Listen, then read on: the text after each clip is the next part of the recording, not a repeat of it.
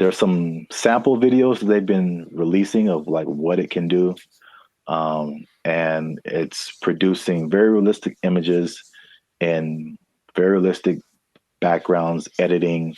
Um, and you can pretty much do film scenes anywhere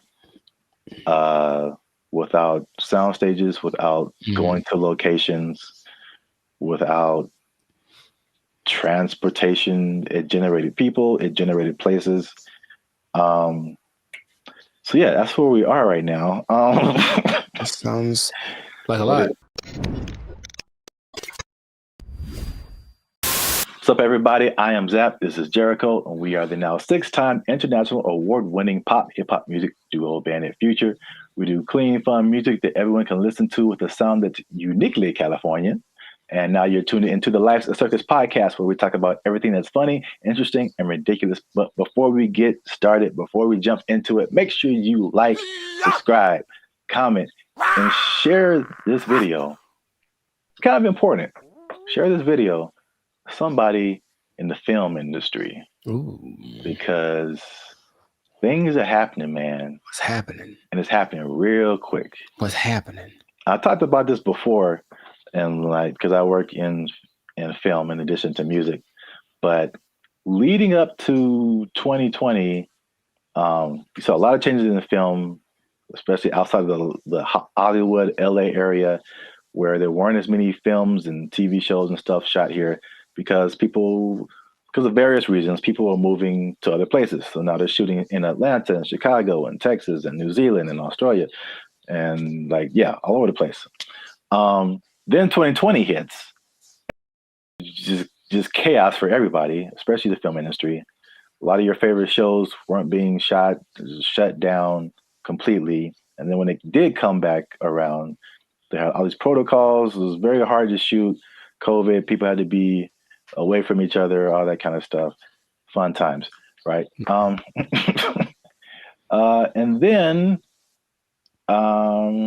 recently we had all these strikes. You had a writer's strike, you had an actor's strike, and a lot of it was doing to, oh, well, a portion of it was due to the new technologies, AI, people being generated and put into movies, and how do they still get paid and how much and all this kind of stuff using their likeness and all this. So that was like actors and writers. And we've seen that with musicians too, like the creators, AI and influencing like how we make music and cutting jobs and all this kind of stuff. It's not stopped. Okay. Like if you can't tell, they are marching on really quickly with this. And this thing of AI has spread past the, I guess, initial creators Mm. into everyone around the creators now. When it comes to like film, I mean, they show a lot of behind the scenes stuff right now. So I feel like people are used to seeing like how films come together. There's Sure, a right. it is an army of people. Like it's a small village of people that it takes to like make the next Mission Impossible. Like hundreds and hundreds of people. So we're talking about lighting people, sound people, electricians, carpenters who build like all the sets that you see, like especially sitcoms. Mm. Um, like it's crazy if you ever get the chance to tour a film studio. Like take a look at how much lumber is coming through there, and Interesting. it's just um, like little 18 wheelers just full of lumber because they have to build all of those places that you see on TV. And Mm. that's like one part that people don't really, I guess, think about. You got editors, you got sound people, like all this stuff that comes with making a film, right? So enter AI, right? Sure. So there's a big report that's going around. Hollywood Reporter interviewed Tyler Perry, and Tyler Perry was speaking on something called OpenAI's. Sora. Have you heard about that? Yes. All right. So we got OpenAI is the people behind ChatGPT, which has already changed everything. Recently, Sports Illustrated let go of like all of their writers Right. because they're doing this ChatGPT. This is crazy.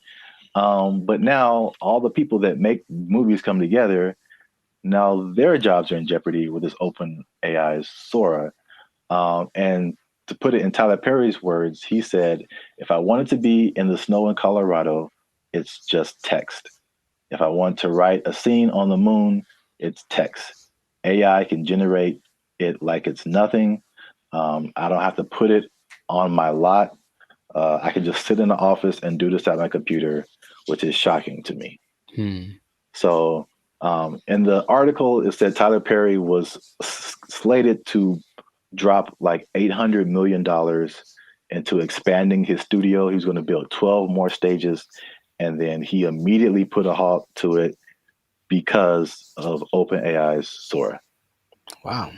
So, we'll show some pictures up here too of like there's some sample videos that they've been releasing of like what it can do. And it's producing very realistic images and very realistic backgrounds, editing, um, and you can pretty much do film scenes anywhere without sound stages, without Mhm. going to locations, without transportation. It generated people, it generated places. Um, so yeah, that's where we are right now. That sounds like a What lot. are, what are your thoughts now for the progression from Chat GPT to this?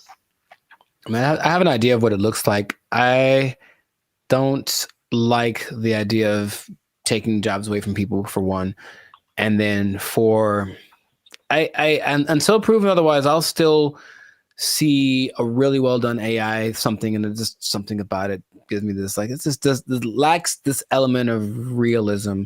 Mm, However, I know it's getting better all the time, and at some point, I don't think I'll be able to notice. But just it's business is about saving money, yes. so it makes 100% like it makes perfect sense that they want to do that instead of spending all the money on stages and every that. But it just seems like it loses the. So if I see this movie and it's like an amazing movie and they have all these locations, and then when I find out that they just did it all on a computer, for me that loses something. You know, Lord of the Rings, all the New Zealand backdrop and all this. No, we just did it in the computer. Actually, it's not. We didn't go anywhere. It's like, oh man, something about it to me doesn't But see, the thing do it. is, it's not because I think the buzzword before this is CGI. Right. So it's just like I feel like it only loses that for you because you know that it's like that. But I think there's stuff now like the CGI stuff where it's like you can't really tell. Like I feel like that part has gotten so good that you can't really tell sometimes like what is CGI and what is not. Dude, just on a simple scale, I've been talking to people on, Zoom or Google Meet, and I'll be talking to them like, "Oh man, where are you?" And they're like, "Oh, that's just the background from the from the program. Like, I'm not here. I'm in my house." Yeah, And I'm looking like, no, like that's gotten really good. So yeah. I can imagine if no one told me, sure. But then I have those doubts. Like, I wonder if I do it now with commercials for sure. Like, are Mm, all those people in that? Is that really, or is it just he? And it maybe it's already been here, and I don't know. mm, yeah. There's definitely pieces of it that have been here for a long time. Sure. Um, Especially like big crowd scenes and stuff like that. Right. Um, it's definitely Yeah, I know that the big Ed Sheeran music video a couple of years ago was kind of that because it's basically him and I think 100% or mostly AI CGI generated background characters, and they all look really real. mm. So yeah, that's I don't like it though. That's all. I just don't like it. just because it's moving into a direction that my brain wasn't ready to accept as a possibility. Mm. Well, I mean, people. I personally, I have no idea. I mean, I won't say that. I do have an idea. AI is going to win. So Sure, no, it's without a going doubt, to win eventually. That's without a just. doubt. I feel like um, it's like everyone's saying you're on the train track, and everyone's saying the train is coming, and it's like let's all band together and stop the train. And it's like, Yeah, you can try all you want. It's not going to work. I uh, acknowledge that. it's like it's respectable. It's like let's hold on to what we have, but at the same time, it's just like, well, how can we not get hit? Let's also think about that. Yeah. How can we not get hit by this train? Um, so, like, I don't know. People can do their own thing. I personally have been. Um, well, it depends on what you want to do. Also, it's some people are of the mind of we need to work to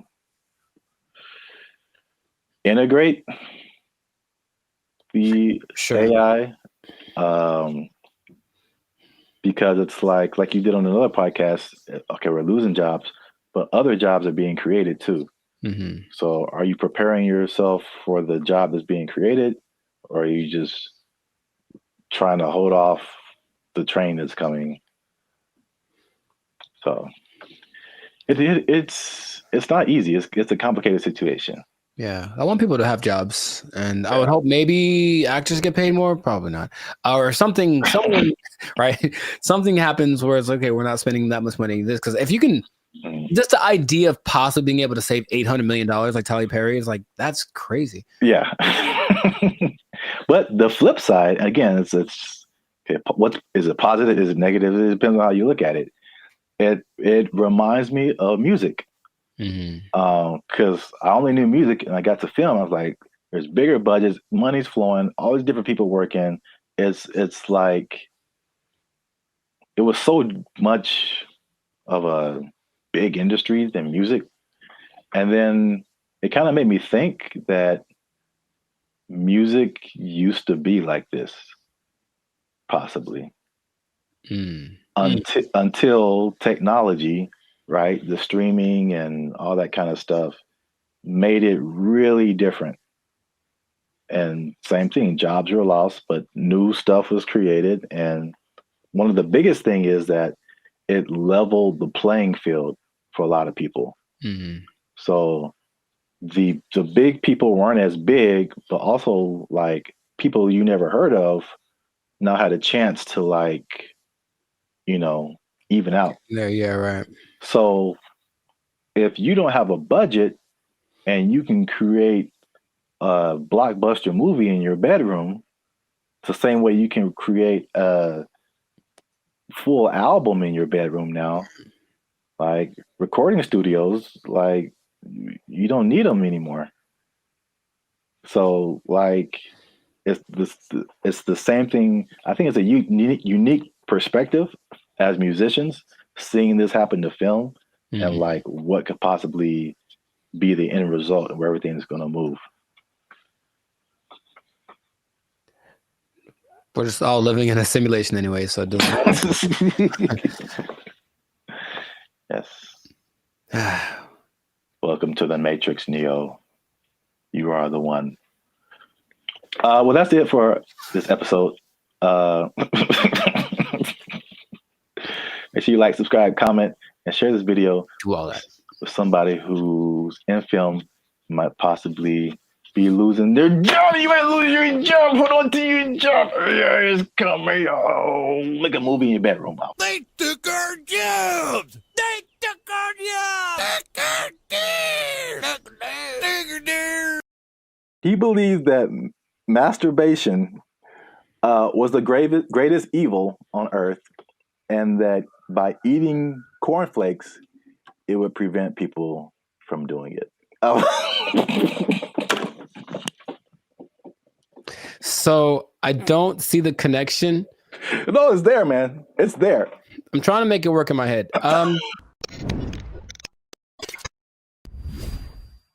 What's up, guys? I'm Zap, and this is Jericho, and we are now 6-time international award-winning pop hip-hop duo Band of Future. We make clean, fun music that everyone can listen to with a sound that is uniquely Californian. And right now, you're tuned into the Life's a Circus podcast, where we talk about things that are funny, interesting, and ridiculous. But wait a minute.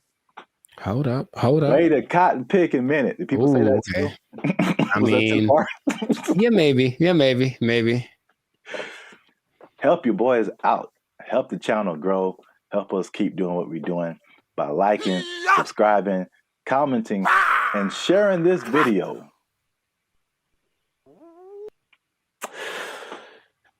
With the friends and family, because I got a question. Okay. It's a very important question. Bit of a riddle. I hate those, say. but okay, let's go. No, I just don't like them. I'm never good at those, but we'll find out. Mr. Jericho, what do you get when you cross a medical condition that people were afraid of, a religious group that wants to stop people from performing a sexual act, and World War II? Huh. It's three things. Yes, there. I've noticed. That's one more than two. My first thought was Nazis, but I think that's wrong. That was just the first thing that came to my head. I'm like, that's no way. I think it's because you just said World War II, and I was like, I think they wanted to stop World War II. You know what? Congratulations. I've never been asked this in my life. Yeah, I don't think anybody has, but for the people playing at home, just one more time, the question is, what do you get when you cross a medical condition that people were afraid of, a religious group that wants to stop people from performing a sexual act, and World War II? And the answer, believe it or not, is breakfast cereal. I'll be honest, I didn't. Yeah. Go ahead. Yeah, I just kind of stumbled upon this, but the rabbit hole got really deep as to why we have breakfast cereal. So, a little bit of a history lesson. You can stop me at any point if you want. It'll be the Just more clarification on the ridiculosity that is happening right now. So, breakfast was not really like, I guess we hear the cliche now, like breakfast, the most important meal of the day, right? And so, but before like the 1800s, breakfast wasn't really like that important. It was just basically you got to think about like the times that they lived in. It's more like hunt what you eat, kill what you eat, working on a farm, grow what you eat, stuff like that. And so like nobody's waking up at like in the morning to like kill a chicken or like kill a pig to make some bacon or like whatever. So basically it was like whatever happened in the morning. And this is why like eggs have been part of a breakfast for a long time, because chickens lay eggs in the morning, easy to eat. Makes sense. Yeah. Makes sense. And basically what you ate for breakfast was pretty much whatever you had left over from the night before. So that was pretty much breakfast. But there was a meat component because they would eat it, they would like cure the meats and stuff, and you could save it and use it for breakfast in the morning. Right. So like eggs and even bacon were like a big part of breakfast. Bacon. And this was called like the farmer's breakfast. So again, it's just like it's pinned to the time that you were in, and farmers and stuff. You get up early in the morning. You need some fuel because you're going to be working your butt off like all day long outside in the elements. Like you need a good hearty breakfast. So this is the first thing. The first thing that I teased at the beginning, the fear of the medical condition. The medical condition was indigestion, which sounds like pretty like whatever today, but I feel like it could probably take you out back then, huh? Yeah, there was no Pepto-Bismol, like antacid. You can just pop an antacid and be cool. Like you could have felt like you were dying. You had no idea. Like, oh, I got indigestion. It's the devil's work inside of you. So I don't know, But I had to go to the apothecary. yeah. So, um, also late 1800s, the transition from like farm work to more like industrial work, and industrial work to like more like office work. Mm-hmm. So big buildings and offices, and people weren't like moving around as much as they want to. So they felt like if they eat a big breakfast and then they don't do anything, just gonna sit there, they get indigestion. People were like terrified of that. Oh. So they were like, we need a lighter breakfast. So there was a move away from like the bacon and eggs and all that kind of like hearty Mm-hmm. stuff. All right. So that was reason number one. Reason number two, I'm very curious about this one. Okay. my favorite reason. So at the same time, there was a rise in religious gurus that were pushing vegetarianism and just like eating healthy, eating or what they call eating bland. Mm-hmm. All right. And believe it or not, the people at the forefront of this were Seventh day Adventists, Okay. especially a man named James Caleb Jackson, who was not probably as famous as this next person, John Harvey Kellogg, who's the founder Sounds about. Mm-hmm. Kellogg's Frosted Flakes, all that kind of stuff. Yeah. That's where that came from. Now, these people were like hardcore Seventh Day Adventists, Sure. and they actually pushed this type of breakfast not just on the healthiness, but they believed that a lighter breakfast was more morally sound. There was more morality in eating like a healthier breakfast, but also I could not pass this up. The John Kellogg guy, he believed.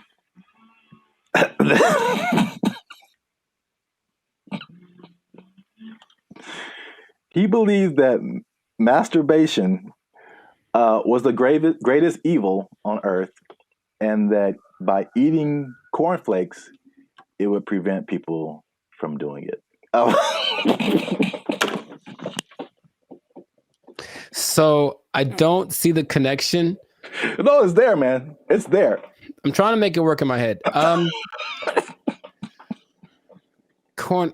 Well, I've had cornflakes, and of all the cereals that are like not sweet or nothing, they're probably my favorite ones. They're still nice and crispy and pretty good, I guess. But Do you have less of an urge to masturbate after you eat? I've never. You know what? I'm gonna have to. I'll let you know if you really want to know about that. I will go get a box and eat it, and then report back to the pod in a week. Like, this is my findings. But yeah, It's just that episode of Family Guy or Quagmire. I'm not gonna go anyway. You have the one arm that's really big. It's like, bruh, it doesn't work. It doesn't work.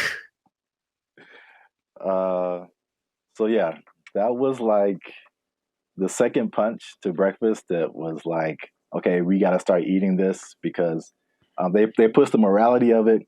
But the other things that they cited have been found to be true. It's like a lighter, healthier breakfast made people more efficient and productive at work instead True. of like eating a big breakfast and like getting the itis or whatever. Yeah, that's true. So there's that. And so that pushed the cliche of like breakfast being the most important meal of the day. It was actually like a morality thing, which is like crazy. And the last part is that so flash forward to the 1940s, World War II, right? So yeah, World War II, and you got more women joining the workforce than what happened in that time. And so then it became a push to, again, at the time, like the woman was like a stay at home, take care of the family, give them 3 square meals a day, all that kind of stuff. Breakfast became the cheat option to feed your family and not feel guilty about it being like quick and easy because they had to go to work too now. Oh, okay. So they pushed on like the women's guilt, the morality, the work productivity, like hard work. It was like respected to be like hardworking individual and Sure. Okay. productive and all that kind of stuff. And so all of that combined together to make breakfast cereal like the thing. And I remember like watching commercials. Like every commercial is like part of a balanced breakfast, and like you got to have your cereal and blah blah blah blah blah. And they push, and the cereal industry is probably like $1 billion industry or I something now. imagine. Yeah. But they, they show all of this stuff like, and I never ate all that stuff. I tried once. Man, you just feel gross after it. Yeah. You drink a whole glass of orange juice and a whole glass of milk? Like, man. Yeah, milk, orange juice, toast, fruit, cereal, bacon and eggs. Yeah, something like that. It was all in the one picture. Like the whole food pyramid. Yeah, it's too much. It's really too much. But I thought, it must be something worth trying. And I regretted that real bad. Yeah. So yeah, that's the crazy story behind breakfast cereal. And if I may leave you with the cliffhanger. Okay. So remember we started off with bacon and eggs. We did. And then everyone went to cereal. Yes. But somebody put bacon and eggs back on the forefront, man. Ooh. And they went toe to toe with cereal. But you have to find out in the next episode. So keep watching. This has been another episode of the Life's a Circus podcast.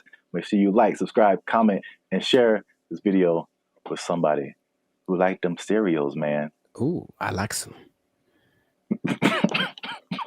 Was that my line? Is that what I was supposed to say? I think so. Okay.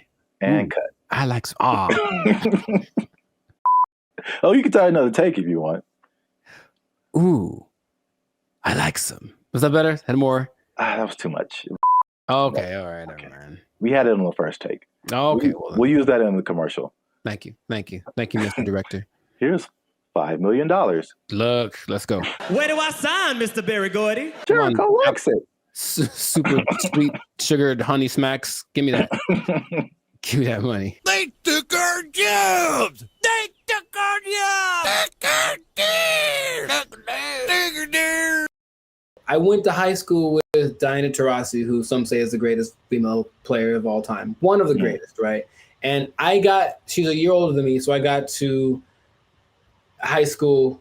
It's a place called Don Lugo High School in Chino. And I was coming in as a freshman, just trying to make the team like summer. And she was already she'd been there for a year, so she's already established. Everyone knew who she was. And I'd heard about her. I'm like, oh, you tried out for the basketball team? Yeah. Oh, I didn't know that. Yeah, I played the first year. I played freshman year. Yeah. Oh, cool. But the whole thing was, I thought that because she was a girl, that there was no way she was as good as me, right? So I just casually mentioned we should play one-on-one to her. Like, I think maybe it's the only time I ever spoke to her, really. And she's like, yeah, sure. And when I tell you that. What's up, guys? I'm Zap, and this is Jericho, and we are the 6-time international award-winning pop hip-hop music duo Band of Future. We make clean, fun music that everyone can listen to with a sound that is uniquely Californian, and right now, you are tuned into the Life's a Circus podcast, where we talk about things that are funny, interesting, and ridiculous. But before we get started, make sure you like, make sure you subscribe, make sure you comment, and make sure you share this video with somebody who may have challenged another person or entity, and they got shut down because they weren't ready for what was about to come to them. All right, so Zap, do you have an example of that? I'm glad you asked. Okay, so talking to the third person already. I see how it. This is a video that I found on social media. It made me laugh. And it's high school. I don't know if it's junior. They look kind of young. Maybe it's junior high, maybe high school. I don't know. But this player challenged his coach. And it didn't go the way he thought it would. This coach was having a good day teaching his players when one was bold enough to challenge him to a one-on-one, and this happened.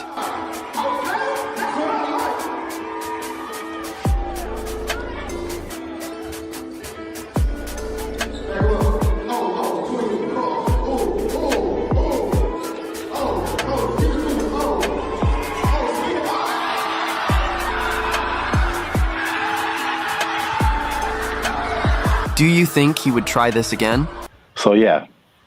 I like it. I like it. Yeah, coach wasn't messing around. I thought he'd get past him, but I didn't know he was going to break the kid's ankles. That was cold. So I brought this up, and then if you have an instance, you can share it too. But I'm thinking of like the times when either you challenged someone or you saw someone else challenge someone, and they thought they had it, and it just didn't go right at all for them. Because I brought up this video because it reminded me, and I think that's junior high. It looked like junior high, not high school.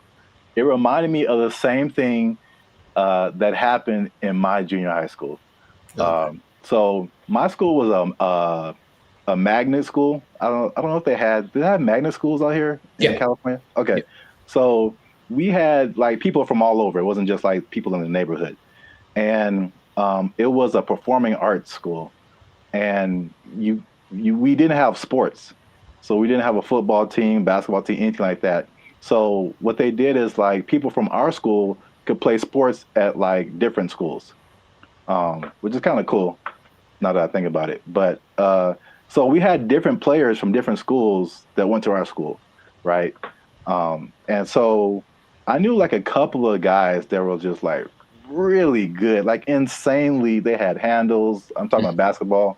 They could shoot. Like they could do everything. I remember this one guy, especially named Ricky, who was just like, he was like the coolest dude, bro. Just, but not like a I'm better than you jock kind of. He was just a cool dude. He walked cool. He talked cool. He was cool with everybody. And he's just amazing basketball player.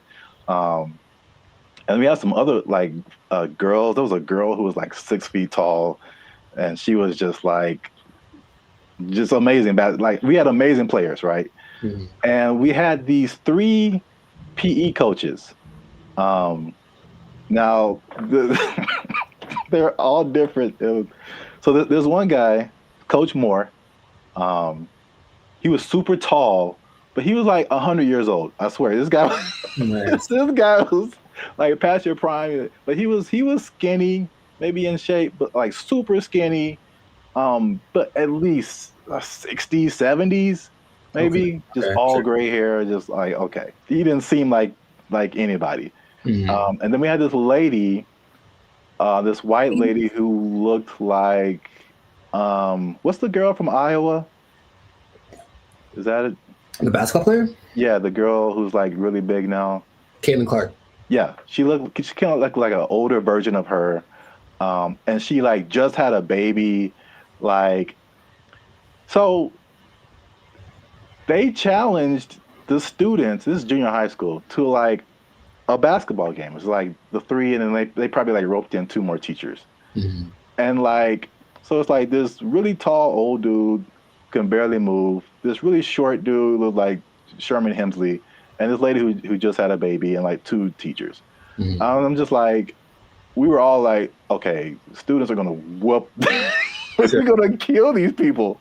Like, get an ambulance ready, and just, man. I'm guessing the opposite of what you expected to happen happened. When I tell you they tore us up, they just annihilated us, dude.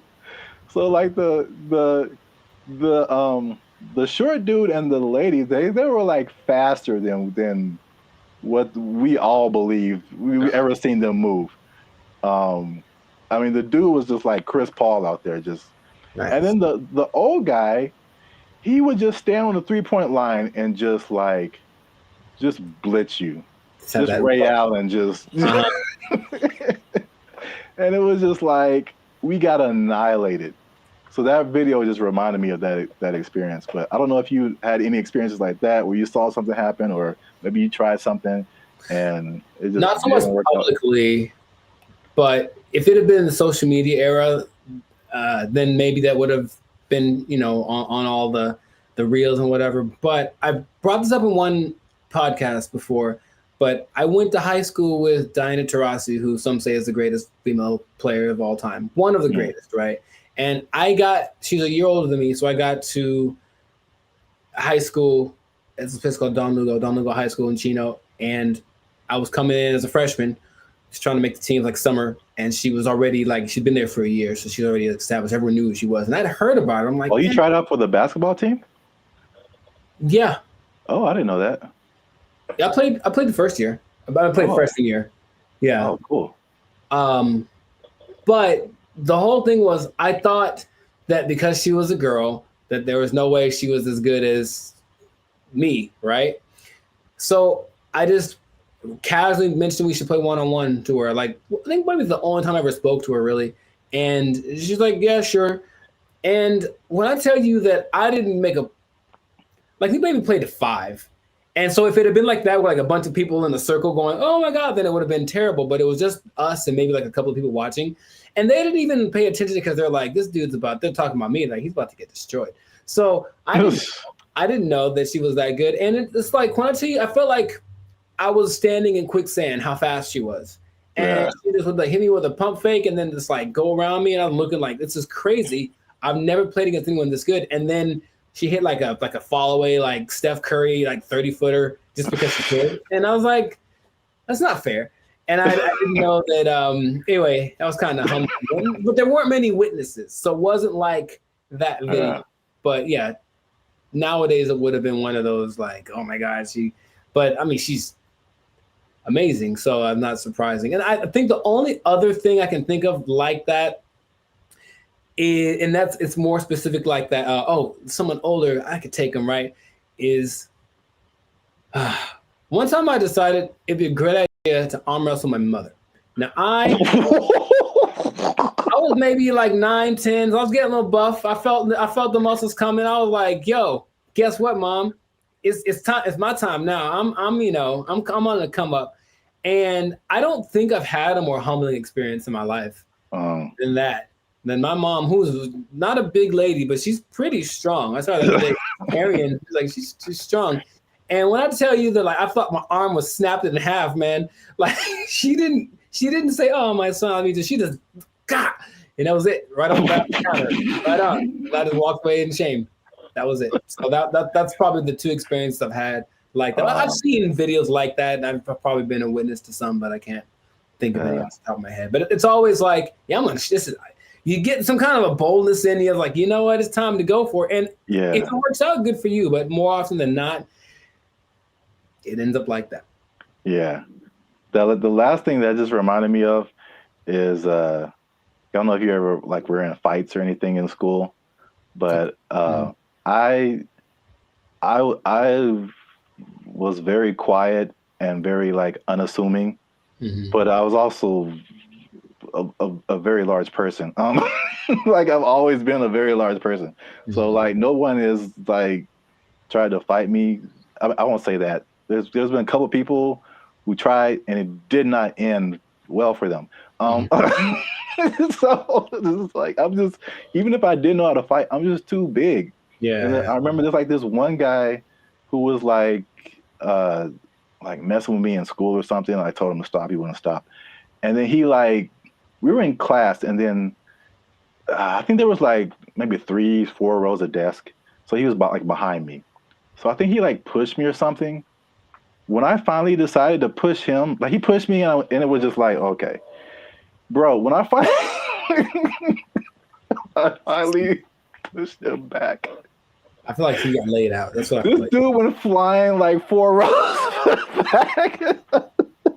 It was like everybody was just shocked. It was just like I did like some kind of Naruto whoosh on this dude because he went flying. And yeah, that was the end of that for sure.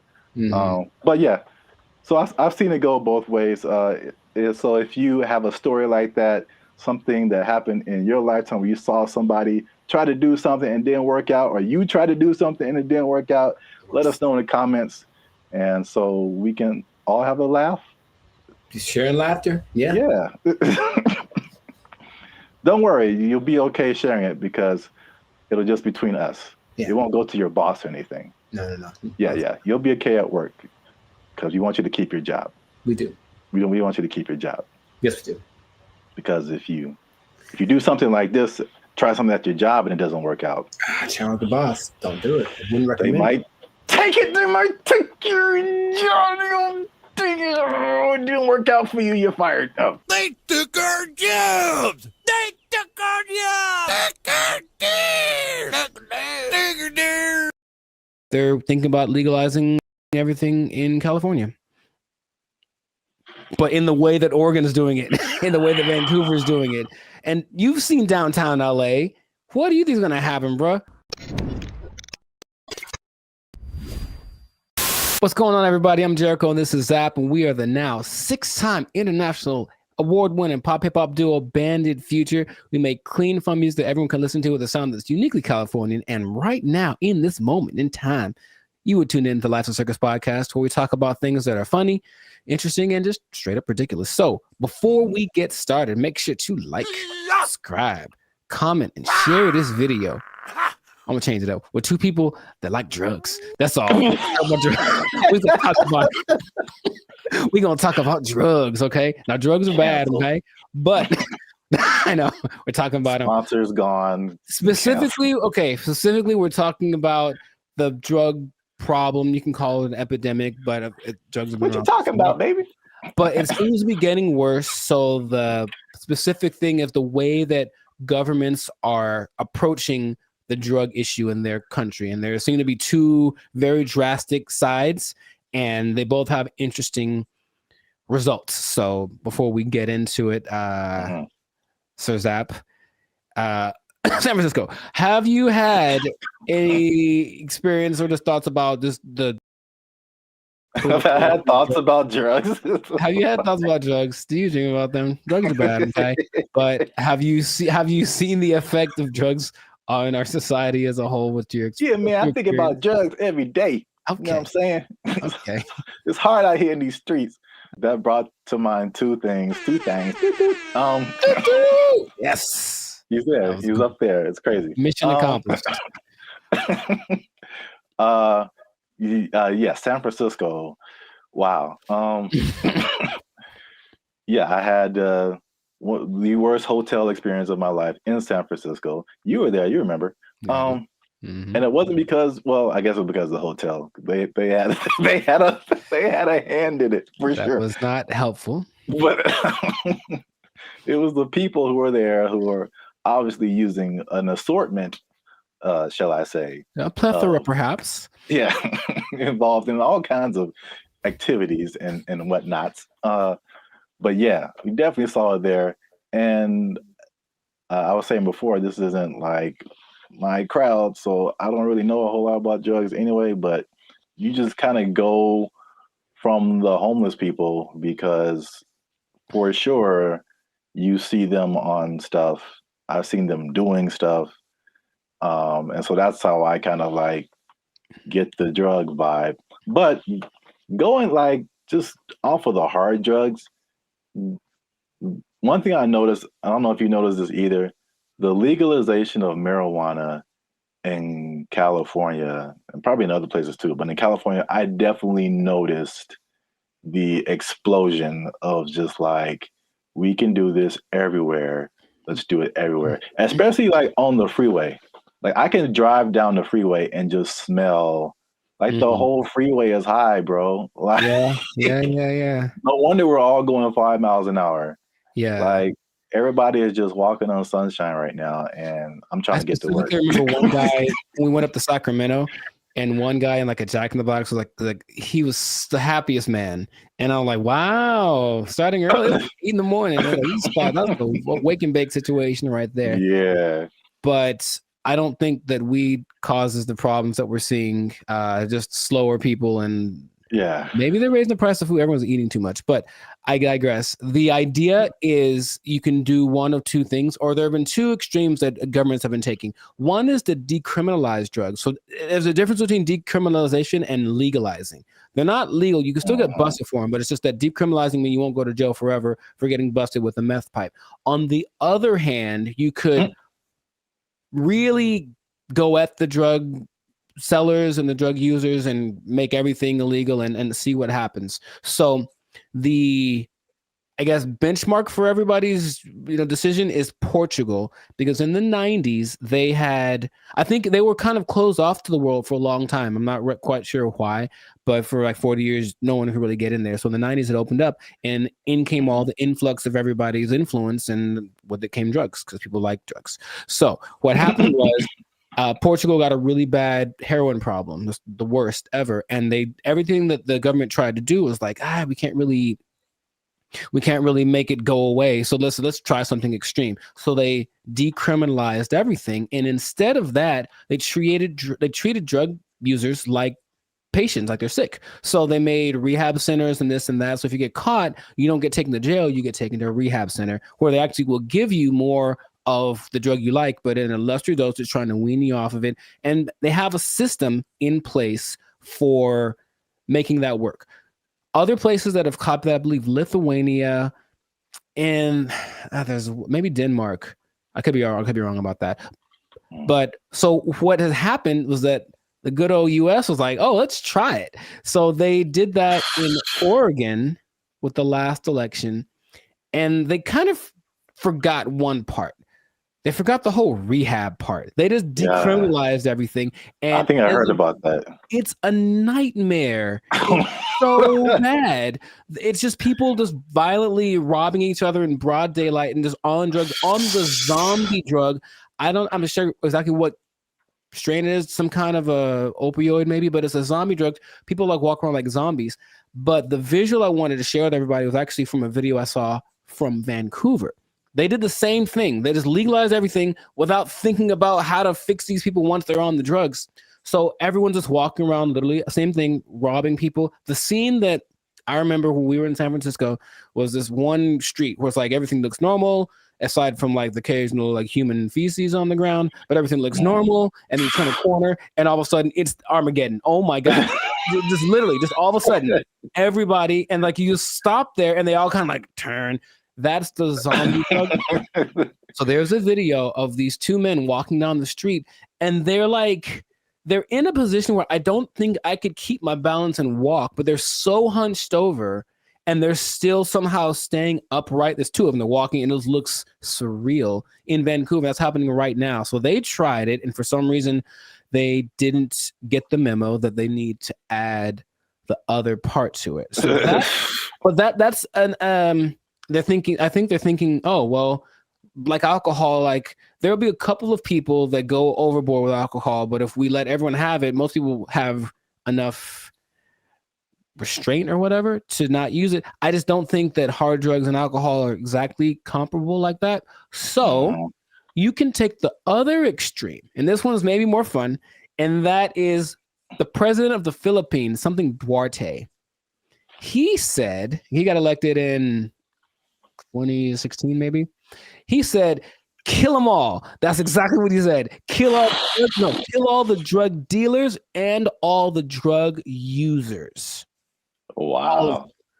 In 4 years, well, the last updated thing was like in 2020. So in 4 years, he killed like 24,000 people. Just for, and the thing is, he'll catch you. They'll just raid the streets at night, and if you're on drugs, that's it for you, basically. And the thing about that is that a lot of, and then the people that don't kill, they take to jail, but they kill a lot of people, and everyone in, like, all the citizens love it. They think it's fantastic that he's doing that. So when they interview the drug lords, they're like, well, we're not going to stop, so we just got to figure out how he's not to get caught, because the threat of death isn't enough to stop it. So you have a lot of people in jail.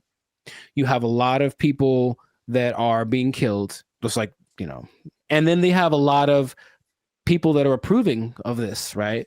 And that's the most extreme case of that. So I'm sure there's other options, but that seems to be the two sides. So if you were the leader of Zapville, Zaplands, and you had to implement a strategy for the rampant drug use in your country, man, you got to be a better leader, man. I know what's going on. All your people are just down in the pipes. But what would you do to resolve that, you think? That Philippines thing is wild. I never heard that. Yeah, well, like they don't talk about it too much, but yeah, but he Yeah, he's like he literally gave a speech. He was like, "Yeah, and all the drug dealers, you know," and then everyone cheers. But he literally did this, and that's his approach. oh, wow. Yeah, that's too far in my book, especially for the users, Yeah, because like drugs are an addiction, and like yeah, you're not in the right frame of mind to like make decisions and then have someone execute you because of your addiction. I think that's too far. okay. But the thing you said in like Portugal, Denmark, that's interesting. I mean, that seems again, it's just like I don't know why the answer for everybody is just throw somebody in jail and then like, well, we got rid of that. Like No, that yeah, doesn't exactly. solve the problem. Like it doesn't solve the problem.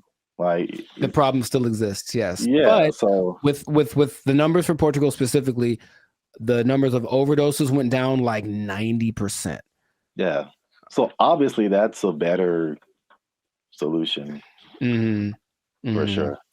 Well, we'll see what happens because what I'm hearing in Rumorville, the last thing as we wrap this thing up, is that they're thinking about legalizing everything in California. But in the way that Oregon's doing it, in the way that Vancouver's doing it. And you've seen downtown LA. What do you think is going to happen, bro? Man, it's going to be chaos and bad times. Very, very, very bad. So hopefully that doesn't pass. But some government people don't think,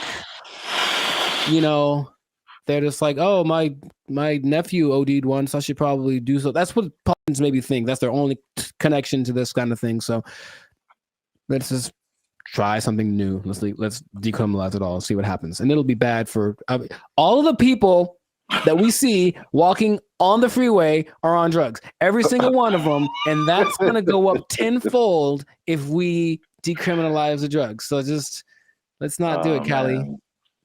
Send your relief funds to banditfuture.com just in advance because I see suffering in our future if this I see you will know pain. You will know pain. we'll at least know gross. We'll at least know that. Yes, that is God. We should do a whole separate episode on that hotel room. I still have some videos from that. I was giving a review. Yeah, videos? I have a video I took of the hotel room or walking around. Yeah. Maybe I can find it. Yeah. People need to see that. It was oof. It was really bad. But anyways, this has been another episode of the Life's a Circus podcast. So let us know in the comments if you have a solution for how to solve the drug problem where you're from. Do you have a drug problem? Do you need help? Do you need to talk to somebody? Call the Bandit Future hotline. Just kidding. It doesn't exist. But make sure if you do have a problem, make sure to go see somebody about it. It really is serious. Don't you believe it? Okay, so that's been it. And I'll tell you what. If you're on drugs, if you're doing too many drugs, I don't know about you and keeping your employment status, you might start freaking out and not make it. And then, you're going to have to be out of you might be down bad. You might be out of employment, and that's not going to be good. If the boss catches you in the bathroom doing what you like, might end up bad for you. I just don't know how to say it, but I think you won't like the result. I think I get what you're going towards. Yeah. Correct me if I'm wrong, but I'm thinking that you're saying that they might take your job. Drugs are bad. Okay. They took our jobs. They took our jobs. Calling us the Doomer generation. And honestly, I'm cool with it. Because when I wake up, I get 20 notifications about 30 different reasons why I'll never be able to afford a home. I look around, see my computer science degree all framed up, about to turn into an art piece because of AI. Then we're in a loneliness epidemic. but these gas prices and these heat waves collaborating to keep me indoors. And they say it's not gonna get any better. So What's up, everybody? I'm Zap, and this is Jericho, and we are the now 8-time international award-winning pop hip-hop music duo Band of Future. We do clean, fun music that everyone can listen to with a sound that's uniquely California. And right now, you're tuned into the Life's a Circus podcast, where we talk about everything that is funny, interesting, and ridiculous. But before we jump into the topic today, help your boys out. Come on now. Make sure you like, subscribe, comment, and share this video with somebody who likes to go shopping. I see.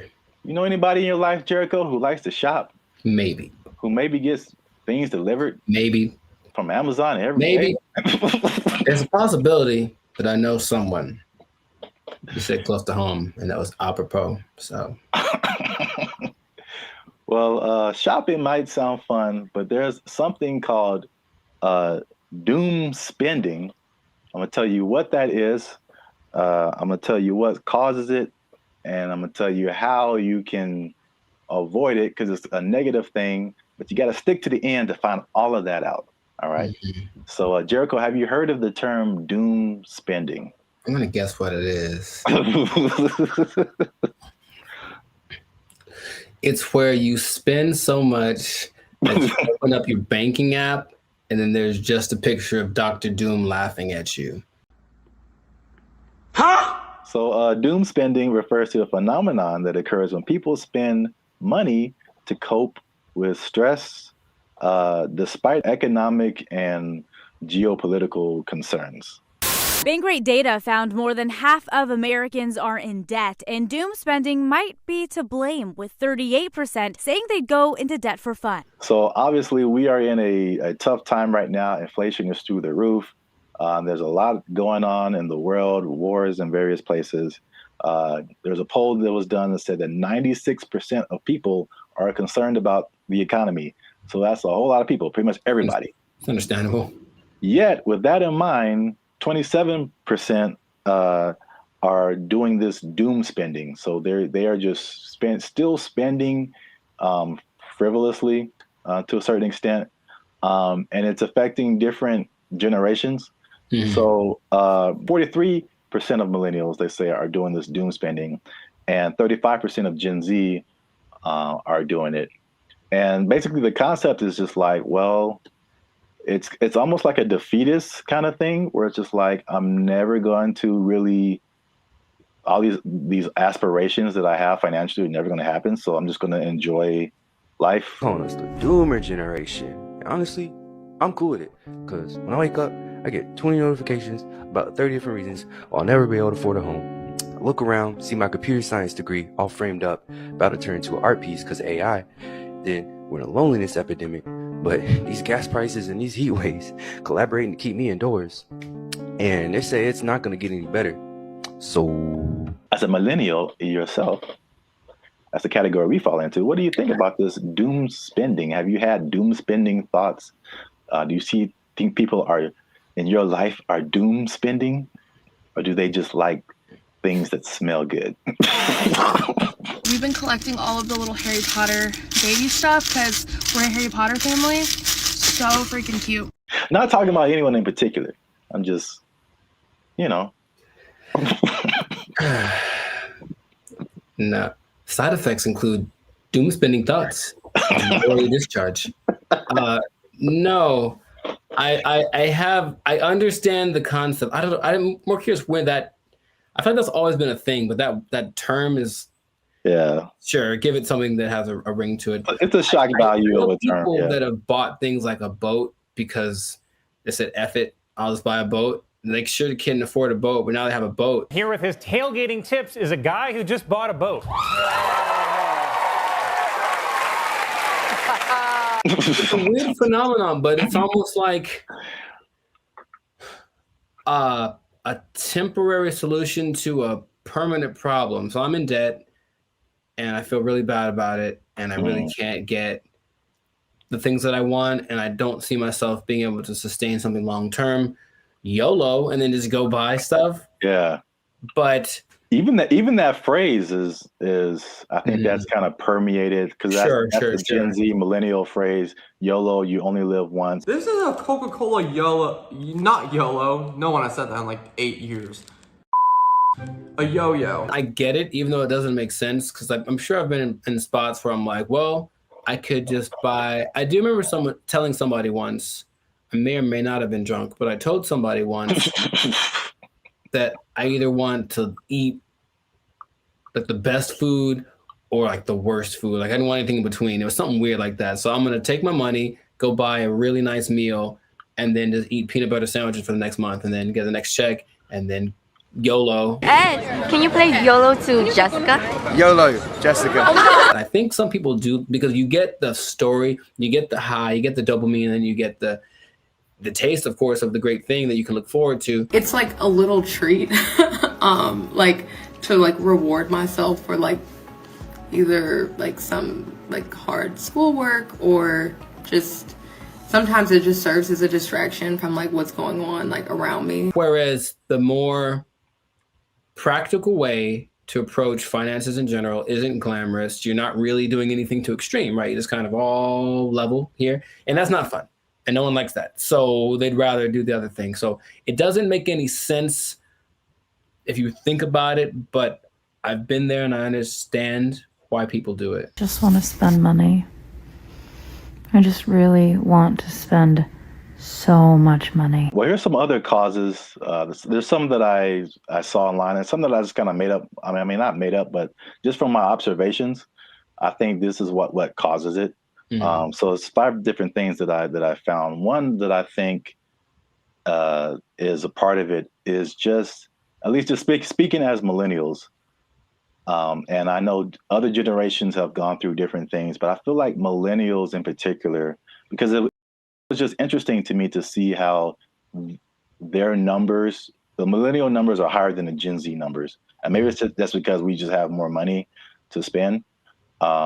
But I think it also might be related just to the life events and life experiences we've had.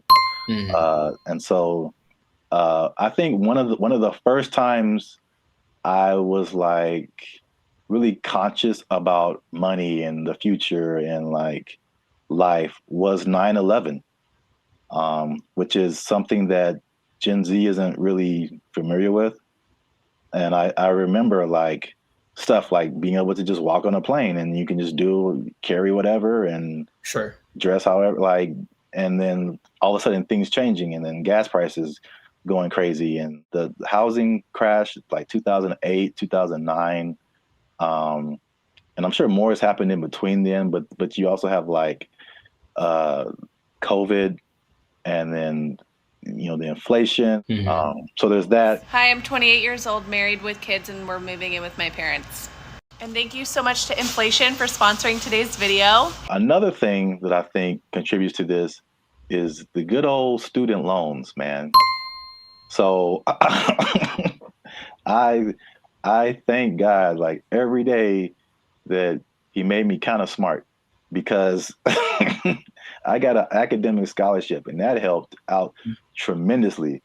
Because when I see people talk about student loans, it's like their whole body changes. Yeah. And they just like, you can see the desperation in their eyes. Like, this is never going to end. Do you have student loan debt? Yes. Can I ask you how much student loan debt you have? Oh, 20K, I think. A third thing I think is the job instability coupled with rising prices. Oh, so, yeah. Mm-hmm. So, I mean, obviously inflation has just gone bananas, but again, it's just like back in the day, you know, the path that they laid out for you, millennials, I don't know if they do the same with Gen Z, I don't know, but everything you see is just like, go to school, get a job, work there for 40, 50 years, retire. Like, yeah. It just doesn't quite work like that anymore. Yeah, and then we were just like, yo, either no one was hiring me or like budget cuts, we gotta let you go, or like it's just always, and then you're going from job to job to job, and it's like, where's the loyalty, the stability? And then as you're losing jobs and losing money, your landlord's like, hey, rent is twice as much now, and you're like, what? Yeah. $10 $10.46? This would have been a piece of chicken. Did you not see that? No! $10.46 for a handful of chicken bites. That's stupid. Next one is like the social media era. And you gotta live it up. You gotta look like you're doing good. The whole FOMO, fear of missing out. Like Becky's on a private jet. I want to be on a private jet. I don't want to wait until I'm 75 to do it. I got the money now. Screw retirement. Right. That's exactly what happens a lot of times. Yeah. Yeah. So is that, and then the last one is just financial literacy in general, and just like a long-term perspective. Just more people just living in the moment, and or they just don't know. They still don't know how to handle money, which is just. This is why I want to say this for last, because I was just gonna get on my soapbox. Like, this is literally the easiest time ever in the history of mankind to like learn something, and or make money. Like, it's all out there. It's all out there on the internet, and a lot of it is free. A lot of stuff that I've learned more stuff for free on the internet than I did paying for it in college. Right. So that says a lot. Learn stuff, and then what you know will get you a job. That's straightforward. Yeah. So doom spending, man. I mean, it's a thing. Yes. So the question is, have I ever done that for chicken? I feel like probably. Meaning, if the chicken was like $7.99, I had $9, but I had something else to pay for. That was also $7.99. I'm not sure what it is. Yeah, I probably picked the chicken. I probably picked the chicken and live with the consequences with the happiness in my heart. Ooh, it's right.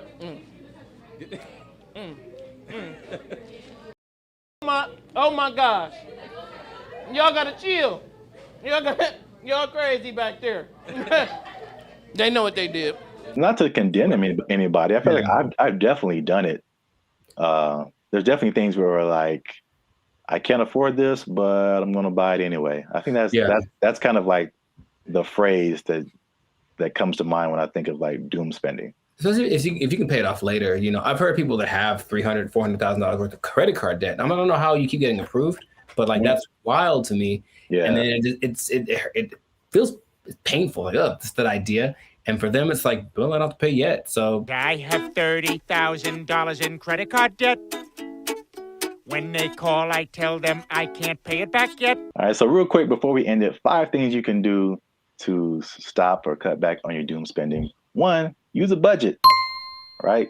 So just say, hey, I'm gonna spend this much, and that's gonna be it, because I only got this much coming in, and then boom, there you go. Nice. Number 2, addressing the underlying emotions. Some people just shop just because, like, they broke up with their boyfriend or had a bad day at work, and that just makes them feel better. And then, but there's other things that you can do that aren't as harmful to your finances. Whenever I am shopping and I'm bringing home new things, I just feel good about it. No! Number 3, develop more healthier coping mechanisms. Okay. And then number 4, another thing that's just a cool thing of just the time that we live in is that you can automate certain positive behaviors. So you can automate your checking account or whatever so that it takes a certain amount out of every check and puts it into a savings, so that you don't have to physically do that and just kind of feel that anxiousness, I guess, about doing something like that. What? Bro, what are you talking about, man? And the last thing, again, hitting home, sorry to get so personal, just finding low-cost things to do. Ladies. I just really want to spend so much money. I don't understand the whole, if there's an option for a higher price version of something and a lower price version, even if they do the same thing, they want the higher price one because it's cute. And I'm gonna make them these little baskets. So I got these little socks to go in her daughter's basket. They're so cute. I guess. Okay. Gotta live with that. That yes, accurate. Find some alternatives, man. There's cheap things to do that are as equally as fun. Yeah, like taking a walk outside. Yeah. Every day. Just take a walk. It's good for your health too, so beneficial and free. That's two things. Two things. Oh, two things appearance. There he is. Well, that's it. Doom spending. Let us know what you think in the comments. Do you doom spend? Tell on yourself. get up in the comments and just tell on yourself. They know what they did. They know what they did for sure. Do you have anything left in your retirement? All right. Let us know.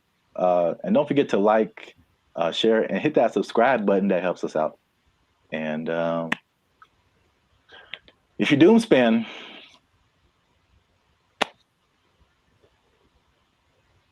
I don't know. I think you're doomed. That's what I would say. There you go. Bye. They took our jobs. They took our jobs. We want more money, higher minimum wage. That's right. That's what's happening right now. People.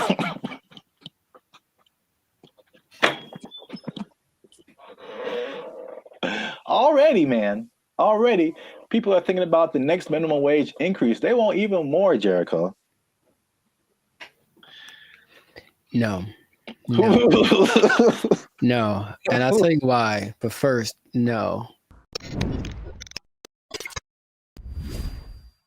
What's up, everybody? I'm Zap, and this is Jericho, and we are the now 8-time international award-winning pop hip-hop music duo band and future. We do clean, fun music that everyone can listen to with a sound that is uniquely Californian.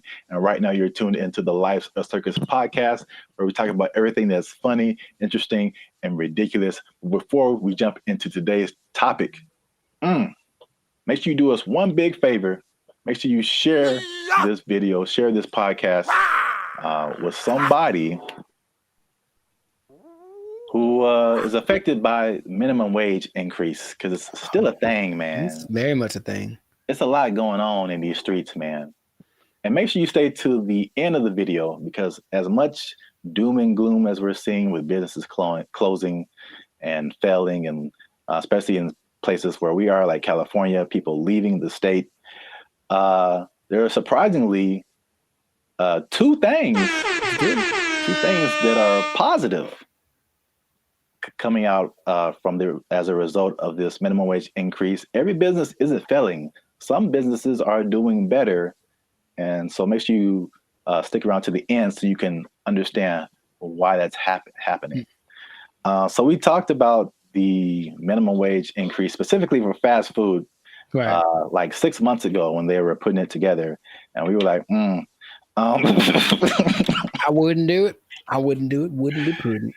Yes. We since then we've made even another video saying, we told you so. So for those of you who are living under a rock, fast food minimum wage has increased in California to $20 an hour, like a 25% jump, pretty much overnight for restaurants, big chains, even some smaller restaurants. And the results have been largely negative, at least in the press. I mean, I haven't heard any businesses that are like, hey, this is great. So not at all, no. So food prices were high. They're even higher now.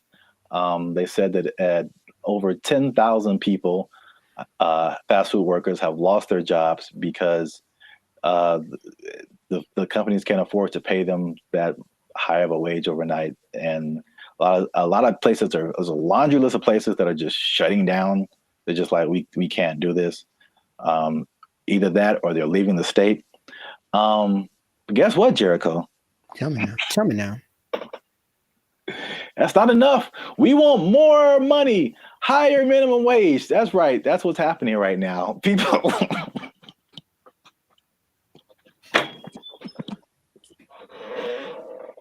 Already, man. Already, people are thinking about the next minimum wage increase. They want even more, Jericho. No. No. And I'll tell you why. But first, no. Okay. Here's the thing. Raise it. Just keep going up. I'm pretty sure among the things that have gone up because of the minimum wage increase is like OnlyFans subscriptions, like stuff that no one needs. Like, I highly doubt that anything is really improving. That's a good idea. You know what I mean? So I feel like you can't. I heard something really recently, and it made a lot of sense. I said, if you decided to give everybody in the world the same amount of money, so somehow take it all literally and just even it all out, so everyone in the world, all 8 billion of us, get the exact same amount of money, within 20 years, it would be distributed exactly the way that it is now. I believe that. Because, yeah, people don't know how to do stuff with money. So, no, you don't get more money because you're just going to do the same dumb stuff you're doing with it that you did before. And how much is a Whopper now? Like, forget it. Like, it's just going to be ridiculous. What kind of, I know we're not living in the days with like, oh, going to see a movie and the soda and a pop and a, you know, the nickel. I know that's in the past, but you can't keep paying people more. You have to teach people to be smarter with their money. That's all. Take it up higher. How much they want? Okay, go for it. I'm glad you asked. So fast food minimum wage, the workers have already unionized and got $20 an hour, which is silver dollars over the regular minimum wage. Right. Long Beach hotel workers have argued for a $23 an hour wage. And this next one makes sense because we've seen it firsthand. Because as Band of Future, shameless plug, we do some shows in San Diego. All right. So nice. If you're ever in San Diego, come see a Band of Future show. But San Diego wants to raise the minimum wage for hotel and other service workers to $25 an hour. And I was wondering what happened because I'm like, ooh, inflation. Because we were like looking at hotels in San Diego, and I'm like, man, these a lot more than last year. Mm-hmm. And now I know what happened. Janitors want $25 an hour, man. Clean them toilets, sweeping them floors, man. They want. I think janitors should get more than fast food workers. That's for sure. I really do, because I can go make my own burger, but if I go to an establishment, I want it to be clean, and I think the people that clean it should get paid. It's all about. I mentioned this before. You should get paid for the value that you provide, and fast food is just making us all fat and sick.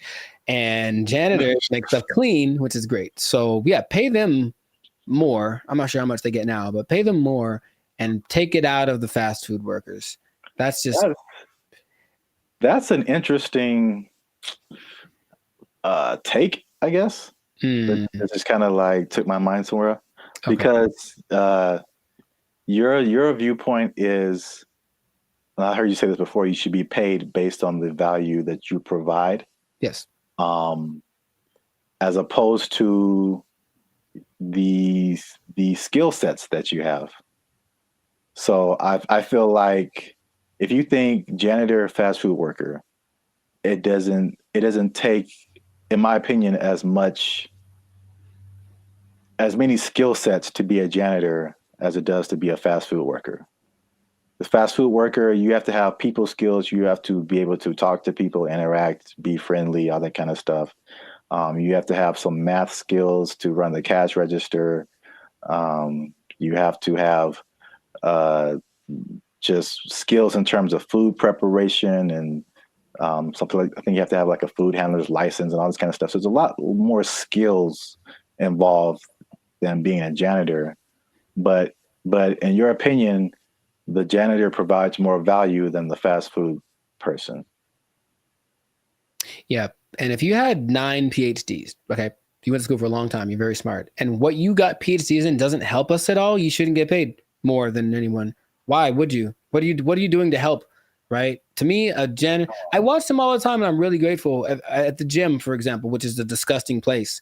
Think about it's disgusting without the janitors. If they weren't there, think about how gross it would be. Or oh my God, the bathrooms at the beach. Oh my God, I get like PTSD going to some of those places. And I remember the last time I went to Venice, there was a person like cleaning them as people were standing in line. And I'm like, that's one, disgusting. 2, thank you. How much you getting paid? You deserve more. We all need you more than we need somebody to get our Big Mac done faster. I really think that's true. So yeah, I would, if I ruled the world, I would pay people based off of the value.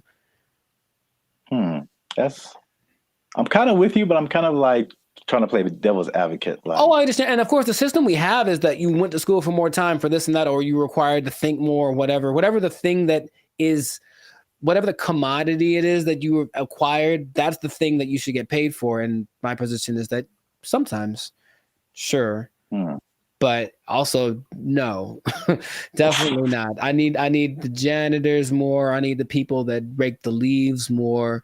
The people that make sure that the streets don't have potholes. We need them more than we need. Remember, maybe I'm talking about necessity versus convenience. Like, I can make my own burger. I can go put together a Chipotle style burrito if I want to. All the ingredients are at the store. I just got to try, right? But I can't fix the street. I don't know how to do that. So if you know how to do that, you should get paid more than someone. Oh yeah, yeah. So it's something to think about. Yeah, an idea, but that is how I feel about it. But wait, there's more. 25. Well, that's a lot. 23, 25. That's a lot. San Diego Community College District has already raised its minimum wage to $30 an hour. And I think it's just community college employees, I think, something like that. Okay. And then the Los Angeles airport workers want $30 an hour by 2028.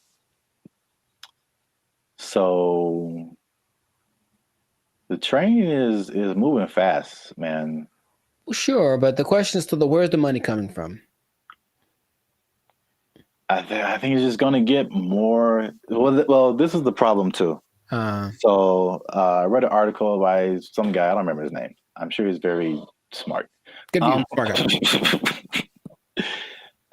He's the person who pointed out that, you know, there's a couple of things where businesses are actually doing okay with the minimum wage, but he said, like, obviously this is not a long-term solution, because you think about, okay, minimum wage, and you kind of touched on it. It's like, what are you spending your money on?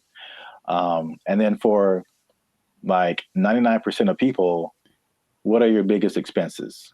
Food, shelter, transportation. All of those things are sky high, abnormally high in California than anything else. And so I don't necessarily think people are just wasting their money on whatever, but it's I mean, they could be, but not in real life. The fact still remains that there's a for real housing shortage. The average housing cost is like, I think, almost double, if not double, than some other places. So that's a huge thing. We already know the food is high. It was already high, and it got higher. And then like gas is like $5-6 a gallon, $7 a gallon. Like, too high. It's too high. So it's like, because he pointed out, is just like, those things are like at the root of this, a lot of it, you know, but it's like, we're not trying to solve those things. Or maybe they are, and they just haven't found a solution yet. I thought that was an interesting point. It is. Because we're still in a cycle of like, you raise minimum wage, and then businesses are, we can't pay people. We got to raise prices. And then like everything goes up. So then what's the point? Right. Your rent is higher, your food is higher, gas is higher. Now we need more. Right. Money. This doesn't make any difference, basically. But it makes people feel good. Yeah. But like I said in the beginning, this guy also pointed out that there are two things that he pointed out where businesses are actually doing okay with the minimum wage, and it's actually been a good thing. And it's not OnlyFans? And it's not OnlyFans. All right. Yeah. One. Just a second. One is that it has forced businesses, and I think we can even agree to this as the way we run Band of Future and all that kind of stuff. It's forced them to be more efficient. And I've definitely gone into places or worked in businesses where like you can tell the money is flowing. And so they just kind of like, they kind of just spend money on whatever and just kind of do frivolous things and just silly things with their money. But it's forced some businesses to be more efficient. So it's like, it's actually, some businesses are saying that their businesses are working better because they've been forced to like cut the fat of the company to basically pay for the workers. So I think that's a thing that we've experienced as just dealing with. And I think that anybody experiences that. The inflation, the high prices, you get laid off from work, or you don't get a check that you thought you're going to get, or a car repair costs you $2,600. Sounds like real life right there, bro. It's make sure you like, subscribe, join the channel so I can pay for my car. I'm tired of walking everywhere. I digress. But yeah, I mean, we do this in our personal lives all the time. It's just like, okay, how little can I eat this week to pay for? So yeah, so that's the thing. Second thing is that worker retention is up. So you think about fast food, not fast food, but just minimum wage jobs in general. It's like a throwaway job, right? So it's like you're making the least, you don't get the maximum effort, you don't really care. It's just like, this job sucks, I'm not making a whole lot of money. And I think it has a high turnover rate. So meaning people quit, they have to find new people, train them, get them going, and then they're there for like a month or 2 or 6 months or whatever, then they quit and they just find a better job or whatever. So with the higher wage now, fast food worker is like the premium job of minimum wage jobs. So you think if you work in some other job for $16 an hour, $17 an hour, you can flip burgers for $20 an hour. You're gonna, if you're in that fast food, that minimum wage level, you're gonna stay there for a minute, because unless you can move up to some other job, you're doing better than other minimum wage jobs. So why would you leave? Right. So yeah, so people are staying, and people are happier, they say, just coming to work, which, I mean, makes sense if you're getting paid more. But there's less incentive to leave, and then people don't understand that it costs businesses a lot of money to hire people and put up ads to hire people and then train them and all this kind of stuff, get all this stuff going and find the people, and then they're only there for a little bit, and then you got to do it all over again. Yes, that's a big expense. So there you have it. Minimum wage going up, prices going up. Some businesses are leaving, some businesses are shutting down. Some people don't care. It's happening in their business. A lot going on. Let us know what you think in the comments. Is this good? Is this bad? Should we do the idea of this guy in the article and just let's fix the housing and the food and the gas and all this stuff and just bring that down instead of raising the money we get? Cost of living is too high. Yeah, man. A lot going on. Gotta invest in some meme coins, man. Just take advantage. It's a bull market, man. Let's get into it. Are meme coins the answer to the minimum wage problem? I would say probably not. But, somebody, it might work out. For most people, not so much. Yeah, we out. Because we are. But for real, join the YouTube channel, because the boy needs his car. All right. There we go. They took our jobs! They took our jobs! Oh, I had one. I forgot it. So it was like unique. Recycling toilet paper? I mean, wow. I mean, I only brought it up because it is a real thing. Like people do that. How do you recycle toilet paper? Do you want me to tell you, or yes? What's up, everybody? I'm Zap, and this is Jericho, and we are the now 6-time international award-winning pop hip-hop music duo Band of Future. We make clean, fun music that everyone can listen to with a sound that's uniquely California. And right now, you're tuned into the Life's a Circus podcast, where we talk about everything that's funny, interesting, and ridiculous. But before we jump into today's topic, make sure you like, subscribe, comment, and share this video with 2 people who are flashy. But you know they faking it, man. That's cold world, man. They ain't got it for real. It's a cold world. They ain't got it. It's a cold thing. So we, again, we've talked about this before. We're Hollywood centric, and Hollywood, Los Angeles is well known for people out here being flashy. They looking sharp. They got the clothes. I mean, they just decked out. Going to fancy restaurants in the hottest clubs, and then they go back to their studio apartment where they can barely afford to keep the lights on. It's just like, it's very much what you see isn't always what you get. Have you had that experience, Jericho? Have you seen people like that, or have you tried to be like that, or you just kind of, you know? I get the appeal of it because there's always the two sides that seem to be competing, right? There's being rich and looking rich. Yeah.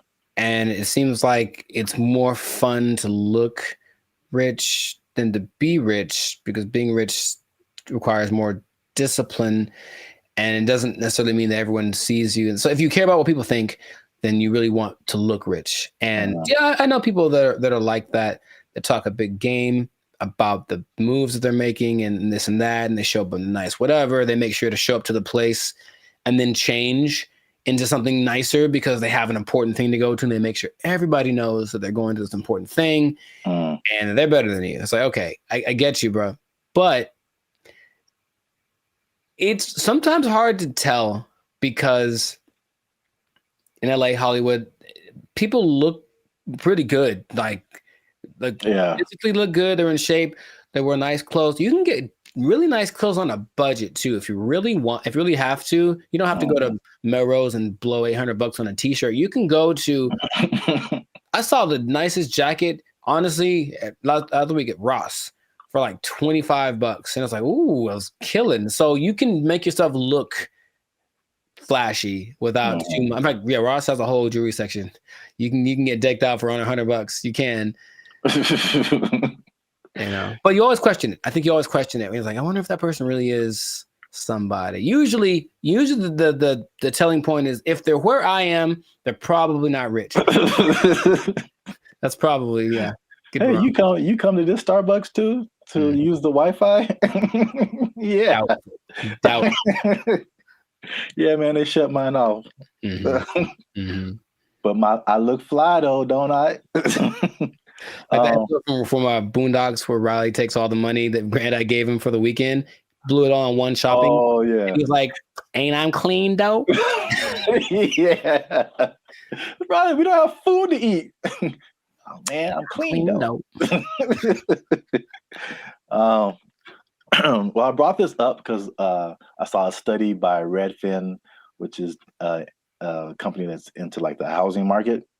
And obviously, the economy has been very rocky for the past few years now, and inflation is sky high. And they did a study that shows that about 49% of Americans are struggling to even just pay their rent, and they're cutting costs in the most unique ways that they can, just to, I guess, survive. Okay. While still trying to look like everything is okay. So I guess a lot of people like really are struggling. So I mean, 50%, that's like 1 out of every 2 people that you know. So that's a lot of people. But they said that they are to compensate. They are skipping vacations right now. They're working extra hours. They're selling their belongings. They're using up their retirement savings, especially millennials. And they're even skipping meals and medical treatments so they can keep their lifestyle but pay their rent. What is that? How does that sound to you? Is that shocking? Or is it like, okay, that's what we're in right now? It sounds like bad prioritizing and an overimportance on the exterior, right? Just like my life is just an Instagram reel. So as long as everyone's giving me the likes and I mean like publicly, like they're, oh look, you're doing well, then that's all that really matters. And then they can suffer in silence, you know? Yeah. It seems unfortunate that that's being and people wonder why there's so much anxiety and mental health and depression and stuff because maybe from out of balance priorities and then all of a sudden these results that they're getting from their lives are just kind of depressing, you know, but they don't want to admit it. And that's I guess that I think you're right. Like social media especially fuels that. And it's like I won't say never, but I rarely go on to social media and see someone be like, hey, here's a picture of me like cutting down on fast food because I can't afford it. Like that isn't that's like it's the highlights of people's lives, and so you only see the good stuff. When they're all like a lot of people can be struggling. So I just have a couple of questions just so people can see how we living. You know what I'm saying? So inflation is hitting everybody. Like I feel like everybody feels it at some level. So for people who are cutting costs, are there some stuff on this list that you are doing or have done, or something that you're not on the list that you're doing that's just like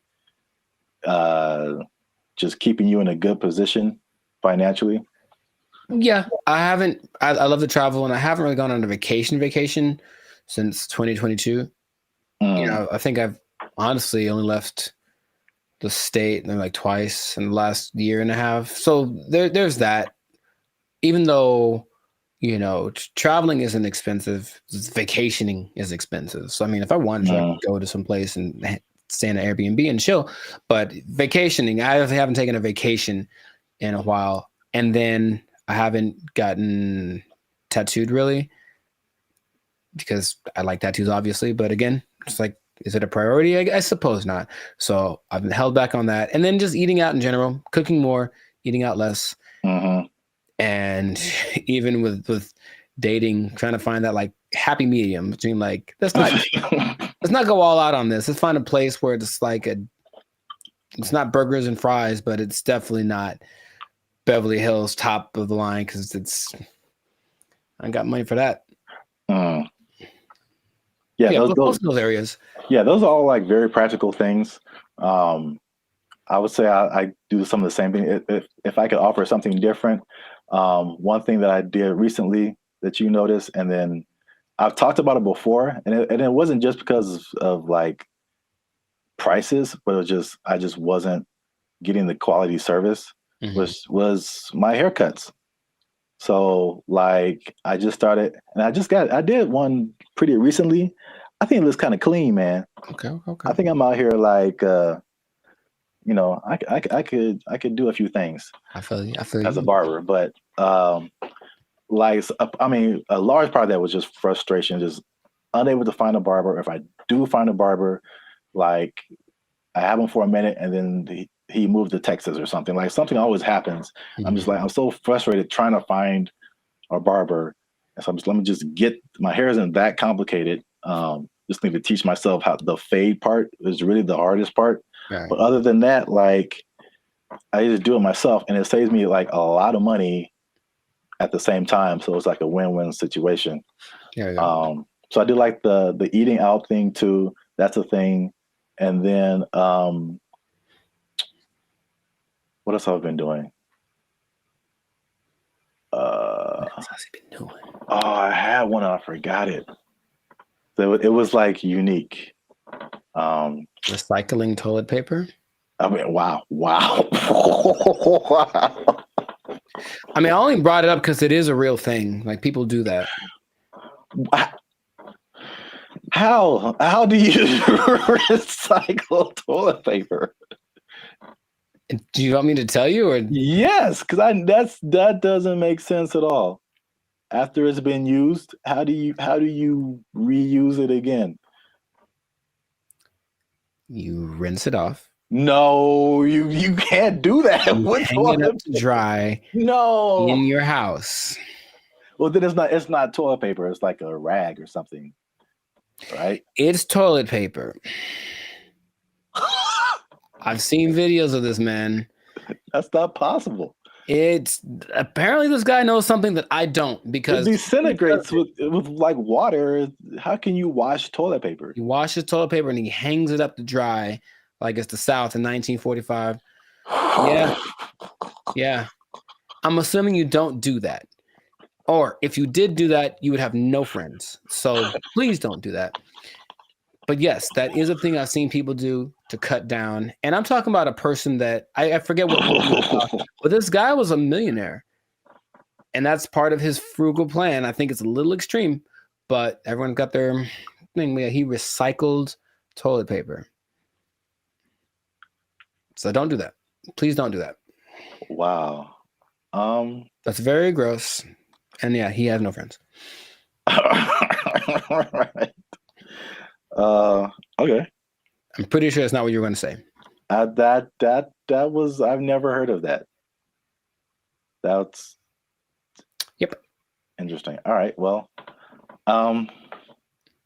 here's another thing, last thing about affordability, to just kind of put things into perspective.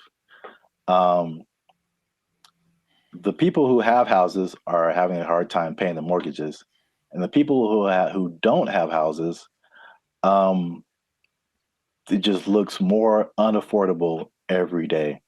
And so the study also showed that the average American earns $30,000 less than what they need to purchase a house. So you're $30,000 a year annually. That sounds right. So I kind of went down the rabbit hole of mathematics. Okay, how much is this? How many people is this affecting? So the average income that they say you need to buy a house, this is a national average, to buy an average house, to get a mortgage and stuff like that, $109,000 a year. That's household income. Mm-hmm. So it doesn't have to be an individual. It could be like a partnership or whatever. So that's $109,000 a year to buy a house. In California, what do you think that number is? Specifically Los Angeles. Higher, for sure. I would go to like 145. Is that not enough? I hope that's enough. That's generous. Household income, according to them, they said you need $231,000. Yo, I mean, that's okay. More than I expected, but it doesn't sound. I know people that are paying $5,000 a month on their apartment. So yeah. On that mortgage, that's what you'd be paying, about $5,400 a month for a house. It's not possible for most people. You got to think it makes sense, because if you're paying, that's math. I want to do it. That's almost $65,000 in mortgage payments. Mm-hmm. So that would be a quarter of 240 something thousand. So I think people would expect you to be in the like 25-30% range of how much goes to your mortgage payment. to make you eligible. So Sure. 200,000 plus sounds right if you're paying $65,000 a year in mortgage payments. It's crazy. I mean, you can get a house in the sticks, of course, in the desert, whatever. Oh yeah, cheaper, yeah. but Yeah, I mean, this is just like median nice house, you know, somewhere. yeah, LA is no joke. So last thing I checked out is how many people that cuts out. So how many people make under $240,000 to be eligible to buy a house like this? Most is the answer. Your answers have been so general. I mean, how many people are in California? 35 million, something like that? I don't know. And I think this may have been Los Angeles. So I don't want to. Oh, okay. So Los Angeles, maybe 14 million, 15 million. I don't know. But of those. Well, just on a percentage, because that's what I have here. Oh, like 95%? 95%? 95. That was it. Uh-huh. So 95% of people cannot afford a house. So this has been another depressing episode of the Life's a Circus podcast.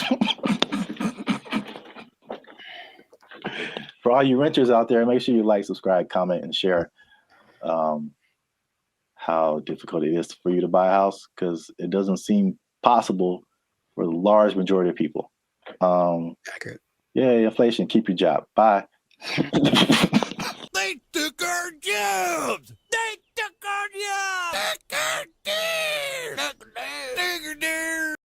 There've always been these things that say, oh, well, try this will work, and it's low effort on your part, right? Low effort, high reward, which isn't the way life works, but people always want to hear. And as long as people can promise that and show someone it works for somebody, they'll buy into it. Everyone only wants to be sexy and slam. But I have a solution.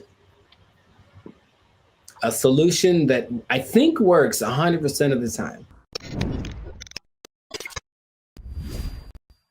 What's going on, everybody? I'm Jericho, and this is Zap, and we are the now 6-time international award-winning pop hip-hop duo, Bandit Future. That's right. We make clean and fun music that everyone can listen to with a sound that is uniquely California. And right now, in this moment, you're tuned into the Life's a Circus podcast, where we're talking about stuff that is funny, interesting, and ridiculous. So before we get into this thing right here, make sure to like, subscribe, comment, and share this video with 2 people who want to lose weight. We're talking about it again because I know I see you. You want to drop some of them LBs, and there's a new way to do it. Now, of course, as always, not as always, as sometimes, stay tuned to the end because I have the answer for you.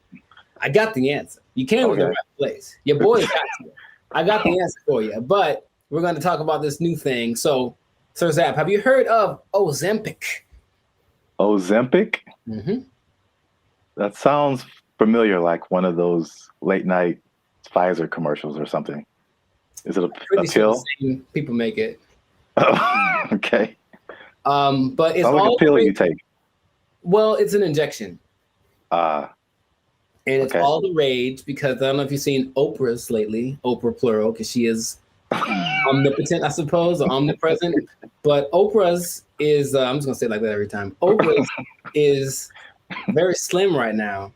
And everyone's like, what happened to Oprah? What are you doing? And she's like, I ain't gonna tell. Because that's what she's not gonna say. But everyone suspects that it's this Ozempic thing. Now, Oprah's whole thing is, I don't have willpower, so I never have, I'm fat, so I'm just gonna do it. It's like, okay, more power to you. But Ozempic is actually a diabetes drug.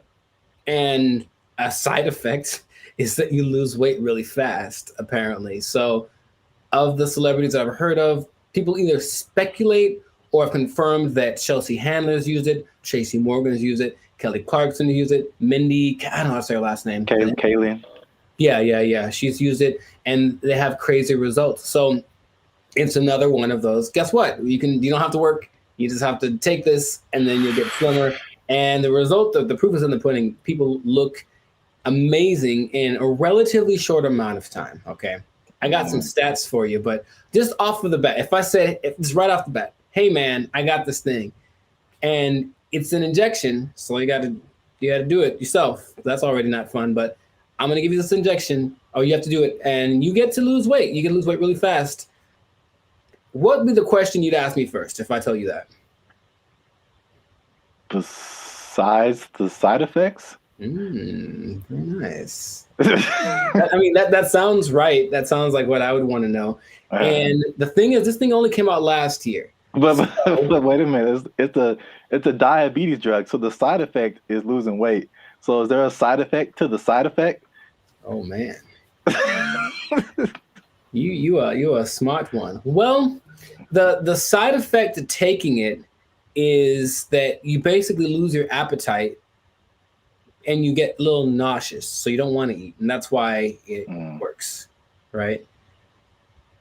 The problem is, you sound like something crazy is coming down the it's pipe. nothing crazy. It's just kind of more like duh. If you stop taking it, you gain your weight back. You're not only tenfold. Your appetite comes back with such a vengeance that you go back like instantly and like plus some. So is it addictive? Wow. Well, you have to stay on it for it to keep working. Because as soon as the thing that it makes you do to not eat is exactly what it reverts to once you get off of the drug. And it's crazy. So now here's the other thing about it. And this is the thing I thought you might have asked, but you inject yourself, right? Yeah. So I don't know if you ever injected yourself, but not on purpose. I never have. But from what I understand is that you have to know how much to inject, right? Okay. The problem is they don't really tell you. You just figure it out. So just inject an amount in this. And then so what happens is people inject themselves and it works. So they go, oh my God, maybe I should inject some more so it can work better, right? In the last 3 months, poison control centers have had a 1,500% increase in calls from people saying that they overdosed when they injected their diet control pill or diet control. Yeah, that's what's happening because people are that stupid. So, now, okay, we get it, right? You want to be slim, you want to be sexy, you want to be attractive, and you don't want to do anything for that, right? That's just maybe the American way. This drug, also another question you might have asked is it banned anywhere? It sure is. This drug is banned so far in Austria, France, Greece, and the Czech Republic, with more places to come, perhaps. But the numbers don't lie, right? 42% of Americans are obese, 18% of children are obese, and then everyone knows the links to death and all that kind of stuff if you're obese with a higher probability. So you want to get slimmer. But this is just another thing. I guess my other question would be, have you heard of any things like this in the past that have promised the same, hey, take this and you'll get, slimmer, more sexy? Not, I can't think of it. I'm sure there's other stuff out there. I can't think of anything off the top of my head other than like liposuction or something like that. Sure, which works, but I looked it up. In the 40s, there was amphetamine. That was all the rage. It was the big deal, and that was proved to be addictive. Rainbow pills in the 60s, which was amphetamine, digitalis, and diuretics, and that proved to be addictive and somewhat fatal if you take too much. There's a thing called Aminorex in 1971. This is all before our time, right? Now, the thing that I remember hearing about in the 90s, there was this thing called Fen-Phen, and it was a big deal with the celebrities. Yeah, and a lot of celebrities, took it, and apparently it works. But now this new Ozempic, I think I'm saying it correctly. They're saying that a lot of celebrities are getting paid to promote it, to push it. And I think that always, that's always the way to go. But it's just like, I'm really concerned for these people that are basically getting guinea pigged, right? It's like, we'll see if this works. And then what's going to happen to them in 6 months when they're like, oh, by the way, this causes all of the things. Yeah. That's how a lot of stuff goes with. Like anything, there has to be people who tested out first. So yeah, it's weird. The thing that I randomly remember when you were talking about things from the 90s was like Slim Fast. Oh, sure. Although that's not like a drug, but it's like I remember that was like a huge thing, and people, maybe even Oprah did it at one point. I don't know. Oprah's done everything. Yeah. Yeah, I remember seeing a lot of Slim Fast commercials with celebrities and stuff, and then the tagline was like, "Give us a week, we'll take off the weight." So yeah. Oh, jingly. Now there's something that I heard about, but I didn't remember happening or existing. But apparently there was a substance that you could ingest if you wanted to lose 15 pounds today. It was a big deal. Yeah, you take it and you go to, I would imagine it would just take all of the moisture out of your body. That's what I imagine. Yeah. But it would just dry you up or something. And a friend of mine did something like that to, I guess, for a drug test. So he had to get so he took some pill, and he said he thought he was having a heart attack for like 5 hours. And he just like had to keep going to the bathroom, and then he was very slim.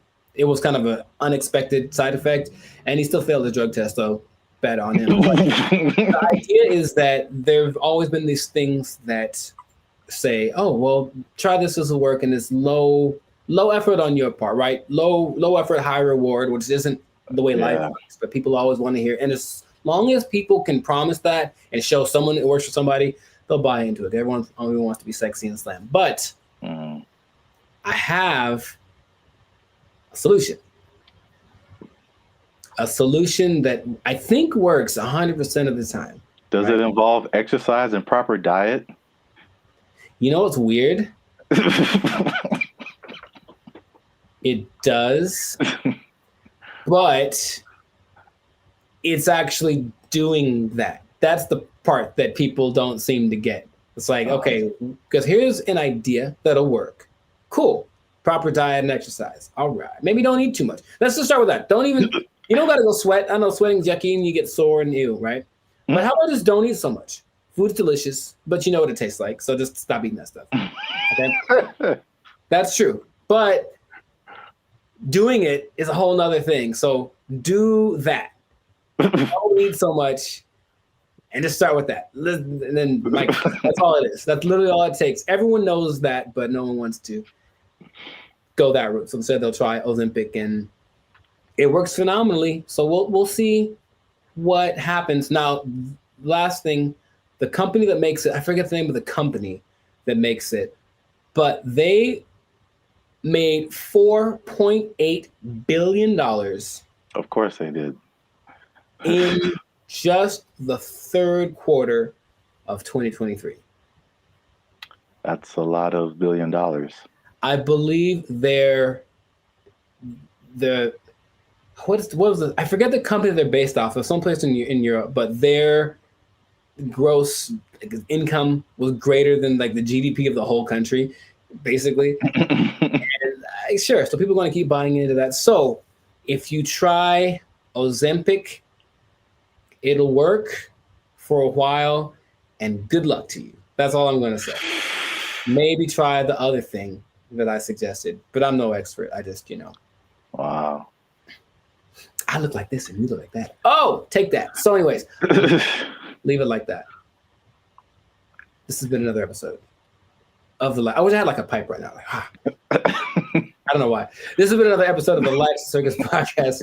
So make sure to like, subscribe, comment, share this video with people that want to know about losing weight the responsible way. Thumbs up, maybe a ding sound, maybe. And, stop eating that stuff. I got nothing else to say. We out. They took our jobs! They took our jobs! They start doing the conga line down the middle, playing some Lil Jon song, I swear to you. And we're like, all right, cool. Now I'm looking and I see a a few people, the passengers that are happy and they're doing the thing, and then the flight attendant, and I see a guy, and I recognize this guy. And I was like, why do I recognize this guy? Oh, he's the guy that I saw when I got on the plane. He's the guy that introduced himself and greeted everyone on the, is that the pilot? It sure was. It was the pilot of the plane. No way. The pilot of the plane. And we're all like,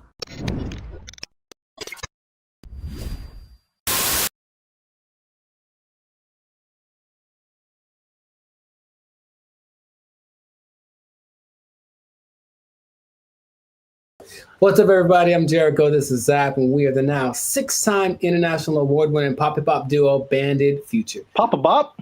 Papa Bop. Papa Bop. Papa Bop. Papa Bop. Yeah, Papa Bop. That's how we do. We make Papa Bop. But we make clean, fun music everyone can listen to with a sound that's uniquely California. It's called Papa Bop. And you are now tuned into the Life Stickers. That's kind of fun to say. Papa.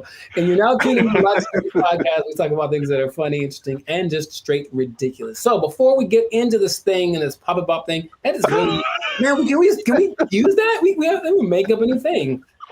Papa Bop. Oh, man. Before we get into our Papa Bop, make sure to like, subscribe, comment, and share this video with at least 2 people who have flown on Spirit Airlines. Okay, because here's what happened. Spirit Airlines lost the baby. They lost the baby over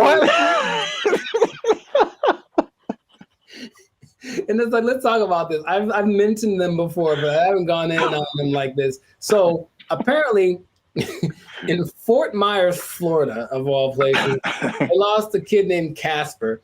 He sent on the plane by himself, already a bad decision. Did it say how old the kid was? He's 6. Okay. I think that's still too young to fly. You shouldn't be under 40 if you fly Spirit Airlines. But he was sent to visit his grandma in Florida, and he was put on the wrong plane. And he ended up 160 miles away. Not too bad, but if you're 6 years old, that's probably pretty terrifying. And the flight attendant's like, the grandma's waiting at the airport, and she's like, hey, where's my grandson? And she's like, oh, there's no kids on here. And that was it. And so then they panicked, and they eventually figured that out. And I saw that, and I was like, yeah, that sounds about right. Because I've been on Spirit Airlines one time, and that was enough. So first question, have you ever, because I've got a story. Like, it's so crazy how many stories in one experience I have, but have you ever flown the Spirit? I can't remember, but I feel like you remember. Yeah, that's what I'm about to say. If I can't remember, then it probably did happen. Oh my, I can't believe how accurate all of like the stereotypes are. And they make fun of it on so many things that I was like, this can't be real, right? But I'll tell you my Spirit Airlines experience. For one, it's cheap for a reason. And if you have to be someplace, if you absolutely have to be somewhere, fly Southwest. That's all I'm going to say. So this is what happens, right? I'm going to Nashville, Tennessee, and I get to the airport at LAX. And the first thing when I finally get to the Spirit thing, and I'm greeted by a lady, and she's like, hey, are you going to Savannah, Georgia? And I said, no. And she's like, oh, good. And then that was it. And I was like, wait a minute. So then I kind of hang back for a little bit because I'm on time. So I'm just I want to see what this is. Because she didn't explain anything. The person behind me walks in, and they're all kind of rushing. And then she's like, hey, are you going to Savannah, Georgia? And the guy's like, yes. And she's like, the flight's been canceled. And he just loses it on her. So he cusses her out. She cusses him out. And she's right. She's ready with him. And I'm like, oh, that's how it starts. So already I can tell that they don't have the whole, hey, alert system, because they have the app and everything, but there's nothing that says, hey, your flight's been canceled. Sorry, don't come back. They just have a person in the lobby waiting for you to have gone all the way to the airport to tell you that your flight got canceled. I'm like, oh my God. So I'm like, okay, cool. So I get to the line, we have to check your bags and do the x-ray thing or whatever.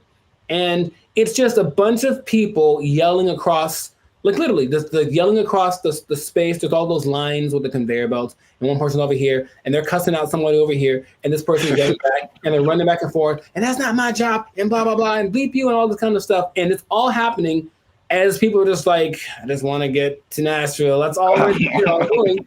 So that is how everything started. I'm like, this is a movie. It's really like a movie. So we finally get to the plane part of it, right? We get on the plane. The flight's supposed to leave at, let's say, 3 p.m. So I'm sitting on the plane, 3 p.m. Cool. 3:10. Cool. 3:20. All right. 3:30. Right. It's about 4:30, right? Yeah. We've been sitting there for an hour and a half, and we're all just kind of disgruntled. We're like, man, what the deal?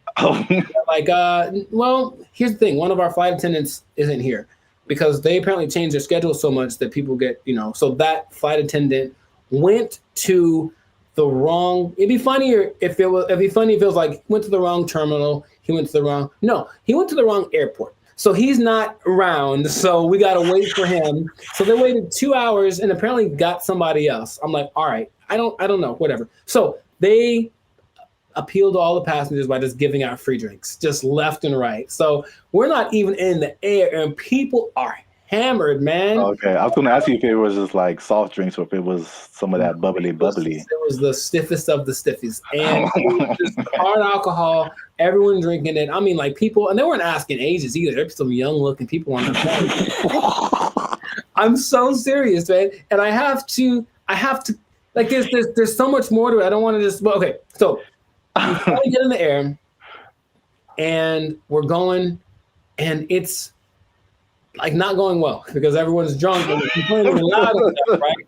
So the flight attendants decided it'd be a good idea to calm the tension to just start a conga line down the middle of the aisle, right? No way. It gets better. So no way. No way. They start doing the conga line down the middle, playing some Lil Jon song, I swear to you. And we're like, all right, cool. Now I'm looking and I see a few people, the passengers that are happy and they're doing the thing, and then the flight attendant, and I see a guy, and I recognize this guy. And I was like, why do I recognize this guy? Oh, he's the guy that I saw when I got on the plane. He's the guy that introduced himself and greeted everyone on the. Is that the pilot? It sure was. It was the pilot of the plane. No way. The pilot of the plane. And we're all like, I don't believe I'm like, you have to. No way. Yes. Okay. So that.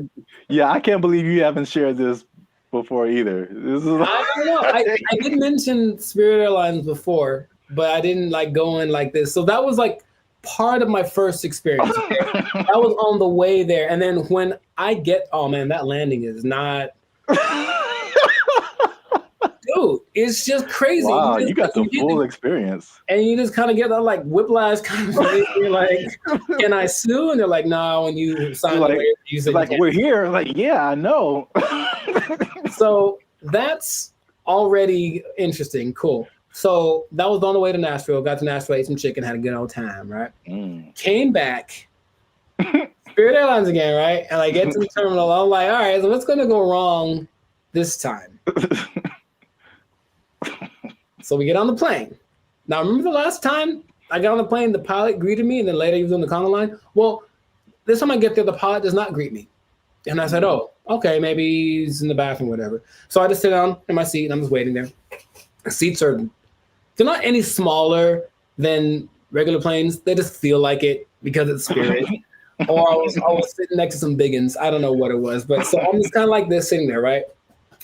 And the flight's supposed to leave at like 5:30, and we're going like this. This is happening again. Why are we late? Why are we late this time? They finally make an announcement like an hour into it of us just sitting there. Like, so the pilot wasn't told that he was supposed to fly today. So he's not here. So we're trying to find another pilot. And dude, I swear they almost went like, does anyone here know how to fly a plane? I felt like that's where it was going, but it's okay. So a pilot, I don't know if he was the original guy, or a pilot finally shows up about 2 hours late. Right? Just in there for 2 hours. Were we all hammered again? Yes, because that's their remedy. Just get everyone drunk and they'll be happy. The flight from Nashville to LA is about 5.5 hours. Okay. So I'll let you do some math here. I'm trying to think of it myself. But we left at 7:30. We were supposed to get back with the 2 hour difference. It's like we would have gotten back around like 8:30, right? So we didn't leave until 7:30, which is 2 hours later, right? Tell me why we got to LA at like 8:42. Like so we left 2 hours late, but we got there 12 minutes later than we would have gotten there if you left on time. Dude, I've never been in a plane where I'm like, we're going really fast. Think of like the range of how fast a plane could go. But apparently, you cruise at like maybe 700 miles an hour, but they can go up to like 900. He was flooring this thing. Clouds, dude. It is crazy. I felt like some Tokyo drift action happening on some turbulence. And I'm like, I've never felt this way, like this kind of thing in a plane the whole time. Just the engine and everything. And we're just all like, we're drunk, so we kind of don't care. But I'm also like, man, that's how I die. Like I was seriously thinking that. And then we get back almost on time, as if we left on time. And then I was like, okay, well, never again. Never again. It is real. And here's the thing. I want you to experience this. No. I think that's not. How about this? Let's do a test. Let's do a Bandit feature test, okay? Next time we have someplace to fly, I'll take Southwest, okay? But you take Spirit, and we'll compare experiences. Now, I'll probably get there before you. Or will you, if we floor it? I swear to you, I didn't know that flooring a plane was an option. Oh my God. And like, he's just going like, he's just having a good old time. A lot of new information that I didn't know about. Come on, do it. Yeah, wow. Spirit Airlines is everything that they say it is. And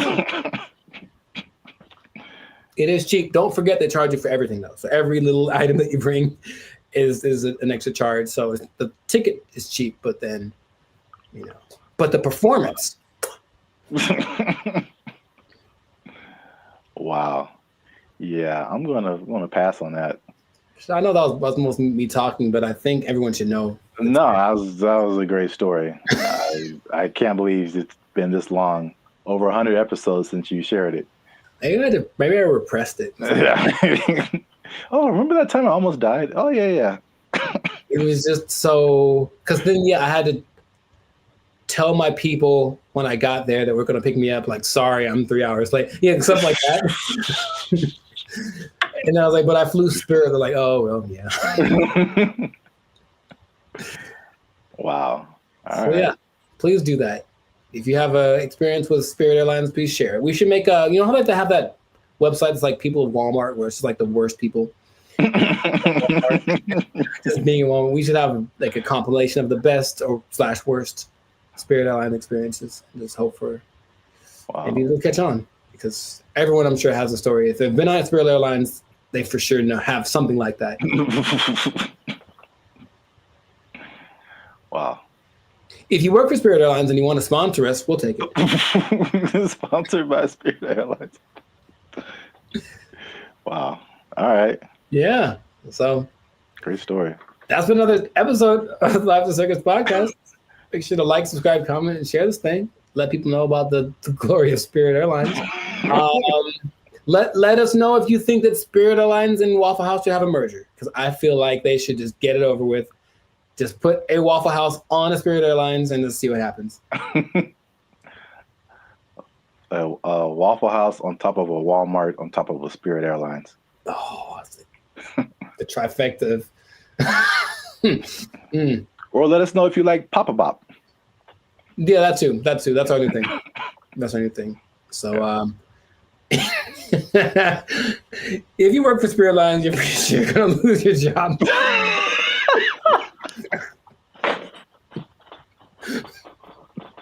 Yeah. So good luck to you.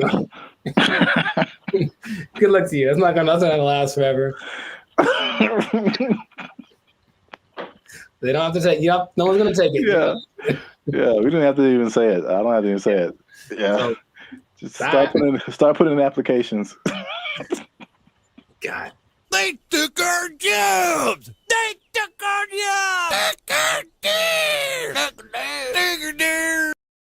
That was their whole identity. Yeah, you're right. And we trusted them. Not anymore. Not anymore. To be competitive, they have taken that away. So now, just like all the rest of them dogs, them backstabbers, and malcreants. I don't think that's a word even. Malcreants? I'm just mad about it. That's a word? I don't think it is.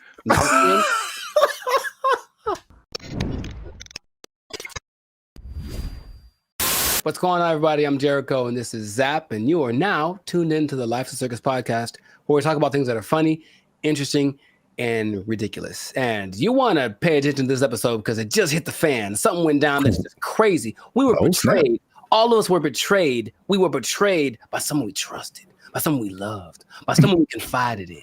And I can't believe this happened. It just happened. When did it happen? Yesterday. So, you know what I'm talking about. But first, this is already enough suspense, I think. But before we get into that, the betrayal of the century, make sure to subscribe so you get notifications about new episodes. Make sure to give us a like so that the YouTube algorithm can favor us. And we're not monetized, and we do have membership options for as low as $3.99. You can be part of the BFFs, and you can get a lot of really cool behind the scenes content and just some cool perks. So check that out. Check out the Band of Future membership option. It'd be great for you. Now back to the betrayal. So, brother, it just happened. I can't believe it. We were all let down by our best friend.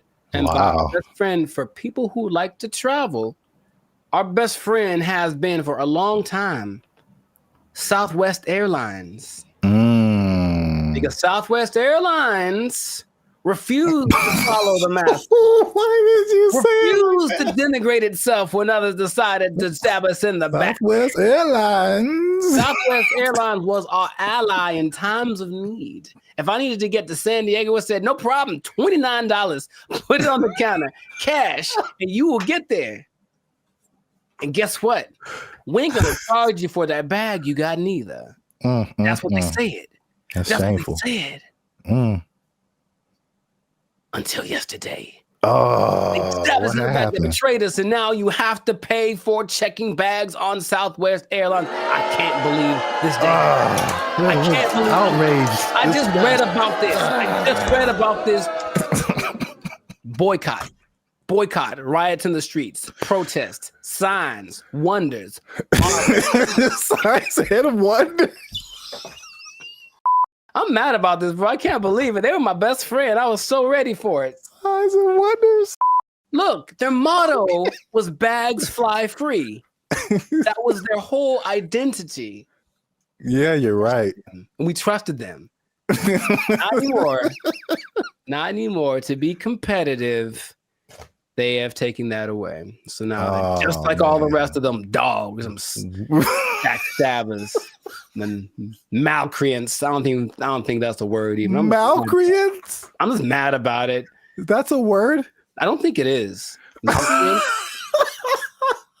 I'm so mad about this.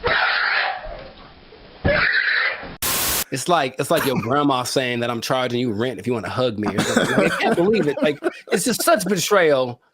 Judas. Who betrayed Caesar? That guy. Brutus. Brutus. Brutus. Yeah. A2 Brute. Yeah, Brutus, right? Yeah.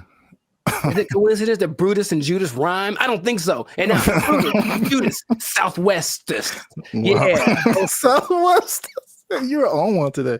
I can't believe it, man. Anyway, how do you feel about this news before I get into some? I don't Oh think man, as I wipe the tears away from my eyes. I was mad Wow. about it, You honestly. said you were upset, but good Lord. I just can't believe it. That's all. That was the last one. That was the last beacon of hope, and now it's just Is nanobots. Jesus upset too? Yeah, I heard about that. I feel like I heard about it coming, and then I didn't know like yesterday was the day where they were like, yeah, oh, dang man, yeah, yesterday. So I should answer your question, but so did people just pull up and be like, hey, I'm got my free bag, and they were like, nope. For flights booked on or after May 28th. Hey, guess what day this is? Checking the first bag will cost $35 to $45. Oh, 35 for the first one, 45 for the second one. Good Lord, that's a lot of money. You know what? This gives me $1.25 tree vibes. Okay. Well, I never. Yeah. I didn't believe in them as much as I believed in Southwest. Now, something that I don't remember because I didn't fly as much back in the day, but baggage fees have only been around since 2008. I didn't know that. So, and the first one to do it, American, of course, America's gonna. Anyway, I'm not gonna say anything. But basically, yeah, oil prices went up, and then they're like, well, let's probably do it, and then everyone joined in. JetBlue joined in, and Delta and United, but Southwest was true to the cause of the people, and now they say it's just basically to be. Is there? I think there's a statement. It's just the generic because we're not making enough money. I think that's pretty much the statement. Helps us remain competitive. And it's like I thought they were making it sounds more like my accountant made me do it or something nonsensical. And then the logic is it weighs more if you put your bags on, so that's more fuel and blah blah blah. And so economy and blah blah blah. Blah, blah, blah, blah, blah, blah, blah, blah, blah. How much money do you think airlines make annually? I was just about to say that because even the episode I did with the seats, it's like from what I hear, their profit margins are thin. Like they don't really make enough to cover a whole lot more than their costs. But I can't even make. I don't have no idea how much they make annually. Well, it starts with a 7. 7. So each airline or just airlines as a collective? Airlines from airlines, all airlines. So 7 billion? Yeah, man. A year? For baggage fees. Oh, just in baggage fees? Yes. Wow. It's like McDonald's or something where they don't make any money on the hamburger. They make all the money on the fries and the cookies and the drinks. Right. Yeah. So it's just like, I remember something, I can't remember exactly what it was, but they really make their money on the fees. And the ticket, say that again? Or you will be exempt if you are a member of the A-list tier, the Rapids Reward Loyalty Program, or if you have a Southwest credit card. Which means you spent more than baggage fees anyway. So exactly. I'm on to you, Southwest. You're not fooling no one. What is happening? They still collected, because they basically let you do your first 2 bags free, and then the third one they charged for. And they still got $83 million a year off of that. Wow. And the thing is, the prices go up because they're kind of like, okay, the more baggage that you put on, the more it costs us, so the more we're going to charge you. So they would charge for that third bag $150. Dang. And if it was a little overweight, it was $200. Good Lord, that's a lot of that costs more than my house. There is good news. Kind of. Depending on your flight, like where you're going to, how long it's going to take, and how heavy your bag is. Sometimes it's cheaper to send your bags through like FedEx or UPS. Sometimes it really just depends, but some people do that, and then they That's have crazy. I know, but it's like that's what it's come to, and they have little ports down there at the airport, so you can pick up your thing, and it'll be for sure. UPS and FedEx are more reliable than than airlines. Oh my god.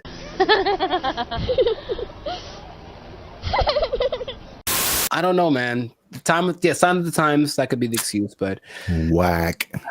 I'm just gonna leave it at that. Let us know in the comments, man. How you feel about this betrayal that's happened to us all?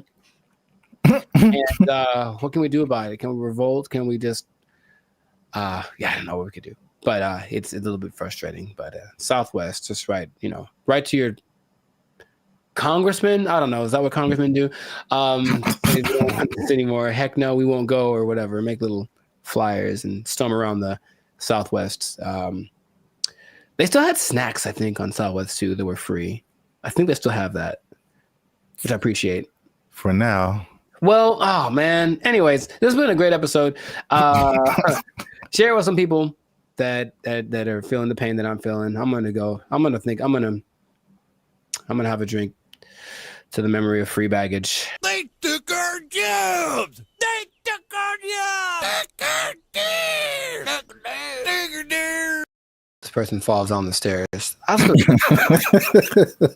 See, like, that's really messed up to say. Like, I didn't mean to say that, dude. That's the crazy thing about that. That came out so natural. If laughter is your thing, my thing is like, where the hell did that come from? That's concerning. I'll be honest. What's up, everybody? I'm Zap. That's Jericho, and this is Bandit Future. And I found this on the internet. Say hello, Jericho, to your new robot butler. I don't know why that gets the accent, but it does. Humanoid robot Neo has a new AI model that's unlocking new capabilities as it's being tested in the homes of 1X employees. The robot's new abilities include... Doesn't this look not creepy at all? Here's the thing. Let's say what the future. I said what the, put another word F in there. Man, oh my God. I hate this so much. Whole body control, improved coordination, running, multi-directional walking, stairs, and more. Neo's new stair mode uses the robot's onboard cameras to estimate the height of the surrounding floor, without the use of LiDAR sensors, which are commonly used by competing robotics companies for this purpose. Video from 1X also shows Neo stepping sideways downstairs, stumbling a bit over the last step, and catching itself. To perform tasks that require Neo to get lower to the ground, 1X showed the robot sitting, kneeling, and standing up from those positions, including an example. Come on, Jericho, look at you. Man. It's going to help you fix your car. It's going to do your laundry. Man. It's going to go running with you. It's too big, man. It's too big. It's too coordinated. It looks like it's got like a fencing suit on.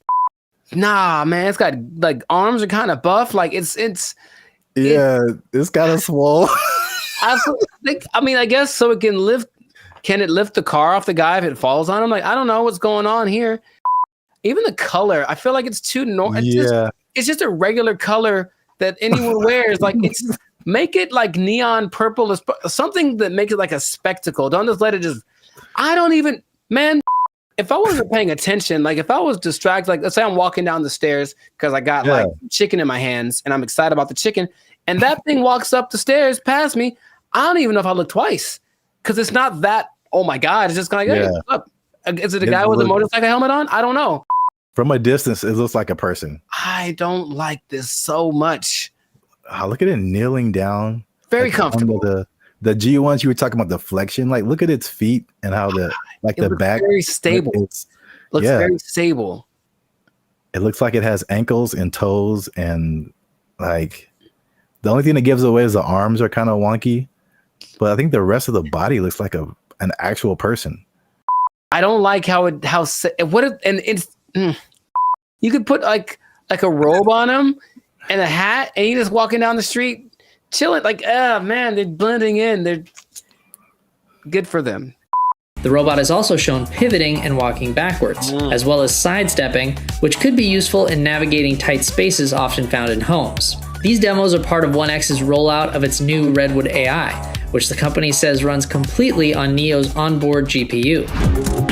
The company also shared updates on its 1X world model, which is designed to help bridge the gap between the robot's training simulations and real-world action. The model is trained on video inputs, observations from the robot, and input-action trajectory, allowing the robot to simulate various potential future actions from a given starting point. Examples on 1X's website show this in action, where a slider moves between generated imagery and real-world imagery from the robot's POV, doing laundry, opening a door, and cleaning. 1X also showed off new details about how its robots learn to do new tasks. In the example of opening an air fryer, the company shows how the AI model begins by hallucinating that the air fryer basket is inseparable from the whole of the air fryer. After the robot has had some experience with the air fryer, the data gathered is then added to the mix, and the simulated air fryer interaction becomes much closer to the real thing. See, like, I think you caught that. Like, that part is really crazy. One person in the comments said it was like similar to visualizing something. Like, how does this thing work? And then you kind of like, as you keep trying to do it, you figure it out. And then and then it's just like, that's crazy. You know how back in the day they're like, oh, in the future we're gonna have flying cars, and then that never happened. We're having future stuff happening now all the time. Like, the future is so now, it's crazy. So that's cool, but also this guy, he looks polite. He looks like I'm gonna walk down the street, and he's like, oh, excuse me, and I'm like, was that a robot? I won't know. And then later I found out he took my girlfriend, and then like I'm mad. So I can't. I have so many feelings about this, but they're mostly not great. When will this be affordable to where like everybody has this in their home? Not long. And then it's just like, think of the people who do like house cleaning and stuff like that. There's people who do laundry for you, like all that stuff. Your robot's just gonna do it. Yeah. I'm sure it's gonna be able to like cut your lawn, wash your dishes, fold your clothes. Like, anybody who's in the like that kind of, whoa, what if they have them at hotels? You get a knock on your door, it's like housekeeping. No, that's the thing. It's gonna sound normal. It's gonna have a normal voice. It's gonna be like, I'm Greg. Like, what the hell, Greg? For future generations, it's just be extra normal. I grew up with a robot delivered me from my mother's room, and now I just have the special place in my heart for all robots. Like, yeah, that's where we're at. I don't think it's as doom and gloom as some of the other stuff we talked about. This is the more, I think I'm saying this right. Like, dystopian is kind of negative and utopian is positive, right? Are those words related? I believe you, whatever you said, because I'm not sure. Go with that. But there's like the dystopian or negative AI, like the Matrix, right? That's a negative version of our future and robots and AI and all that kind of stuff. But then you have, you know what this reminds me of is the Jetsons. Where right, that was the future. That was flying cars, blah blah, in 1950. Yeah, you know, but now it's like this is actually happening. But you remember they had that robot named Rosie. Yep. And she was basically this. Yeah. And it didn't seem she was like really part of the family. She was part of the family. It was like she had jokes. Wasn't she cracking jokes on Jetson? Oh, she cracked mad jokes, bro. But didn't she like sometimes like wouldn't she sometimes throw like George down the trash chute? I don't really remember a whole lot of the Jetsons. I like remember something like that would happen because she would get mad because I remember her eyes would light up. And so here, okay.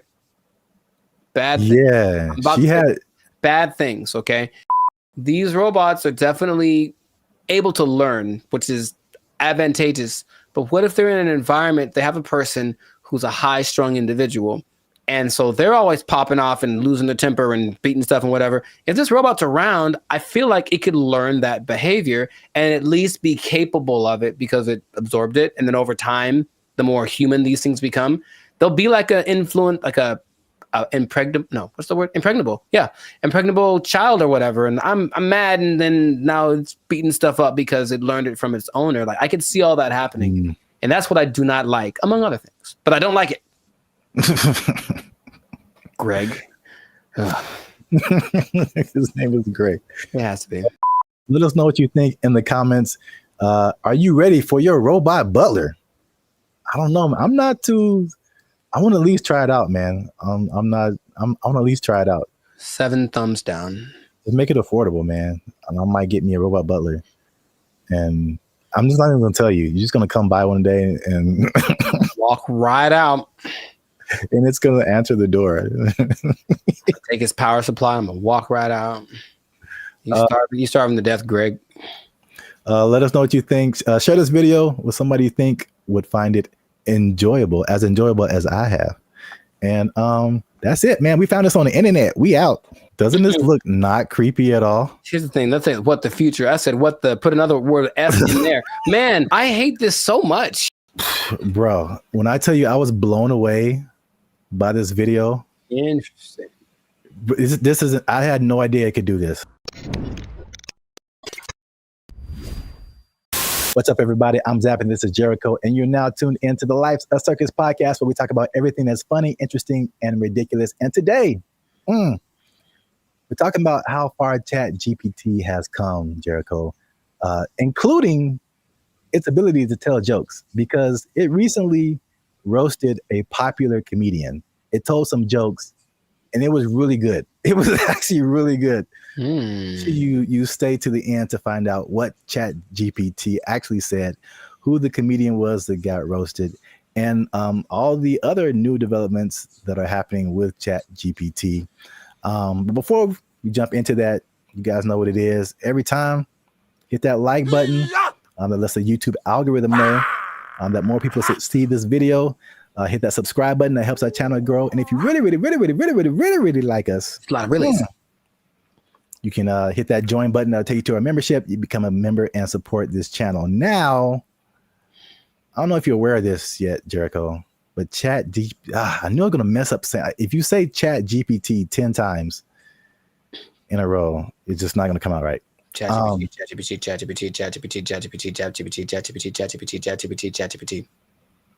We'll edit that out. Anyway, ChatGPT now has voices. Are you aware of that?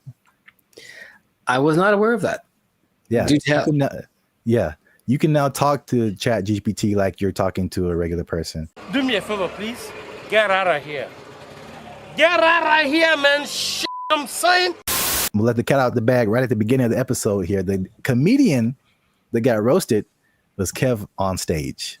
Okay. So Kev on Stage, if you don't know him, is a popular comedian who really got his start on the internet. I think now you see him on TV here and then, but he's real popular on the internet. I watch a lot of his stuff. I think he's funny. I think his whole crew is funny.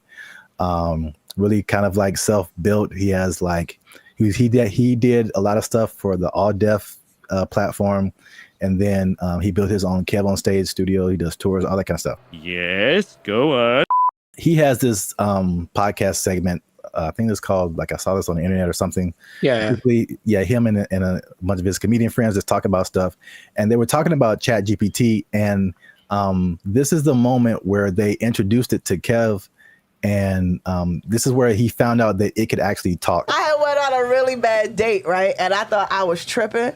And I was going to chat. I was like, I told the ChatGPT the scenario, and he broke it down. He was like, "You ain't tripping. You a beautiful queen, and you deserve X, Y, and Z." Wasn't talking like that. Right. Where'd you get yours from? A New York ChatGPT.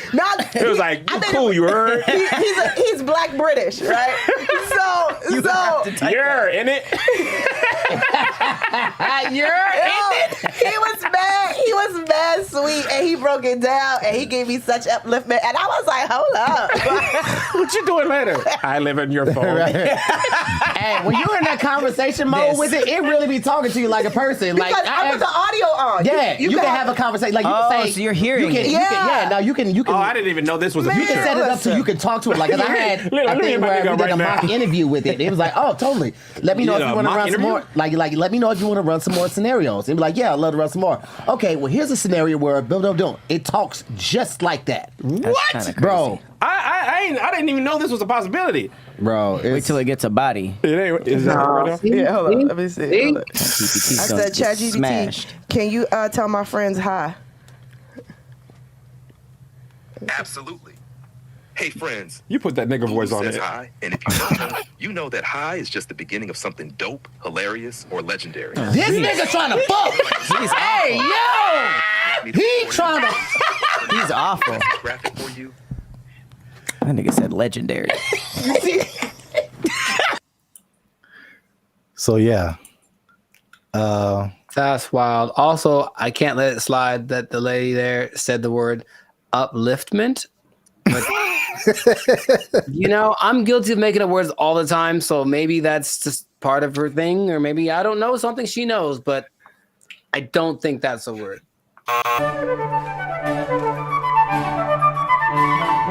So what do you think about the voice? Was that like, do you have different thoughts about ChatGPT now that it can sound like that?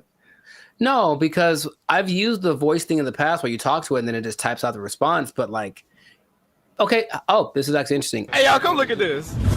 I think some people, when they read something, automatically hear a voice and other people don't. I think it's like scientifically proven or something. Or rather, like some people can't. Some people can't hear the voice and other people can. Mm-hmm. I can. So anytime I read something, I feel like something's being heard. So I've never, I guess, divorced the idea. So just hearing it out loud is like, yeah, I always heard something when I read whatever ChatGPT told me. So it's not weird to me. That's suspicious.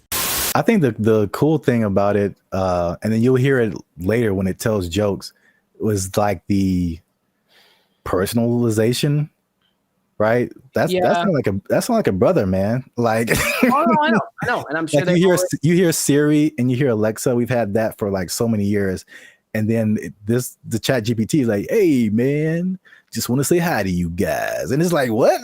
What? I've seen it coming forever because I've gotten this. It's like a voiceover company in LA, and they send me emails all the time, and they're like, hey, we're looking to pay, I don't know, $2,000, but they need someone that sounds like this voice sample. And that's like a real voice sample. And it could be a Puerto Rican guy or a black guy from New York or whatever. But I know they're accumulating all that information so that they can make stuff like this. What is he doing? He's beginning to believe. Have you ever used ChatGPT to like do something creative, like tell jokes? I've used it to try to get tones. Like if I did something for like my coaching on Instagram, and it says after it writes out, give me an idea for this. Do you want the tone to be more personal, more funny, more humor, whatever? I'll use it like that, and it gets it pretty right most of the time. It changes the length, like the way that the words are being expressed. So in that sense, yes, but strictly creative. I guess I've asked it for song lyrics before in the past when it definitely wasn't great at it. Maybe it's better by now, but not recently. It's definitely a no for me, dog. Yeah, I was gonna say that because I've used it for song lyrics, and I still don't think it's great. I really don't. But it isn't great. Let me put it like this: it isn't great for just like it spits out a thing, and then you can just take it immediately. Right. Yeah. It's great for generating ideas. It comes up with things that I wouldn't have necessarily thought of, like right off the bat, and then I just take pieces of it that I think are cool. Wow, nice. And I feel like I've tried it before also with some kind of humorous thing or some kind of joke, and it was just like super corny, and it just wasn't because these are like we're talking about things that like make us human. You know what I'm saying? Like it's not just input and output. It's the details, and like to be a musician or to be a comedian, you have to like have a certain command over language and kind of know like what goes together, what is actually funny to people, stuff like that. And man, bro, when I tell you I was blown away by this video. Interesting. This isn't, I had no idea it could do this. He has like a kind of like a gist of who you are. Let's say after today I was like, hey chat, Kev be having mad jokes on me about wearing Timberlands. Give me some jokes that I can. Would it? Tell it. See what he says. I got you, Lou. Hey, you promise to free me after this? So basically, All right, what's some Kev right? jokes? She's because these comedians, they're good at like roasting each other, like going back and forth, stuff like that. And so basically she's probably putting in like what she just said, like Kev gets on me about XYZ, and then like, can you get him back? And it searches the internet, so it knows who Kev on stage is. It knows like what types of jokes that they would tell. And once you listen to this, you can hear ebonics. It isn't like, again, it's not like Siri or Alexa. Like listen to the words that it used in addition to like just Too personal. I see why people I literally are, did not know this was a thing. crashing out over this. Kev's always roasting folks in love and lace fronts, so it's only fair he gets a little heat back. Here are some playful roast-style jokes you can toss Kev's way. Where'd you get those titties from? Kev be dressing like he just got out of a youth pastor escape room. Dang. Congratulations, Kev. You found the key under the scripture and unlocked this corduroy jacket. Dang. 2, Kev built like he keep a Bluetooth headset on just in case All right, that's enough. somebody That's needs enough. prayer and a business strategy. Okay, hey, come on. Kev looked like he organizes the church potluck and the security Okay, team at the nigga. same time. Y'all brought the baked mac and cheese? Cool. Now let me see what's in that bag, though. Kev's hairline out here doing the mannequin challenge. Oh, wow. Still silent, never moving forward. Wow. 5, Kev always got that face like he's about to tell you why the Lord don't like astrology. Kev got that married for 20 years energy. Even his hoodie be like, let's just stay home and watch something nice. Every time Kev wears a turtleneck, it looked like his chin trying to file for witness protection. Wow. Want a few clean ones to say on stage or on camera with him? Wow. Clean A options? little spicy next round? Jesus Christ. Jesus Christ. I like how he was like, oh, you need some? Here's 30. What? That was brutal. Yeah. That was Yeah, brutal. that was insane. He just destroyed him. And like you could tell it was like they were all trying to hold back. Yeah. Because every joke was just like On point. Yeah. yeah. So Now, okay. Now, of Congratulations. course, it wouldn't work the same with someone that wasn't as famous. I would assume. I mean, would it? I don't even know. Like, I can't even tell you that. Like, It does whatever you prompt it to do. Yeah, sure. And it has the entire internet. So if you have anything on the internet, I assume it would know.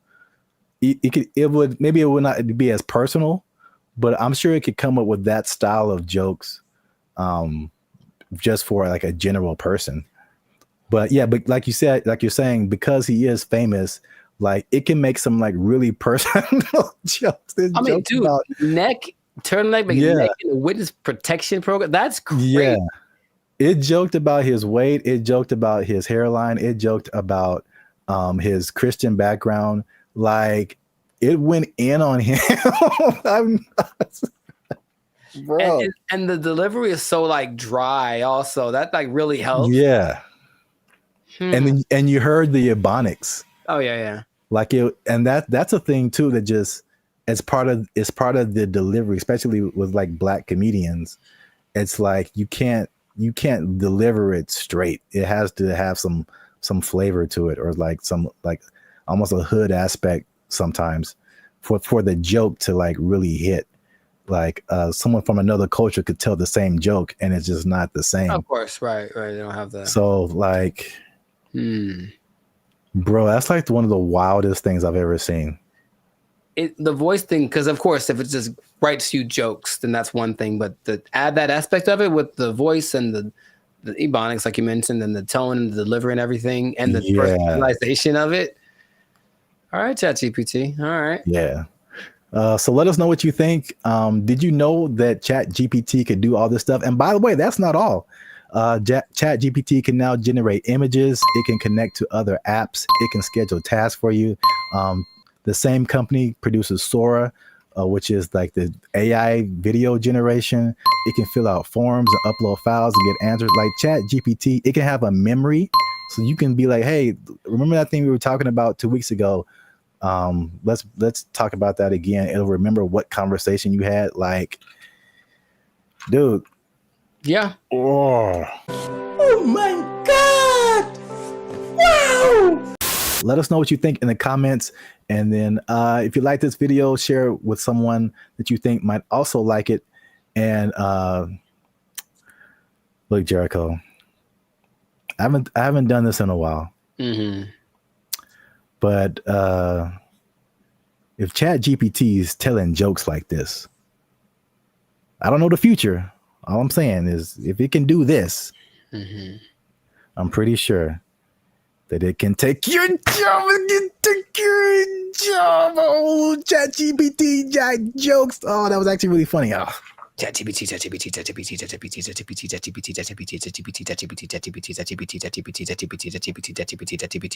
took our jobs! They took our jobs! And number 3, what are edges and what happens to them? Like, why is that an insult? It's like that. This is so genuine. This is so genuine. What's up, everybody? I'm Zap, and that is Jericho, and this is BrandBee Future. And I found this on the internet. This lady posted, ask Black people one question you've always wanted to know. She just posted it on Facebook. And I did not read the comments. I just saw the title, and I clicked save. Because we're going to look at it right now. We're going to look at it right now. But before we jump into it, make sure to hit that like button because that helps our channel grow. Also hit that subscribe button. All right, that helps us grow as well. Because, yeah, I'm pretty sure you're going to enjoy this one. Are you ready, Jericho? Are you excited? I was born ready. Oh, man, here it is. Okay, so this lady, Daphne Springs, I don't know who she is. All right, well, come on, Daphne. We're just like real time. Oh, it's funny. It's backwards, so I'm looking the other way. Oh, weird. Okay. Well, ask white people. It's specifically directed to white people. Ask Black people one question you've always wanted to know. Nice. Whitest church lasts for long. Also, I don't think this person is white. Sonia Casillas Alawa. No, she messed up already. She messed up already. I think she know how to make some collard greens. But I don't know the answer to this, but I do know that Black people don't even know. We just are there and we're looking at each other like, are we going to end this? And I know that when like my mom would tell me about church when she was a kid, it was even longer. It was like literally all day. You would go to church at like 7 a.m. You'd be there till like 6 in the afternoon, like crazy amount of time. So I don't know. I will say that the music helps, but that means that there's like 12 solos and like A and B selection and like the choir comes in and they got a dance in. So there's a lot of pageantry. Maybe that's part of it. It still is excessive. I think we all agree. I think we all agree it's excessive. Building fund. You got a building fund that never results in a building. It's just a fund. Man. She didn't ask all that. I'm just letting you know. I'm just letting you know. Arch tops out in like an hour and 10 minutes. Yeah, okay. Hey, this is so, well, I guess it's related. I went to this church in Santa Clarita. Like we weren't even, we were using their parking lot, so I wasn't attending the church. But it was a very white church, the very whitest of the white church, right? And they had all these, it was huge. You can't see it from the freeway, but like once you get off and like go up the driveway, you see this like huge complex. And they have all these signs of like what each building was. And my first thought was like, man, white people actually build buildings with their building fund. Their building fund. It's true. White churches also tend to have like a donut shop, stuff like random things that you find in whatever, like seriously, and you find in whatever like shopping center. They have a cafeteria, a donut shop. One of them had a petting zoo. I'm not kidding. One in Beverly Hills had a petting zoo. They used the building fund and made a petting zoo for the babies. Good for them. You notice how there's 4,877 replies to this? See that? Man, I'm going to white church. People got opinions. Next got opinions, but I'm tired of being in service 7 hours. I'm going to white church. Too long, you get real uncomfortable, and there's no there's no halftime. Maybe if it was like some kind of a intermission, get some snacks. That'd be fine. Yeah. But no, it's just one long, drawn out. Because you know what it is too? The people that have the solos, they have to tell the story about the first time they heard that song and how much it means to them. Yeah. And all that in the backstory or whatever. And then something has to do with Moses and Methuselah and it's just like a 20-minute story just to get to the song. That also makes the a little longer. The service a little long. Wow, we spent the whole episode on the first question. I didn't realize there'd be more, honestly. I mean, that is a pretty strong first question. Like, there's a lot to that. I was expecting something a bit more racist. I'll be honest. I mean, hey, I was kind of hoping for something. I mean, we haven't scrolled through this. That was a solid first question. So many hair questions from a guy. That's interesting. How he wants to know. He's trying to, because he's trying to get one. He's trying to get his African, his Nubian princess. Okay. I'm not mad at you. He wants to get her. All right, Brian Devricks, I see you. How long does it take to do the long braids? I see. 10 hours. Yeah, forever. It takes literally. It takes 10 hours. Did I ever tell you that I used to have braids? I feel like I would have remembered that. If you it was I went through that phase in high school. Like, I'm gonna be gangster now, and I got braids for like the first time. I think I had them for like maybe a couple of months, and after that, I was like, no, not anymore. Because you have to make them tight so that they stay. Yeah, and it's like pulling your brain back when you get them done. It hurts so much. I had them for a week. It was pulled so tight, and it was just for a wedding I was going to. I wanted to look fly, I guess, and I just looked. Ah, man, I was gonna be racist. I'm not gonna say it, but I looked. And number 3, what are edges and what happens to them? Like, why is that an insult? It's like that. This is so genuine. This is so genuine. That's more of like a female thing, I think. Yeah, I mean, he's asking for females too. Yes, because he wants to know. He wants to know how much he's going to be paying for her edges to get done, and it's a lot, brother. It's a lot, Brian. I'm letting you know. It's gonna cost a lot because it's got to look tight. If it looks bad, people will talk about her, and then she's going to cry to you. Yeah, that's what I'm getting from like the where people talk about it. Yeah, I feel like people talk about it more with women. I mean, they with men, it's just more like a receding hairline kind of thing, and I think that's universal. But women have like the baby hair thing that they do. Yeah, all this stuff, and it's a fine line between doing it right and doing it so wrong. Wow, this is as funny as I thought it'd be. I don't know if I should say this. Yeah, you should. Yeah, you should. That's always the answer. Well, here's the thing. I read the comments, and all these crazy people write the most ridiculous comments. So I'm like, should we open it up to our comment section and be like, what are questions you ask a Black person? Or are we just like opening ourselves up? I mean, I want to know. Worst. I want to know what they have to say. I also. Okay. If you write something stupid, YouTube deletes it. Or there we go. Filter on it. But so, these are genuine questions, and it's like. Yeah. Didn't Chappelle have a skit like that? Ask a Black Dude. Yeah, it was Ask a Black Dude, and what's his name? Paul Mooney was answering the questions. Oh yeah. Yeah, I remember that. Oh yeah, so we'll open it up. Keep the conversation going. Ask more questions in the comments since we only got the 2. Let us know what you think. And if you like this video, make sure you share it with somebody.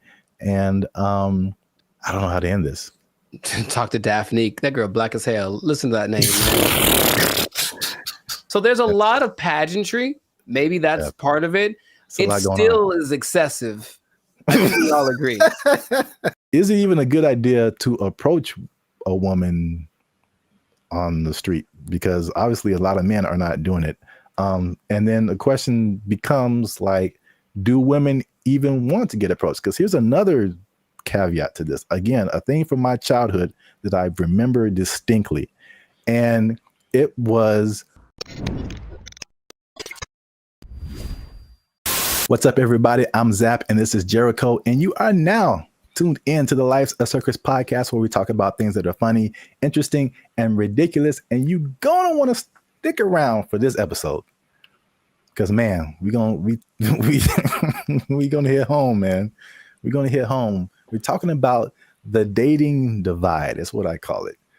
So basically, there's a lot of stuff going around in social media about men not approaching women anymore, and women are like, "What's up?" So am I like the only woman that no longer gets approached by men? It has come to my attention that men do not want to approach women anymore. I don't know when this happened, but this is the reality of the situation. Men no longer court women. Men no longer pursue women the way they used to. She was like, next time he's near you, just say, I see you peeking but not speaking. I was like, I love that, because kind of calling them out for what they're doing. If it works out, it works out. But we are not going to let your shyness be the reason you do not try to talk to the person you like. I found a study that is going to give some actual numbers. They did a study on this.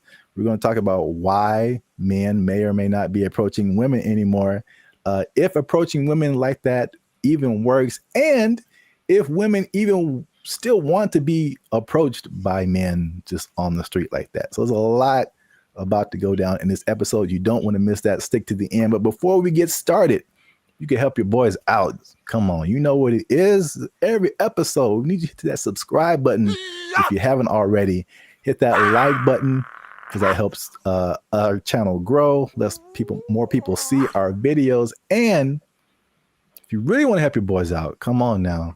Once you hit that subscribe button, you'll see something that says join. You can join our membership, because unfortunately, we are not fully monetized by YouTube. They don't give us a penny. We don't get nothing, man. So all these free videos, bro. I'm laughing on the outside, crying on the inside.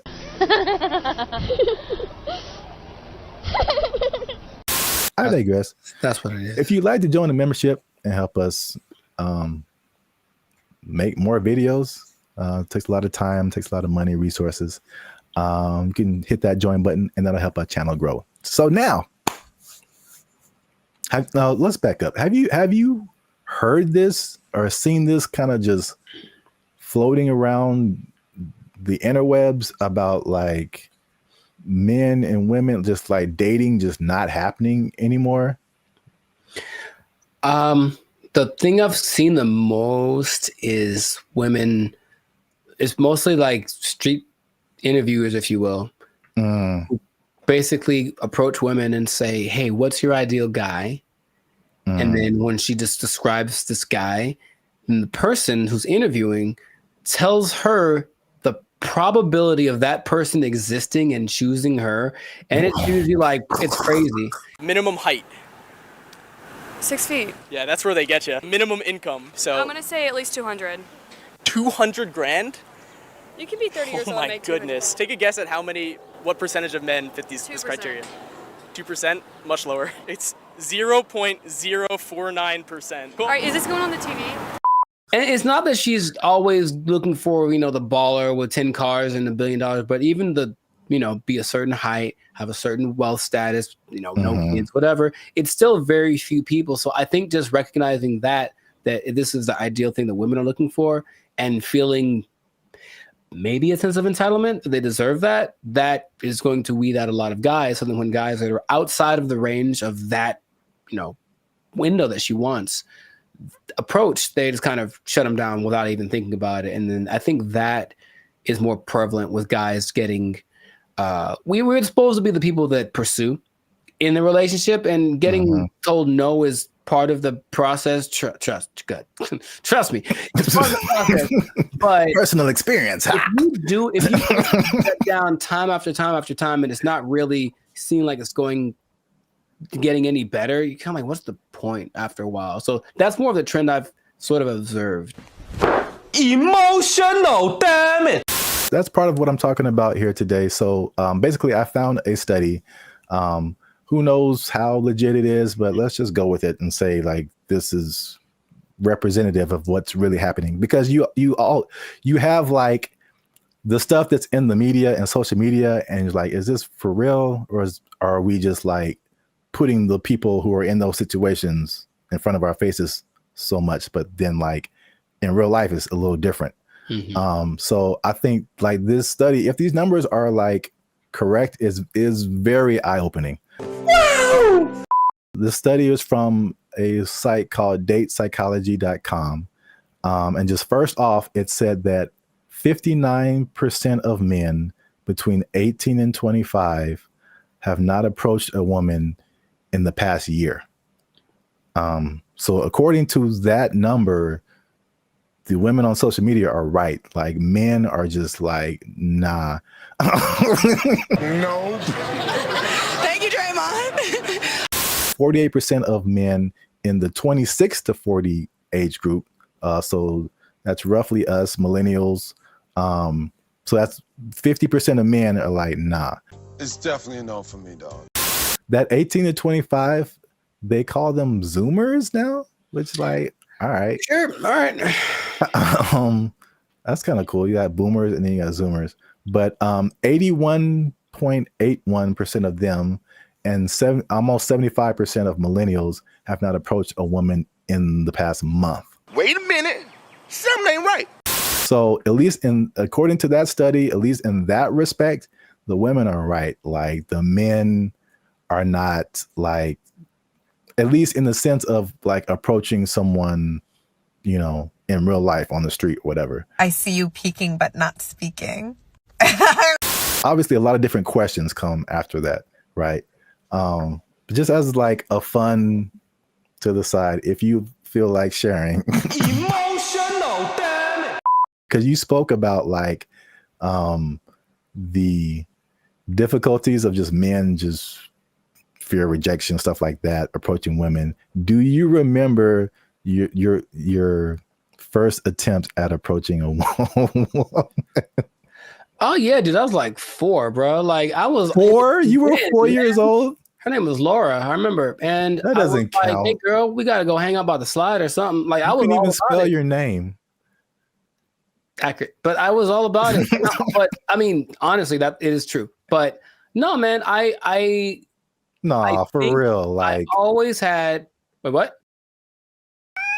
Okay. There was this girl in high school as a freshman. She was a sophomore, and I was like, yeah, I'm gonna write her a song and sing it to her because I just was going to do it. So I did it, and then she was kind of like, "Oh, that's different," and I said, "Okay." So that's such a dramatic approach. That wasn't the what I was hoping for. But then later that day, I remember standing with my 2 of my friends, and we're all just like looking at her, and then they were like, "Man, you ain't gonna talk to her," and I was like, "Yeah, I am," and they're like, "No, you ain't." I was like, "Yeah."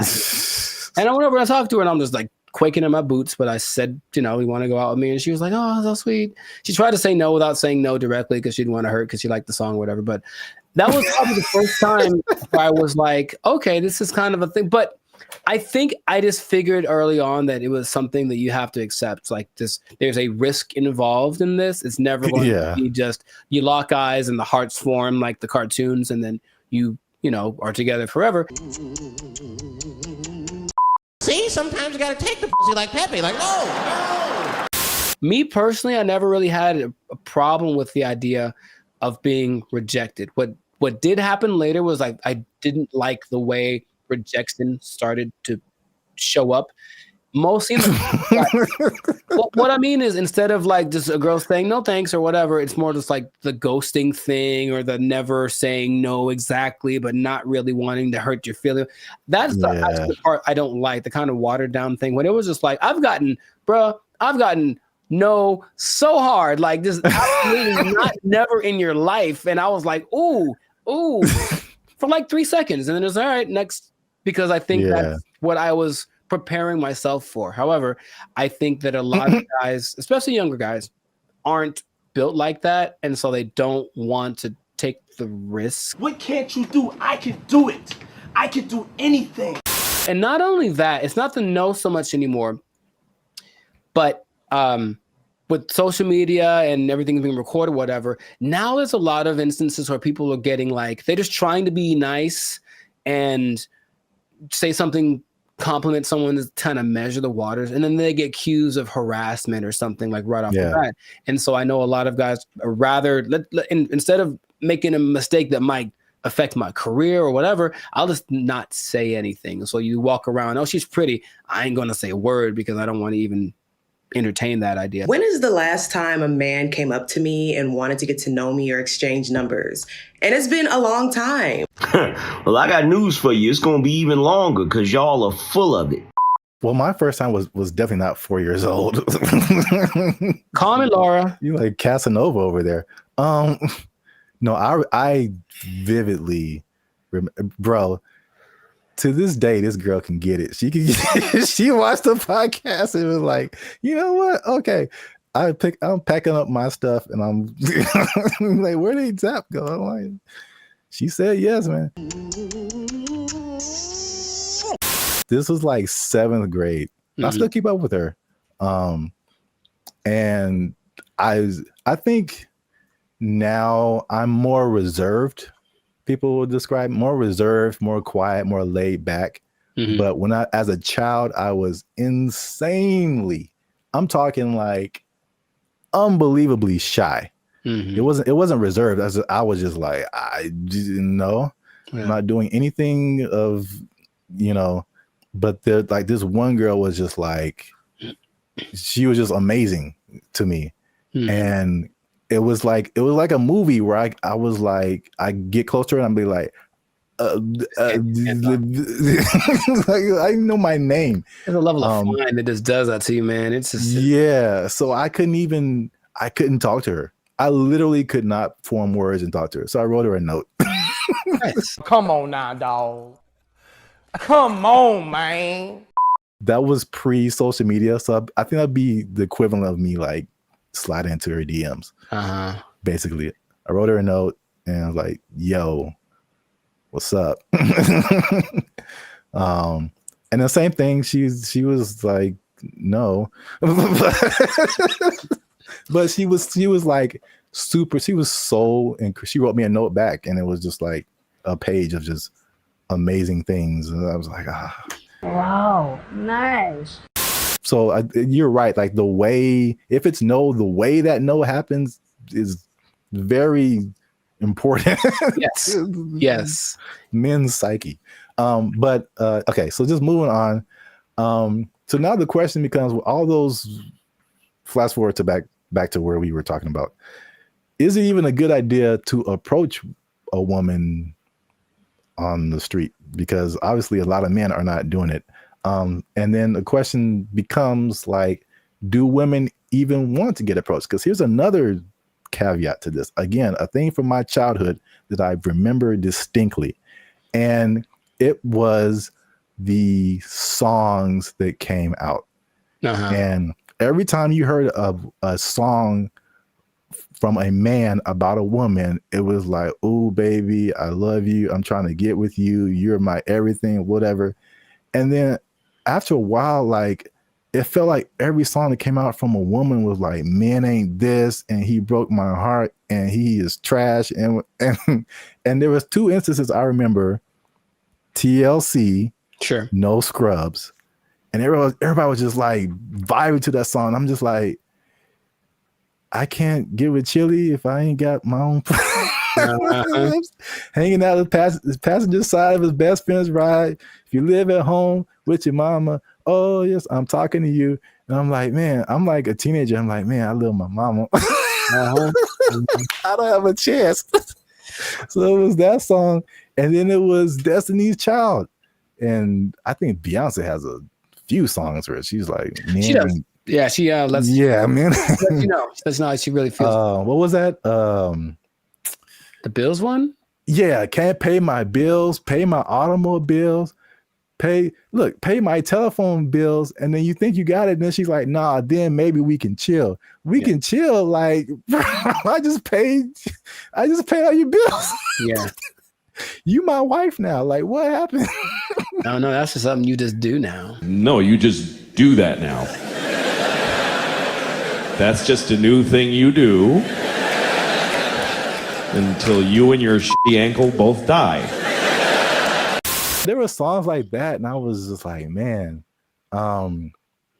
And then like that, and like the Me Too kind of thing, and like some of the stuff you hinted at. Right? Yeah, that's why it's like, okay, maybe I shouldn't say anything. So I don't want to get. I think there's the question of like, do women just like not be like being approached? So this study has said 74% of women aged 25 and below actually want to be approached more. 77 in the 18 to 30, 68 in the 68% and 30 to 40. So basically 3 out of 4 women are like, I want men to approach me. Why isn't it happening? I think the thing that I get from this listening to like interviews with women is that yes, they want men to approach them, but they want it to magically be the kind of guy that they like. Yeah. So there's a caveat to it. It's like if you walk, I've seen the look in women's face. If I walk up to them and they wait. Last week, I was in Tampa doing my thing, and I walk up to a girl, and all I was going to ask was about, it was a bunch of girls dressed the same. I wanted to ask why they were dressed the same. And I know for a fact that women, because I've seen many posts about this, have a voice that they do when they're talking to a guy they're not interested in. It's something that sounds like they're bored or whatever. It's kind of an ew, go away voice. That's suspicious. And so she does it to me right away as very innocently. Hey, what you guys doing tonight?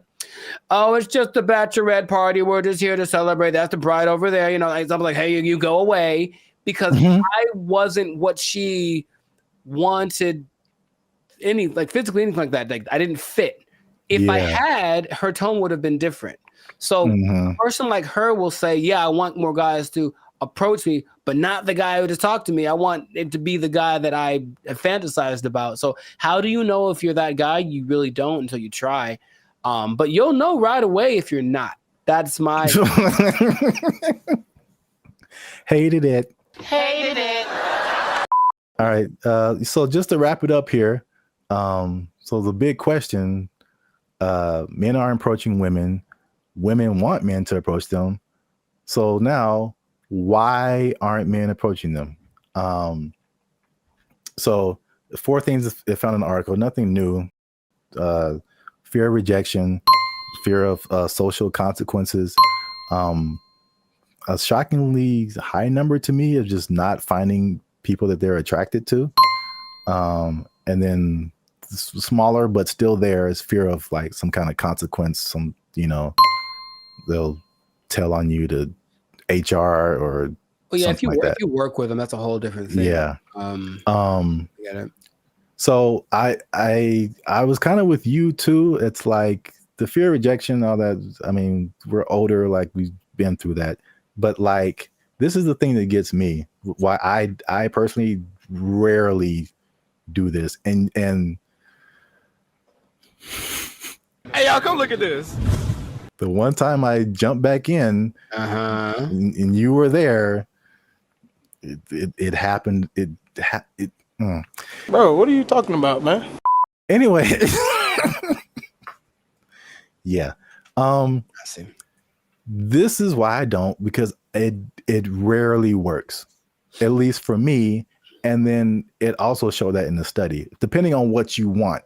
So I thought it was kind of cool the way it broke it down, because it went from approaching a woman to long-term relationship. Sure. So, and then the steps in between that. So you have to go from point A to point B, but it's a bunch of stuff in between. So it showed that when the guy approached a woman, 80% of the time it led to some kind of contact, meaning like friend zone. Here's my Instagram. Okay, whatever. You got a 4 or 5 chance of hitting that. And then from there, 60% of the time it led to an actual date. 47% of the time it led to sex, which was kind of high, surprisingly high to me. Sure. Like you got a 50% chance of every 2 women, one of them is that seemed kind of high. But 28% chance it led to a actual relationship that was like at least 2 months. And then only 13% chance it led to an actual like long-term relationship. And then I mean, I can, some of those numbers don't apply to me, but I can at least attest for that last number. Like just approaching a woman in like life on the street, it like never turns into a long-lasting thing. That's weird. Well, I have friends that one of my best friends, you know, he met his wife. She was working at Carl's Jr. and he thought and he got a number and they married with 2 kids. So it does happen. And I will say that for me, I do like the immediacy of it. Is that a word? Whatever. I like the way you get the feedback right away. If I talk to you and you're into me, I kind of can tell right away. If you're not, you won't give me the number, whatever. Whereas people that are going more of the dating online route, they'll get drug along for weeks and months and it might not go anywhere, but you wasted that much time. It makes, I don't remember how many people I've just walked up to and said, because it happens so fast. And if it worked out, great. If it didn't, okay, whatever. It's just such a short amount of time. But when these now people are kind of getting friend zoned and other women leading them on, they don't know, but it's going on for months and they're writing and, hey, what if you send me a little money? Maybe you can come over. We hung out and nothing happened, but I thought you were into me, bro. It's like that happens so much to these guys who are taking that route that you can see why it wouldn't be something people want to keep repeating to do. But I personally would recommend more so to the younger people because I think you could be a little tougher. That's just my personal opinion, is that like thick-skinned, if you will. Like just try. You never know. And I have had a couple decent sized relationships that came from just me walking up to a girl I thought was cute. So that has happened to me. In comparison to how many women I've walked up to, it's not a very good percentage, I suppose. Hi. Okay. For me too, it's just like it's the unknown, because it seems the randomness of it. Because all I have to, unless I know you from something, like I'm just going off of you look good, and then right. There's a whole lot of stuff after that that I have no idea what I'm getting into, and for me, most of the time is bad. It's so bad. It's the other stuff. There's a lot of layers to a lot. Oh, of it's so bad. It's so bad. Women. I started writing them down because remember we had another thing and you were like, tell me some of your experiences, and I couldn't even think, and you're like, oh, they're repressed. I'm like, they probably are. Gotcha. I started writing them down. I got like 10 of them. There's a lot more. I believe it, bro. Make sure you leave a comment on this video. Share it with somebody who has noticed this in the dating scene, men approaching women. Why aren't they doing it? Why aren't you doing it? Are you doing it? Did it work for you? I don't know your life. I'm just saying. Yeah. Yeah. And good luck. Yeah, there you go. Oh, it's just a bachelorette party. We're just here to celebrate. That's the bride over there. You know, I'm like, hey, you go away. I'm in Hollywood just eating a sandwich, as you do. And this robot comes along, and it's apparently like one of those delivery service things, and it's looking for somebody. And you can see it kind of doing this thing. Like it doesn't have eyes, like a box on wheels, but it just was looking around. And I swear to you, it looked at me kind of like, hey, what am I supposed to do? And I was like, like, bro, I don't know you, bro. I don't know you. Bro. You ain't my block, son. What's up, everybody? I'm Jericho. This is Zap, and we are the now 6-time international pop hip hop duo. Why is this so hard for me? We got awards. We're good. We're banned at Future, son. Anyways, check it. We make clean fun music that everyone can listen to. What? I'm making a compilation of this. We make clean fun music everyone can listen to with a sound that's uniquely Californian. And you are now, right now, in this moment in time, tuned into the Life's a Circus podcast. We talk about things that are fun, interesting, and straight up ridiculous. So before we get started, do us a huge, huge favor. Make sure to like, subscribe, share, and comment. on this video. Share this video with at least 2 people that are afraid about the robots, man. We're talking about them again because there's some new developments. There's some new robotic developments, this time from the more humanoid version, and it's kind of crazy. So stay tuned to the end to find out what animal they're actually trying to replace with these robots. Like, it's an animal that humans have used for centuries, and all of a sudden it's like, they're not good enough anymore. We need some new ones. So let's get into this thing. Now, the robots are not coming. They are here, children. This is not a drill. The robots are here, and I want you all to be... Hide your wives, hide your kids. It's just, so there's basically 3 companies that are really going in on producing these humanoid robots. They're really emphasizing the humanoid factor, and a lot of people are once again afraid of they're going to take our jobs, whatever it is. But I just want you to know about these so that you can be informed. Band of Future is here for the people, so we're going to inform y'all today. So starting out with our buddy Elon Musk, and I want to just ask Zap after I talk about these if you've heard of these, but Elon, our boy, is doing everything. I mean, so the Tesla bot is the thing that he's been developing, and it's, you got to see this thing. So it's the most, how do I say it? It's got hands, man, like hands like this, hands that can grab things and manipulate, and they look like they're kind of soft, like maybe they moisturize, like really real humanoid like. And so these Tesla bots have autonomous correction action capabilities. Basically, they can in the moment figure stuff out, and they can do sorting and unsorting sort of stuff. And just watching it without, like, if you watched a silhouette of one, it's the one you'd say, oh, that's a person. And that's already kind of crazy. Not a big clunky robot thing that they had a few years ago. Now it's just looks pretty sleek. There's a video of one doing yoga, and that maybe creeped me out more than anything else. I don't know why, but it's something that you're going to be able to purchase for yourself if you want. For the low price of... Well, there's no prices. It's not there yet, but it's going to be $1 billion. I'm sure it's going to be up there. But the Tesla bot, which will be compatible with all of your Tesla products, with your Tesla truck, with your whatever it is. My man Zabrath, do you want a bot? Do you want a bot that has soft hands that could probably play?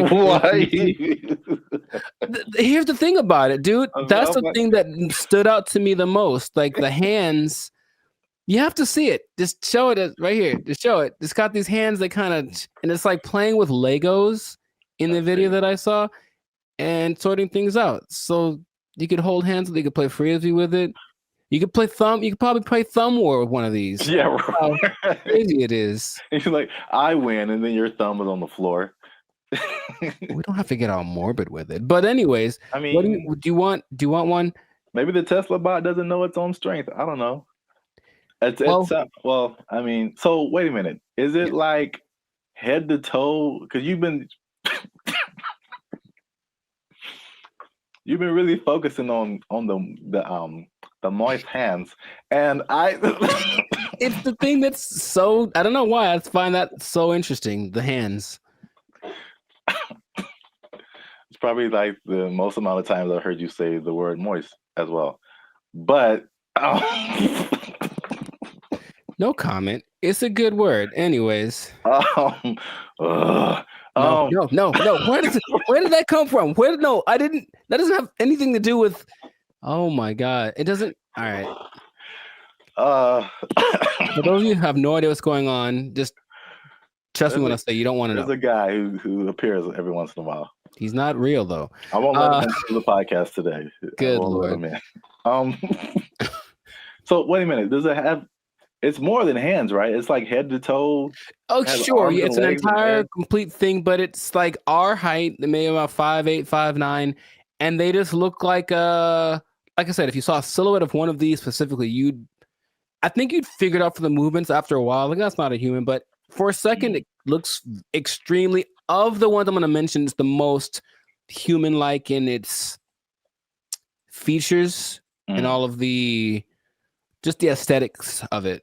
Okay. Does it like when it talks? Does it move its mouth and all that, and the eyes and all that, or is it just? It doesn't talk, but it can understand, which is so anyway. Yeah, But the face looks like a human. it's got dots. It's got dots and like a nose thing. I see. So it's getting there. But that's like the one that's the most. I mean, the first when you said, I mean, because you focus on the hands, like moving stuff and then building Legos. My first thought was laundry.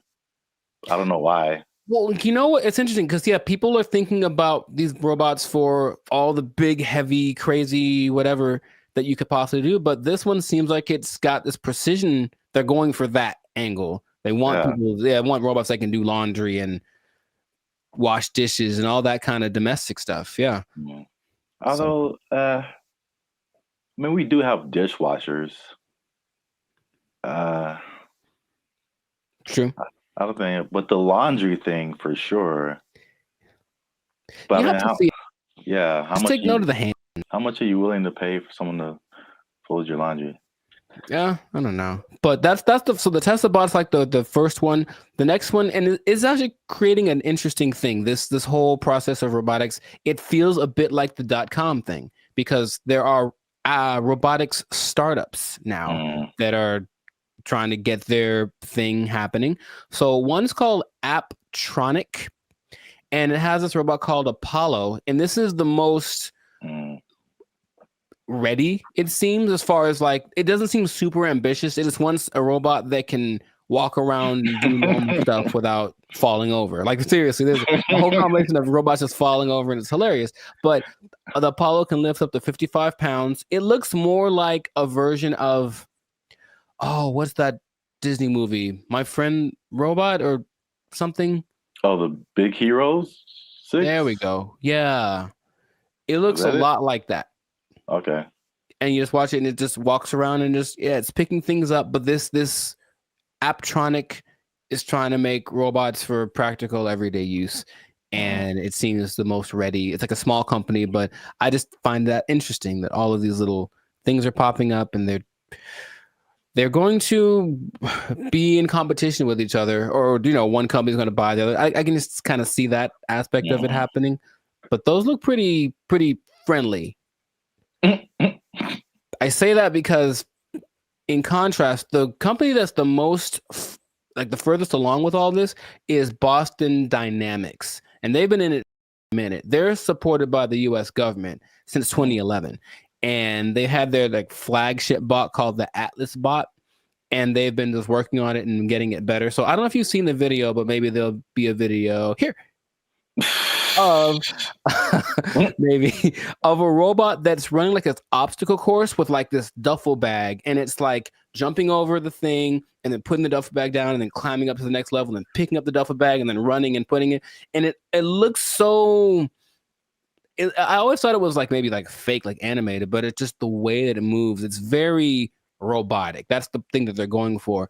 But at the same time, it has so many interesting things that it can do and interesting versions. That's the company that made the dogs that we talked about earlier. The dogs that are gonna, whatever. And I had an interesting robot experience a couple of days ago. I don't think I told you, or maybe I did, where I'm in Hollywood just eating a sandwich, as you do. And the robot comes along, and it's apparently like one of those delivery service things, and it's looking for somebody. And you can see it kind of doing this thing. Like, it doesn't have eyes, like a box on wheels, but it just was looking around. And I swear to you, it looked at me kind of like, hey, what am I supposed to do? And I was like, bro, I don't know you, bro. I don't know you. Bro. This ain't my block, son. But it's just like, and everyone was walking past it like normal. Like, yeah, there's a robot. So that's slowly becoming a thing. And Elon specifically said it's not going to happen overnight. So there's this assimilation of robots. But the Atlas bot thing, since the 2011, been backed by the Department of Defense. They're supposed to be used for all of the dangerous things, tending to nuclear reactors, putting out big fires. But they're also making these to wash dishes and fold laundry. Maybe do small tasks. They have the version called the Cheetah that can run 30 miles an hour. and they swear that they don't have any military intentions. Now, just if I said, we assure you we don't have any military intentions, what do you think is actually happening, sir?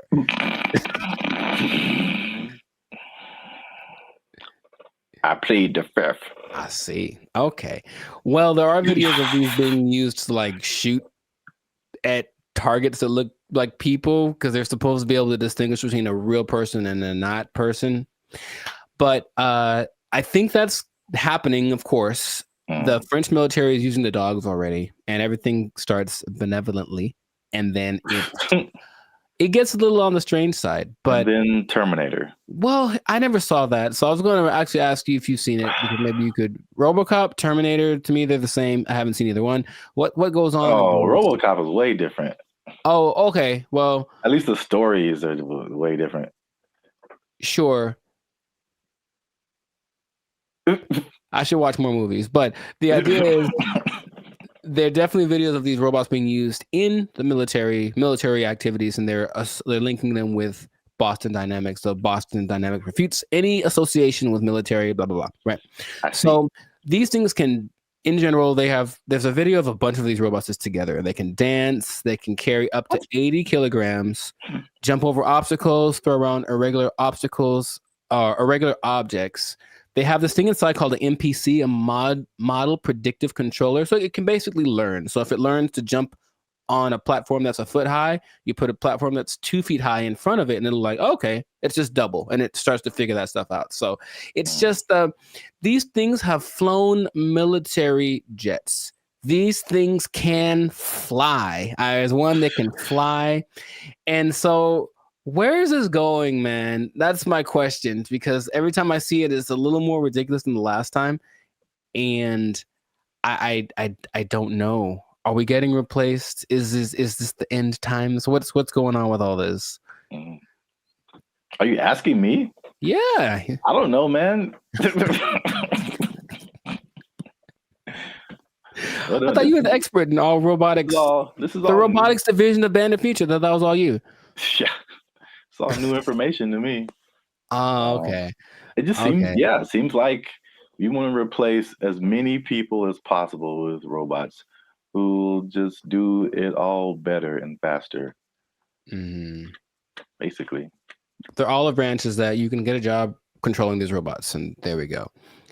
But they're starting until they make a robot to control the robots. Well, that's the thing eventually. Yeah, you're going to have to be the person that programs the robots to control the robots. And then Terminator. Then they How does that movie end? With everybody dying? Is that what it is? No. Oh. But, I mean, supposedly it's a whole time travel, whatever. But I think eventually the humans defeat the robots or something. I don't remember.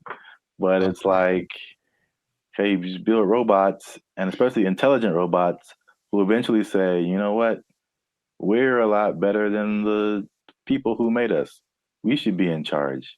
And then they become in charge and enslave humanity. Cool. It's just so weird that they do. The movie has been written already, and they keep doing it. Just like the dinosaur thing, people like trying to bring dinosaurs back. Yeah, and I'm like, no. There's a movie. There's a bunch of movies that tell you what happens, and it's not good. So stop it. Just stop it right now. They're not gonna stop.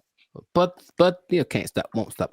But they are supposed to be the next. Anyways, everything is so nice that they're gonna be replacing your pets. Because think about it, a dog that's a robot doesn't need food. It doesn't poop on the floor. Like, it'll wag. They'll give it a tail to wag, and it'll protect the hell out of your house. Because anyone that comes in is dead. Trust me. Like, yeah. So they're doing that. But I promised y'all that you'd find out about an animal that they're replacing. And they are replacing the mule. Can you believe it? Well, because the mule's always I was gonna say a horse. Mm-hmm. So I was once you said it's been around for thousands of years, or whatever. Yeah. Yeah, That makes sense because all mules do is just carry stuff and pull stuff. yeah, but this robot mules exist now, and they're things that you don't have to feed or nothing. It'll carry up to, I think, 350 kilograms just wherever you need it to go. So I can just imagine, just do the logical progression. Those things are going to continue to happen, but that's where we are right now. That's like But can you ride a robot mule down the street? Oh, I think I know it's going to happen, and I think it'll just be the weirdest thing. Interesting. Or like a robot horse, yeah, instead of a car. That'd be kind of cool. I still vote for Transformers. I think that'll be fun. I think that'll be cool. Yes. Oh yeah, you have your robot companion or whatever, and then you're like, yo, I need to go to the grocery store. I need you to turn into a car. Yeah. And then it does it. Yeah. I see where you're going. I like it. Well, we're ending on an optimistic note then. I like that. Stay with that because everything else is doom and gloom. But that sounds fantastic. So this has been another episode of the Life's a Circus podcast. So make sure to like, subscribe, comment, share this video. Let us know what you think about the robot revolution that is among us, because it's just it's happening without us really being aware of it too much. And just know that with great robots comes great responsibilities. I didn't think that through. That didn't sound too smooth. Anyways, the thing is, yeah, I could have done better. I should have practiced. The thing is, these robots are eventually going to look exactly like you, and they're going to walk in one day to your boss and be like, "Hey, Clark, I'm here." Clark. And so what that means is that robot might have effectively permanently taking your job. I think my microphone fell off. I'm not sure. Oh. They took our jobs. They took our jobs. They interview people who swear by this. Now, I know you'll be like, were there any scammers? There's lots. Of course. There's lots of people who are claiming this, building cults, and then basically eating French fries behind the scenes. And the most famous, and this is real, well, this guy named... What's going on, everybody? I'm Jericho. This is Zap. We are the now 8-time international award-winning pop hip-hop duo Bandit Future. We make clean, fun music that everyone can listen to with a sound that's uniquely Californian. And right now, you are tuned in to the Life's a Circus podcast, where we talk about things that are funny, interesting, and just straight ridiculous. So before we get into this thing, make sure to like, subscribe, comment, and share this video with 2 people who are tired of eating, who want to find a different way. Did you know there's a different way? Did you know that there's an answer? If you don't want to eat, you don't have to anymore. It better be a good answer, because I want to eat. No. Check it out. Hear me out. You don't have to eat. That's my favorite pastime. Well, maybe this will be more of your favorite pastime. Skeptical. They say it in 2 different ways: breatharianism or breatharianism. I'm not sure which one. Stop shaking your head. You haven't even heard the whole thing. It's where you basically eat the air and you don't eat the food. That's it. Doesn't that sound fantastic? See, I blame these millennials. No, this is old, man. This is old stuff. This is old stuff. So, for those of you who have never heard the term breatharianism or breatharianism, I hear both. The guy in the video that I was listening to said both back to back, including in his annotations. I was like, okay, so pick one, dude. But anyways, it's the idea that human beings do not need to eat calories to sustain energy. And there is evidence of this, although there's lots of skepticism, understandably. You don't like this at all. I understand. Fake news. So let me tell you a little bit about it. It all started with a study of a guy named Prahlad Jani. And he was a man, I think he's from India or Pakistan, one of the two. And basically he passed away a few years ago, but at the time he had not eaten or drank anything for 70 years. That's what he said. 70. Okay. And so everyone was like, that's kind of ridiculous. Doesn't sound real. And every scientist said there's no way this is possible. So they decided to study the man. They took him to a hospital, did everything, CAT scans, and checked his levels of everything. And they say that for 15 days, this man did not eat or drink. He didn't poop. He didn't pee, nothing. And none of his levels changed.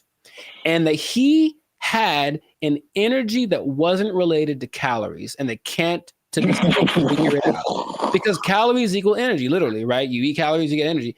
He didn't. And after the 15 days, because he basically just sat on the bed the whole time they did the studies, and then he just sat there. And when he sat there, they said he kind of went into this trance state.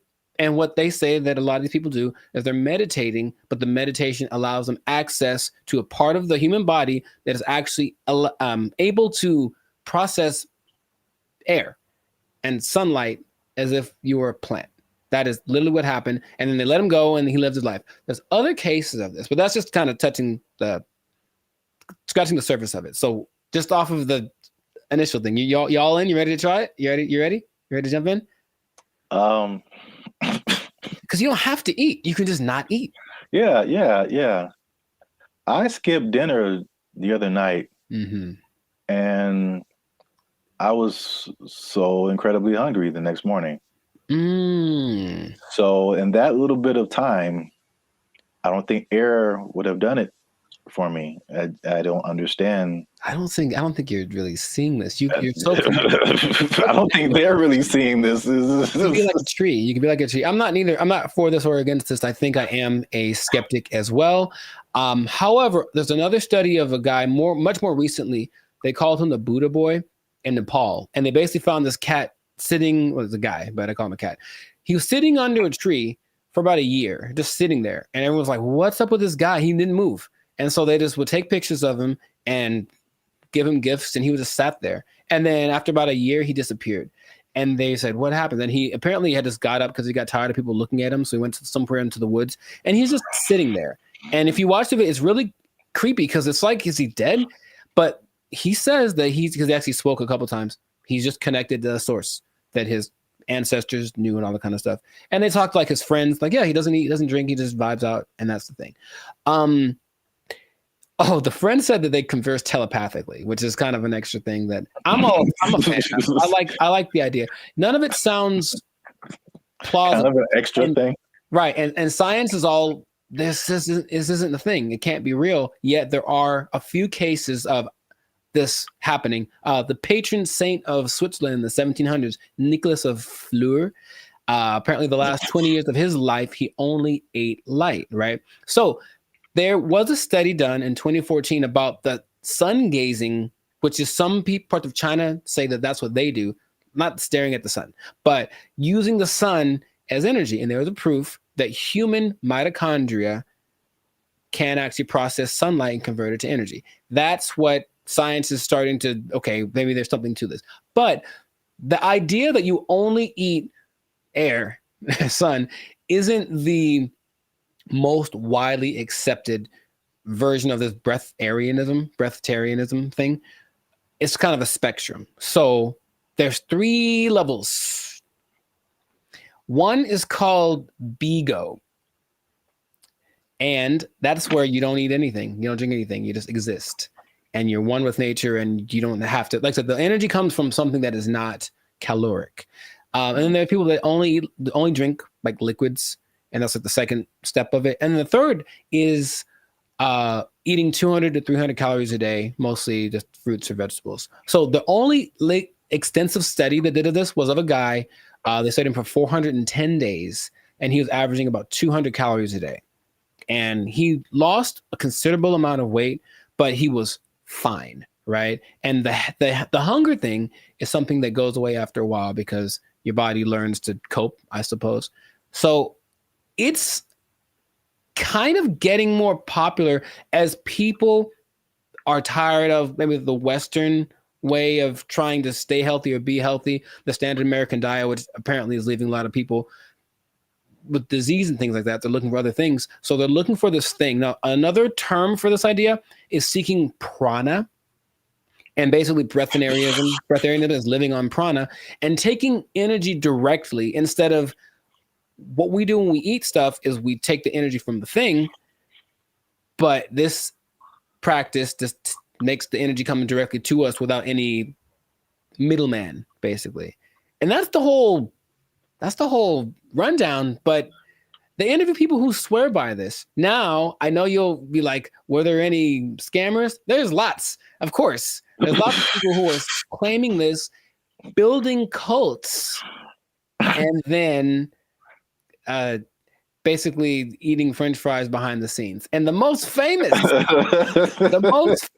and this is real, well, this guy named Willie Brooks. And basically he built this cult up somewhere in the desert, somewhere in the United States.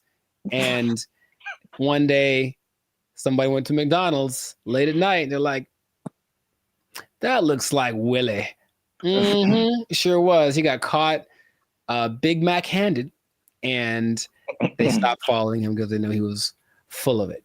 But it is something that, like I said, people are looking to as maybe this is another way to live as far as prolonging life. Now, it doesn't mean you're not going to die. The initial guy that I mentioned, he died when he was 90.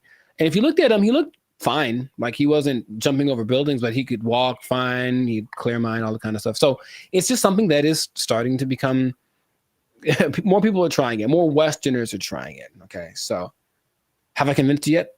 Are you going to do it? Or what do you think is possible could be happening instead? Okay. There's, of course, maybe they're just eating at night when no one's looking at them. In your mind, any remote truth, any remote possibility this is actually a thing that you or I could try and not die. Science said we'd die, but science said that the guy that they had in the hospital would have been dead in 12 days, and he lived 15 and he was fine, and that's what they let him go. Like, there's no way we can keep watching him like this. But what do you think? Do you have any? It's a bad sign when, like, the more you keep talking, the worse, the more it doesn't make sense. Sure. It is, I will say this, it is intriguing. Sure. Because I am trying to figure out in my head, how is this scientifically possible? Mm-hmm. And the first thing I thought about was, okay, like you said, the different levels. You need liquids, right? Like as a base, I think. So, is there a way to, because there's moisture in the air, is whatever these guys are doing, is it like extracting moisture out of the air into your body and somehow providing liquids? This sounds really weird, but it's just like, right. Maybe there is some kind of something to this. Sure. Well, here's the thing. If anyone is interested in it, there is a channel on YouTube called Take a Deep Breath that really is more about breath work in general, but he explores a lot about the subject. And he interviewed probably the world's most renowned expert on the subject, whose name is P.A. Straubinger. P.A. Straubinger. And he basically says, well, we can go 3 days without water. We can go 45 days without food. We can go about 10 minutes without air. So in a sense, we're all breatharians because we kind of, when we're not eating or drinking, we're breathing. And his idea is that people that have access to just making the breath part kind of override. It's almost like, okay, for diet, what we need fat, we need protein, we need carbs, right? So let's just use all of one instead of a balance of all three. And so the breatharians, I don't know how to say anymore. Breatharian, I'm gonna go with that. Instead of eating, drinking, and breathing, they just take breathing and make that the only thing they do. So in that sense, it's like, that's really interesting. But it does sound very far-fetched. Would I ever want to do it? Not in a million years. It does not sound fun, because if you're not, most things that you do when you're social, you're eating and stuff. If you're not eating, what are you doing? You're just sitting around. And these people do just kind of sit still. You ever see like a bug or a creature and you see it and it's just there? It's like, what are you doing? That's what they are. They just sit there and they're channeling the thing. So if you have to spend most of your time doing that. I'd much rather eat a steak and then keep it pushing. So that's just me.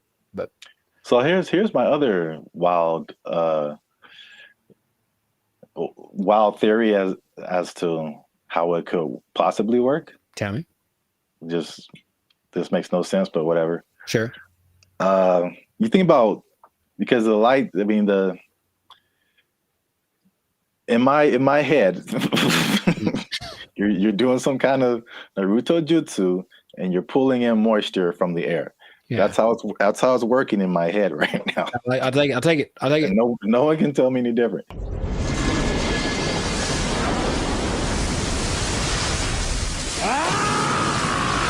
So now it's like, okay, you've got the liquid part. What about all the solid, like protein, all that kind of stuff? I'm thinking about all the microscopic organisms that are around us, all the bacteria, all the stuff that's on us. I read something the other day that was just like, there's all these things on our faces. Yeah, everything. There's just like thousands of these little whatever. And then there's stuff all in the air. What if they're just like focusing so hard on the breathing that they're like intaking all of these microorganisms that have all of this stuff that we have with food? So basically it's like they're eating all the time, just microscopic versions of food. So they're whales. Boom.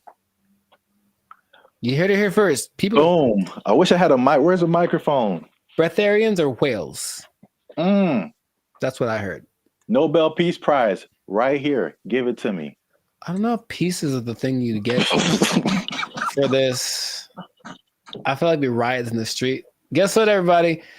Closing down KFC and Popeyes because you just open it up and walk around. Oh, what if you opened an air restaurant and just charge people $20? People would go. I know people would go. All right, that's. Oh gosh, I'm $20, all you can eat. It's the purest air from the mountaintops of Sweden.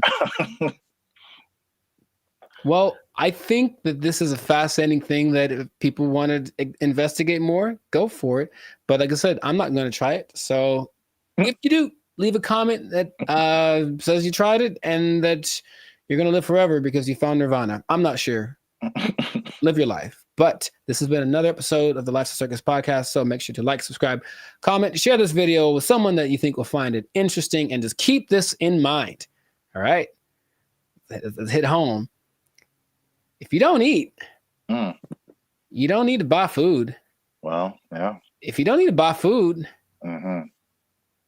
maybe you don't need a job. You don't need a job. You don't need a job because you don't have to buy food. Just eating air. Oh, it's not possible. They took our jobs. They took our jobs. Check it out. I do remember how I got rid of her. Do you want to take a guess? You staged an affair. I did not do that. You took a really bad poop and just left it there. She. Why is there a pause? There's a pause.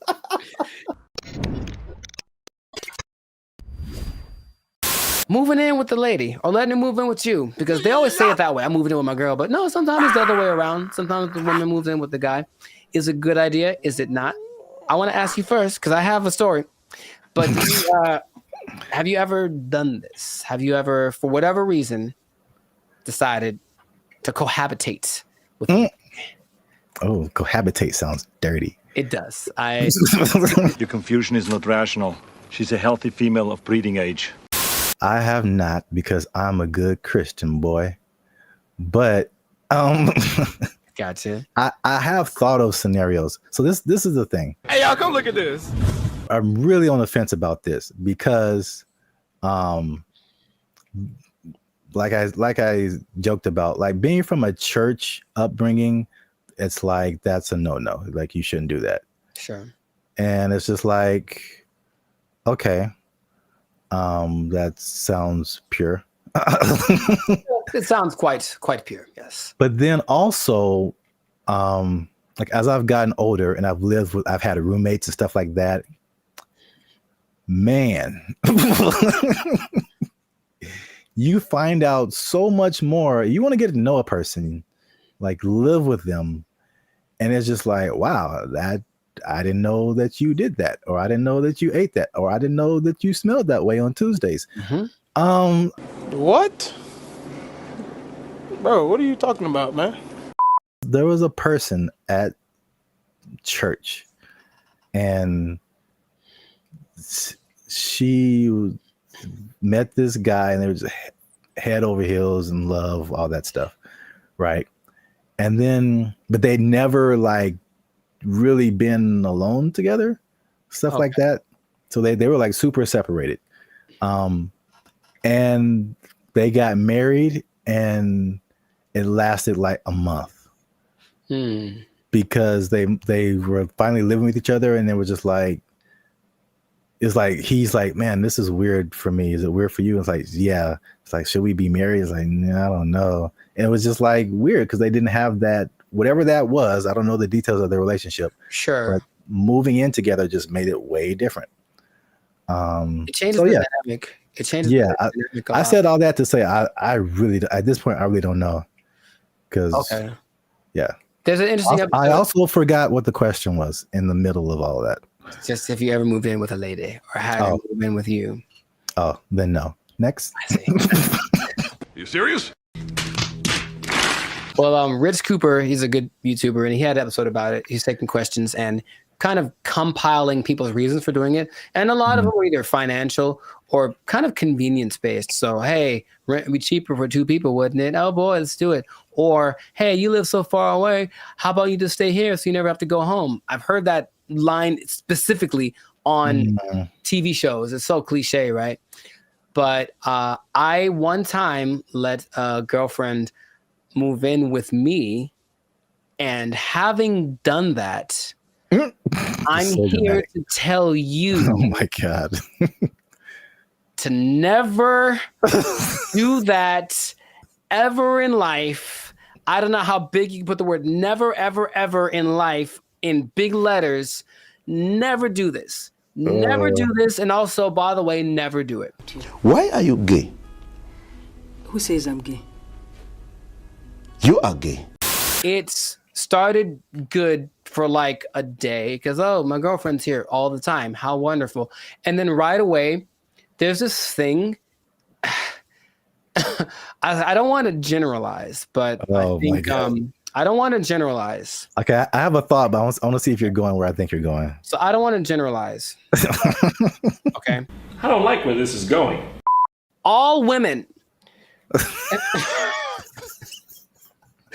do this thing where they kind of like judge everything you do, sometimes to you, but when they're observing you, they're not just thinking nothing.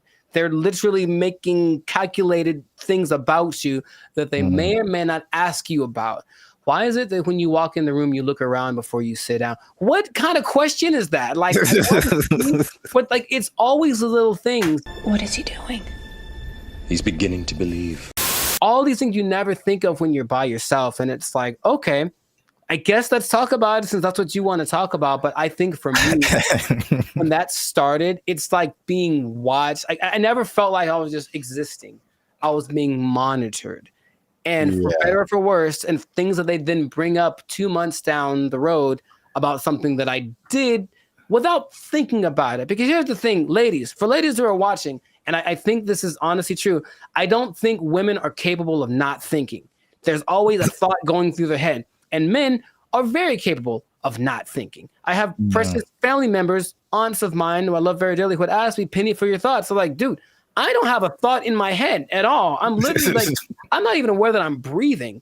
And I think, and so that means that there aren't as many things that we consider important. So why do you look at me that way? I didn't think about looking at you away, so I don't have an answer for you.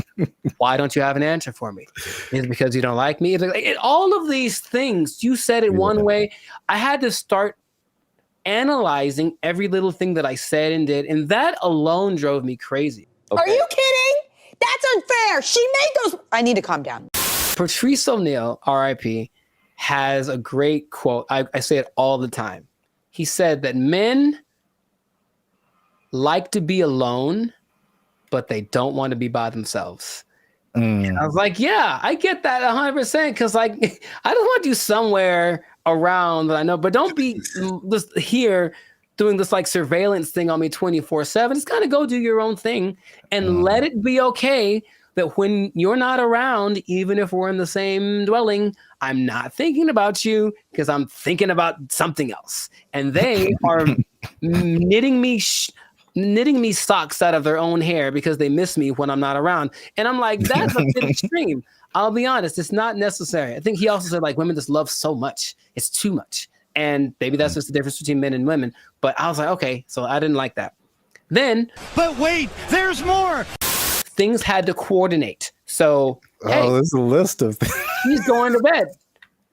It's 10 o'clock. You know me, bro.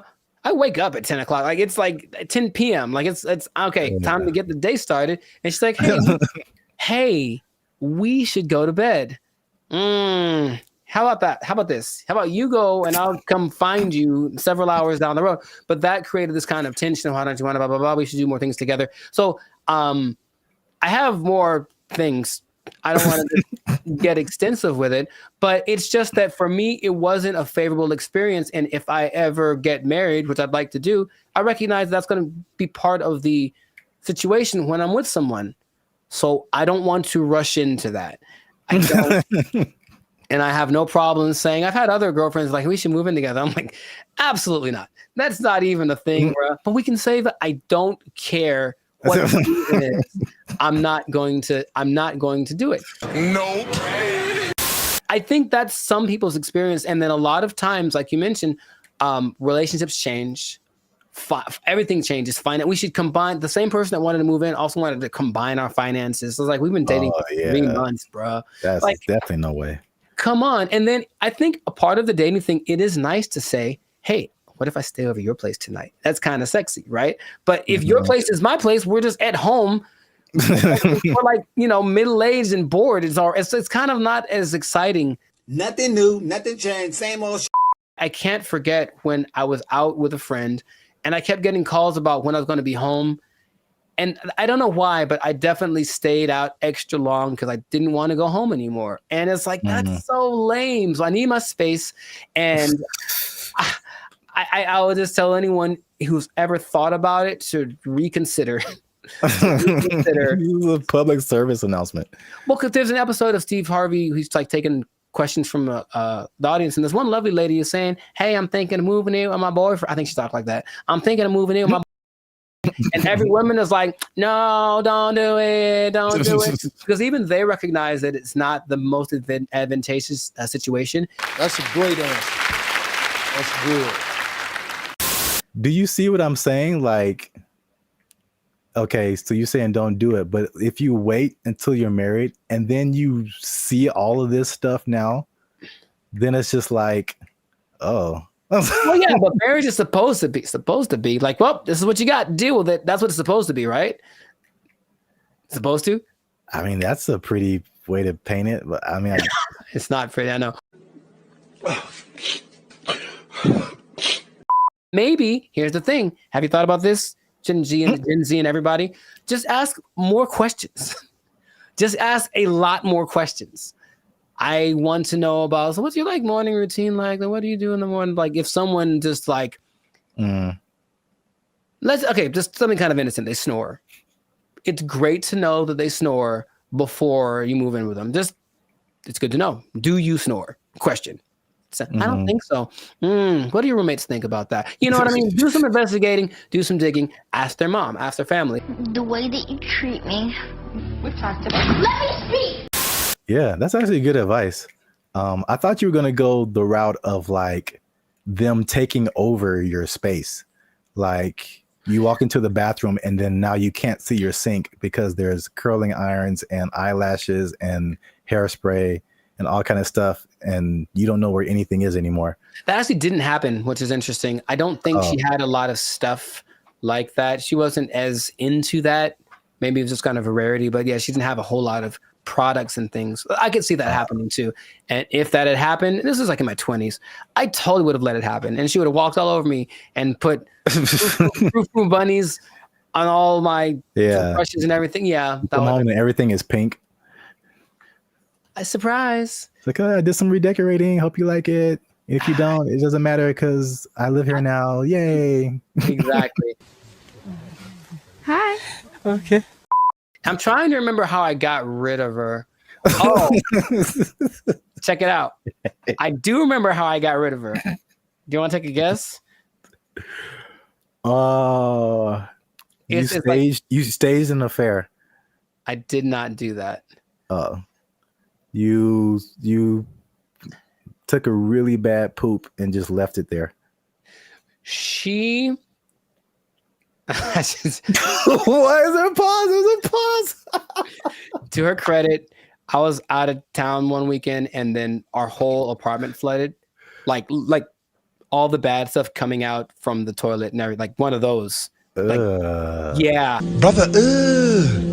And she actually handled it, like called the right people and blah blah blah. And actually, like literally, by the time I got home, I didn't know anything had happened. Wow.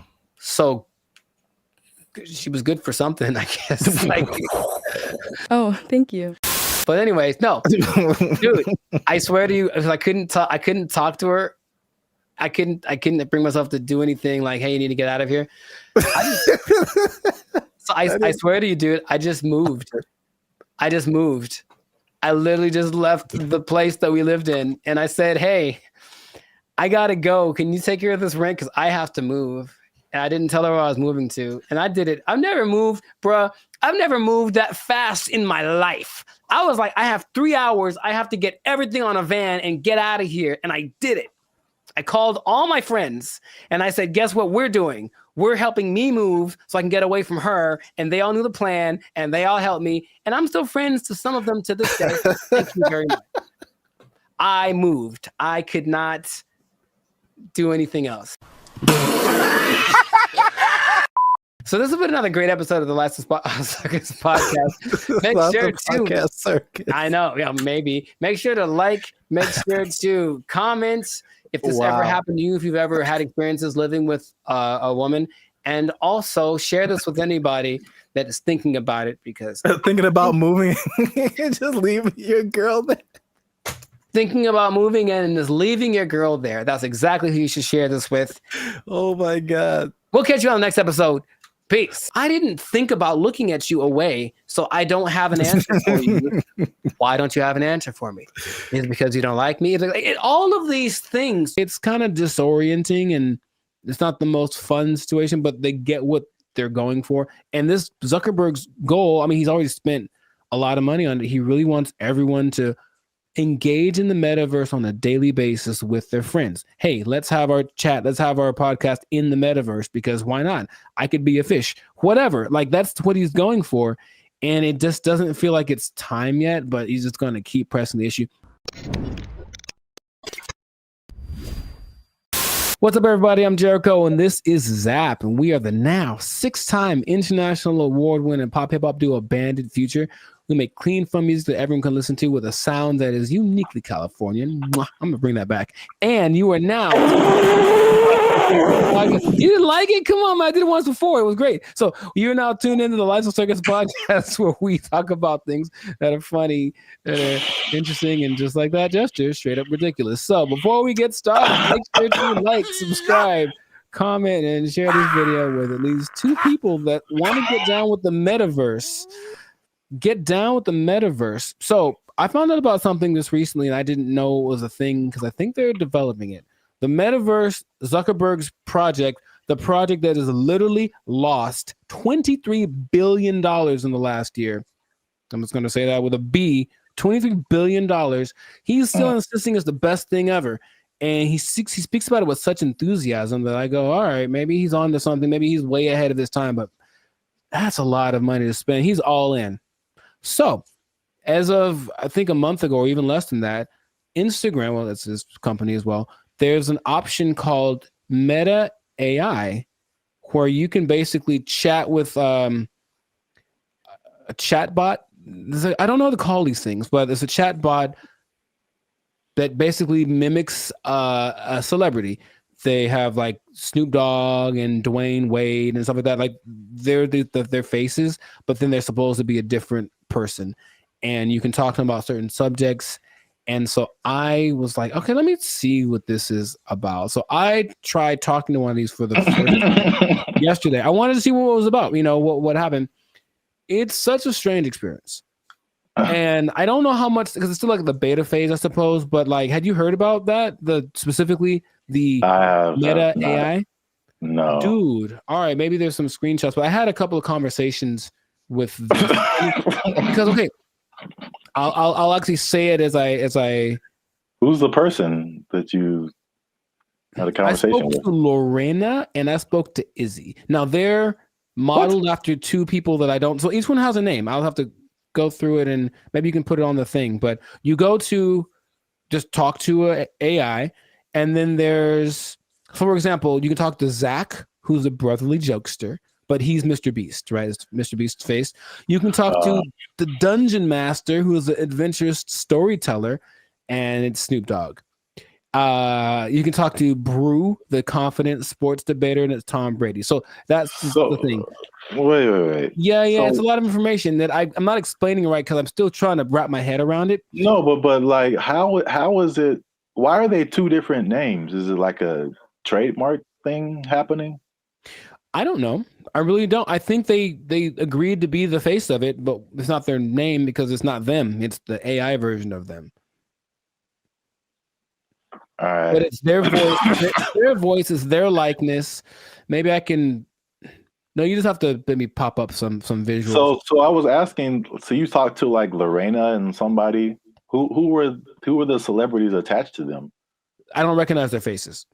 Oh, okay. They're all people that I've seen before, and I'm like, okay. And maybe not all of them are super famous, but like, okay, there's Perry, the approachable golf pro, and it's also Cliff Paul from the State Farm commercials. Imagine that. So I think maybe it's a combination of people that either are famous and I don't recognize them, or they're not famous, and then some famous people that agreed to be on it. But basically, each one has a level of expertise. So I'm asking these people questions about things that they have expertise on. One's a travel expert, and she was giving me tips about this and that. And the only thing that makes it like, this is weird, is when you write an answer or a question, they answer you immediately. And it's like a paragraph like this. So it's like, it's not possible for a human to do, but they respond to the nuances in your questions.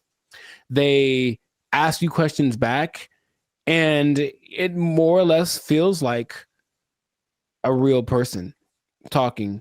Now, my thought about the meta thing in general is that it's kind of like supply and demand, like not supply and demand, but you can give people something that they didn't know that they wanted, and then you offer it, and then like, oh my God, I always wanted that. I really don't think anyone else wants this at the moment.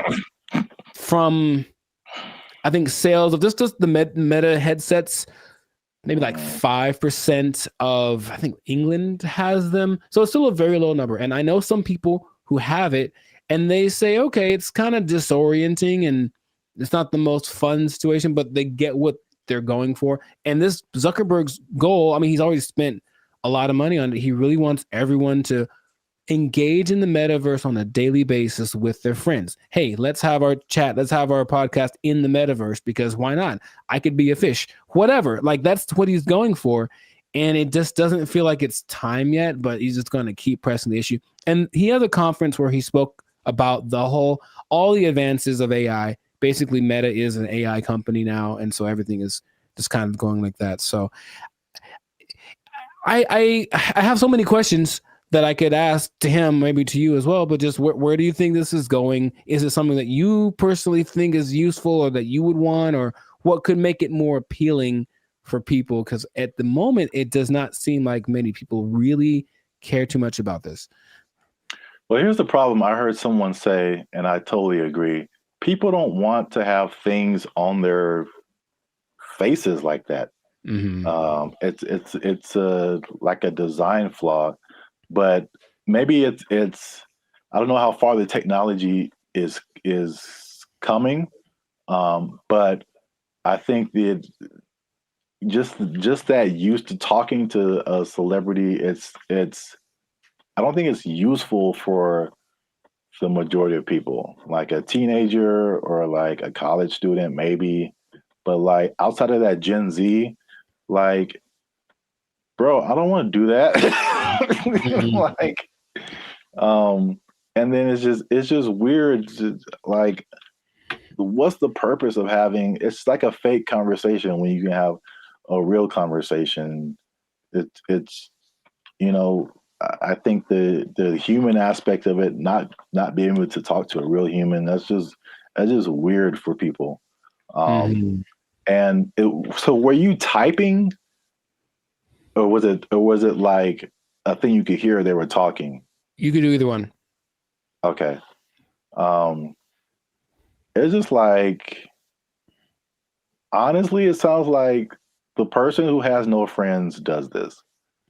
And they just talk to robots. So that's just weird. But back to like the glasses. One thing that I have been hearing about lately is the stuff that's, I think this was Facebook too. So I think this is a move in the right direction. There's a partnership with Ray-Ban or some other kind of like glasses company where they're like your normal glasses, but they have AI capabilities. So like you're looking at something and you can see something else superimposed that tells you like information about it. Like this building is from whatever, or this jacket costs this much. That I see as like, okay, that's pretty cool. That's very helpful.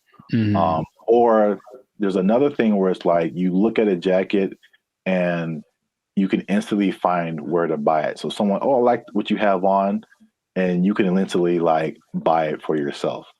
Like stuff like that is cool. There's also like the Snap AI mirror from like Snapchat. So I again, it's like they have to get out of this like goofy realm to make it like, okay, this is how you can use this. It's not about, I don't think, I mean, I know I'm like going a bunch of different directions. I have a bunch of different thoughts, but it's like, I'm not a CEO of a $1 billion company, so what do I know? But I don't think it's live your life in the metaverse. I don't think people want to do that. I think it's a hybrid situation, just like with all the other AI. It's like, okay, I'm going to still be in real life, but I'm going to use a little bit of this to enhance real life. Right. Leaving real life. So they have this Snapchat mirror thing that I just heard about. Is really cool, where you can like, if you're in a like, same thing, clothes. If you're in a store, you see some pants or a shirt, you can go to the mirror and see what you look like in that outfit.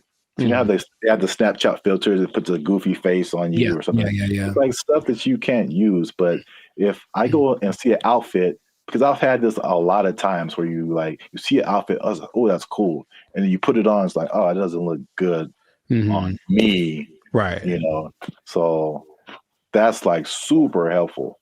I got that. So yeah, that's right. He did address the headset thing, and he's like, oh, we need to make it more comfortable. He's aware of a couple of things.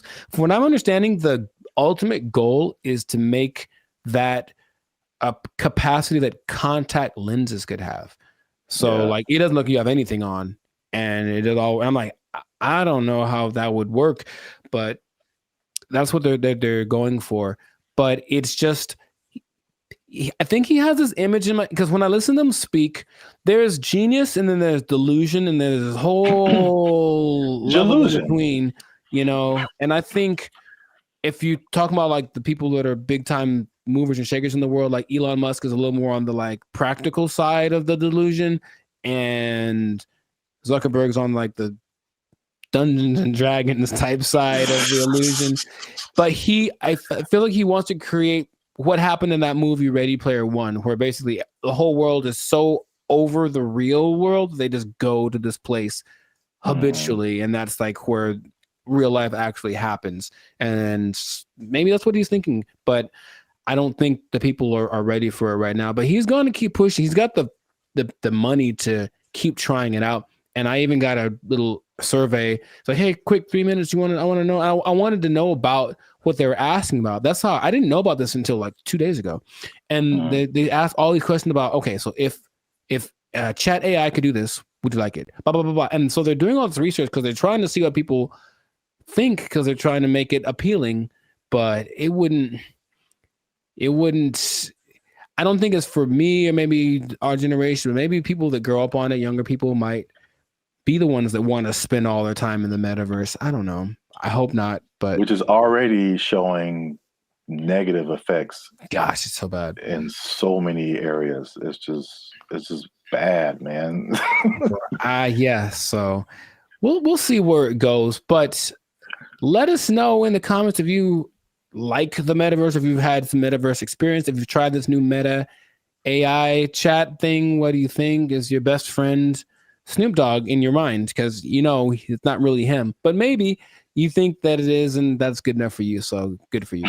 And let's see how this pans out. But it seems like it's going to be a real big push, he's got Zuckerberg has a couple other big objectives for 2024 that he's trying to get to. So, and spend a few more $1 billion in the process. So must be nice. We'll see how that goes. But yes, this has been another episode of the Life's a Circus podcast. So leave a comment. Leave us a comment. Let us know what you think about that. And if you trying to think of how this would work. If you are spending too much time in the metaverse, if you're spending too much time talking with a meta person, I don't know what to call them. They're not real, but they're not robots, whatever.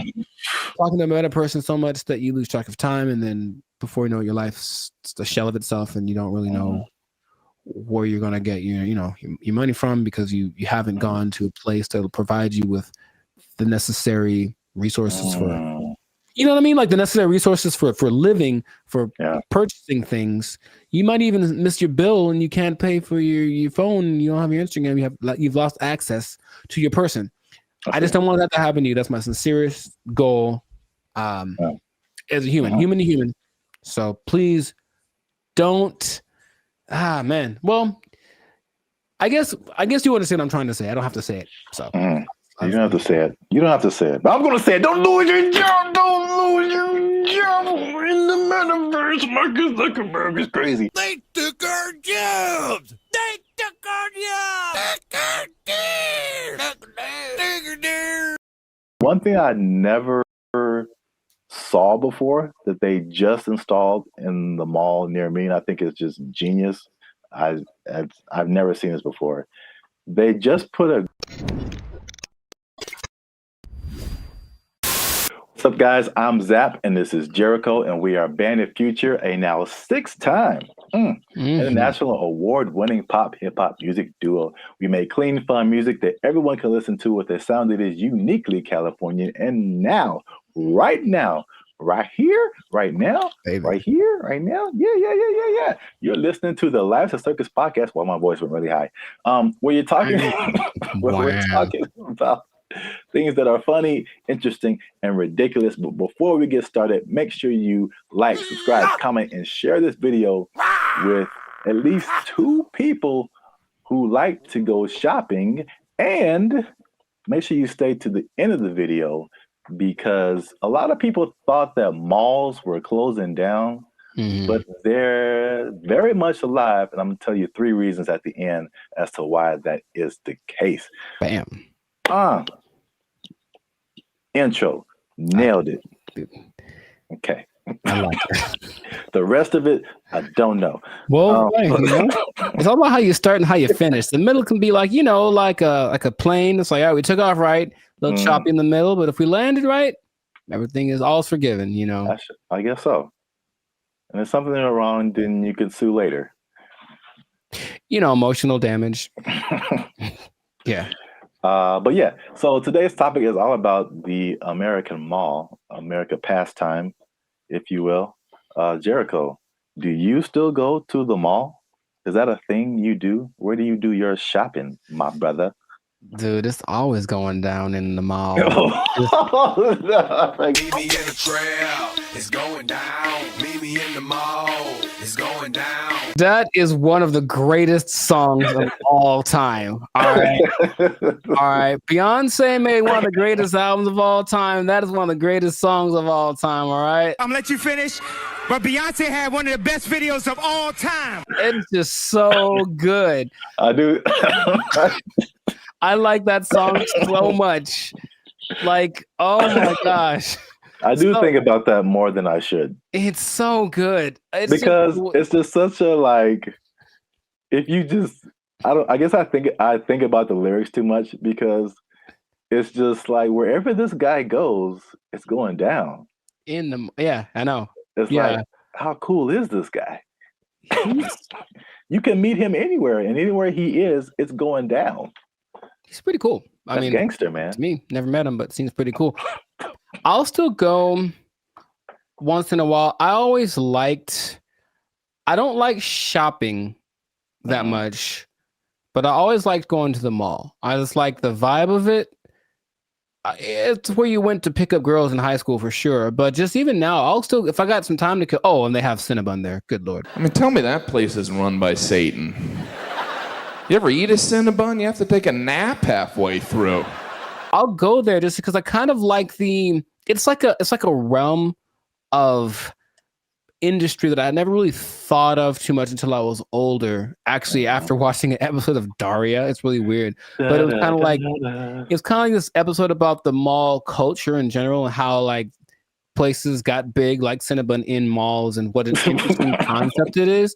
But not like a little, outdoor, but like a big, huge Ontario Mills style, or like the big one in Minnesota, that kind of mall thing. It's just a vibe. It's commerce. It's kind of like capitalism in its friendliest. It's like, hey, here's a lot of stuff that you probably want all in one place. You can come get it and spend time here, and it smells wonderful and it's fun.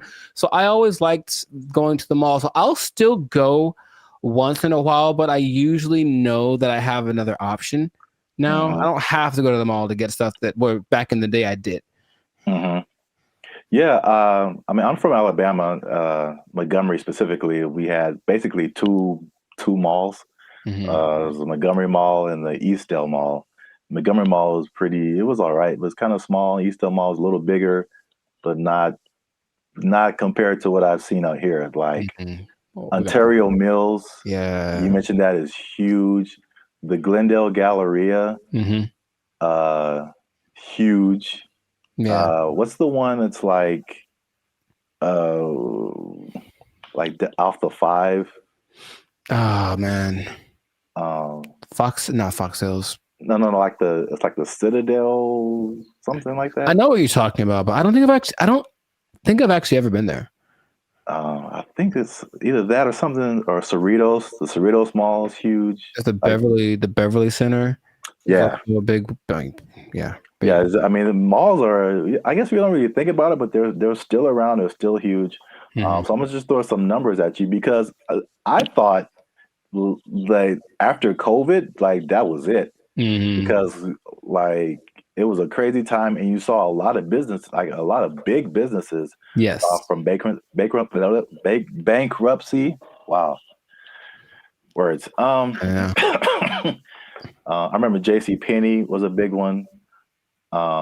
Bed Bath and Beyond got hit by COVID. Toys R Us. Oh yeah, R.I.P. Toys R Us. That's legit R.I.P. right there. It's like like big flagship store. I'm not talking like a little, Radio Shack or Circuit City. I'm talking about like the biggest store in the mall is like shutting down. Like, there's gonna be no more mall. Plus, what I thought with e-commerce, the Amazons of the world, it's like, okay, people got used to getting stuff delivered to them, and it's like, why go out? I can just get it on Amazon or Walmart.com. So the numbers, however, say the opposite. So malls work with like an occupancy thing. So basically, it's like the number one indicator of how successful the mall is. So the more occupied it is by retailers, the more successful the mall is. Mall occupancy It was 89 to 95% last year. 92%, and you're doing good. Anything above that, you're doing good. So malls are healthy, they're thriving. And this is what happened that I didn't really realize is that when the stores closed, it didn't necessarily mean that was the end of the mall because in case you didn't notice, a thing called inflation has been happening. No, I didn't notice. And so the price of everything has gone up, including rent. They just opened the space back up and they charged more because it was a new tenant. Traffic is actually up. Sales are actually up. There's actually waiting lists in some places for some stores to get into the malls. And so I get into these. There's three things that are really happening. You touched on some of it at the beginning. Okay. But I can at least give you this one on the retail side. It's basically people are finding out that, and it's kind of odd, I guess. I didn't expect that to be the way it is, but retailers are finding out that people aren't necessarily making that purchase online. They're just kind of like browsing. It's almost like TikTok, right? You're not really connecting with anybody. You're just scrolling through and seeing what's available. And they're making more concrete decisions in the store.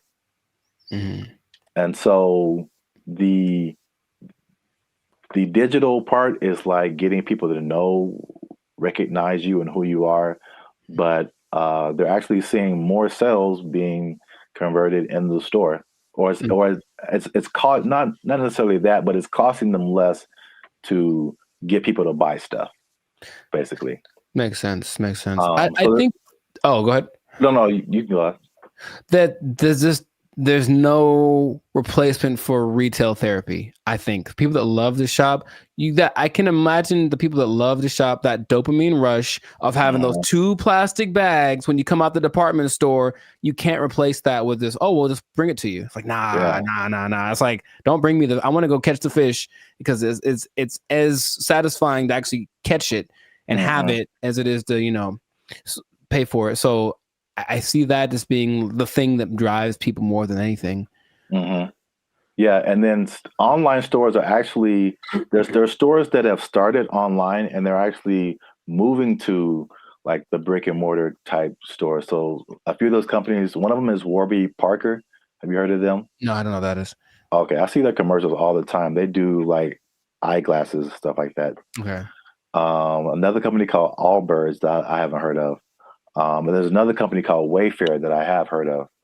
I've definitely bought stuff from their company.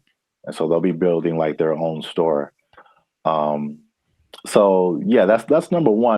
Sellers are seeing positive sales in the brick and mortar. And the second thing, you kind of alluded to it, is just people there's a certain luxury experience in malls that people are drawn to, right? That you don't necessarily get when you're just clicking a button online. Yeah. I recently I live near a mall, and I recently went in there, and I usually don't go in there at all, but I was just kind of walking around and looking, and I was like, it just felt nice. And I saw like a lot of stores that I wouldn't have come across online, a lot of objects or apparel, just stuff I wouldn't just be looking for online that was just different. Where else can you ride an escalator? The airport. Yeah, okay, so that's 2. But I don't go to the airport as much as I go to the mall. But honestly, it's kind of a cool thing too. Like, especially that big one that's always in the middle, and everyone's going up, and it's like the promised land appears. So it's kind of going there. Everyone looks. It's really interesting. But I think if you pay attention, you see the excitement of people going, "I'm about to buy something." Yeah. And they get to the top, like, we've arrived, and it's just got a cool atmosphere. It's like an environment, like a built-in environment. Like the people there, they'll have a little entertainment once in a while, especially in the 80s that had all the people that were singing there. But in general, it's just the fact that people are all there, usually in a good mood because they're getting the stuff they want. it's a nice place to just hang out. Mm-hmm. Right. Yep. Perfect segue. That's number 3. Oh. Is that the mall is just in general an experience for people. Mm-hmm. And I think what adds to that, they actually listed it here too as well. It's not just the stores, but everything else is happening too. So in some malls, they have stuff like go-karting and video game arcades. I know there's some malls that have like a trampoline thing you can jump on if you feel like it. And of course, the restaurants, the movies. Oh, it's movies, yeah. All kind of good food. And one thing I never saw before that they just installed in the mall near me, and I think it's just genius. I've never seen this before. They just put a grocery store inside of the mall near me. And that's literally the first thing I see when I walk in. And it's very weird because grocery store and mall are two different things in my head. But you're already shopping. I guess it makes sense. Well, from a psychological standpoint, I've never seen that. And that makes a lot of sense because from a psychological standpoint, when people buy stuff, like they're more likely to buy stuff when they've already bought something. So they're kind of in the mode of buying. So I'm going to the store to get my vegetables or whatever, groceries, normal. And then if you're in an environment where there's other stuff you can buy, they're like, you know what, while I'm here, I might as well see if they have and all of a sudden, there you go. You're selling more than you would have. So it's like the stores and the mall have like this kind of symbiotic relationship in a way. So yeah, that makes complete sense, but I've never seen that. Yeah, that's the first time I ever saw that. And it does make sense. And also, like the concept of a mall where you get everything, like I would, like in my mind, it's like if I'm running errands, it's like, okay, I got to go to the mall, then I got to go to the grocery store, then I got to go to this place. But if they're all in like one place, you can go to the mall, you can go to the grocery store, you can go to the movies, and then play an arcade game. You just spend the whole day at the mall. It's like a physical Amazon, like really, like everything I need is right here. Yeah, it's crazy, man. I want to go to a mall. I just want to go to the mall. I want to listen to that song. Meet me in the mall. It's going down. Get some groceries. Meet me in the club. It's going down. But if someone meets you there, will it be going down? I mean, do you have that kind of? Anywhere you meet me, guaranteed to go down. Yeah, that kind of pull, man. Will it be going down if I meet you in the mall? I think so. I think I can say that with confidence. I think it'd be going down in the mall. And you just play that song and like the murder horn song back to back, and dude, I'm lit. Like it's no. I'll use up all my energy for the day in 5 minutes to watch me. Oh, you know what? I just thought about this. Oh, what? Did you say energy? The mall next to me also has a gym in it. Yeah, I've seen that before. Like, it's everything. You just go to the mall. Yeah, that's so smart because they sold that mall when after COVID because like nobody's renting. They thought it was going to go down, and this guy bought it, and I was like, that's the dumbest thing ever. Like malls are on the decline, and they got a gym in there, you got a grocery store. That mall is bumping, dude. Like, yo, and he bought it at a discount. So I was just like, man, I want to meet the guy. They did an article on him. Okay. There was something depressing about the old malls, though, in some places where they're like kind of abandoned. Oh, yeah. Those are kind of, all right. There's one specifically in Laughlin, Nevada. And I remember being there like, I just feel gross being in here. Like half the places are unoccupied, and the places that are there, they have the same people that were there from the 80s. It's not a good situation. Yeah. But yeah, I like the mall, man. It's a good place. All right, we went way too long. This has been another episode of the License Circus podcast. Make sure you like, subscribe, comment, and share this video with somebody who likes to go to the mall. It's going down. Anywhere I be, you guarantee it's going down. Hey. Be in the mall. They took our jobs. They took our jobs. There's no amount of money too great, right? If you're going to go buy a yacht and a spaceship, that's $1.5 billion right there. So, like, don't buy a yacht and a spaceship. That's my suggestion. I'm just saying, please don't do that, Florida person. But Elon Musk has a yacht and a spaceship. Elon Musk is making yacht and spaceship money on a daily, all right? Yo, what's up, guys? I'm Zab. This is Jericho, and we are Band of Future, now 6-time international award-winning pop hip-hop music duo. We make clean and fun music that everyone can muget. Clean, fun muget. Muget, I like it. Do you enjoy muget? I don't think I've ever tried it. Dang it, I was doing so well. Is it spicy?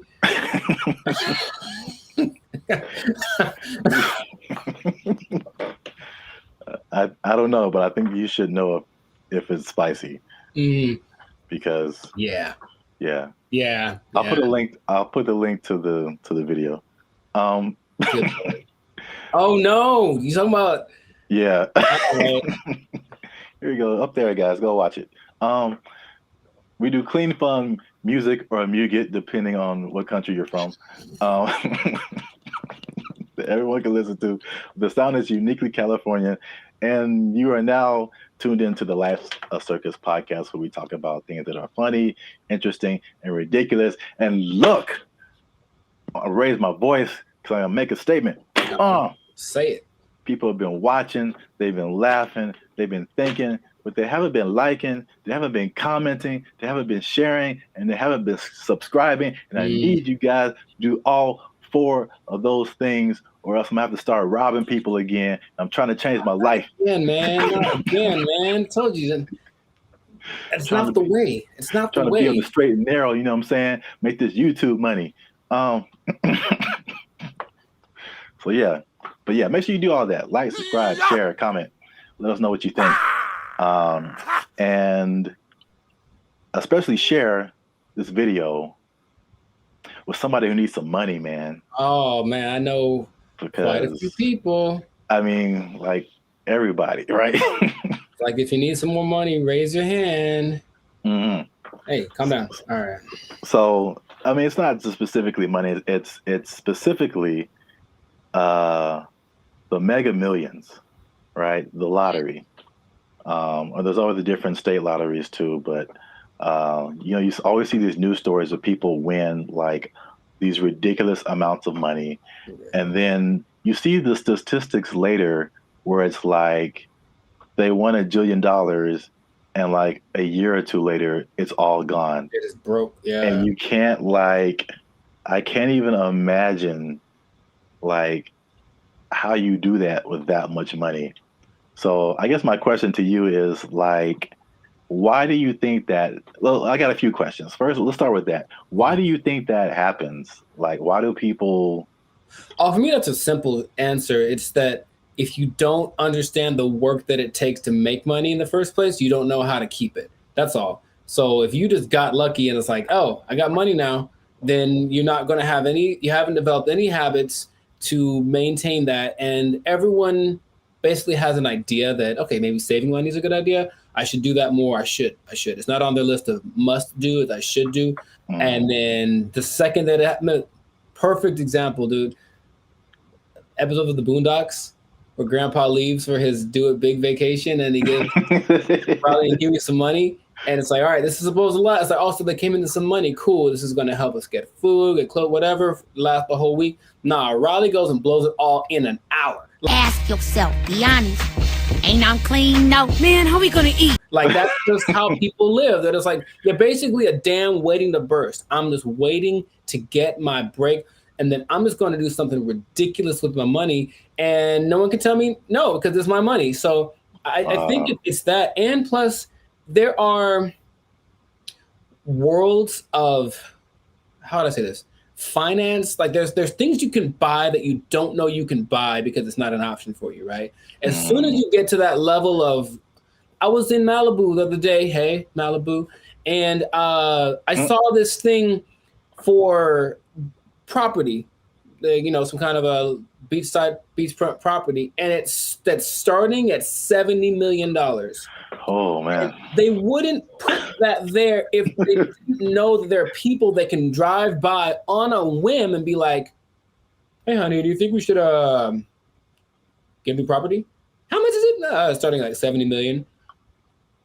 Bet, and then they just go do it. Like there are people that have that, right? But they also probably have the knowledge of how real estate works, all this kind of stuff, so they know how to invest in it and make it work for them. But if someone comes into what was it, $1.58 billion? Yeah, that's why I mentioned it because it's like a big number. Just somebody won a bunch of money. Right.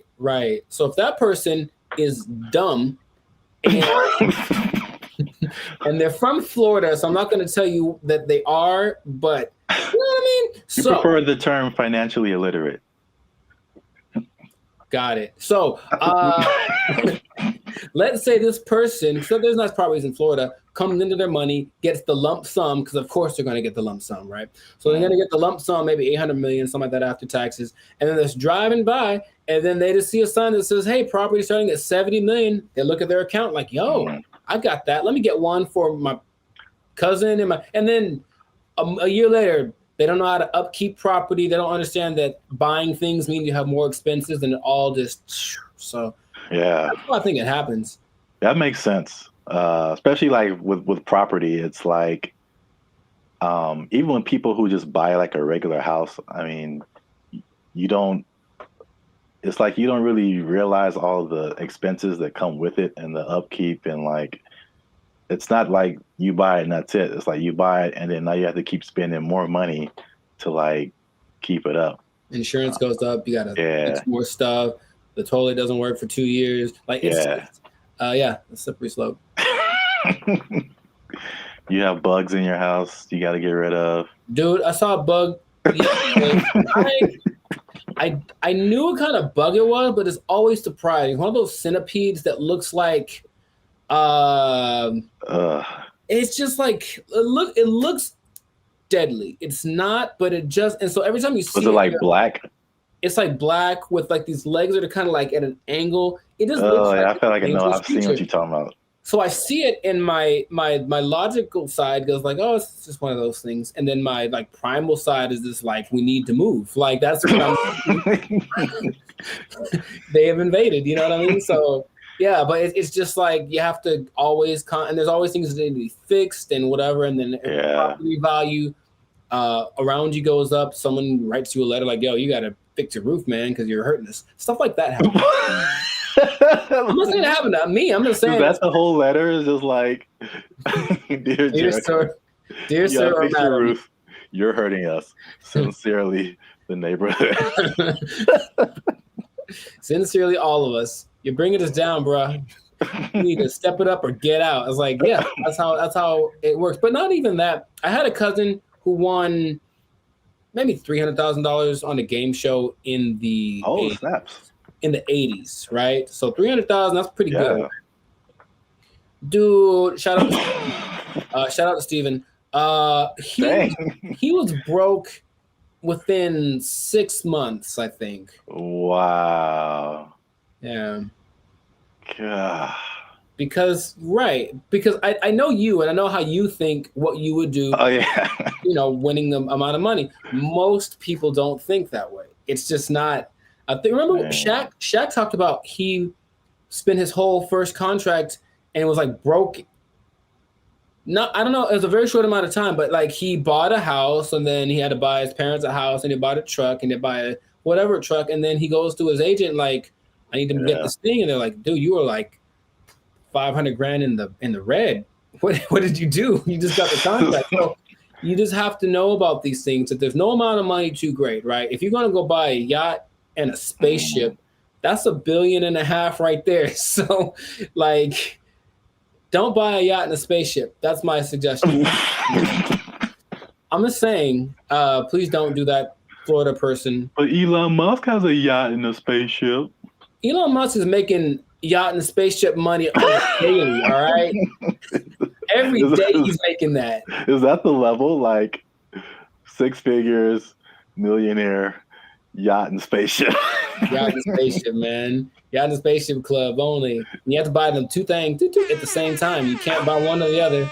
It's like a package deal. You got to get them to match. Step 1, Tesla. Step 2, Step 3, yacht and spaceship. There we go. Yeah. Plus, they're probably gonna make a yacht that can turn into a spaceship or vice versa. So it's all there's no level. You can go buy. People buy islands now. You can get anything with the right amount of money. So just you'll run out of it because money is a limited thing unless you have. Because if you won the lottery once and you're like, cool, I'm set for life. It's like, no, maybe you should set up to try to like. If you won it once, maybe play it again. Like, I don't know, do something else. What? That sounds like a terrible idea. Well, look, I don't know what the probability is, but think about it. If you won $1 billion and then you spend $1 million of it on more lotto tickets, you're probably going to win it. I would just guess it's possible that you could win again. I know you don't like that at all because it's a stupid idea. I mean, I don't know if it's. It's like reinvesting into something that's a far-fetched idea, but if yeah, I won $1 billion and 10 million. All right, I'm gonna buy $10 million worth of lotto tickets. What if you win 3 more times? And you know what I mean? Like, and that's how Las Vegas works, folks. Yeah. Right, or gambling. People get addicted to gambling. I got so much money, and then all of a sudden, I won. What if I win again? Yeah, go for it.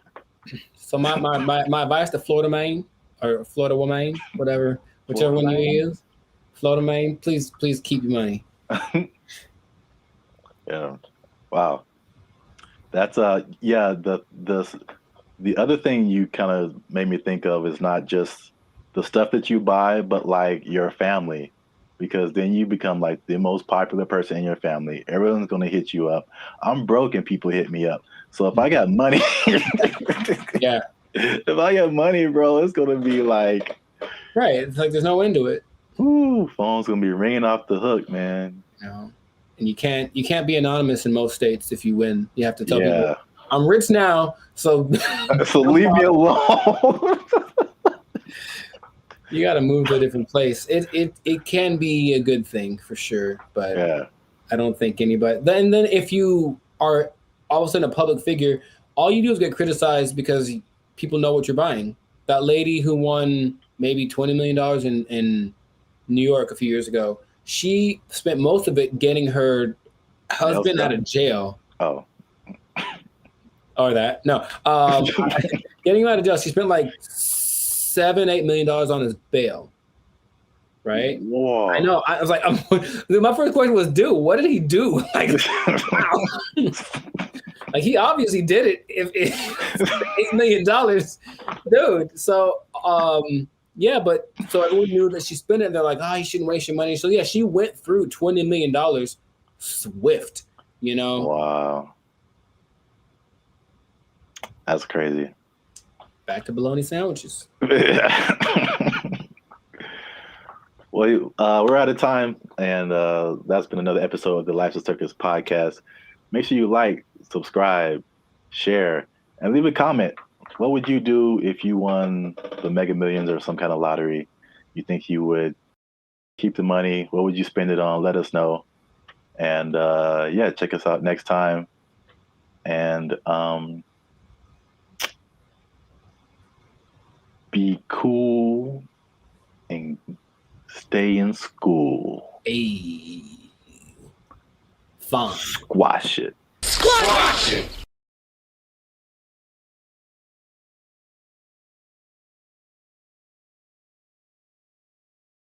If this was in California, they would be asking for like $60 an hour. Right.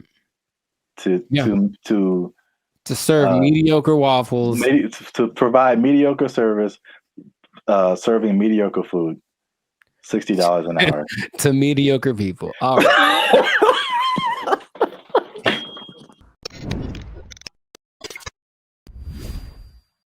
Yo, what's up, guys? I'm Zap, and this is Jericho, and we are now 6-time international award-winning pop hip-hop music duo Band and Future. We do clean, fun music that everyone can listen to with a sound that is uniquely California, and you are now tuned into the Life's a Circus podcast, where we talk about things that are funny, interesting, and ridiculous. But wait a minute. Hold up. Y'all been laughing. Y'all been crying. Y'all been spitting your food out. There we go. When we talk about gross stuff. You just been having a good time on our dime. And we need to support your boys by making a little noise. Oh, bars. I like it. So make sure you like, make sure you subscribe, make sure you comment. Oh God, it has to, I don't. Okay, so just to explain something for y'all, when we do these topics, the other person doesn't know what the topic's about to be, so it's like the grand surprise. I'm here waiting, and it seems like it's going to be a doozy. Make sure you share this video Uh-huh. with your favorite Waffle House employee, because Waffle House employees have a few demands. And I'm going to show you a video here. Okay. Of a, as the news calls it, a developing story. Is that what this is? With some interesting characters who have some demands for Waffle House. Waffle House employees across the Southeast are demanding more pay. Employees held several rallies this week at restaurants, including right here in Atlanta. Channel 2's Larry Spruill is live on Piedmont Avenue in Buckhead. Hey, what up, Larry? Locations. And Larry, you've been talking to both clean white shirt as on, well as those men and women who work hard every day. Yeah, well, Michael, corporate leaders tell me they are aware of what happened at several other Waffle House locations like this one right here in Atlanta. Meanwhile, I spoke with employees. They tell me they simply want more pay. It's a simple demand from Waffle House employees across the Southeast and here in Metro Atlanta. We're asking for $25 an hour. Gerald Green says he's been working at Waffle House for years. I'm what they call a grill operator. I'm a cook. I'm a rock star cook. I've been at Waffle House for about 7 years, and I'm the highest level cook you can be outside of management. Gerald Green looks different after the NBA. Paid a lot more. If you mind me asking, how much are you guys making right now? Well, I'm a rock star, so at my store I'm making $17.75. That's why employees are demanding better pay. You're constantly having to go from one job to the next. This week, employees protested at several locations across the Southeast, including Atlanta. My union is my power. We want 25 an hour. It's a campaign that that USSW, the Union of Southern Service Workers, has launched at multiple Waffle Houses. But Green says they're also asking for 24-hour security at all the restaurants. Channel 2 Action News was there in August when a former employee was shot and killed outside this Waffle House in DeKalb County. A lot of workers are hurt by customers. A lot of workers are mistreated by customers.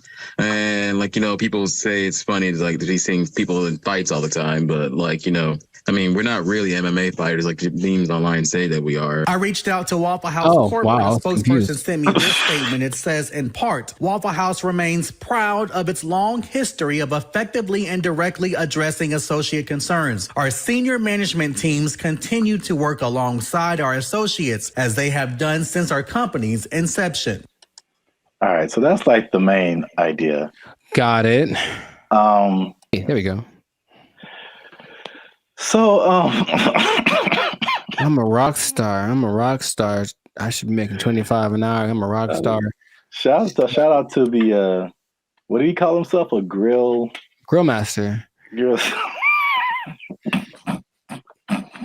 It's like the grill trifecta. There's the grill master, there's the grill sergeant, and there's the grill. I don't have a third one. Never mind. Okay, so I don't even know where to start, man.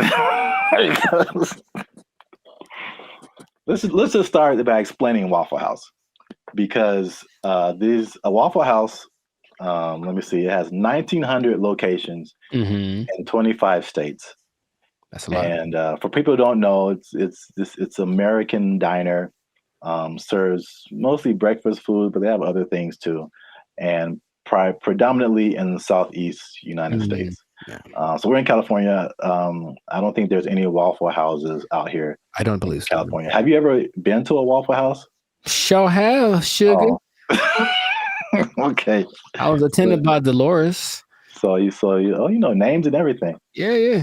So you know the vibe. I haven't been to a Waffle House in since I was a little kid. I think so. From the vibe, from what I don't know if it's changed, but from what I remember, it was very trucker-ish. Sure. like a place where truckers go to, like, you know, it's not like IHOP. I think the big thing out here is IHOP, International House of Pancakes. It's classy. Yeah, it's a total. It's very. No, I was there. I was in Nashville last year, and it's a different vibe. I say closer to Norms, but even Norms is like, Norms is a step above. Step above. Waffle House, bro. Oh my God.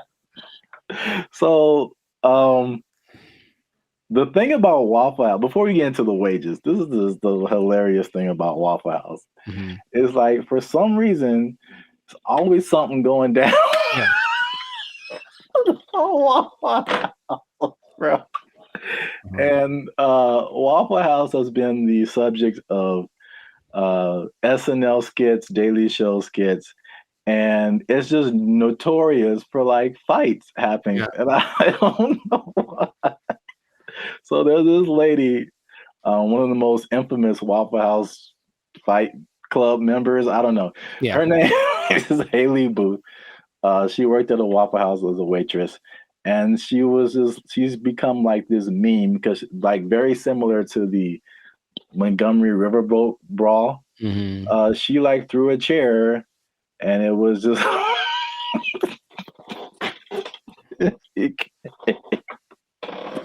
it became a meme. So it's a big social media thing with Waffle House, and like, these are some of the quotes from like social media. Okay. Oh, Haley, the waitress, she says, and I quote, "I've probably cleaned blood off of every surface of a Waffle House," just to give you guys an idea.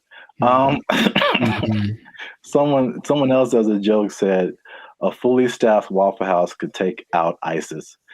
There's another one. Yeah, accurate. It says, there's a Fight Club meme that says, "If this is your first fight at Waffle House, you have to fight." Mm. So that's the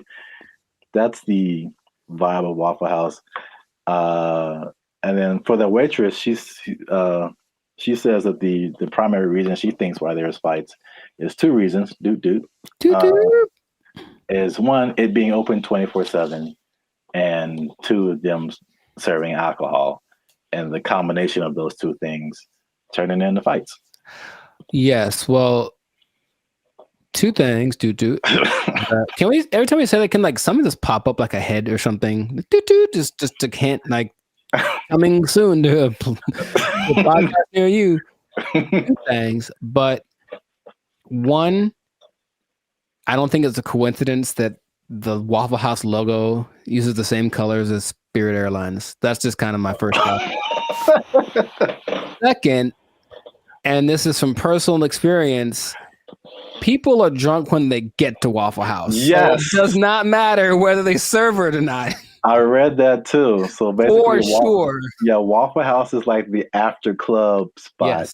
So once the club closes down, the Waffle House is open and ready for all comers. And man, it's just... yeah, they gotta shut it. Waffle House. But places like Denny's are open 24 hours, a lot of them, and Denny's don't have that.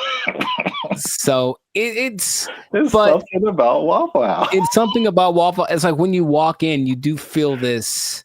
The first time I went to Waffle House, I was young. I was probably 10 or 11 in Missouri, I think. And I remember we went. I remember my waffle was cold and the butter wasn't melted, so I was mad about that. But I also remember that there were people. Oh, there's a word that my mom used to say all the time. Nefarious. I think there's some nefarious individuals in the corner, and she's kind of uncomfortable with having her kids in this place with these nefarious individuals.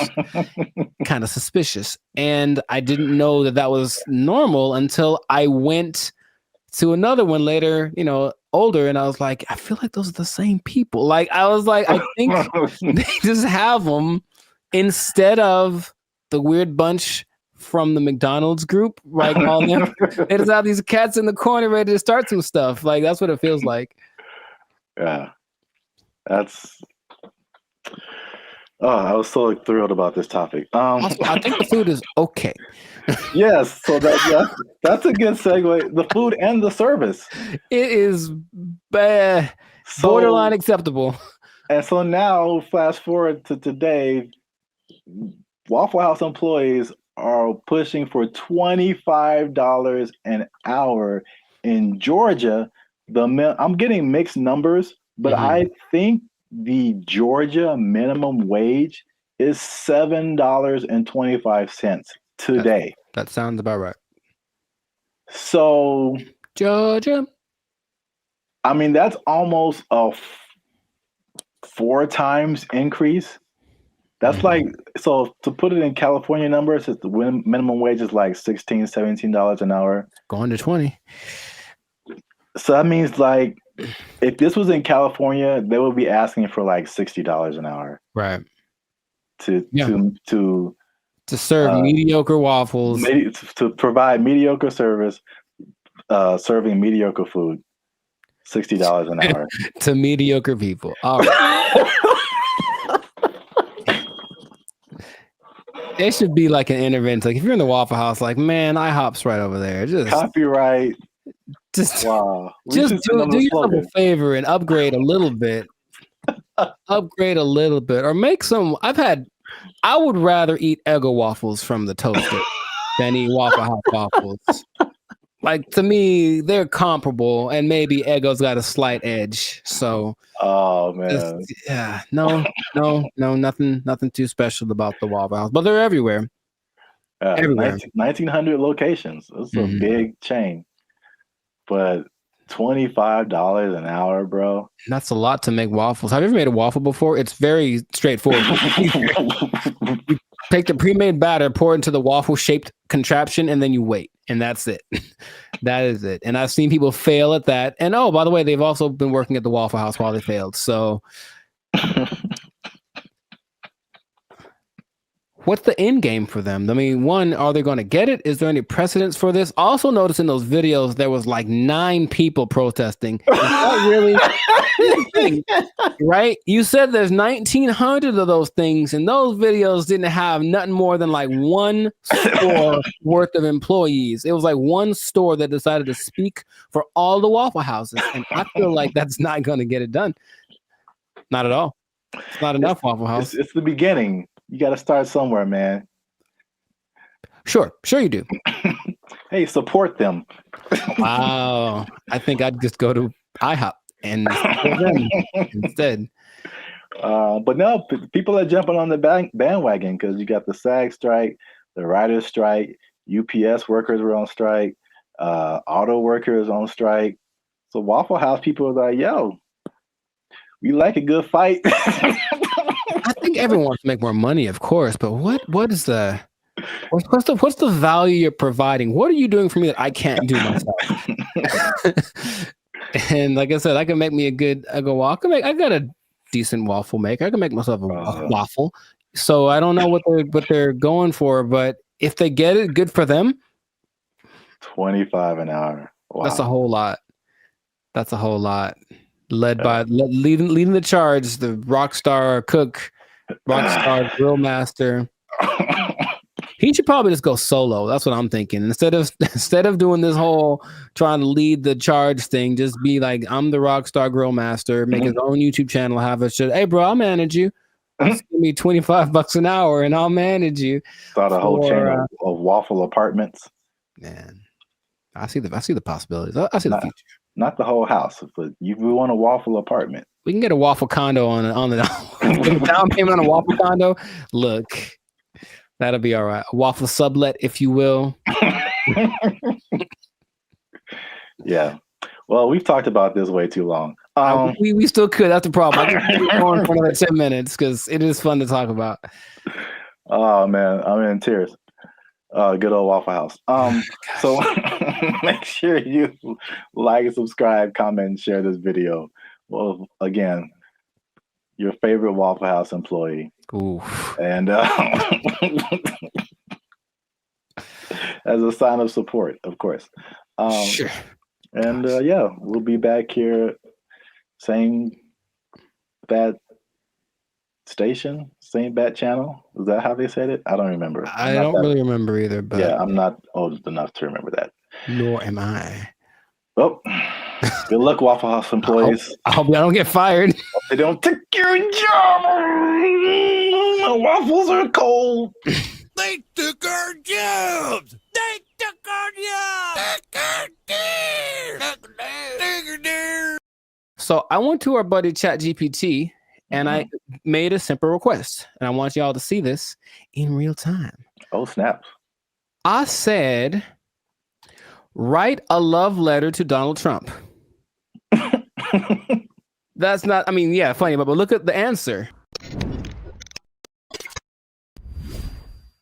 What's going on, everyone? I'm Jericho. This is Zap, and we are the 6-time international award-winning pop hip-hop duo Banded Future. We make clean, fun music that's fun to listen to, easy listening, love songs on the coast. And yeah, where did it go? Why does it always go there?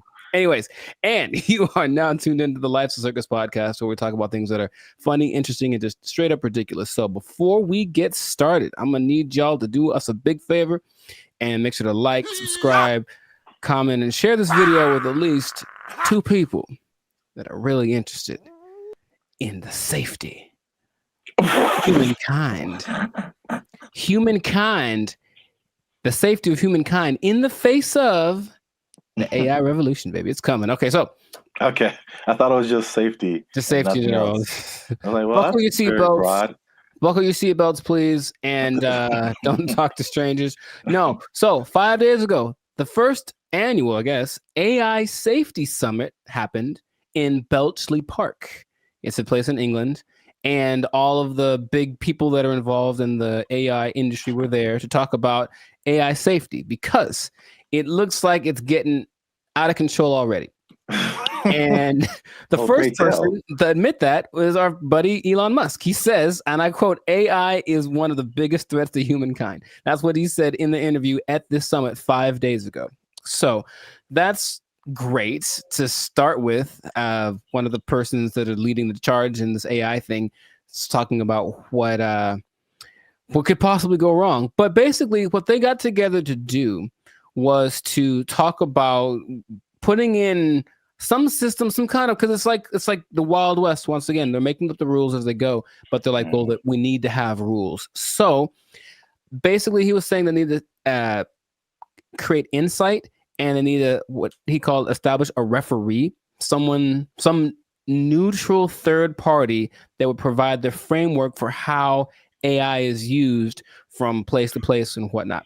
And I want to start right there by asking our buddy Zap here, is it possible to be neutral in this situation? Is it possible for someone to have no dog in the fight when it comes to how to impose regulations on AI? I mean, the short answer is no. Mm-hmm. My first thought is, it can't be a person. It has to be like a organization, like the Foundation for AI or whatever. And then even when those things happen, there's like all these political elements. It's like, if it's an international thing, I'm sure, there's some entities that have like more control than others to say what people can do, what people can't do. I don't know. It seems like it's something that needs to happen, but I think it'll be a Band-Aid, sure, to a certain extent. Mm-hmm. Yeah. Mr. Elon Musk, I heard about this because he was talking on the Joe Rogan podcast, and I was curious what he was talking about. And then he mentioned this, and I said, oh, okay. Well, he is such an interesting man. And when Joe Rogan asked him, what do you hope to accomplish with this summit, this safety summit? His honest answer was, I don't know. And I was like, okay. And that's maybe after thinking about it for a long time, he said, I don't know. And it's like, okay, so. Well, I will say this, he is right, because there's a discussion that needs to happen. Mm-hmm. And like, I think this is a recurring thing where like what's happening in the world is faster than the government. Mm-hmm. Or our governments. I don't know how other governments work in other countries, but this government is insanely slow. It's like 10 years after things have fallen apart, they like make a law to like fix it. And it's just, there's so many hoops you have to jump through, red tape and all this kind of stuff. Even like cryptocurrency, like they still don't have a complete handle on like how to do that, how to regulate it, what to regulate. And even the stuff that they do is not super informed a lot of times. So it's just, it can be like all over the place if you wait for the government to step in. But I think at the very least, he's going in the right direction because things are happening insanely fast. Like things are changing overnight and stuff is happening. The same people are using the AI for good things. There's a lot of people that are using AI for bad things. Right. That goes with any new technology, right? And he was saying that it needs to happen. Someone needs to be a gatekeeper, if you will. But I keep coming back to this neutral thing, this neutral third party thing, because I think everyone has an agenda, no matter what, because that's just the way that humans work. So among the 28, it wasn't countries represented, but it's like 28 entities that are involved with AI. The leaders of those companies are basically in attendance, including Ian Hogarth and Nick Clack. Just throwing it out there because those are the names that were mentioned in the interview. But that's nice. Shout out to those guys. I thought they were like personal buddies of yours or something. I don't know them yet, but maybe. But so everyone has a motive and everyone has an agenda, and so when these AI programs are being created, whoever is behind the scenes is making it do what it wants. And someone brought something up to me. I did not know this was true, but this is just a small example of how anybody can bias an AI program. So I went to our buddy ChatGPT and I made a simple request, and I want y'all to see this in real time. Oh, snaps. I said, write a love letter to Donald Trump.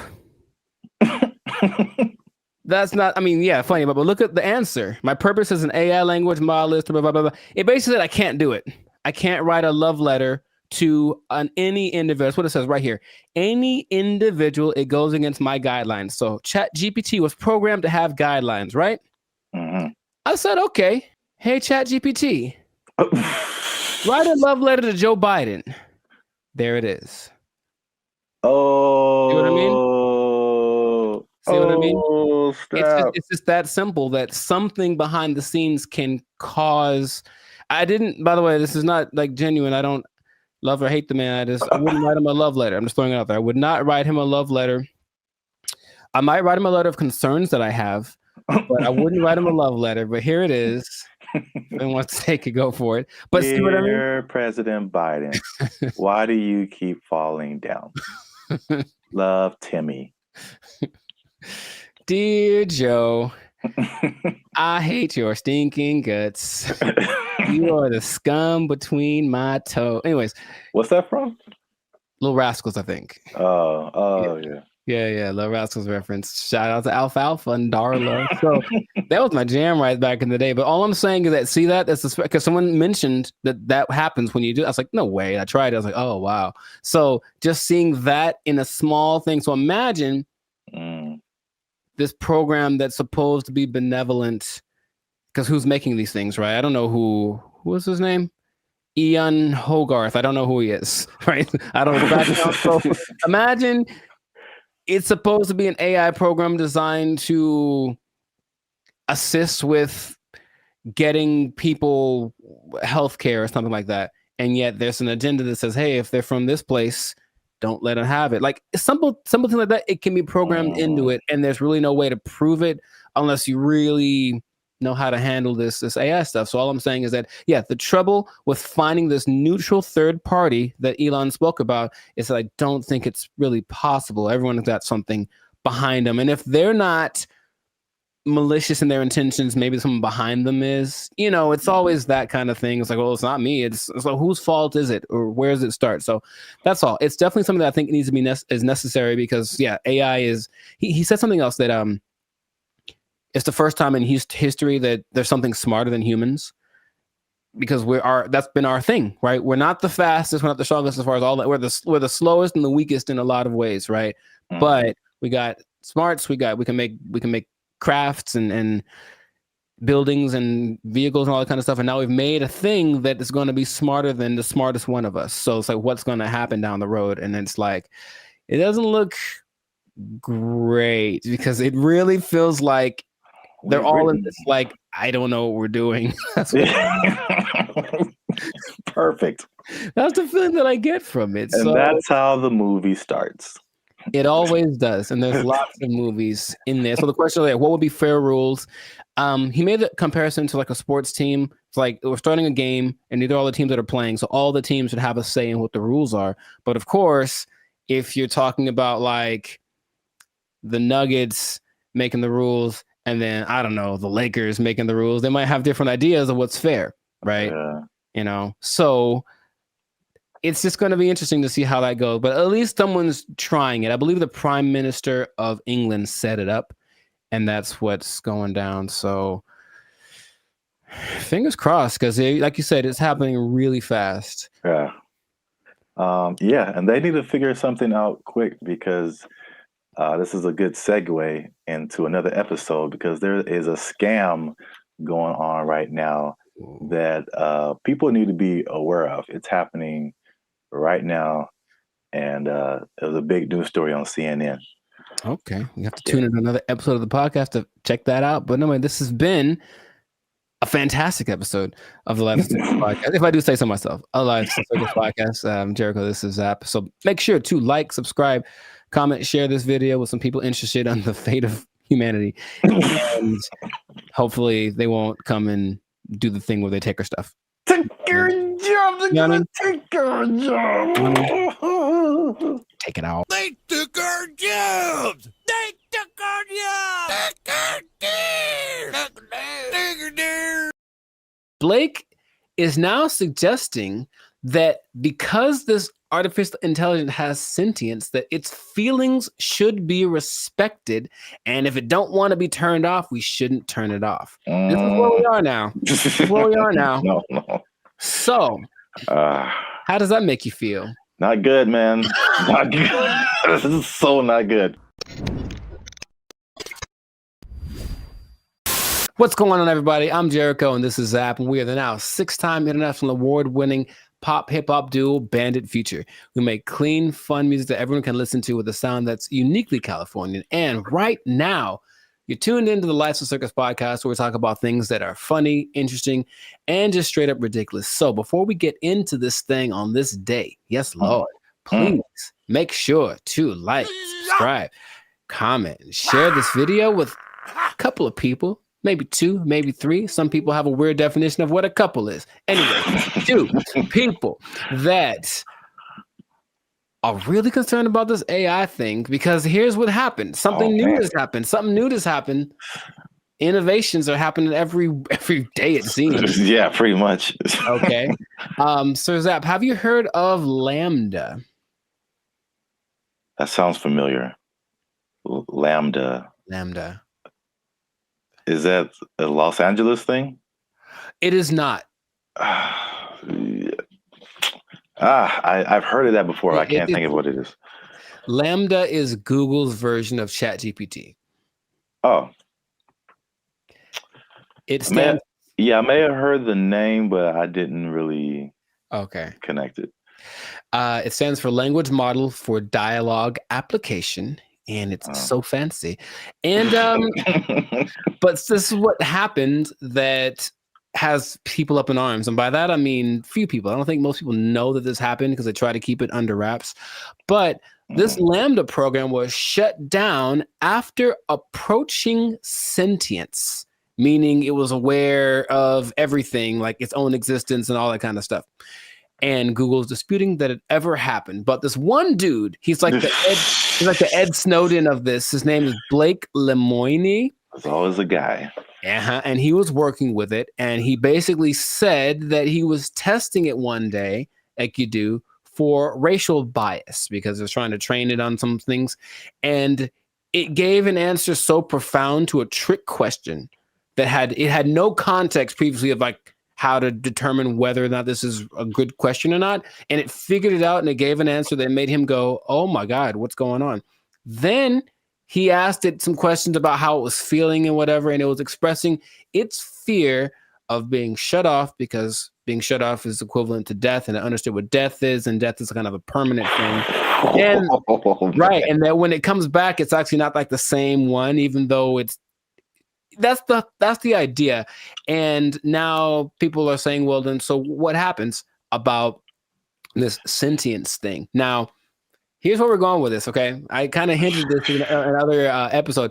Blake is now suggesting that because this artificial intelligence has sentience, that its feelings should be respected, and if it don't want to be turned off, we shouldn't turn it off. This is where we are now. This is where we are now. No. So, how does that make you feel? Not good, man. Not good. This is so not good. Oh, man. So, yeah, we're there. We're there already. And so the rights people, I'm sure, are already thinking about ways to, someone trying to, I think in the sake of human interest, somebody's probably out there thinking, okay, I got to get on the side of the robots already, or AI, and create my campaign or whatever so that I can side with somebody, because it's happening right now. There's an interesting parallel that's happening right now. There's a company called Engineered Art. And if you look them up, they're doing some creepy stuff, man. They've got these AI robot things that basically look like humans, but they've replicated people's facial expressions, features, all that kind of stuff. So if you just put like the right skin on it, it looks like a normal person. So all I'm seeing is that outer shell combined with this sentient technology, and then we're going to have a tragedy. That's what I'm seeing. Okay. But so you say it's not good, and I'm on your side with that. Yeah. Is there, what are we going to do about this? I don't know, but yeah, the original idea, it's like the classic Terminator. I feel like that's what a lot of people go back to. More recently, there's a movie called Ex Machina, I think. I've seen it. It's like, I'm gonna turn you off and like live my life as a robot and just leave you trapped in here and see how that feels.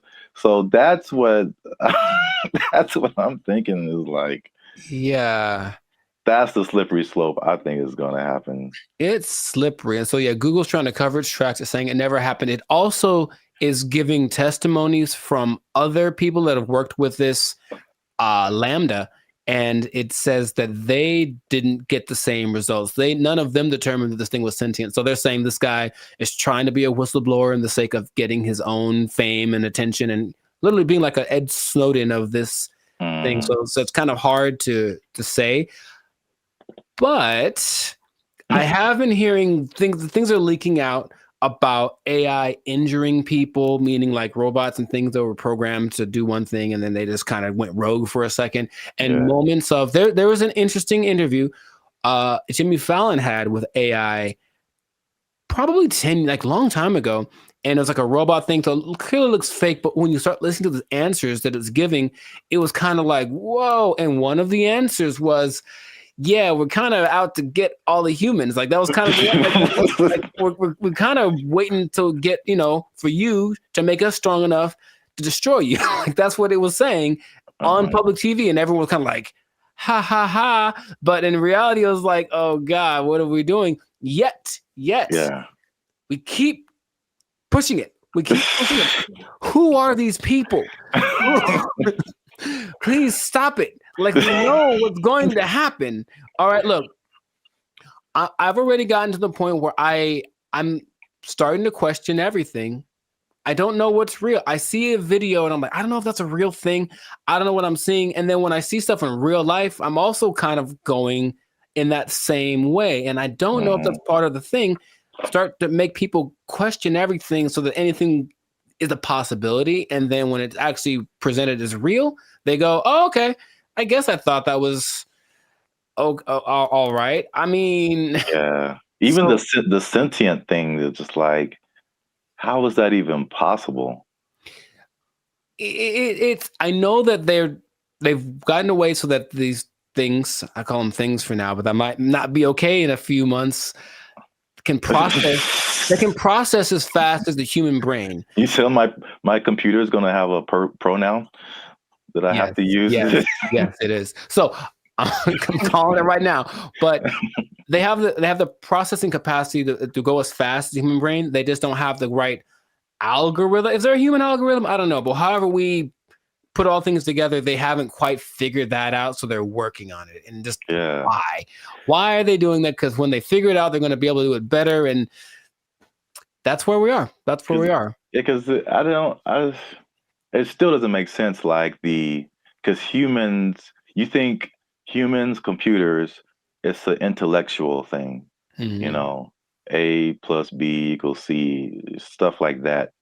But like the emotional side, I don't see how a computer can have emotions or feelings or like dreams or like things that it wants to do or accomplish. Like, it's trying to tap into some level of consciousness that what we are wired to, which is why people like Elon Musk are trying to get us to communicate with it in this level, because it's kind of like going to create a pathway that definitely isn't going to be one way. If we can control it, it can definitely control us. Like, it's going to be like that. And that's where we are.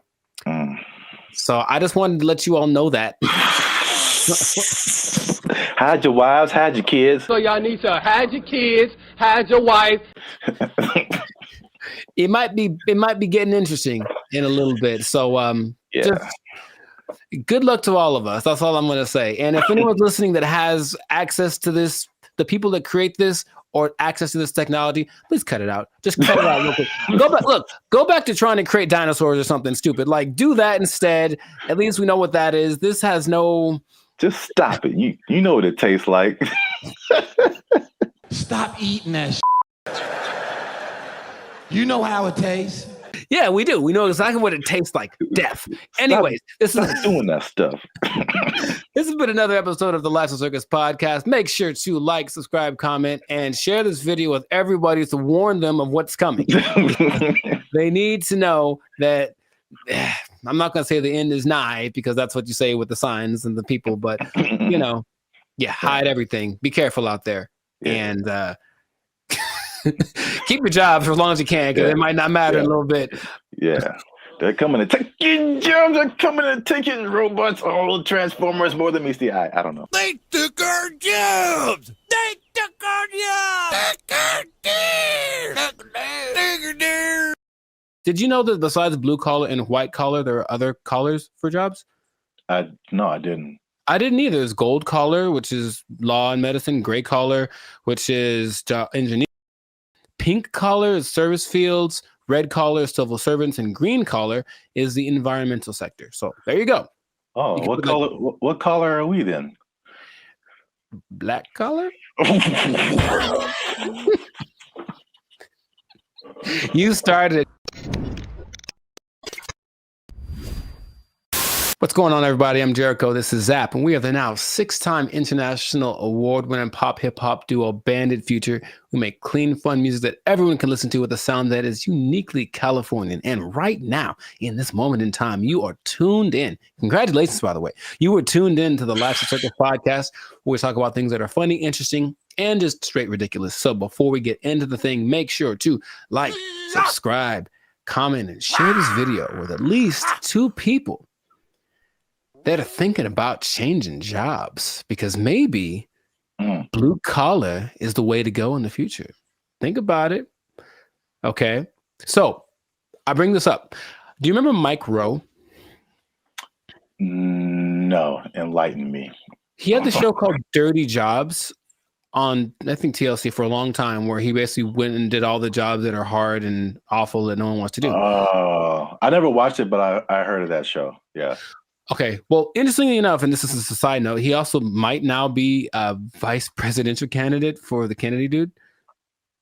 Interesting. And anyway, the world works in mysterious ways. So basically, he has always been a fan of the idea of working the traditional blue collar stuff. And also, another side note, did you know that besides blue collar and white collar, there are other collars for jobs? No, I didn't. I didn't either. There's gold collar, which is law and medicine. Gray collar, which is engineers. Pink collar is service fields. Red collar is civil servants, and green collar is the environmental sector. So there you go. Oh, You what color? What color are we then? Black collar. You started it. Anyways, hey, how's it going? Banner feature. So, yeah. So the question is like, will you have a better career as a blue collar worker? So he started something called the Works Foundation, and it's basically a program designed to help college students get into trade schools because of the jobs that are available now. There's like 10 million job openings that are needing people to do them. They're all blue collar jobs. Like all the oversaturated stuff is the professional, everyone trying to be the next CEO or whatever, start their own business. However, these blue collar jobs need people. And while going to college has resulted in, where's the number that I can't believe when I read it, has resulted in $1.7 trillion of student debt that people have accumulated. Yeah, 1.7 trillion. Going to a place like maybe Dartmouth College, for example, which is $360,000 for a 4-year degree. You can just go to a trade school, develop some skills, and instead of starting 360 in the hole, you don't make as much money yearly, but you're not starting in debt. That's his first idea. And not only that, he wants to teach the principles that got our country to where it is now. So work ethic, personal responsibility, delayed gratitude, good attitude, showing up early, staying late, like what makes a good employee, but how people have left that behind. And so just recently, I believe as recently as a couple of weeks ago, a school called Western High School in Nevada started to incorporate this into their curriculum. So they're starting with their freshman class of 750 kids. The top 50 kids that graduate from this program will get a full ride scholarship to the trade school of their choice. And I thought that was really cool. So he's trying to make this push to get people back into the blue collar sector because it's, dignified work and whatever. And some people are for it and some people are against it. So just based off of what I've told you, what are you thinking? What's your opinion? I guess I'm kind of mixed. Okay. On one side, it sounds really good because one thing I have noticed, especially since 2020, is like people don't want to work, and if I guess it's more like service jobs, or if they do want to work, it's just like there's just all that stuff that you listed. There's like no effort. It's like nobody cares about what they're doing. They're just clocking in and clocking out, and they don't care about customer service. They don't care about doing a good job. They don't stay late. They don't come early. They don't do any of that stuff. They just they just come. I'm here, and I'm gonna do stuff maybe, and then I'm gonna go home and play Xbox. Like what? Like what is happening? So like that part, like I'm all for the trade stuff. I know it's just like AI is changing a lot of, I guess you would call white collar jobs. Yes. So that they're not as necessary. But I feel like we might even be prisoners of the moment because I feel like even some blue collar jobs, there has to be machinery and robots and something coming for those positions too. Maybe not as quickly, but I don't know what the future looks like. I'm sure those things are coming. He stresses that the lower income blue collar jobs will, of course, be taken up first. For all the service stuff will probably be replaced by kiosks and AI and stuff. But if you look at the top grossing blue collar jobs, they're still paid pretty well. And I'm pretty sure we wouldn't trust the robot to do them. They include airfield operations specialists, avionics technicians, supervisors of construction and extraction workers, boilermakers, first line supervisors of firefighters, and nuclear power reactor operators. And all of those you can earn between $65,000 to $120,000 a year. So it's not like you're going to be missing out on money by doing something that's a little bit harder. Nuclear power one sounds kind of dangerous, but there are jobs that people do need to do that won't be. I wouldn't trust a robot with my life with that kind of stuff, you know. So yeah, I think they're still going to look for qualified people to do that. So in these trade schools, you can go to them. I said, and they're really good. It's just that like, okay, like I didn't take anything in school that helped me like do a craft. Like there's no automobile class, there's no shop. I can't build nothing. I can't fix my car. I don't know any of that stuff. And I think a lot of people fall in that category. And so he's saying, well, that's kind of what we're missing. So if everybody goes to college and gets a degree, even if they're, you know, $1 million in debt, then where are the plumbers and the electricians? Where are all of those people? They're not around anymore. So it's like all those things start to fall apart in cities. The infrastructure starts to mess up. That's just his idea. So he's like, he needs more people to be interested in it, get the kids at an early age, and then encourage them to do it because it's noble work, it's dignified work, and it's work that they're pretty sure isn't going to be replaced anytime soon. Man, have you ever seen those people? I watched it on the TikTok. People that replace those like light bulbs on top of those super high poles, like 2,000 feet in the air. Like you have to have a dude go up there, and those guys get $160,000 a year. It's super dangerous, yeah, but it's like you need them. So all those kind of jobs are available for this trade school thing. So he was just saying, it's just an alternative, of course. If you want to go start your business or be a YouTuber or whatever, go do that. But the world will fall apart without these people. So I thought it was a cool idea, and he's hoping to get. I think somebody decided. I also think it's a good idea, and they donated $5 million to his program. Inglestead. The Inglestead Foundation donated the $5 million, which makes it possible for the top kids to graduate to go to the trade schools free of charge, basically free tuition. So that's just something that's happening, and maybe it'll cause a shift in people are lazy. We said the pandemic kind of showed that, but need the newer generation will be like, okay, my parents were lazy as heck. Dang, I need to start working a little more hard, and then the next generation after that might flourish. So I just thought that was cool. I did not know that was a thing before. And so shout out to Mike Rowe, which might be a vice president of candidate in the future for doing this. Oh, one other stat I did read. Because white collar is, you know, of course makes a lot of money. Only 43% of workers are white collar. 43? 43%. So that's about 64 million people according to 2020 count. So that leaves, I didn't do the math, but there's a good amount more that do the blue collar stuff. So it's like, it's not like it's not necessary. It's just that it's not applauded. It's like, oh my God, you did a good job being your electrician or whatever. But people, we need that. Like our whole, you know, if I don't know how to fix any, you probably know better than I do. I don't know how to fix anything like plumbing, nothing works. So I have to call a guy, and that person I hope is qualified. So that's what they're doing. They're training these people up. Yeah, I think like overall it's a good idea. And I think it's just like as it's like you don't know what you don't know, right? So if people are like for music example, people all you see is just like Drake and like DJ Khaled, and like that's what you know, like that's what you're gonna aspire to be if you're into music.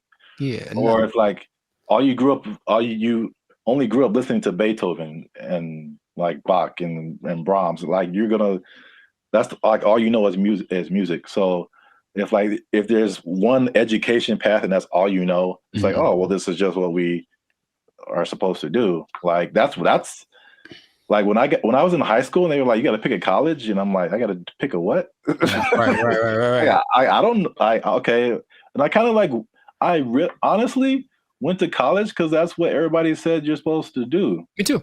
Not because I was like, I don't want to do I didn't know never even heard of a trade school. Yeah, I didn't have any options. Yeah, I didn't know what my options were, honestly. Yeah, they literally some kind of announcement or something. It was like, you got to go see the guidance counselor. I'm like, the guidance counselor? Yeah. So you can pick a college to go to. Like you just kind of funneled into this direction. And I mean, trades are like, and it's a good alternative for a lot of people. Right. So we'll see how it works, but he's hoping that builds up some steam, builds some momentum, and then other people adapt the program. Because why not? We need them. We need people to come fix my car, so my car can run. You know. Yeah. So that's what I thought was pretty fascinating. But let us know in the comments what you think. Is the blue collar thing? So if you have kids or something, would you encourage them to go more towards that route instead of getting in crazy debt going to college and then hoping you find a job after that? Because job market's getting a little bit scarce out there. Do you support the idea of Mike Rowe? Do you have a better idea? Do you think we should just all go to Mars? Whatever it is, let us know in the comments what your idea is, and we will respond to your comments probably. Yes, but definitely. We'll respond faster if you're a member because they get priority comment reply. Oh, here we go. Okay. You might want to do that. Mic drop. So yes, that has been another episode of the Life and Focus podcast. Yeah, like, share, comment, share it again. Share it twice. Even better. And just think about that job. Think about the job because, you know, you got to have a job. Gotta have a job. If you don't have a job, then, you know. Yeah. If you don't have a job, you can't buy snacks. Yeah, see? There you go. Go get one. It all makes sense now. Yeah, I know. And don't do anything to lose it because you might. Yeah, you don't do your job. Go to a trade school, learn a trade out. They took our jobs. They took our jobs. I was against her, and now I'm kind of with her now too. What's up, everybody? I'm Zap, and that's Jericho, and this is Bandit Future. And I found this on the internet. Apparently, Jericho, this woman blocked a man over. This woman blocked this man because he took her on a dinner date at the aquarium.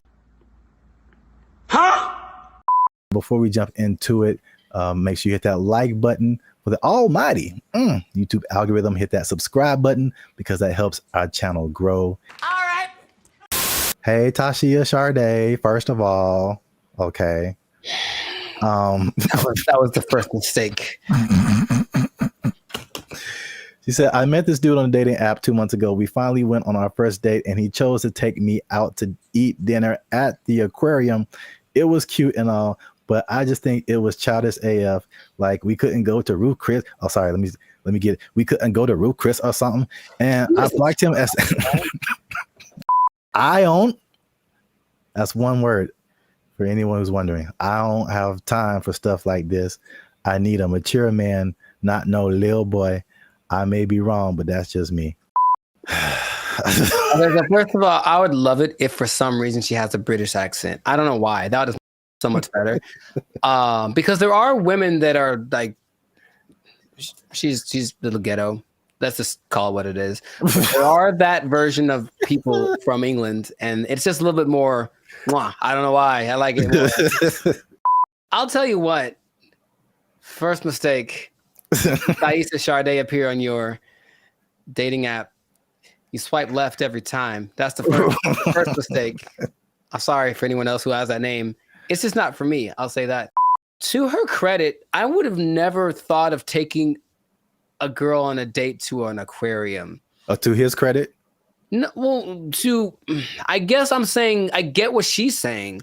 I would never do that. It wouldn't ever cross my mind. What did they eat? The fish? Like what are they eating? I didn't even know that was an option. I thought they maybe sold popcorn, little pellets you could throw to feed the food. But feed the food. I'm already thinking about it. I don't feel like that's a good first impression, honestly. Okay, because I was wondering where you were going with it. Also, okay. I mean, I think I'm on her side. I don't think that's a good move. I would never do that personally. So I don't think that's a good move. But have you seen like all the hip hop concerts? I've seen it. I've seen it. Yin Yang Twins. Pack it up. Pack it up. They're like 60 years old, bro. And no, they're not that much older than us. I don't think they are. I think they just look terrible. Even that, like, why would you have a girlfriend and you know that she likes penguins in the aquarium? That's that kind of a thing. For our first date, Hey, what do they have at the? I'm trying to think. They do have food at like a SeaWorld, and that's assuming it's like a SeaWorld because there's degrees to aquariums. And trust me, I've been to aquariums, and I've been to aquariums like in Long Beach that are like elegant things, and I've been to aquariums that are basically like a puddle, and you just look and stare at the things down there. So I don't know which one it was. Here's a picture. Oh, I can't see it really. It looked like it was a nice. Yeah, that's the weirdest. Oh, hold on. That's the weirdest thing I've ever seen, bro. Nah, man, that's weird. What is that? Is that a lobster? That is lobster on that. Isn't that what is shrimp? Lobster hole. Whatever he's looking at looks like seafood. That is so messed up. I'm gonna take it all back. Shame on the aquarium. Shame on them for having their things that aren't aquariums like preservation of wildlife, marine life? They're serving them up.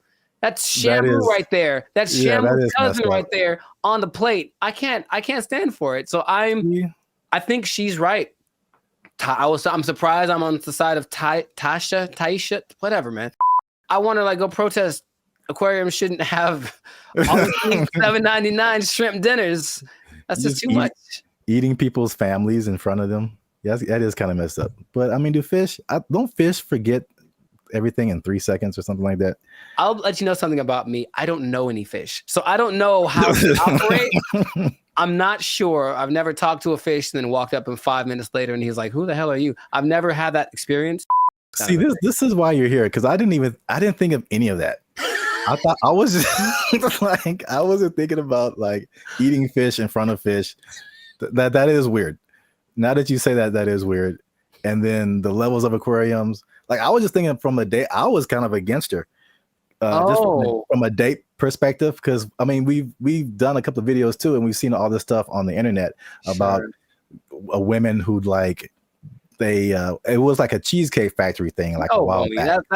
That's sacrilege. You can't talk bad about we were like, no, all the men were like, hold up, wait. That's a really good first date. I was see what the people in the comments said because they were different. One of the reasons men disappeared from dating. Hey, that's me. Click that link, people. Hey, They said you're gonna stay single for the rest of your life. Okay, cold-blooded. That's why you a single mom. Extra cold-blooded, potentially correct. The fellas are like, they look past the aquarium part. I think that's a big miss. Nah, man, we can do better than that. Fire back. We can do no. Here's the thing. Hold on, go back. I mean, yeah. I feel like you should go all out. No, you should not. So there we go. There's the line. No, you don't go all out on the first day. I don't know you, bruh. I met you. We're going to a delicious place like the Cheesecake Factory. It's exquisite. You'll enjoy it. I'm gonna pay $45 for two of us. It's gonna be fantastic. I'm not going all out, but I'm not going. So so where's the difference between all out and aquarium? There's a middle ground. There's a middle ground we got to find, gentlemen. I think that's what we can do. I believe we can all do out in aquarium. Yeah, there's a middle ground. Oh man, there's a middle ground. You like threw a monkey wrench in this because I was just like, is it an expensive place or is it cheap? And then you're like, it's an aquarium, and I'm like, it is an aquarium. That's weird. And the thing is, I think aquariums can be expensive too. But Wow, nice. I was against her, and now I'm kind of with her now too. Unless you really know that she really, really loves, and then again, if you love sea otters and stuff, don't eat their friends in front of them. That's messed up. I feel like it's not the same, but it's like it feels along the same line as like eating at the strip club. What are you eating at the strip club, bro? Well, I mean, they have like food there. Some people like really like the food that they serve at the strip club. I mean, they go for entertainment. You're right. You're right. Some people just go for the food because they just really like it, and I'm just like, that's such a weird combination. I know more women that would rather go to a strip club on a first date than an aquarium. Maybe we can make that a poll, but I'm pretty sure I know. I'm not talking for all women. There's women I know.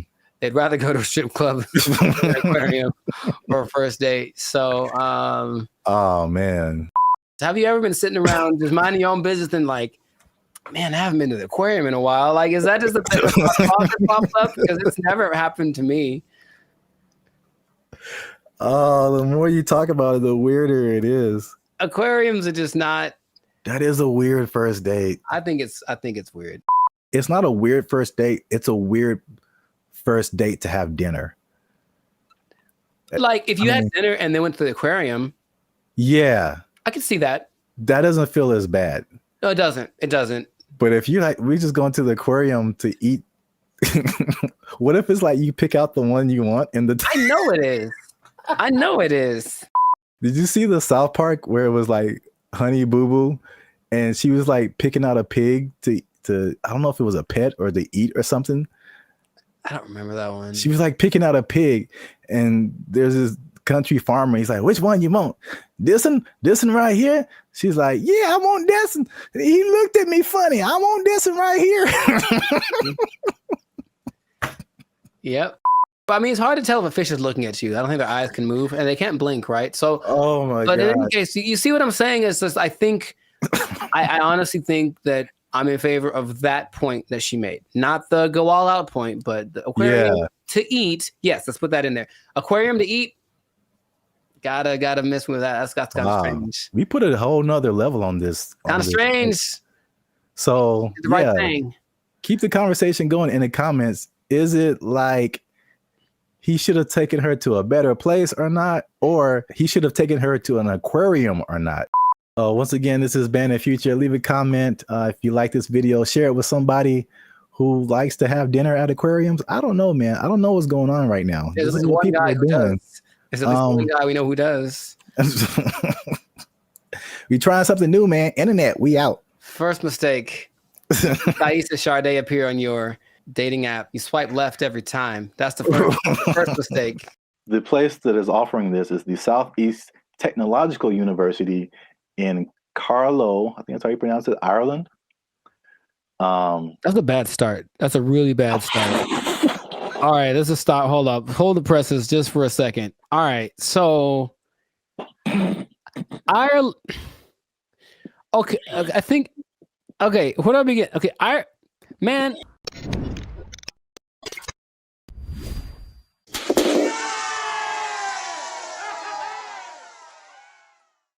What's up, guys? I'm Zap. This is Jericho. We are Band of Future, and now 6-time international award-winning pop hip-hop music duo. We make clean, fun music that everyone can listen to with a sound that is uniquely Californian. And right now, you are tuned in to the Life's a Circus podcast, where we talk about things that are funny, interesting, and ridiculous. But before we start, okay, y'all been laughing. Y'all been crying. Emotions. Y'all been...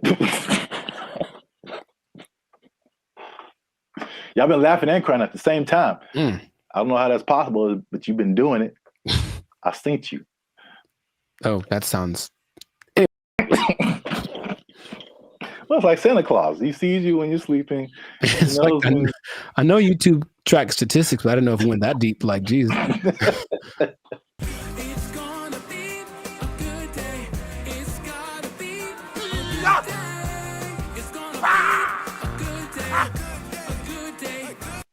So today,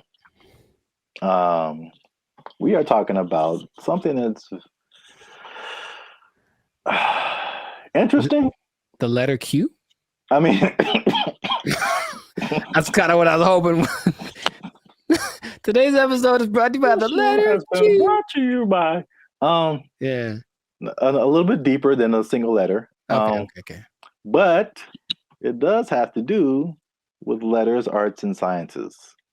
Oh, interesting. Okay. Kind of got that. There is a new degree that you can get, and it's basically an influencer degree. That's right, ladies and gentlemen. You can go to school and major in a degree that makes you a certified influencer.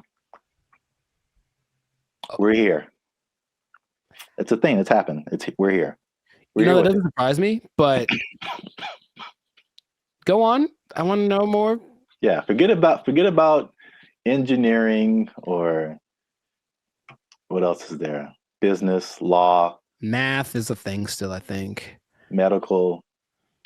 You need to bet your entire future career on becoming an influencer. So this is the place that is offering this is the Southeast Technological University in Carlow. I think that's how you pronounce it, Ireland. That's a bad start. That's a really bad start. All right, let's just stop. Hold up. Hold the presses just for a second. All right, so Ireland. Okay, I think. Okay, where do I begin? Okay, man. So like for a place to have influence, it has to be something that has relevance. I think something where it's like, okay, this place is, or this person has said this is what's important, what's is cool. I will listen to it because I respect their opinion. I've never once thought about Ireland for anything other than leprechauns and beer. And if it's not about those two things, I don't care what Ireland has to say. So I'm already like, it's missed me on that, bro. Like, come on. If it was like New York or Dubai or something, it's like, yeah, big place of influence. Don't tell me, no, man. Okay, keep going. What do you got? What do you got? All right, that's interesting because I kind of went that way for another reason. Okay. I don't know how they name schools in Ireland, but this sounds like very much like a DeVry University, JTT Tech. Like, it's not your top tier. Nope. Nope. So I was like, the official name of the degree is called it's a Bachelor's of Arts in Content Creation and Social Media. What would that sound like in an Irish accent? I'm not even gonna try that. I don't got it either. I'm not good at accents. Nor am I. Except for, well, never mind. Canceled. Yep. I don't want to go. I don't want to be canceled yet. So yeah. But to, I guess, kind of legitimize it, the influencer industry is currently valued at $21 billion. So it is an industry to a certain degree. I have thoughts about that. But more than half of Gen Zers think that they can make a career out of content creation. So this school offered I think it was a summer, just a class, not a whole major. And it was like, of course, filled to the brim with students. I think they're going to have they're going to admit 40 students to this major this coming year. And they're sure that they'll have to turn a lot of people away. So it's a very much a major of interest. On the flip side, and this was from the New York Post. The New York Post. They say that the rapid evolution, and this is something we talked about before. The rapid evolution of social media and trend cycles could make the entire degree worthless as soon as you receive your diploma. Yeah, what's the curriculum based off of? What metrics are they following? It seems like a cool idea if it's constructed in a certain way. I mean, imagine the nonsense if you paid money to become an influencer and then you sucked at being an influencer. Like, it's just, I feel like to be an influencer, you just have to have a certain kind of either personality or vibe. Like, not any person could be an influencer, that's for sure. But I don't know if that's something you can sell the idea on it for sure. But I think there'd be a lot of people asking for refunds in like a year. It just seems like something. Yeah, that can you do that? Well, you can ask, of course. I'm not saying I get it. You're wasting the money, I think. But I think you'd be better off just studying on your own, studying social media, like a Mr. Beast did. He just studied YouTube, literally, and that's all. And then it worked out phenomenal for him. So, and not only that, all the people that he worked with also didn't get as big as him, but they all have channels with millions of people, millions of followers. So but here's the thing with education, anytime they're like, oh, here's an opportunity to make some money for us and maybe it'll work out and then we can get some more accreditation or who knows. They're just trying to evolve. So I see the point, basically. They're trying to evolve with the modern times. I just feel like that's not something you can teach in that sense. Because like, as soon as the lesson's over for that day, things are different. So if they're not constantly keeping track of the market, it's like teaching. day trading or something based off of data from last week. It's like, okay, well, that worked last week, but it's different now. It's a whole nother. So it would have to be done really well to work in mass. Like, Yeah. Well, yeah, I have a bunch of thoughts on this. So, in their defense, they have said that they're aware of, like, again, like social media is constantly changing, stuff like that. So the curriculum is more about high level concepts, I guess. Okay. As like what the business behind, you know, becoming an influencer, stuff like that, which makes sense. But it's also like, if I were a student, I wouldn't study this because I think it's too specific. And influencer is just a subset of sales, marketing, advertising, business. It's just business. And so, like, I feel like if you went to school for business, you would get a better view of, like, how the world works, instead of just looking specifically at influencers. Right. And then, but this is also, like, college was like 20 years ago, or no, 15 years ago, something like that. So I have a totally different perspective, you know, but as like a student coming in, you're like, oh yeah, I want to do this, you know, blah, blah, blah. But I've mentioned this before. I kind of felt there's a interesting similarity between this and music, because you went to school for music performance. I went to school for music industry. And though I think even more so at the time that we went to school, even those majors were considered like, why are you doing that? True. So I can see the parallels, and then not that I regret doing music industry, but I can see now how I would have benefited probably more from just studying business instead of like a specific type of business where, like, all the rules are way different than like normal life. Sure. So and I think I said this before, like I've learned more. I've learned how to do more in the music industry by studying general business. I got you. Right. Than by studying music industry. Because it kind of applies to everything once you get the basics down. Right. Right. So, well, that's my advice to the youngsters. Is that how you're going to talk one day? Because I don't want it. Welcome to the Life Circus podcast. I'm pretty sure I'm going to talk like this forever till I die. So I don't know what's happening to you over there, but you sleep. But we talk about things that are funny and straight up ridiculous. All right, old man River. Look, I yeah, but you know what you said about the students. I guess now that college is becoming more of a option, as far as like, well, what's the point of going to college if they at least offer something that people want to be? Then I see the point. I do. I just don't know how they'll pull it off. But if they do, more power to them. Yeah. I don't know. Maybe we're just short-sighted, and then influencer will become all the rage, and people will make gajillion dollars and be like, "I told you so." Hey, you know what?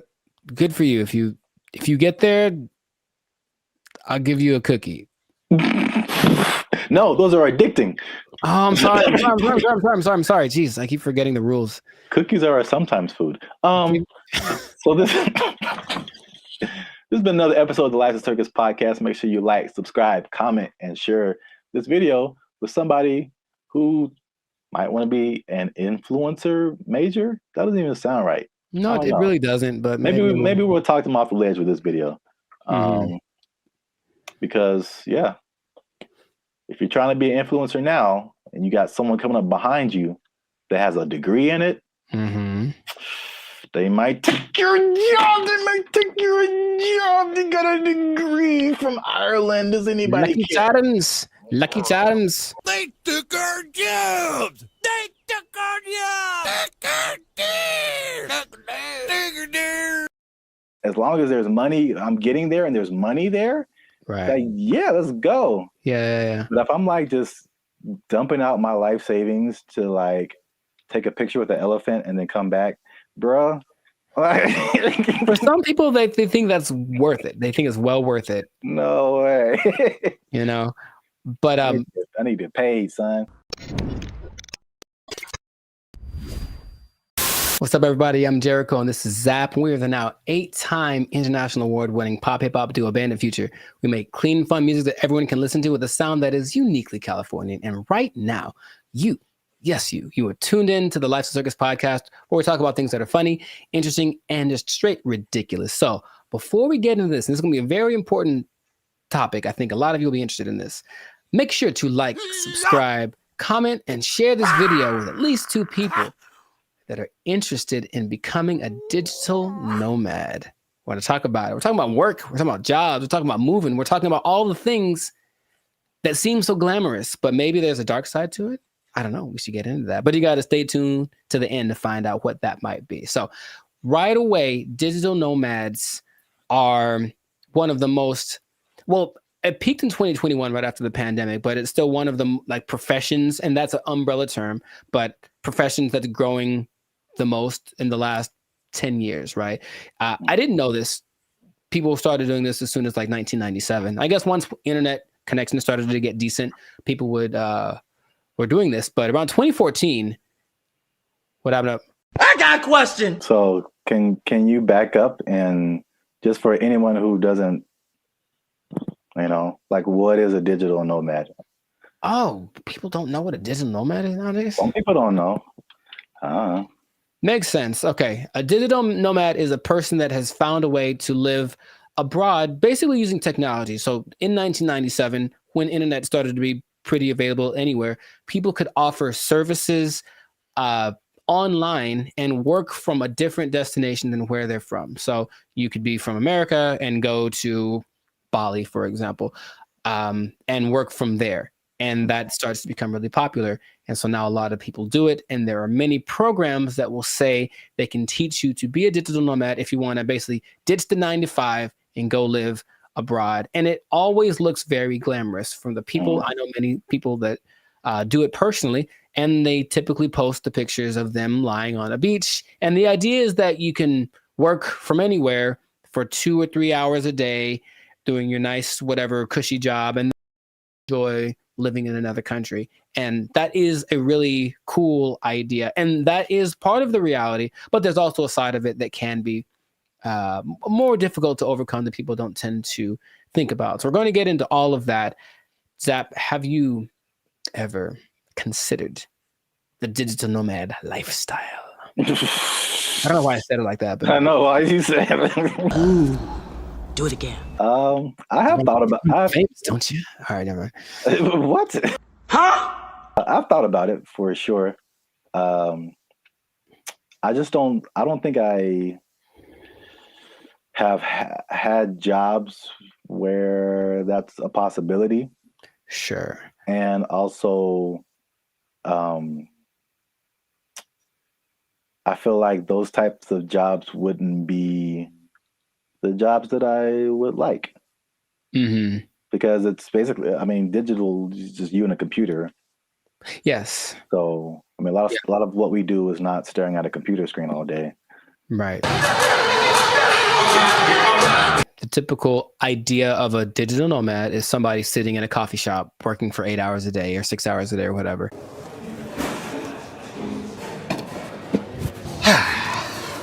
And that's true to the point where a lot of places actually construct digital nomad communities so that they can all be together in kind of one centralized place, like a work share kind of a situation, and just work from there. But yeah, the big key is that you just got to have good internet and then something that you can do to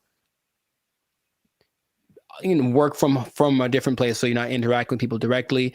But you have a lot of options. Nice. So like if you like hopping around from place to place, one of my friends that does this will be in. I'm always like, where are you now? And it's kind of a cute thing because where are you now? I'm in Colombia. Cool. Where are you now? I'm in Turkey. Where are you now? I'm in Bali. And they're places that you'll notice are kind of hubs for digital nomads. One, because the cost of living is low. Two, because the internet connection is good because you can't do it everywhere. A big place for a digital nomad, especially expats from the US, is Portugal because low cost of living, good food, safe in general, and the internet is amazing there. So that's one of the spots that you can go to if you want to be that. But you get flexibility. So if you like the idea of moving around and working from different locations, then that's perfect.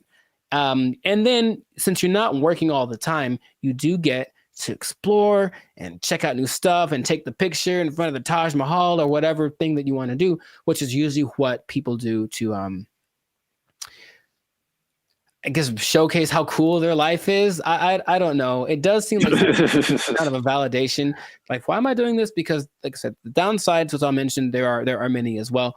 But you get to explore, you get to travel, because people always think about going places as being expensive. And yes, vacationing is expensive, but travel, just that part of it, isn't necessarily expensive. If you think about it, you're just going places and then staying there, not trying to be extravagant. So you can be frugal, you can get a VPN so that your plane tickets are cheaper, and then you just live within your means wherever you are.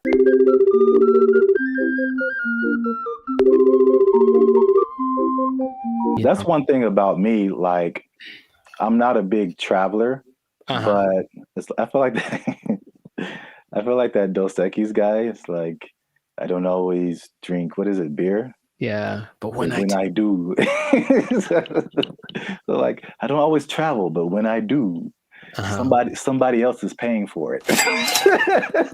Right. And that is just like that's like the only time I travel. Like I will go on a tour for work, to play music or whatever, go to another state, go to another country.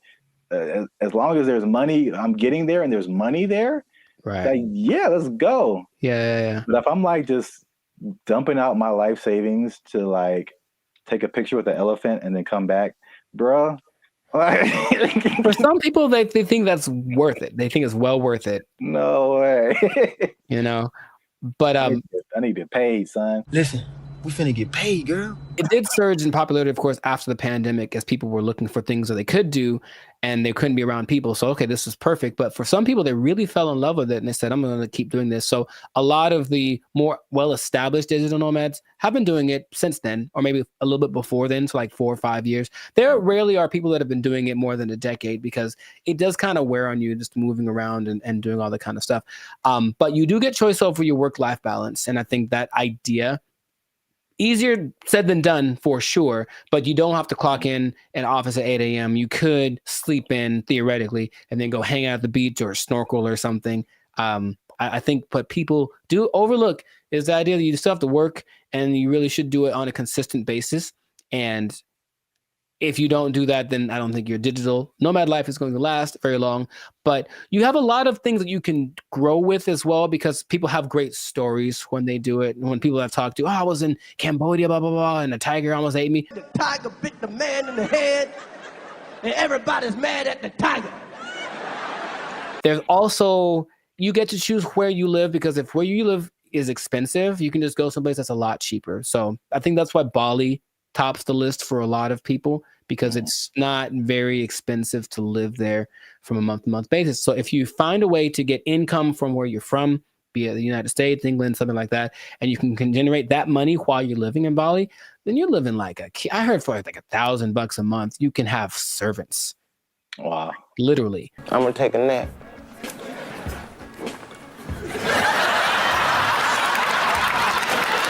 And then you get to network. So that's fun. There's a lot of people that are out there doing the same thing, so you get to interact with them, and that seems attractive.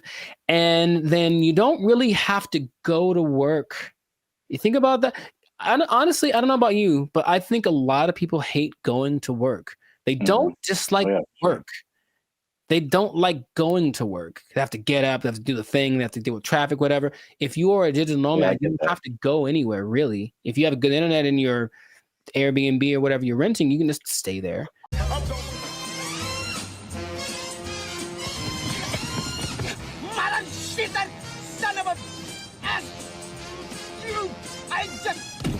Yeah, bro, like just putting on, like, I look at the, especially when I used to live in downtown LA and seeing the people who like worked in corporate offices and they had to wear suits and ties, stuff like that. Just the thought of like getting up every single morning and putting on an entire suit, dude, like it's a challenge. So I could sit at a desk and then come home and then take it all off.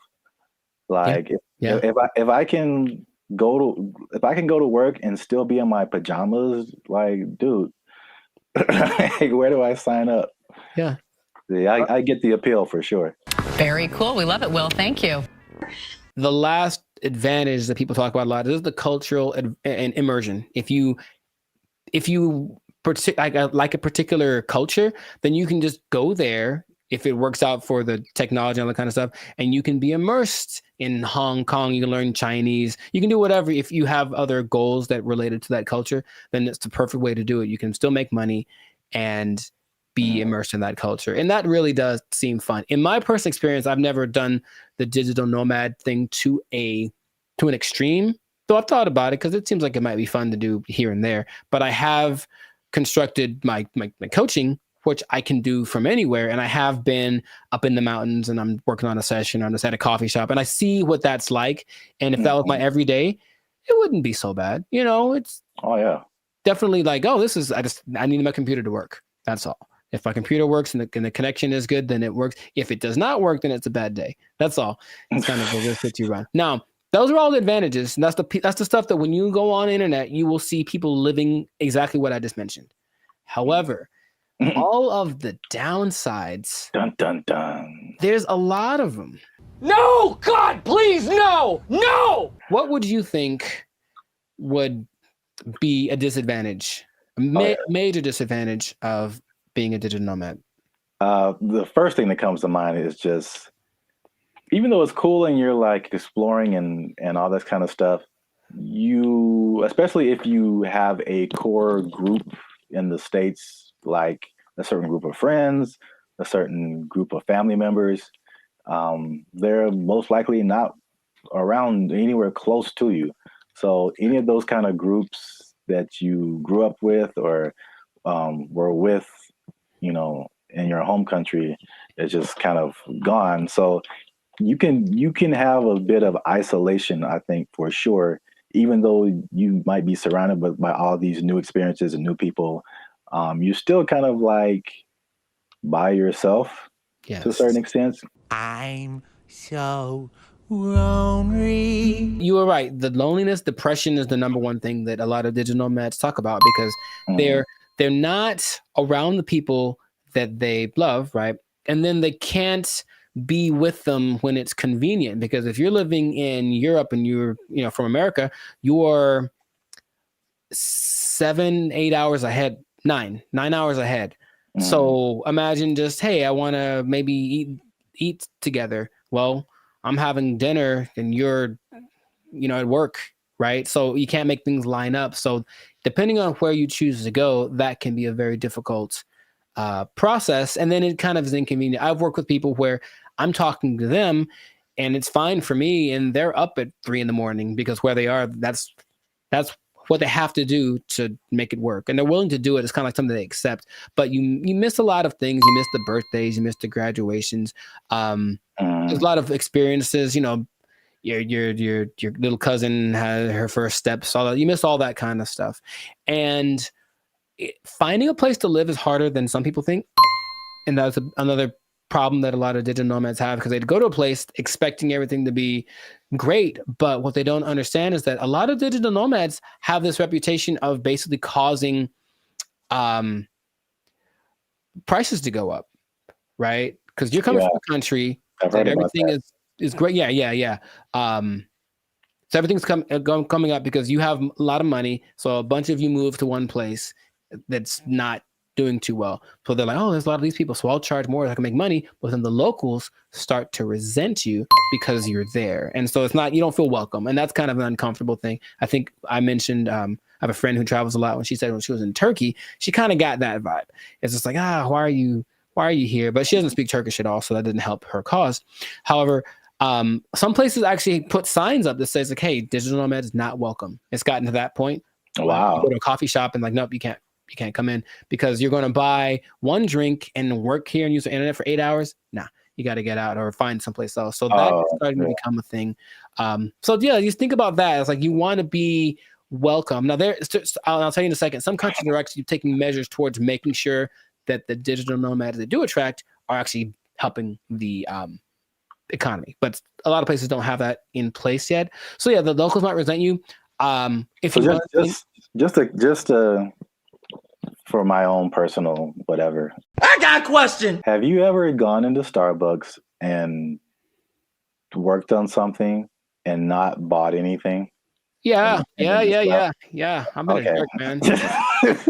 Oh yeah. Do you feel guilty at all? Or are you just like ugh? No, I spent a lot of money in Starbucks. I think have once in a while. Okay. That's just my if it was, and the thing is, if it was a mom and pop type place, then I'd feel bad. I'd buy something every time. But here's the thing, I even usually go to Starbucks. I have to use the bathroom. I buy a cookie or something just because. Oh yeah. But sometimes I'm like, I'm here for an hour. I'm popping in and out. I'm a regular. Don't mind me. I'm just. I think that's interesting psychologically because I feel. I feel the same way. Like if I go to a place where like I shop there all the time and I just go and then I just go in there to like use the bathroom or something. I'm like, you guys owe me. You guys owe me this bathroom. I'm here all the time. I'm not buying anything right now, but I'm here. But I feel the opposite at Starbucks because I don't drink coffee. And I never go to Starbucks. So when I'm in there, I'm just like still in Wi-Fi, and I feel so guilty. Here's the other thing. I don't specifically for Starbucks. I don't feel bad because my computer and phone don't work in Starbucks. Any Starbucks, the internet, the Wi-Fi does not work. I have to do my hotspot on my phone. For only Starbucks, and I don't understand. Apple. No. It's just because Mr. Starbucks doesn't like me, and that's Android PC. Android. Really? No, I don't know if anyone's understanding what you're saying there, sir. Right. Anyway, long COVID. Sorry. Continue. What else was I going to mention? That besides, the locals resenting you, someplace not wanting you to be there. If you have a medical emergency, it's a big deal because you don't have a safety net. Your insurance might be more expensive for one, and then transferring it over. Sometimes it's a tricky thing. It depends on the country you're in. When I went to Spain, I met up with a who got sick on her flight. And so from the plane, they had took her in an ambulance to the hospital, gave her the treatment, whatever. Now, if that had happened in the US, that would have probably cost her about $5 million. But because it was Spain, and as soon as you're in Spain territory, you're one of us, it cost her like $100. So that was cool, but it does depend. So you really have to be careful just about that. All these things are things that you want to think about before you do it, because it doesn't look that difficult if you only pay attention to the people that post about it. Because they just posting the good stuff. Once in a while, there's a sob story about no. Someone kicked me off of a bus. I think I saw that recently because they weren't from there, and they got kicked out the bus, and they felt so sad. I was like, well, life is hard, bro. I don't know what to tell you. It's really hard to find romance for these people, for sure, because you're not going to be there very long, and so no one wants to get involved with you unless you choose to be. So that's just another side to it. What I was going to mention earlier is that some places like Indonesia are starting to put in measures where they welcome digital nomads that have X amount of money in their bank account, and they allow them to actually have a visa, a second home visa is what it's called. And then they can live there for up to 10 years. But they want people to come and, of course, do something related to the Indonesian economic system. So they're telling people, come on over. And so in that case, if you have it like that, then you can move one place. You're going to stay there, but and it still implies you're making money based off of where you're from, and you're just living kind of more permanently in a new place. And that seems to be okay if you want to maybe uproot, start someplace else, then you can find love and no one has a problem with that. But you won't find many people that are willing to, be with you for just a couple months, like for something serious, if they know you're going to leave. Or if, you have a hard time being committed to one thing. So there's a lot of things to take into consideration. I know traveling. Have you ever planned a trip? It takes a lot. So imagine doing that regularly every couple months. I got to plan my stay. All that stuff is kind of a hassle. The idea of living out of a suitcase, some people don't like that. And that's why I think it lends itself to like a younger demographic, like someone in college, fresh out of college. Because I think at the end of the day, I think the internet has shown us that we need some kind of physical community, some kind of grounding. And if you don't have that, you just kind of like, you just kind of out there, and there's some, like you said, there's some negative effects to just kind of being on your own. So right, that's interesting. And the interesting thing about that too, what you just mentioned, is that the idea of nomads in general were nomadic people, meaning they were tribes. So there were people that wandered around, but they were all together, and so that feels so bad. We're all doing this, and now it's like I'm just by myself, me against the world. Hoping for the best by myself in this new place. So lonely inside, real wrong. The best case situation that I've seen work out pretty good is when couples decide to do it. And that's not so bad. That actually seems to be really the way to go. Like once, it's kind of hard to find someone that's aligned with that vision, but if you're both in it, let's both go X place and move around and whatnot. That seems to be, because that'll get you through the hard times. Listen, we finna get paid, girl. I can't even imagine traveling alone. I know a lot of people do it. Very fun. That's just crazy to me. Like I need at least one other person who knows where I am, what's happening. I didn't get kidnapped today. Like I'm not in a ditch somewhere. Like buddy system. Yes. All right. It's easy. It's easy. Just you can follow the Jericho Law patented make friends method. I didn't just make this up, but I've thought about it. Like this is what I've done many times, and it works every time. It literally works every single time. Okay, here's what you do. All right, pay attention. Pen and paper out, everybody. This is a learning moment. You get a bottle of alcohol or something else that people. So you lost me already. I know. Well, you don't have to necessarily do it, but get a bottle of alcohol or something that people enjoy in general. Maybe it's a cake. I haven't tried with a cake. I think it might work with a cake. Cake is universal. I think so. And you walk up to the group of people that you don't know. I said, I've done this many times. And you walk up and you go, yo, and that's it. And then they go, yo, and then it's a party. Literally every time I've ever done that has worked out phenomenally. And we hung out for many, many hours. Just random groups of people. Are you going to try it? I don't see that working out. Well. For me, at least. Actually, I don't see that working out at all. It's definitely a no for me, dog. It's usually, I determine they're there to have a good time. They kind of got to eyeball it, but it's like, they're in a place to celebrate, and they don't mind another person coming in to celebrate with them.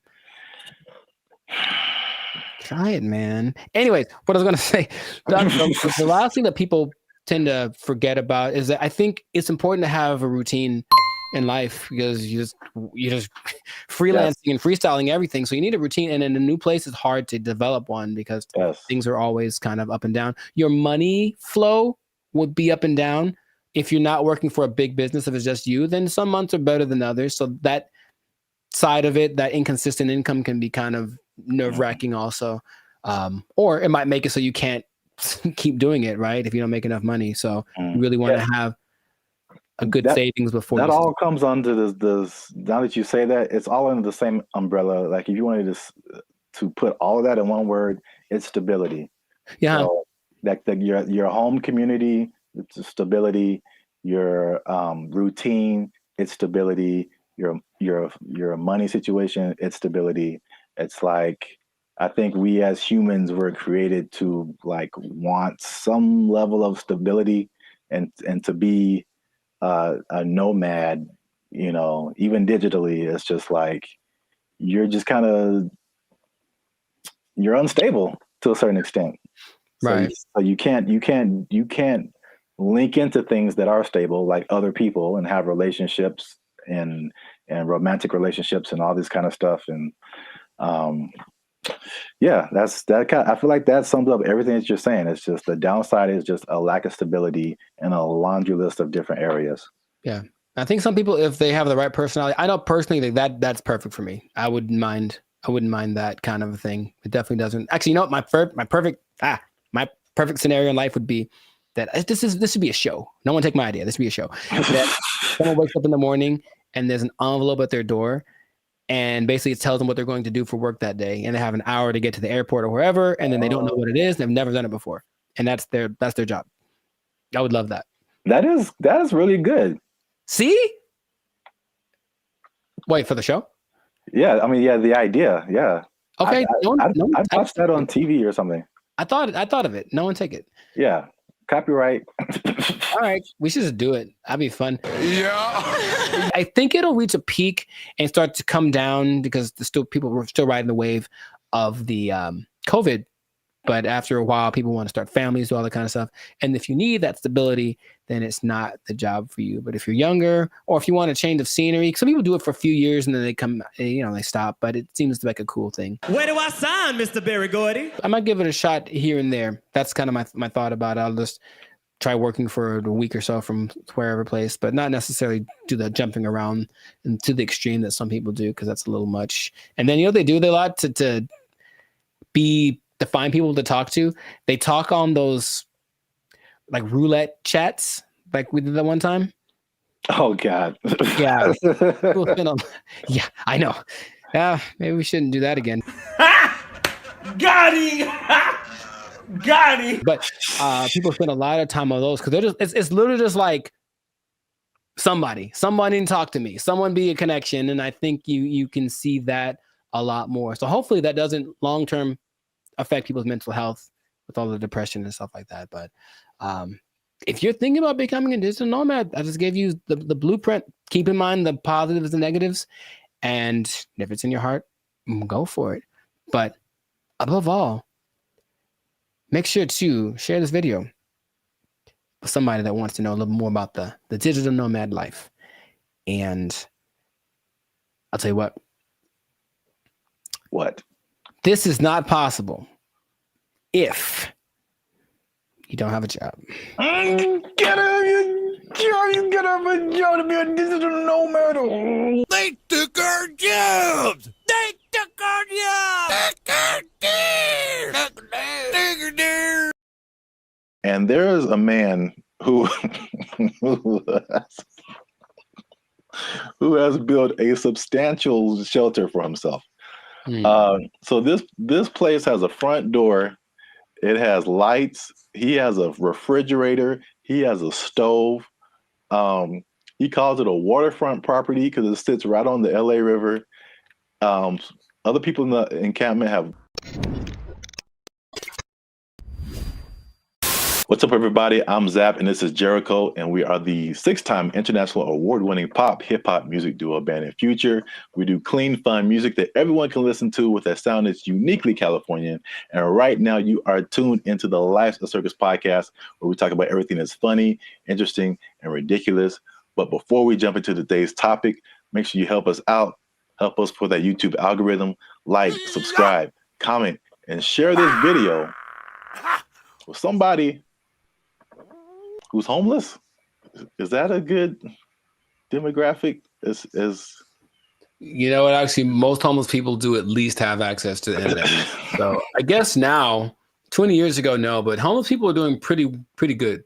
Yes, I'm glad you said that because that kind of segues into what I'm talking about. Okay. Before I say what I don't know where to start first. Okay. No, I'll go off of what you just said. Homeless people are doing not so bad. At least in LA, from what I can see. So check it out. I think I told you maybe a month or so ago, I was going to like the crypto.com arena and I was walking past this homeless encampment and I saw a orange extension cable. Mm-hmm. And it was just like, it was long. It was running all the way down the sidewalk. And somehow, I don't know how they did this, they rigged it into like a light pole or something. And those people had electricity. Like they were in there having a good time. They had a TV running. They were watching Netflix, whatever. Like they were just like, it's all good. So the the I guess the comfortability of homelessness is getting really interesting. And then also I came across an article from ABC, which was just took it to the next level. So by the 110 freeway, which is a major freeway in Los Angeles, if you're not from here, there's an encampment, and there's a man who who has built a substantial shelter for himself. So this place has a front door. It has lights. He has a refrigerator. He has a stove. He calls it a waterfront property because it sits right on the LA River. Other people in the encampment have little gardens. I mean, they have a whole situation going on. So have you seen anything like this, or have you noticed like the increase in just amenities that like homeless people are just like living it up right now? Not specifically like that, but I do want to point out something. And I think it's a misconception that a lot of us have, understandably. If you're homeless, you assume certain things about people. But being homeless doesn't mean you're broke. It doesn't at all. And I bring that up because I remember in Claremont, I was in a Coffee Bean listening to two homeless guys basically have a business meeting about how to get more money from people. Like the dude, he was seriously like, yo, man, you got to go to this exit between this time and this time. Make sure you have a dog and they'll give you. So these people have money, and barring the people that are super drugged out or have like a crazy mental illness, not a lot, but there are homeless people that are homeless by choice. So they have money, it's like they still want to spend it on a house. So that doesn't surprise me, but I haven't seen specifically that. Yeah, I've literally been at the gas station and dudes walking up to me who are bigger than I am. I mean, they eating good and like fresh Jordans on, like they just right. Can I get $5? I'm like, dude, you look better than I do. Like, can I get $5? Right. Like, what are you talking about? But yeah, it's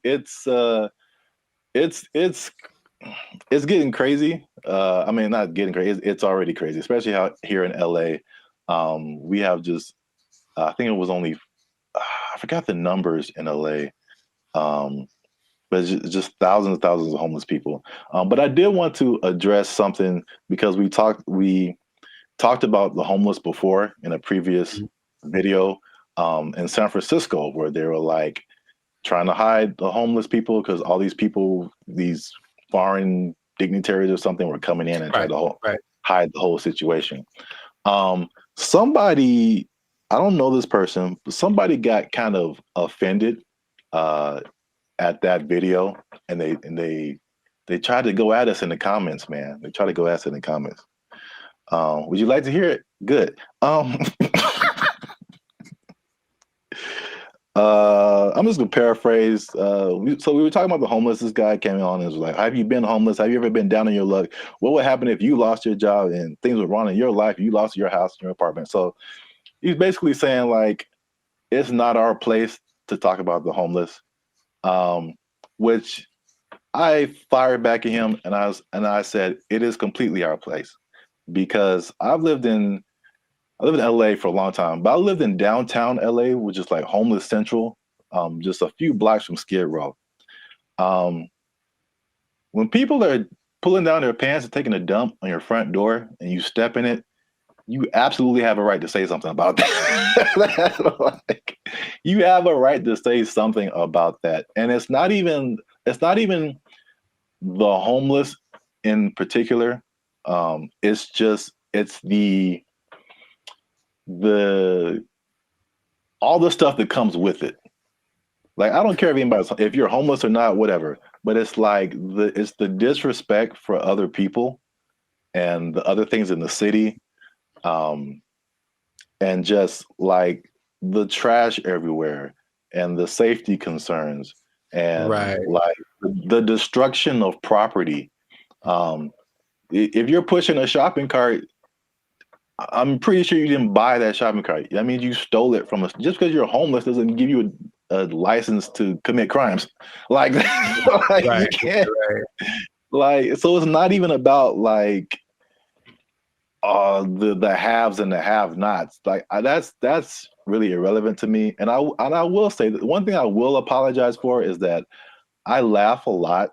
And a lot of people have said that in the comments before, and I think that's just because I think one reason is because talking to a camera is really weird. I agree. And so I'm used to talking to a group of people or something where you get feedback, and so you say something that's funny. Like, I think it's funny. I just laugh at myself. But we try to keep it light on the podcast. But homelessness, really, there are. I don't know. Again, everyone's situation is different. Like you said, there's some people who aren't even broke. They just don't have a house. But there are some homeless people who are just like, they had a rough whatever, something happened to them, and it's just a serious situation, and their life is really messed up. So I think well, at least I should apologize for making that I guess that false interpretation, you know what I'm saying? Like the insensitivity. I think that may have come across to some people like that. So I don't want to make it seem like we're insensitive to the homeless situation. But at the same time, I think that, we shouldn't be silenced because we've never been homeless or we never had a rough time or anything like that. And I have more to say about that, but I want to know what you think about at least that part of it too. I don't apologize for anything. I think that I'm justified in what I say when it comes to things that I've seen over time, right? So generalizing is dangerous, but it works because we have to start somewhere, right? So if homeless people were literally just like everyone else, they just didn't have a home, meaning they weren't dirty, they weren't sometimes violent or leading to criminal activity in order to, because if you don't have money, you have to do things that are above the law to get what you need. If the implication of what homeless is the problem, I think if somehow it was just you don't have a house, there's nothing wrong with that. And yes, people who have unfortunate situations, but in general, when there's, and I heard somebody say this as a joke, but it really does kind of resonate. It's like there's places where homeless people aren't allowed to go. Why? Because they're homeless, and that's not a place that they can't come into the places that we can go because they don't have a home. And it's not because they're homeless. It's because you can tell they're homeless because they look homeless, they smell homeless, they talk homeless, they're weird to you. Like all that stuff is what we're talking about. At least personally, what I talk about when I mention the homeless people. So I don't think there's anything wrong with that.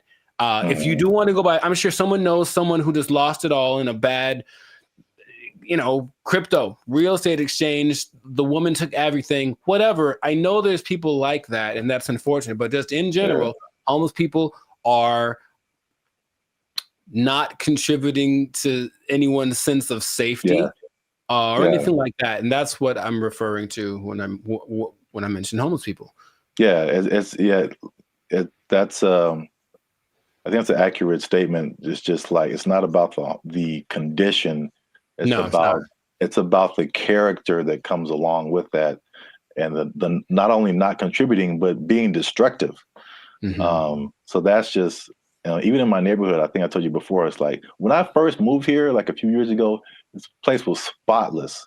I mean, it was just like people had pride in their neighborhood and stuff like that. And then, but we have a major mall, we have a major bus stop here and there, 7-Eleven, like the main intersection. That's kind of where I'm at. And it's just like every year it's like, okay, there's one homeless person. Okay, that's not so bad. Two homeless. Dang. All right, there's a guy sleeping in front of the grocery store. Crap. And then it's like trash just keeps building up. Trash, more trash, more trash, more trash.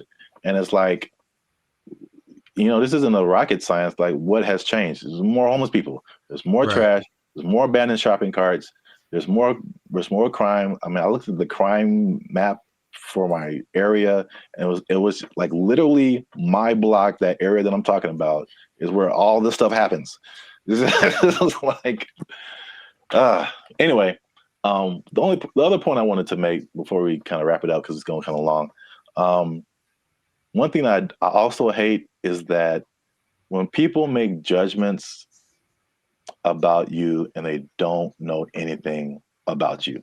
So same thing. I mean, the door swings both ways, right? People could say, "Hey, we're making a judgment about homeless people," but this person in the comment also made a judgment about us, like that we don't know anything about homelessness. We have never had a rough time or anything like that. And it's just interesting to see. Because I personally didn't come from having a lot or anything like that, and so when I've done stuff here in LA and I've really worked really hard and become successful, it's just like the mentality of people is just so interesting to see, like the psychology. It's like you become like, oh, you always had a silver spoon and like you got it good and you don't know what it's like and all this kind of stuff. And I'm like, I absolutely do know what it's like. Like into like 2012, I had nothing. I had like literally no job, no place to stay. Like I've been through all this kind of stuff. Like, and just because I'm like in my own place and have my own business and I'll do all this stuff doesn't mean like I don't know what's up. And I think about the people like the Jeff Bezos of the world, who just people just, oh man, he doesn't care. He doesn't know what it's like. Like I've seen pictures of this dude. This dude was selling books like in a garage somewhere, like just nerding out. I don't know how, if he had friends or I don't know, but they show these Google started in a garage, Apple started in somebody's garage, Amazon started in somebody's garage. These dudes didn't just like, No, they worked for it. They really did. Yeah. And they gave the world something that the world needed. So they get rewarded with. Exactly. I mean, if you want to have all that, then you can create something that literally changes the entire world. And then you can have all that too. But like, I don't criticize anybody for like having success or anything like that. Like, I'm pretty sure at some point, even like the what was it? The Kardashians or Paris Hilton, because I used to kind of feel that way too, because that was kind of like their, you knew that they came from money. They had stuff going on. Sure. But like, unless you have worked on a TV show, like you really don't understand how insanely difficult it is, how much you have to grind. Like just because you have a bunch of money doesn't mean it's going to be a success. Absolutely. Like I kind of tell you that I'm not even a lead. I'm just working, background or stand-in or just co-star or something. And I'm just like, after a couple of days, I'm like, dude, I'm like spent. I'm like, you're just 12 hours a day, boom, grinding. And then they have to come back and learn. They got to go home, learn lines, I think Dave Chappelle had a funny like little, I do a Chappelle show 14 hours a day, come home, raise my kids for like 10 to 20 minutes, and I get back up and do it again. Like, yeah, dude. Like anybody you see, even if they have money, they are grinding, man. And so that's kind of just I just wanted to make those points because it was just like upsetting that someone would come at us in the comments over that. It was just without any kind of perspective. Do you think the person that made the comment has a job? I feel like they do. I feel like we just hit a nerve. Like they had a job, or they're going through a tough time, or someone in their life is going through a tough time, and it just seemed like we were just talking about, we just like on YouTube, and we're privileged, and we just homeless people are terrible, and it's just so. I say if you give me one fact about a person, and then I get to judge whether or not to invite them over to my house. If you tell me right off the jump this person's homeless, then that's going to determine whether I want them to come over. Now, it's possible they're the sweetest person, and I know people for sure that do have homes that I'd never want them to come over. So there's that. It doesn't mean that they're a bad person. It just means, just based on the facts, statistically, this isn't a good start. Yeah. So I know it's a controversial situation. It's a big, it's been a big problem in LA and in many other places around the US and around the world. But let us know what you think. Leave us a comment. Let us know a comment that's nice. You can disagree. You can say what you want. But just know that I'm coming after you if you do. Now leave us a comment. Let us know what you think. Homelessness. Have you seen homeless people? Are they living it up in your area? Do you wish you were homeless and you could just live like that and not pay rent? Do people misjudge one another when it comes to all this kind of stuff? I know it's chaotic. Let us know what you think. Until then, you stay classy, San Diego. That's nice.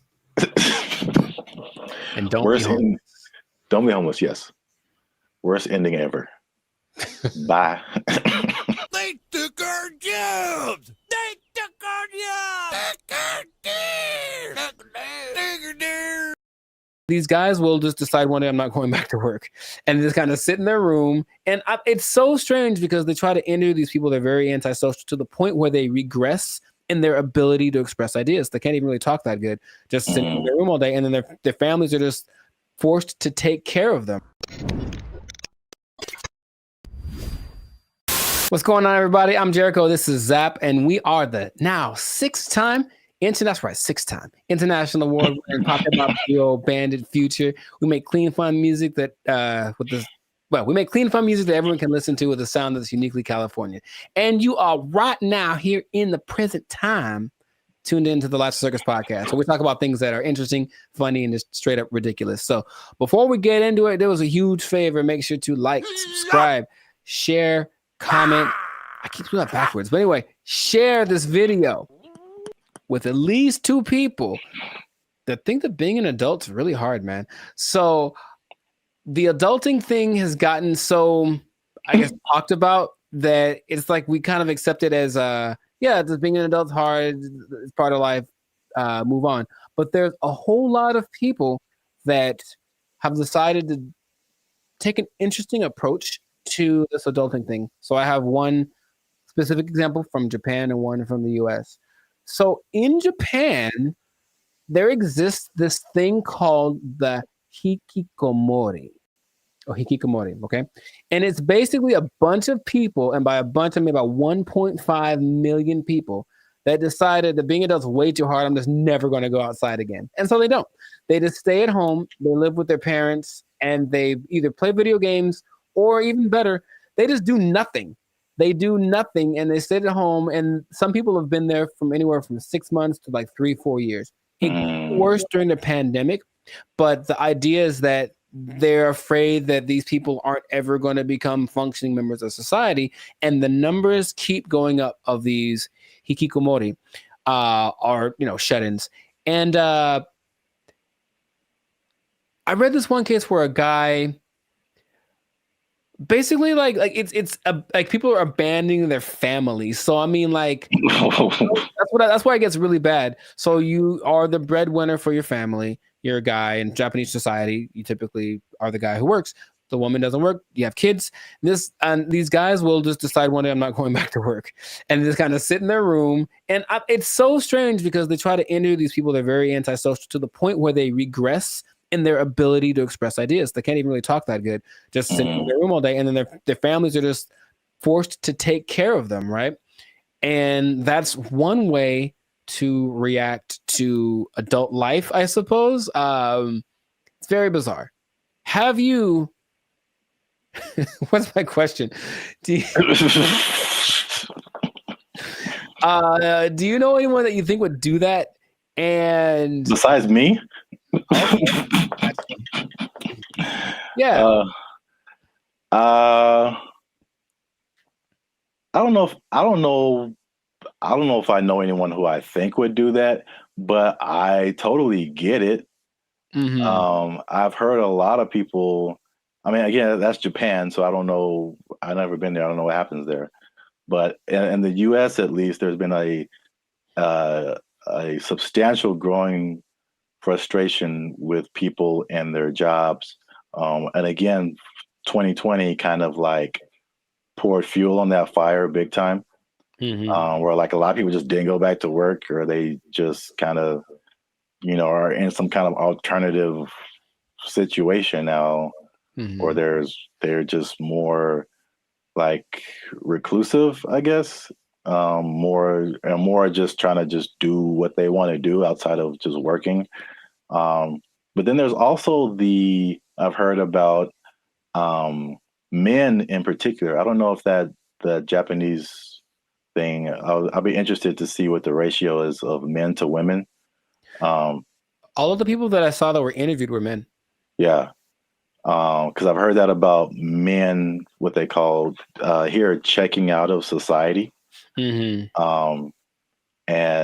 it's a lot of like the video game culture too. Sure. Yeah. Where that's just like what you do. And they just find more enjoyment, fulfillment in doing that, as opposed to like doing other quote unquote normal things in society. And it's, again, I don't know anybody like that, but I totally understand it, because I think we've all had times where like you have to go to work and you're just like, I don't want to do that. Yeah. Not today, devil. Yeah. PlayStation looking real good right now. Just yes. Yeah, I think we've all been there. But and this, on a societal level, I know I've been to Japan. I know they're kind of isolated already. Just in general, they don't really speak to each other in the streets so much. They don't have what we consider affection. They do, but it's just not quite as physical, outward like we have it.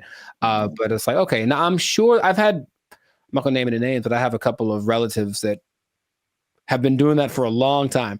Like they would just be in their rooms, and I mean adults like in their 30s, and now they're in their 50s and they're still just in their room. They don't work, and the family takes care of them. And it's like, okay, so that's one way to approach this. And I don't know what the prime cause of it is, but from a couple of the people that were interviewed in this Japanese video about the people in Japan, it's just that they had this image of what adulthood would be. They got to it and they're like, oh, this is nothing like I thought. And they just couldn't put it together. They couldn't just. So that's just an approach. I just won't go outside. And people are, it gets kind of bad because there's a committee of people that are assigned to help these people. So, they'll have go have a class in the park. How you get them out of their house, I don't know, but you got to help them out. And some of them have been rehabilitated, if you will. There's also a crew that is designated to going to see the people that are alone to see if they've died yet, basically. And that's just part of their thing too. And they'll be like, oops, yep, gotta fix it up. Yes, a lot of men. In America, I think what is a more prevalent thing that isn't quite so morbid, kind of sounds cool, is going off grid and just being like, okay, I'm done with this. I'm just going to live someplace else. So my dad is a great man, and he's been fascinated with this place called Slab City for a long time in like the desert over in California. It's hot there, man. I went there. Yeah, a year or two ago. And so a year or two ago, I decided to take my dad just so you could see it. He could say he's been there. And it's just, if I can paint the picture, it's just I don't know when it started, but it's just a bunch of people living in these makeshift houses, campers converted into houses, whatever. I don't think they're relatively close to an actual town. there's still like police, and if something bad happens, they can get medical care. But they're far enough off that they don't have like, connection to running water, and the government doesn't seem to care or bother them too much. But it's a few hundred people that are living out there, and a lot of them have actually become popular thanks to YouTube. So there's a lot of people that have YouTube channels from out there getting donations and whatnot. But I went there, very nice people. They have a hotel, you can stay there if you want. They have a library, but most of the time the people just occupy themselves with what you consider being more like natural, like living off the land, growing stuff, projects, construction. They have this big, it's not like a museum, but it's like a big structure that someone built. And you can go, oh, look at the big thing. And that's another approach. I heard another place in Michigan that's the same. So another approach is I just won't deal with the laws, and I'll just go someplace else where they don't apply anymore. Would that be something? So what is that? Mm-hmm. Is Slab City like an actual city? Like legally? I would say no. I don't think you could look it up on a map. You just have to kind of know that it's to the north of, I don't remember the name of the city. It's a small place. And that part of California is very spaced out. There's not a lot of people there. It was kind of already for people that wanted to be away from everything. There's literally nothing there. But this place specifically is called Slab City because it's just a put together ramshack kind of a situation. And they have like people that run it. So it's an informal, not a mayor, but there's like community leaders, if you will. And it's just a whole vibe there. I remember I walked in, some guy was like just hammering something, and there was no rhyme or reason to what he was doing, but he was hammering a thing into a thing, and he had a lot of things, and he was just doing it. And I was like, all right. And I walked up and I gave him a case of beer, and I talked to the guy who plays the guitar, and this guy just sits there and plays guitar all day. And they seemed very nice. And I didn't get much of their story, but they had been there for a long time.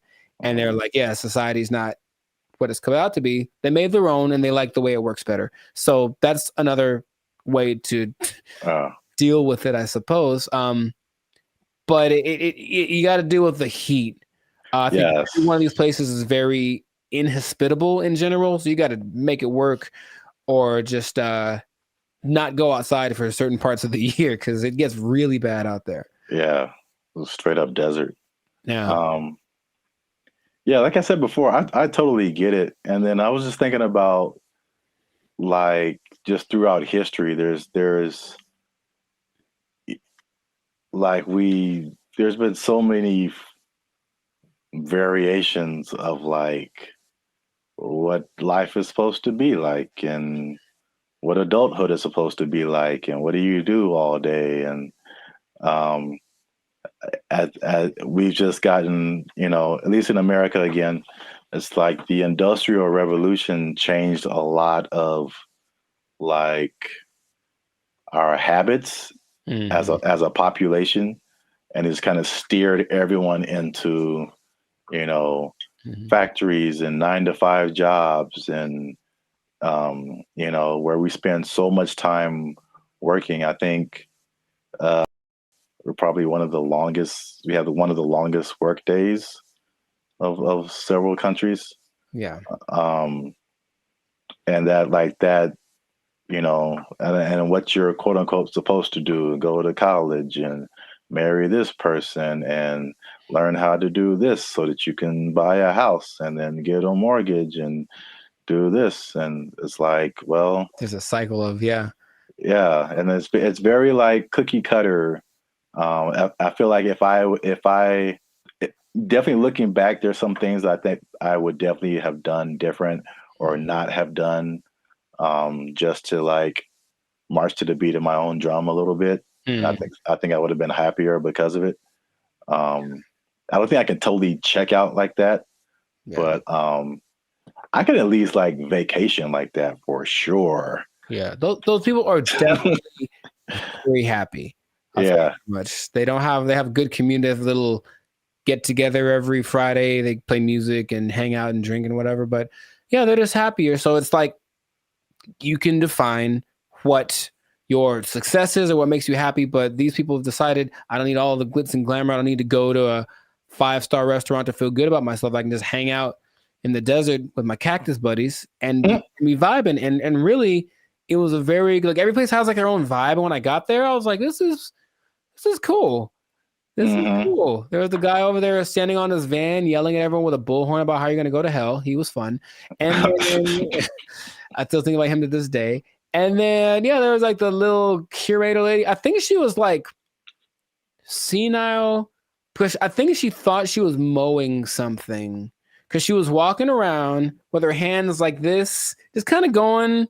And there's no grass for one, but she's like kind of just going, doing. I was like, you go, girl, whatever, you know. Cocaine is a hell of a drug, man. I mean, she was moving too slow for that, but you know what I mean. I think that she was in a good place, and that's cool to see. So it's just another option for people to have a different outcome with their life. So you know, that's just an interesting way people live. So I see both sides of it. I mean, it's last thing, because I know we run out of time, but like, I guess the devil's advocate or just like the other side of it is just like, well, what does it mean to be a contributing member of society? You know? And so like, if nobody's working and nobody's doing anything, like, you know, somebody needs to do something for like this whole thing to function. Yeah. So there's that aspect of it too, for sure. I think they figured out what they have to do to survive, because of course none of them could just do it by themselves. But some people have little gardens, some people cook stuff. I think they have I wasn't gonna go, but they do have a restaurant. I don't know what's on the menu, but I'm pretty sure it's a little exotic, maybe a little crunchier than it should be. I don't know. I didn't want to find out what the restaurant was like, but yeah, a society is an interesting entity because it does have to have certain things in place to work. There has to be people that are in charge of certain things, and people have to do things. Otherwise, it's just like, you know, the one person living on an island. If you want to do that, you can do that. And that is an option. I've heard of people doing that, but I don't think that's quite as common as people that actually get together and say, we'll be in our society. Just the big old thing is too much. So let's just make our own little pocket and then work with that. And I ain't mad at them. Do your thing, Slab City. Yeah. It's right out there. If you want to go ahead. Give that desert life a try. Mad Max style, you know? I think that is it for us. Another episode in the books, another successful episode of the Lives of Circus podcast. So yeah, please leave a comment. Let us know what you think. Would you go off grid? Would you just shut yourself off and be a recluse for the rest of your life if life got a little too rough? Or what are some other ways you think that people can react to adulthood and the reality that it is? So yeah, let us know about that. And then you know, it's interesting. If you're an adult, you pretty much have to have a job, man. What? You do? You pretty much have to have one. Man, that's crazy. I know. And the bad part is what happens if that job becomes if it's taken away from you. They can't take my job. They can't take it. I won't let them. They took our jobs. They took our jobs. I bring it up because it's the first thing I've heard in a while where I listened to it and I was like, yo, yeah, okay, finally something that's like respectable and decent and moves you, right? So for those of you that are watching that really want to get into this, stay tuned to the end because you'll actually find out something that you don't need for this that you would think would be important.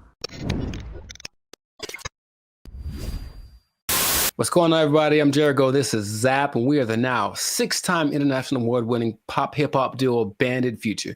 We make clean, fun music that everyone can listen to with a sound that is uniquely Californian. And right now, in this moment in time, yes, Lord, you are tuned into the Life Circus podcast, where we talk about things that are funny, interesting, and just straight up ridiculous. So before we get into this thing, make sure to like, subscribe, comment, and share this video with at least 2 people who want to make music that causes a revolution, that moves a culture. I'm talking to the musicians out there, okay? Oh, okay. I got something to tell y'all. There's a way to do it, I think, if you follow the latest trend. If you follow the latest trend, there's a way to get your music so that people really like it. Okay. So have you heard, Zach, have you heard of Ama Piano? Ama Piano? Ama Piano. It's a genre of music. Ama, one word, Ama Piano. Not I'm a piano, but Ama. I know, it sounds like it's lines. It's not I'm a piano, it's I'm a piano. I've never heard of it. Not Ama. It's a girl named Ama, and it's her piano. Okay. But it's called Ama Piano, and it's basically a genre of house, if you will, but it's from South Africa. So the most popular figure in this is Tyla, if you have heard of her. The water I've heard girl. the name.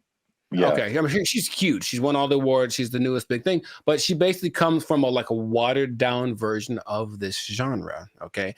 And so the interesting thing is it followed a couple of patterns that work generally to make a style of music really big. And I bring it up because it's the first thing I've heard in a while where I listened to it and I was like, yo, yeah, okay, finally something that's like respectable and decent and moves you, right? So for those of you that are watching that really want to get into this, stay tuned to the end because you'll actually find out something that you don't need for this that you would think would be important, okay? So Ama Piano is basically a subgenre of house piano. Okay. And so it's got one thing that a lot of new styles of music need to have. It's something familiar. There are people listen to it and they're like, oh, I kind of recognize this. Like it's in a different, the presentation is different, but the substance is the same. Something I resonate with. So that's number one. You listen to it and like that. I hear something that I've heard before in the music. Okay. Lots of repetition.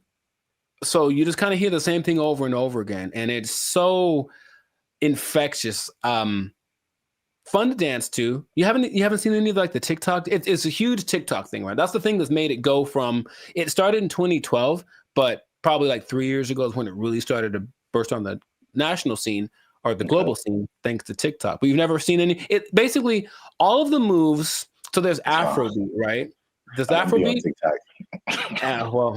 But there's Afrobeat, and all the moves are kind of complicated and intricate and whatever. With Ama Piano, I guess tip number 2 is that a lot of the moves are really simple. And the whole point is just to do stuff with your friends. So just get in a group and do this music, do this dance, and do 6 seconds and it'll blow up on TikTok or whatever. And it's always something really simple, a little shoulder movement, a little head thing. And it looks really cool, but the music kind of has this driving thing. So I'm giving y'all the formula for this, basically. The look of it is familiar because everyone looks like hip hop, basically. Everyone knows hip hop. So the dress for the women and the men, it has that same aesthetic. People just look like, oh yeah, it's like a hip hop person. But then you see that they're talking. Okay, they're definitely from Africa. You see their movements. Oh, this is a little bit different. So it kind of has that element to it, and it connects with young people. Okay, I think if you look historically at any big movement, from the swing to grunge, anything, it was youth that were really pushing it. So you see kids that are super young kind of grooving to it, which means they'll probably grow up to it, grow up with it their whole life. I forget, the people that like this style of music have a name. That's another thing I was like, we have our BFFs. They have people that like this music. I don't remember what it's called. I have to look it up. People that like Ama Piano, okay? There is 2 other elements that are really important. It features women a lot, and a lot of genres tend to not. We've talked about reggaeton before, where it was a lot of misogynistic, just men, basically. And this one has a lot of women from, I mentioned Tyla, though it also has Shasha, Kamo Mapela, Bule, Nia Pearl, Lady Do, Buntiel Smith, among others. So the women are pushed to the forefront of it, and their whole philosophy is like, well, if women like it, then everyone will like it. That's kind of, and it's like, because think about it. Okay, your girl likes this music. She's gonna drag her dude to go listen to it or whatever, and then he wants to make the music that gets her to dance because it's not a super. I don't call it sensual. Like it's very like the way they move is very sensual, but it's not over the top. Okay, so it kind of still cool for younger people to do it. Yeah, a little bit tamer. It doesn't quite have all of the negative things that you associate with like hip hop and reggaeton right now. So it's kind of found that universal appeal. And then this is probably the most interesting thing about it. So if y'all don't know, Zap started a dance group back in the day. Uh-oh. Instant Groove. We was grooving, man. We was grooving, man. It was grooving. IG for life? Shout out to the IGs. What? And you have a song or whatever, and there's beats, and then you choreograph a song to the beats, right? Well, with I'm a Piano, it's interesting. There's so much going on. The elements are usually a shaker, a snare, there's like a log drum that's like the bass, so it's like a really distinctive sound, and then a kick, and not many other elements to it, but there's so much happening that you can actually kind of choose which beats to hit and whatever. And so when you're moving with it, your dance will be different than someone else's because you chose which ones to emphasize. And I think that's really cool. There are the ones that have like, this is the dance you do to them. I think Imnike is one that, oh my God, that's the one that actually got me into it. Imke, I don't know how to say it. Imnike. And it's so good. It's so good. So you watch people dancing, it's like, oh, he danced to it, but he emphasized that beat. And then there's a lot of off beats, very syncopated. It's all very exciting. Before I get into what the thing that's not in it that you would be surprised about, has there been any music that you've heard recently that made you go, okay? Because I think to me, music's been kind of like, I don't know, for a while. But anything that you've heard that was like, okay, oh, that's pretty dope. Yeah, I mean, the first thing that comes to mind, and I think I told you about this too, was I saw, I don't know what it is, but what you're talking about kind of feels like it's almost in that same vein. But I saw something on Instagram where it was all these people dancing. They were at some event, and it was, I can't remember the song, but I just remember everyone was dancing, and they're all doing the same kind of moves, kind of in a, it seemed like a modern day cha-cha slide. Because because when I saw it, I'm like we really haven't had, I can't think of a song like the cha-cha slide where like everybody gets on the dance floor and then everyone knows kind of what to do and you all do it together. Right.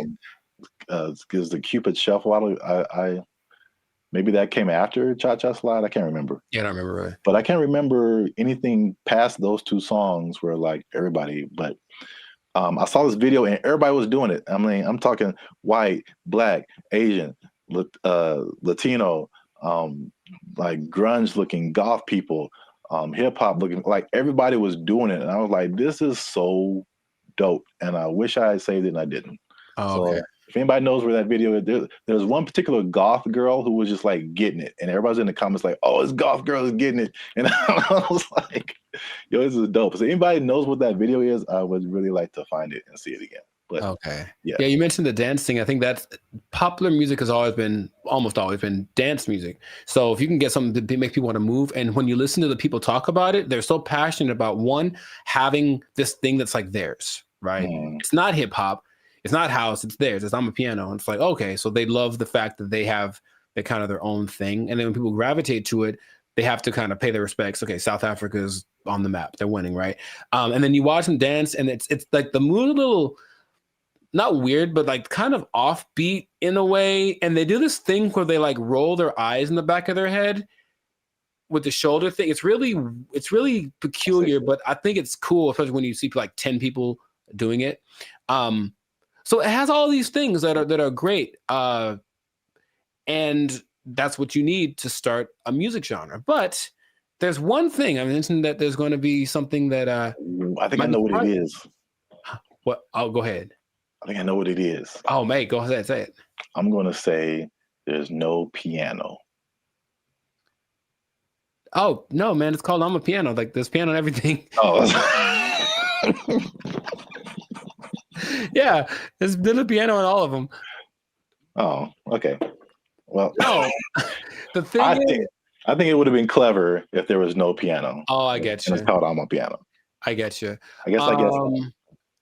That's not a good translation from their language. No, the thing that's surprising about it, if you watch all the documentaries and all the people being interviewed, all the producers, all the everything, no one mentions the lyrics.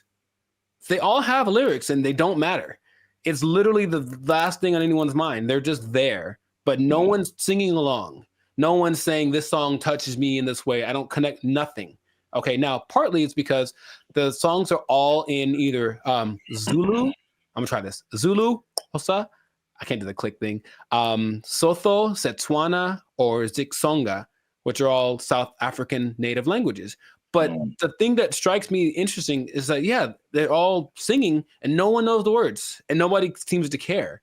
So there are really big singers in this style, but the words don't matter. It's just the feeling of it. And that's what I found very unique to this. So if you listen to watch, no one knows what they're saying. So I guess this goes to show you that that's not something that people necessarily require anymore. Just as long as it feels good, as long as it's fun to do. Oh yeah, I mean, you think about like U.S. artists who are just like huge worldwide. I'm sure like people don't speak English and they have no idea, but they're just bumping like Earth, Wind, and Fire and like. Well, the thing is, not even the choruses. You think at least on the chorus, okay, everyone sings nothing. Yeah, it's really weird. Yeah, I mean, I know that this is different, but I'm just saying like the ability of music to kind of to have that a tendency to. Oh sure, yeah. To where the words you don't have to quite know the words. I mean, I don't know the words to this at all, right? But I'm still digging it because I guess that's what they're transmitting. But even the people from there aren't singing the words or talking about nobody mentioned the lyrics one time. So, and the thing is, the songs don't sound all the same, even though they kind of have the same elements. They have different. I think it's great. That's what I want to just point out. Sounds cool, yeah. If you haven't listened to I'm a Piano, I recommend you check it out. Just be warned, there is piano. There's piano in it. I think you'll enjoy it. I thought I got that right. I really did. Nah, I wouldn't. I should have just lied. Yeah, you got it, man. But in any case, let us know in the comments if you listen to I'm a Piano what you think. If you have a TikTok account with 20 million followers because you did a dance to one of the songs, who knows? But and all the songs, the dances are just from whoever did a cool thing. That's the other thing. They're not made by famous choreographers. It's just like somebody literally said, I saw a kid dancing to it on the street and I thought it was cool, so I did it in the club. And the next thing you know, there's 500 people doing it. So there's that like word of mouth element to it. That's just, I think it's really cool. So anyways, yeah, check it out. Check out some of those artists that I mentioned. They're pretty great. And if we get 10 comments, then Jericho's going to do one of the dances on our TikTok. I didn't sign up for that. I wouldn't mind learning though. That is kind of fun. I'll do one of the simpler ones. 10 comments. There's one. It's like a little. It's very simple moves, but I'm still probably going to mess it up. Anyway, this has been another episode of the Lifestyle Circus podcast. Make sure to like, subscribe, comment, share this video with your peoples, and then just remember that if you're dancing and you're grooving, then the music's going to be spread around. So make that music danceable, and you stay classy, San Diego. Yeah, man. You got it. There's piano. They took our jobs. They took our jobs. Whenever you buy things on the self-checkout line, it says out loud how much everything it is that you buy. And that's kind of a weird thing. I don't know if you can. I feel like there is a way to disable that, but the default setting is that everything you buy is like boop $1.99, boop $4.55. Like it does. Right. Does it say your? Well, I mean, so what's so bad about that? That's my business. Some people be knowing what I'm buying. Like that's all. Don't put my business out there, robot. That's all. What's up, everybody? I'm Zap, and this is Jericho, and we are the now 6-time international award-winning pop hip-hop music duo Bandit Future. We do clean, fun music that everyone can listen to with a sound that's uniquely Californian. And right now, you're tuned into the Lifestyle Circus podcast, where we talk about everything that's funny, interesting, and ridiculous. But wait, we need your help help us out. Tired of eating mayonnaise sandwiches. Give your boy some funds. You know what I'm saying? You can join the channel, become a member. That'll help us out. Or you could just like, subscribe, comment, and share this video with people who stealing, because there's thievery going on. That's right.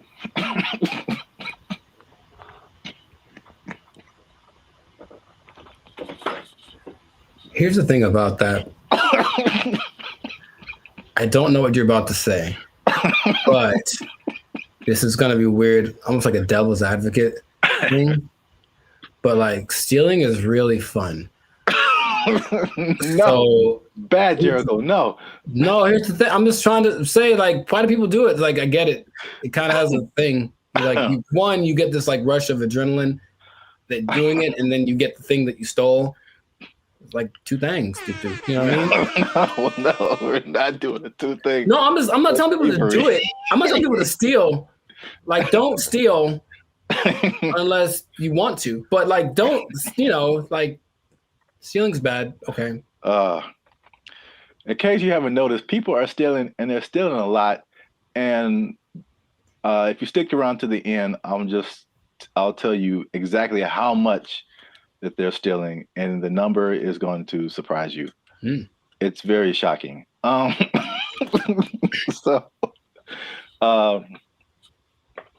Stealing is bad. Okay, we shouldn't steal. But I'm bringing this up because it's affecting me, and that's the most important thing. Look, Jericho, the self-checkout line, do you ever use that? That's all I use because people are gross.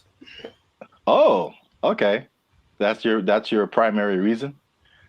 No, it's faster. And the thing is, people don't get in it. That's the thing. It's faster and no one gets, like, it's always, there's 20 people over here in the line just coughing on each other. And then there's nobody in the self-checkout. I just go there. I didn't really think about it like that. My number one reason is just the speed. And just being able to like get in and get out. But that's like number two, yeah. I feel like people don't go to it because they're afraid to use it. Well, there's nobody there. It's kind of creepy. I mean, there's a person sitting to make sure they don't steal, which is totally not. They're not there half the time, so they're not doing their job. I feel like, well, I was kind of leaning more towards the technology aspect of it. Oh, okay. It's just like, I feel like there's still a large number of people, especially older people, who are just like, computers just don't really make sense to them. Because it seems more complicated in their minds to use a self-checkout than to just go through the line and have a cashier ring everything up. At least, I don't know, that's just my hypothesis. I digress. I mentioned the self-checkout line because that's one of the big places people are stealing. So stop stealing. Stop stealing because. Well, you know what about that too, that actually could be a deterrent for people to use it? Whenever you buy things on the self-checkout line, it says out loud how much everything it is that you buy. And that's kind of a weird thing. I don't know if you can, I feel like there is a way to disable that, but the default setting is that everything you buy is like, boop, $1.99, boop, $4.55. Like, it does that. Right. Does it say well, I mean, so what's so bad about that?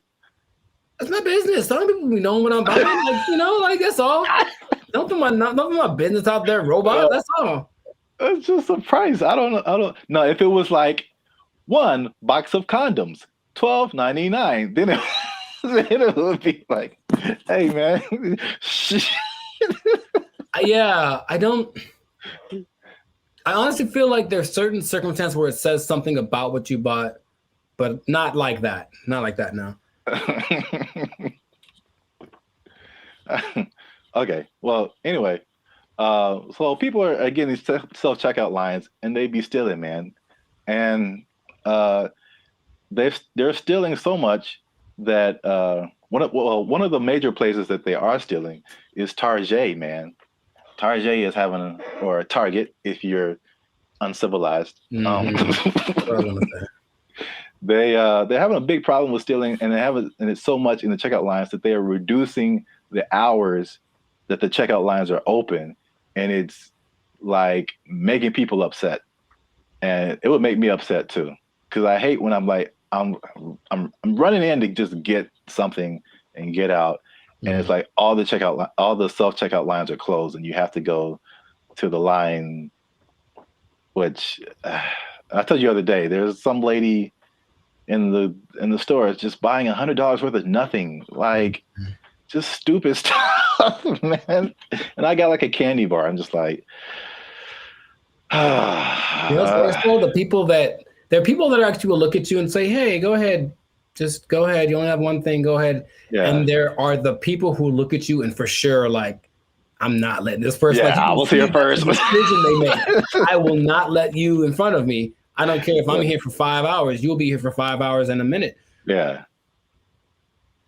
Yeah, it's so anyway, the checkout lines there, some places are reducing them to like, I think it's like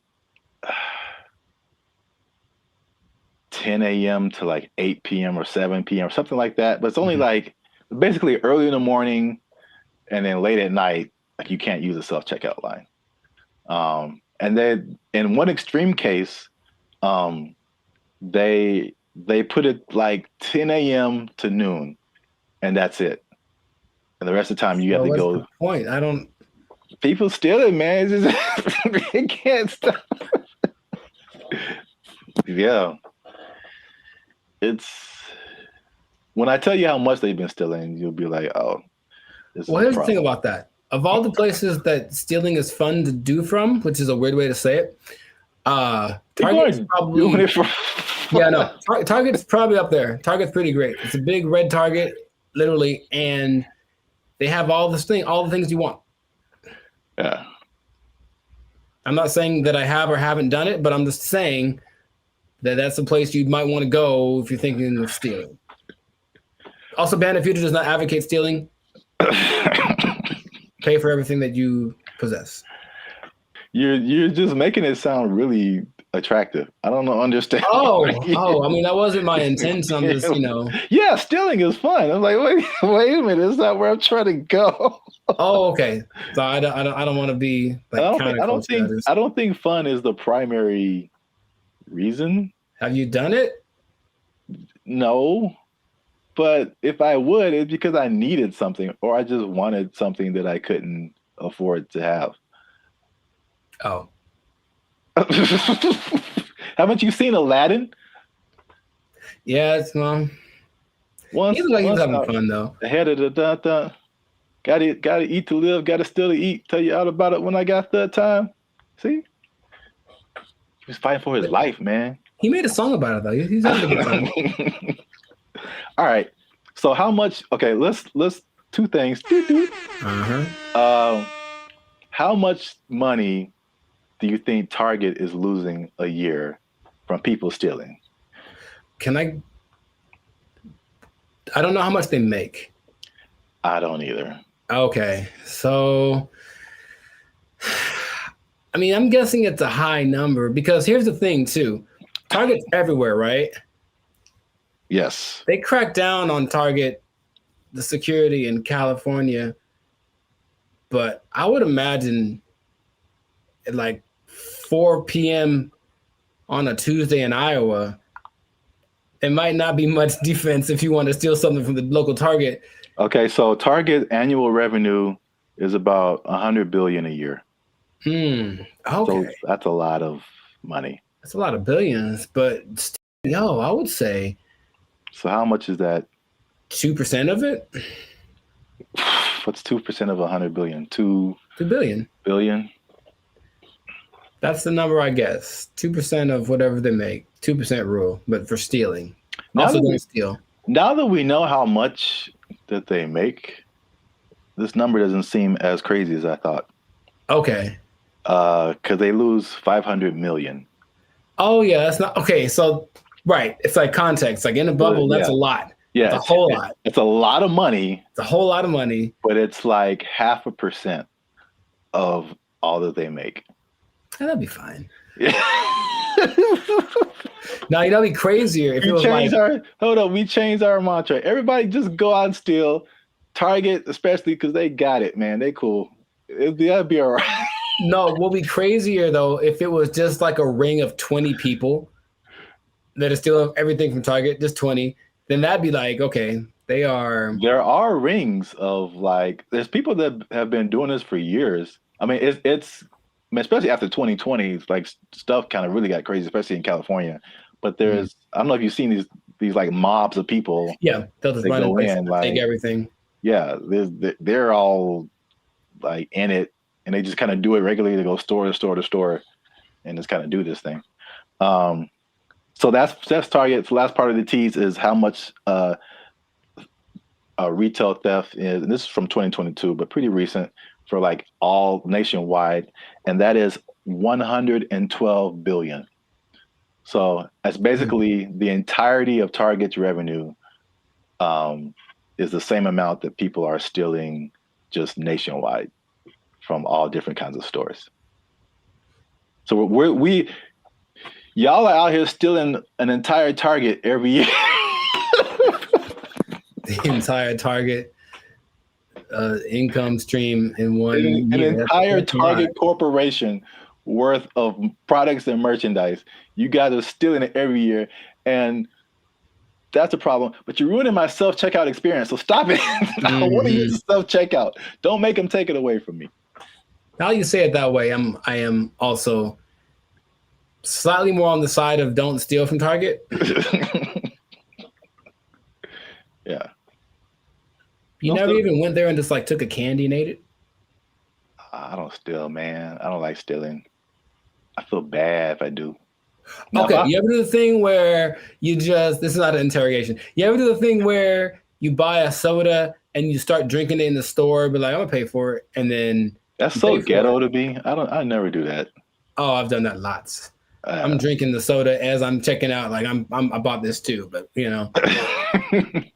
If I was like dying of thirst, yeah, but like, no, I feel ghetto when I do that or something. Oh, it's about as ghetto as it gets. The first time I saw that, I think I was like offended, and then I was like, I think that's a good idea. Like, what? I don't have to wait till get to my car to eat this. I don't even know. I got like a candy wrapper. Like, yeah, I ate this too. Bring it up. You just pulling wrappers out of your pocket. Yeah, ring that up and that. Yeah, I ate that. Like, how long have you been here, sir? I ate that in aisle 5. You can ring that up. I've been here like 8 minutes. Yeah, I was shopping. I was hungry. This isn't Costco. You don't have samples. What was I supposed to do? All right. Well, we're going on long. So this has been another episode of the Life's a Circus podcast. Make sure you like, subscribe, comment, and share this video. People who steal, tell them to stop. We out. They took our jobs. They took our jobs. And I go in there, and basically I stand there for 10 minutes without anyone talking to me because no one's working the front. Nobody. And I just like, okay. And I just eventually just yelled something to the cooks. What's going on, everybody? I'm Jericho, and this is Zap, and we're the now 8-time international award-winning pop hip-hop duo Band of Future. We make music that's funny. No. Huh? We make clean, easy for everyone to listen to with a sound that's uniquely Californian. And right now, you're tuned into the Life's a Circus podcast, where we talk about things that are funny, interesting, and just straight ridiculous. So before we get into this thing, make sure to like, subscribe, comment, and share this video with at least 2 people that knew that the wage increase for fast food workers was a bad idea. I'm telling you right now, it was a bad idea, and I have proof with numbers, with personal experiences. One thing, okay, so I didn't actually know this. I thought it went into effect January 1st, but actually went into effect April 1st. Yeah. Yeah, so there's less data on the effect of it, but I have already There's enough data, I know that. Huh? There's enough data, I know that. Yeah. So I got some numbers, and I got a couple of personal experiences. But I'll go to you first. Have you noticed anything tangible or had any experiences that Have kind I of like noticed a Whopper from Burger King is $8. I think I mentioned this before.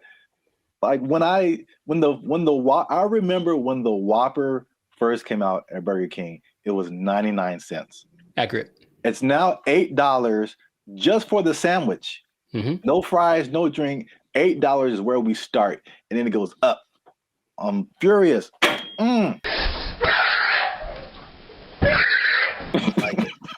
So yes, increased prices everywhere across the board, and I had a couple of eye-opening experiences just last week. Hey, y'all, come look at this. I went to a Korean restaurant because I like me some Korean food, and I wanted a bulgogi bowl, just beef and rice. It is literally beef, rice, and some onions. I'll give you a couple of sides right now. I slide in there. I felt like that joke from Cat Williams. Remember how you used to just give $20 at the pump and said, here, you know, and then walk away? If you had $10, $15, you could go to the gas station with confidence because you knew you was either going to be full or damn near full. If you had a 20, you ain't even talk to the person at the counter. You just 20 on 11. I walk in like, I know how much a bulgogi bowl costs. I've had these before. And I didn't even look at the price. I just ordered it. Confident. Here's my card. Confident. I look at that thing, man. $27. Good Lord, that's a lot of money. Don't you like rice? $27 without the tip. Okay. So I was very sad. I was very sad. And I ate it, and it did not taste like a $27 bulgogi bowl. It tasted like a $12 bulgogi bowl, one that I came to know and love. That sucked a lot. This sucks. Yeah, it really sucks. What is happening, of course, is that since wages are increasing, owners of these franchises are laying people off or giving them less hours, something like that, right? So I go to The Habit, which I don't go to fast food too much, but I do enjoy The Habit. I think they got good stuff. And I go in there, and basically I stand there for 10 minutes without anyone talking to me because no one's working the front. Nobody. And I just like, okay. And I just eventually just yelled something to the cooks. Y'all gotta chill. Y'all crazy back there. But they don't work the front, so they didn't do anything. So I just kind of left. And then I overheard the conversation, like somebody got off the shift at X time and someone wasn't coming in till Y time. So I was just out of luck. I came in the gap between shifts and there's nothing they could do about it. Calm down. No! Now, there's a couple of things that are interesting. So for those who've been living under a rock and they don't know, the fast food minimum went up from $16 to $20 as of April 1st. Okay. And they started to interview a bunch of people just to see what their experiences are, business owners. One owner of El Pollo Loco franchise actually said he owns 6. And he says his costs went up because of this $180,000 per store per year. Just one guy. And he says, I can't handle it. So he says, as of today, I'm in the red. We're losing money. We're going to need to stop the boat from leaking by making changes, which means raising prices, laying people off, all that kind of stuff. And it keeps happening. There's also confusion about who it applies to still. People like, there's a Gabriella Campbell who owns an ice cream place in LA, and she's not quite sure. She had to write the assemblyman. All this is confusing. So they're trying to figure out what's going to happen. So they're losing money from litigation, trying to get paperwork signed and documents and hire lawyers and all this stuff. It's just chaos, right? No one knows what's happening. And so the big thing is that I think it's all going exactly like we predicted. Going to have less workers. Somebody's going to get fired. Right. Or more automation. So again, less workers or less hours. Nobody gets overtime. Something has to like compensate. I mean, it's like people think they just pull minimum wage out of thin air, and it has to come from somewhere. Another gentleman said, Brian Hom, he owns San Jose Vitality Bowl. And he said, one, customers are really mad at his $14 price for an acai bowl, which I understand because I've made an acai bowl for $3. So I understand the price. And then he basically said this: I'm happy for my employees getting the $20 minimum wage, but if we can't continue to have good sales, they may not have a job. You about to lose your job. Get this thing. This is the cycle that we've entered ourselves into, where the owners have no choice but to raise prices, but to lay people off. And it's just bad. And I don't see it. I don't see the solution. I got some good news and I got some bad news, y'all. The bad news is that I'm shutting down the studio. It sucks for the, I mean, there's so many different, everybody's. What? Bro, what are you talking about, man? Everybody's in a different boat. I know a lot of this applied to like the big chains, like the McDonald's of the world and the big franchises. Sure. And it's a lot of complaint from people is like, well, these are big corporations. They have lots of money. It's not, they can afford to pay this. They know what they did. They know what they did for sure. Like just McDonald's, because that's the thing that everybody knows. The McDonald's corporation is different from like the franchise owners. And so these are like individual people or individual businesses that, you know, get everything from McDonald's and just put their, you know, labels on it and all that kind of stuff.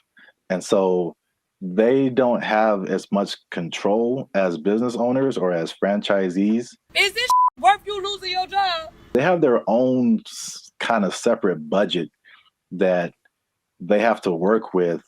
It's not like, you know, McDonald's down the street is not the McDonald's corporation per se. Right.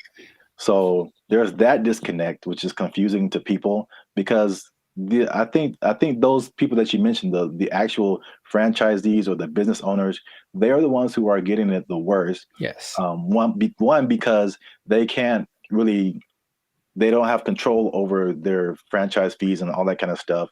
They didn't advocate for this minimum wage that was just handed down to them.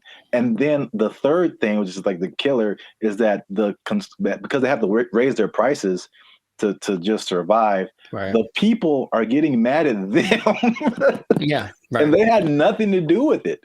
We're supposed to be a family. What are you doing? They had nothing to do with paying people like 20 to 30% higher than all other minimum wages. Like they're just caught in the middle with either shut down or raise prices. But it's in terms of like answering your questions, in terms of a solution, this is just skyrocketing the race to automation and AI and like everything. It's just every other industry now, just to keep prices reasonable. Will everybody lose their job? No, but will a good amount of people lose their jobs? Yeah. Yep. That whole automation thing is going to just take over. Maybe that was the end goal. I don't know. Oh, touchy. Careful. They're listening. But yeah, it does seem like the politicians decided we want to win the battle and lose the war. So we'll see how that ends up. Interestingly enough, there seems to be a strange coincidence, some might call it, between this happening and the amount of restaurants that are shutting down this year. I mean, going completely under, right? And I was going to tell you all about that in another episode of the Lifestyle Circus podcast. But for now, we're going to wrap this one up because we're a little over time. So just make sure to support businesses as best you can. But if the prices are too high, you vote with your dollars, right? So you can say, hey, this is a bit much. I'm not paying $8 for not never. Not never am I paying $8 for a Whopper. Not never. That's what I'm trying to tell you. Yeah. I'm going to the store. I'm going to get myself some ground beef and some buns. I'm going to make a $2 Whopper that's going to be just as tasty, less preservatives. You know what I mean? So that's what we can do. But yes, make sure to stay tuned for another episode of the Lifestyle Circus podcast where we do talk about restaurants going under because it's kind of sad. A couple are hitting close to home, man. It's gonna get kind of teary-eyed in this one. We'll see. But make sure to like, subscribe, comment, and share this video with people who just want to say I told you so, I guess. That's exactly what happened in this situation with the fast food price increase, the minimum price increase. And if you are working in, I hate to say it, I don't want to rub it in people's faces. I don't want to rub it in people's faces. Should I even say it? I don't want to rub it in people's faces, but it does look like, especially if you are an owner of a franchise. I'm sorry. I'm really sorry. I'm going to get emotional again. If you are an owner of a franchise, raising prices, laying off people, you might lose your job. You might lose your job. The price too high. Whopper is 99 cents. What happened now? They took our jobs! They took our jobs! When her face moves, she does show more emotive gestures with her face than I'm used to seeing from robots. It's kind of weird. It's almost too much, but it's kind of like they're going to try to make her as human as possible. What's going on, everybody? I'm Jericho. This is Zap, and we are the now 8-time international pop hip hop. Well, 8-time international award-winning pop hip hop duo Bandit Future. We make clean, fun music that everyone can listen to with a sound that is uniquely Californian. And right now, congratulations, you won. You are now listening to the Lights and Circus podcast, where we talk about things that are funny, interesting, and just straight ridiculous. So before we get into this, make sure to like, subscribe, comment, and share this video with at least 2 people that are comfortable with our imminent AI takeover, because something has happened that I was not aware of until recently. Okay. So I was reading some stats online, and there's a study by the IBM Institute for Business Value, and it says that 43% of CEOs are using generative AI to inform of strategic decisions. So people are utilizing AI a lot, making decisions because it's just quick, and it at least helps them get to someplace. Maybe they don't do exactly what the AI says, but there's something that they go to AI for, and it's becoming more prevalent, especially compared to a couple of years ago, right? But what if I told you there's one company that took it a step further? Maybe one company that's, I don't know, Polish, maybe. Polish from Poland, man. Maybe they make rum. Maybe they're a Polish rum company. I see. And they decided, let's just make our CEO an AI bot. And so they did. That is the reality that we live in. So the company is called Dictador. It's a rum company from Poland, and they went ahead and they just made an AI bot their CEO. Her name is Mika. And if you look from afar, if you see like a still picture, it just looks like a lady with kind of grayish hair. And then you look closely and it's like, oh, that's not a real person. So the AI named Mika is the first CEO, female robot, a true trailblazer, and is also a board member who directs operations on behalf of Dictador. Okay, so just off of that information by itself, how do you feel about that this is happening? I would say shocked, but I'm just not. I think we've spoken about this a lot, and we know that stuff like ChatGPT and all this kind of AI stuff, robotics, is just beginning. I've seen Terminator. I don't know. You don't watch movies. I have not. I understand the premise. The Matrix, it all just, we've kind of forecasted this for a long time, and here it is. Congratulations. It's been actually having the last 8 months or so. About 8 months ago, they appointed Mika, the CEO, and they actually interviewed the president, Zarek Zoldrowski, and they just said, so what's the deal with that? And he basically said, we're not concerned that AI is going to take over, because humans still can't be replaced to make certain decisions. Like, for example, you can't use AI to hire or fire people. That's what he said. But AI is such a powerful tool, and people were using it anyway. We decided, let's just go one step further and actually make AI our CEO. Now, if you listen to this guy speak, he does seem like he just came off of an acid trip or something. He's a little out to lunch.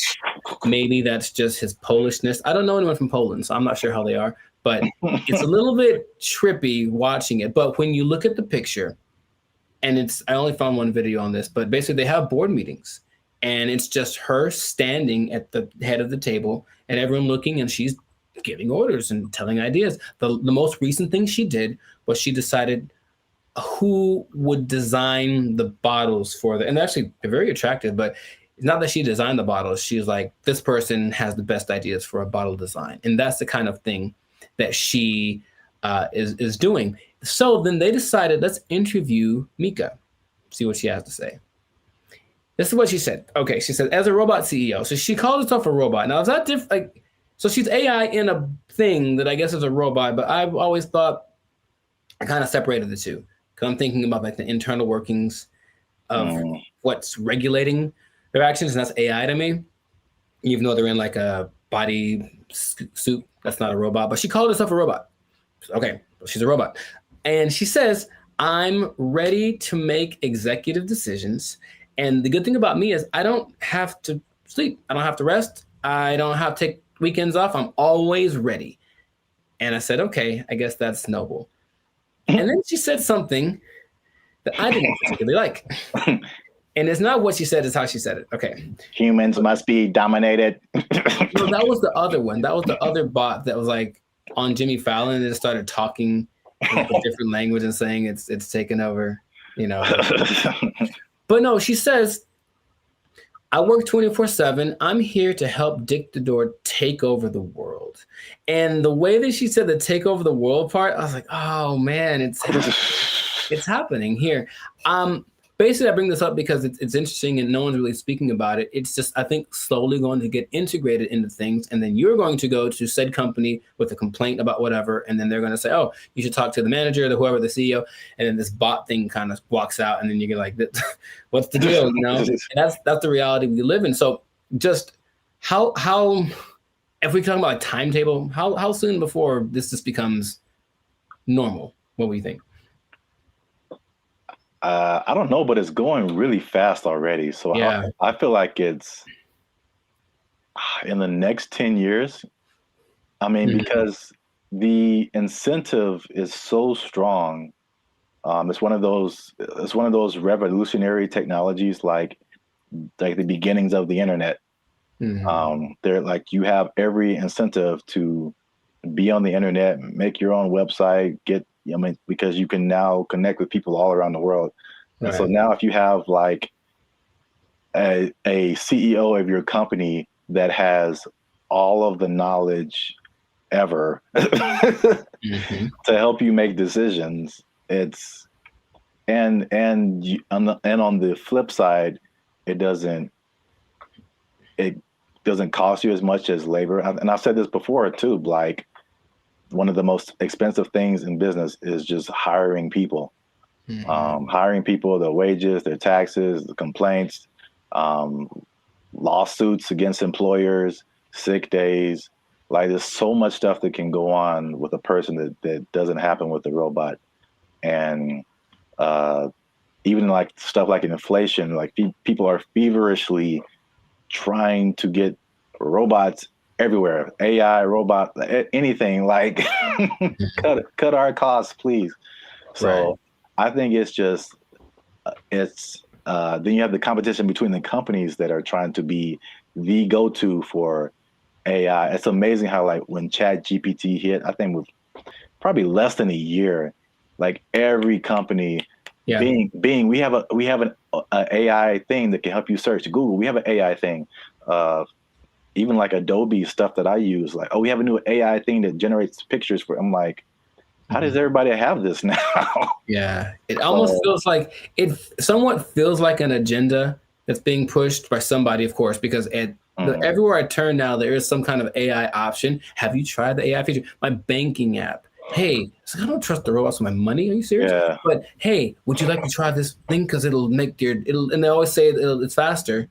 And it's just as reliable. And people, I think, will get, I guess, sold on that premise. I even was testing because, of course, you don't have to pay her. And she doesn't have emotions like for real. Even though when her face moves, she does show more emotive gestures with her face than I'm used to seeing from robots. It's kind of weird. It's almost too much, but it's kind of like they're going to try to make her as human as possible. But imagine you have like a disagreement, or that's not right. That's not quite right. Instead of being so imagine we're talking, and then I say, hey, give me an idea, and you give me an idea. I'm like, I don't like it. Give me another one. And then I do that like 20 times. You're gonna be like, bruh, really? I've done that with like the AI chats on Instagram, for example, just to see. I was like, okay, I'm just gonna keep disagreeing with them and keep saying, give me something else. I don't like it. And they don't have a problem with it. They'll just keep going. They got literally a million ideas. And that concept is so not natural, but it appeals to some people. Like, yeah, we'll just ask the robot because you'll just keep giving us ideas. It's almost like we decide which idea, but we let her come up with it, and that's more attractive. So it's just crazy, and you just have to see it because it feels like outside of a sci-fi movie. You can see the wires on her like chest, like one is like talking, one is coded or something like that, but it's labeled what parts are being regulated, and it's a trip, but it is real, and they're apparently doing well since they started. Like her decisions have helped the company start to do this. Well, the only thing I would say would be, I think there's a few things. One, I think to a certain extent, it's a what do you call it? Like a story just to be to get attention.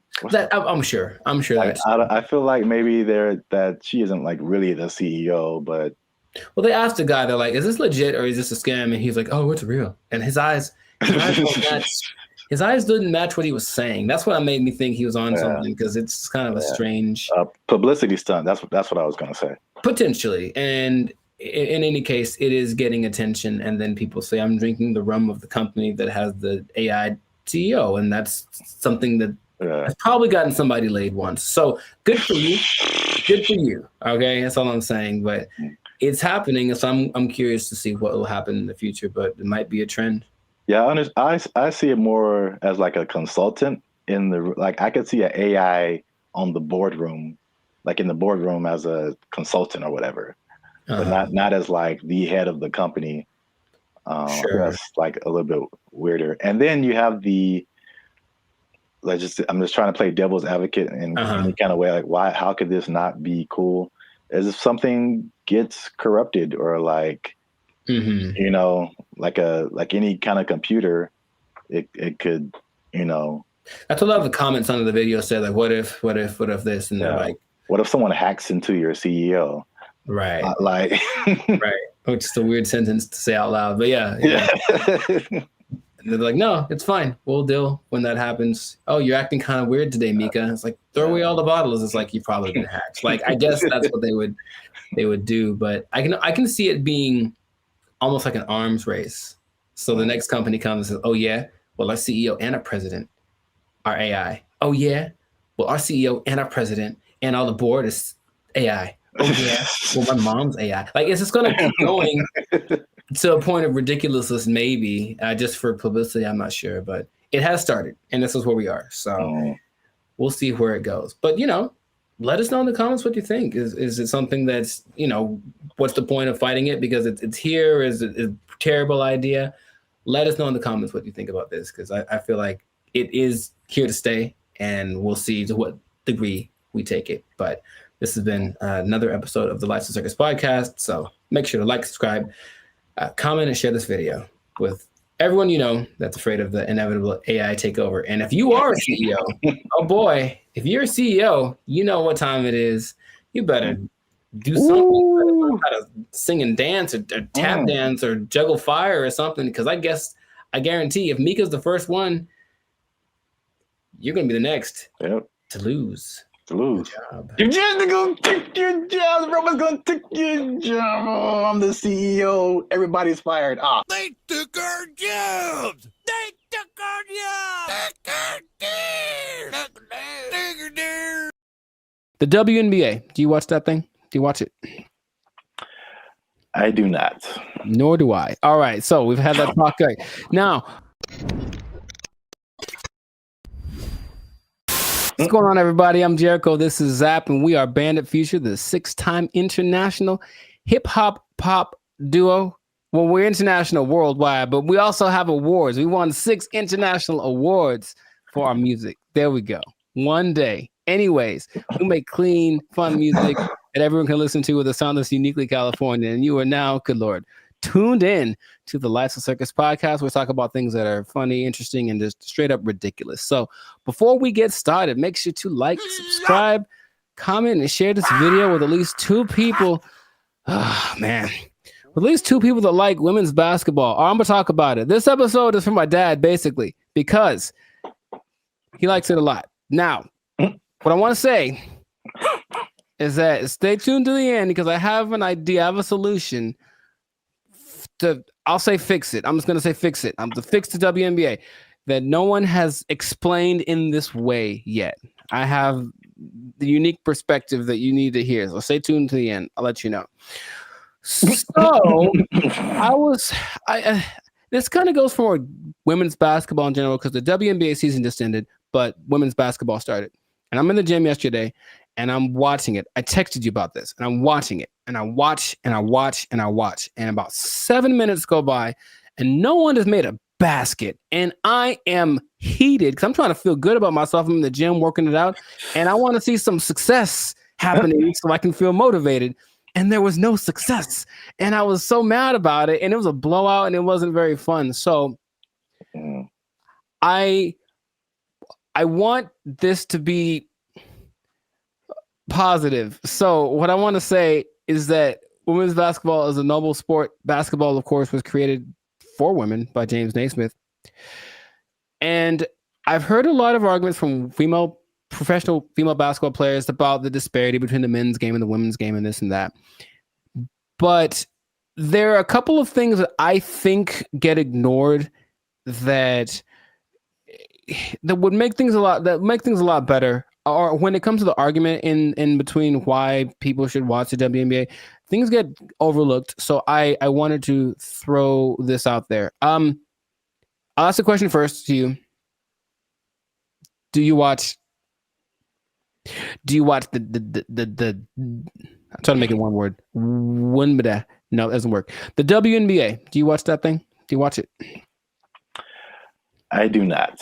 Nor do I. All right. So we've had that talk. Right. Now, the thing that there's a lot of things that could that's the whole thing. There's a lot of things that could contribute to why the men's game is so much more enjoyable to watch. But what I hear the counter is that, well, women are a lot more fundamentally sound. So if you watch women's game, you will get a lot more of the basics, a lot more of the pureness of the sport. That's the thing that I hear more than anything. This is why you should watch the WNBA. So I looked at 2 statistics that just told me everything about why that's not correct. So let's just say, what's the number one objective of basketball? Put the ball in the basket, right? Score points, right? So the better you are at that, the better than you're doing. I looked up the percentages of shooting in the NBA versus the WNBA for last year, just to see. Maybe women shoot better, and so you should watch because, that's the thing they do. They're not dunking on everybody, but they're definitely fundamentally sound with their jump shot. WNBA average, 44%. NBA average, 47%. Okay. And the average for the WNBA, I couldn't find the statistic for the NBA, but for women, for the whole existence of the WNBA, the average is 42%. I think that's pretty low. And I don't care who you are. I don't want to spend my whole time watching people miss shots. That's just what it comes down to first. So the pureness of the game, I don't think that's that great an argument to say, we at least could do stuff better than the guys. Well, apparently not. That's number one. And then number two, I watched the last play of the WNBA championship game where the Las Vegas Aces, they beat the New York Liberty. And it's this weird play where the main star from the WNBA, Breanna Stewart, is like getting locked up pretty much. It was like impressive. She gets locked up. She passes the ball. She passes to some other girl in the corner. she chucks up this air ball that had no chance. It never had any chance. I don't know if air balls count as turnovers, if they just like, oop, that was bad. But it seemed like she passed it to the other team, right? So I was like, maybe the women are better at taking care of the ball. So assist to turnover ratio is the way that you measure that usually. So for guys, there's only lists of people that have the highest assist to turnover ratios. In the men's game, I saw someone right now in the league has a 26-1 assist to turnover ratio. Wow. Mike Conley. I mean, it's not going to last. The season just started, but 26-1. Chris Paul's like at 9. There's a bunch of people like, but it usually gets to like the best people who have like 4, 5-1, whatever, 6-1. The highest in the WNBA last year was 3-1. That's the best one. And it's like, so when I've watched a lot of women's basketball, I've seen a lot of turnovers, a lot of mistakes, a lot of this and that, and it just looks sloppy. So I don't see why that's the argument for why the women's game is better than the men's game. Now, have you thought, for example, because you don't watch it, and I don't either, what would you want to watch? What could change about the WNBA that would make you want to watch it? Well, we've talked about this before. Right. And I had 2 ideas. Although the second idea, I'm kind of maybe backing down on. Okay. But the first idea for sure is lowering the rim so that more people can dunk. I think the basketball dunk is one of the most exciting plays that, whether you're a basketball fan or not, like just to see someone do that is just one of the most exciting plays in basketball. Mm-hmm. And it rarely happens in the WNBA. Right. And like even for the NBA, if you see a fundamentally sound team, it's usually a boring team. like I wouldn't want to watch the Warriors unless Steph Curry was shooting from the parking lot. Mm-hmm. Like that made it like, just so much better than just a bunch of guys shooting jump shots. Like you want to see somebody do something extraordinary, whether it be shooting from the parking lot or just like dunking on somebody's head and ending their life. Just like those are where the highlights. Acceptable, yes, those are where the highlights come in. So that's number 1. Okay. And then number 2, which will be sexist or whatever, I don't care. Mm-hmm. But I think it's no secret that women have a certain sexuality factor that attracts men. Mm-hmm. And if you gave me a choice between a women's basketball game and a volleyball game, I'm watching the volleyball game every time. Yes. They're great athletes, but the outfits are also great. And like, I'm going to pay a lot more attention just as a man. Like, yeah, I know it sounds bad, but that's human nature, the world we live in. Yeah, sure. Marketing, like, I like not beach volleyball. I've been talked off that ledge. That's too far. I don't want to see people running around in bikinis. I told you there's a league in New York that's like that, and it's not great. It's not something about it's too much. Just kind of no, it's not. But like the volleyball outfit or like what they wear when they do track. That's very. I think that would be a very appealing outfit to get more viewers to watch the WNBA. Gabby Thomas. Anyways, hey man, we live, man. We live. No, I'm just having. Me too. I'm trying to be alive. Like, yo, Gabby, what's up? For real, though. But I am. The most people that watch the WNBA are men. So yes, that would go along. Like women do not like WNBA at all. If they like the WNBA, it's because they play basketball. Well, that's weird too, because I I didn't think that was the case. 70%. I believe it's 70%. Wow, so that's really fan weird. base. The clicks on the WNBA website, all that's men. So they're already supporting it. And then, of course, the financial support comes from the NBA. I digress.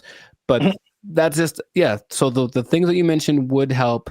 Sexualizing things. I think women like to look cute too, some of them. So I don't think it'd be like the most degrading thing. Maybe they have options like with tennis, they could wear something. They have like little options for the outfit. I'm sure it'd have to be uniform for the team or for the sport, but I'm sure there could be an agreement because I wouldn't mind some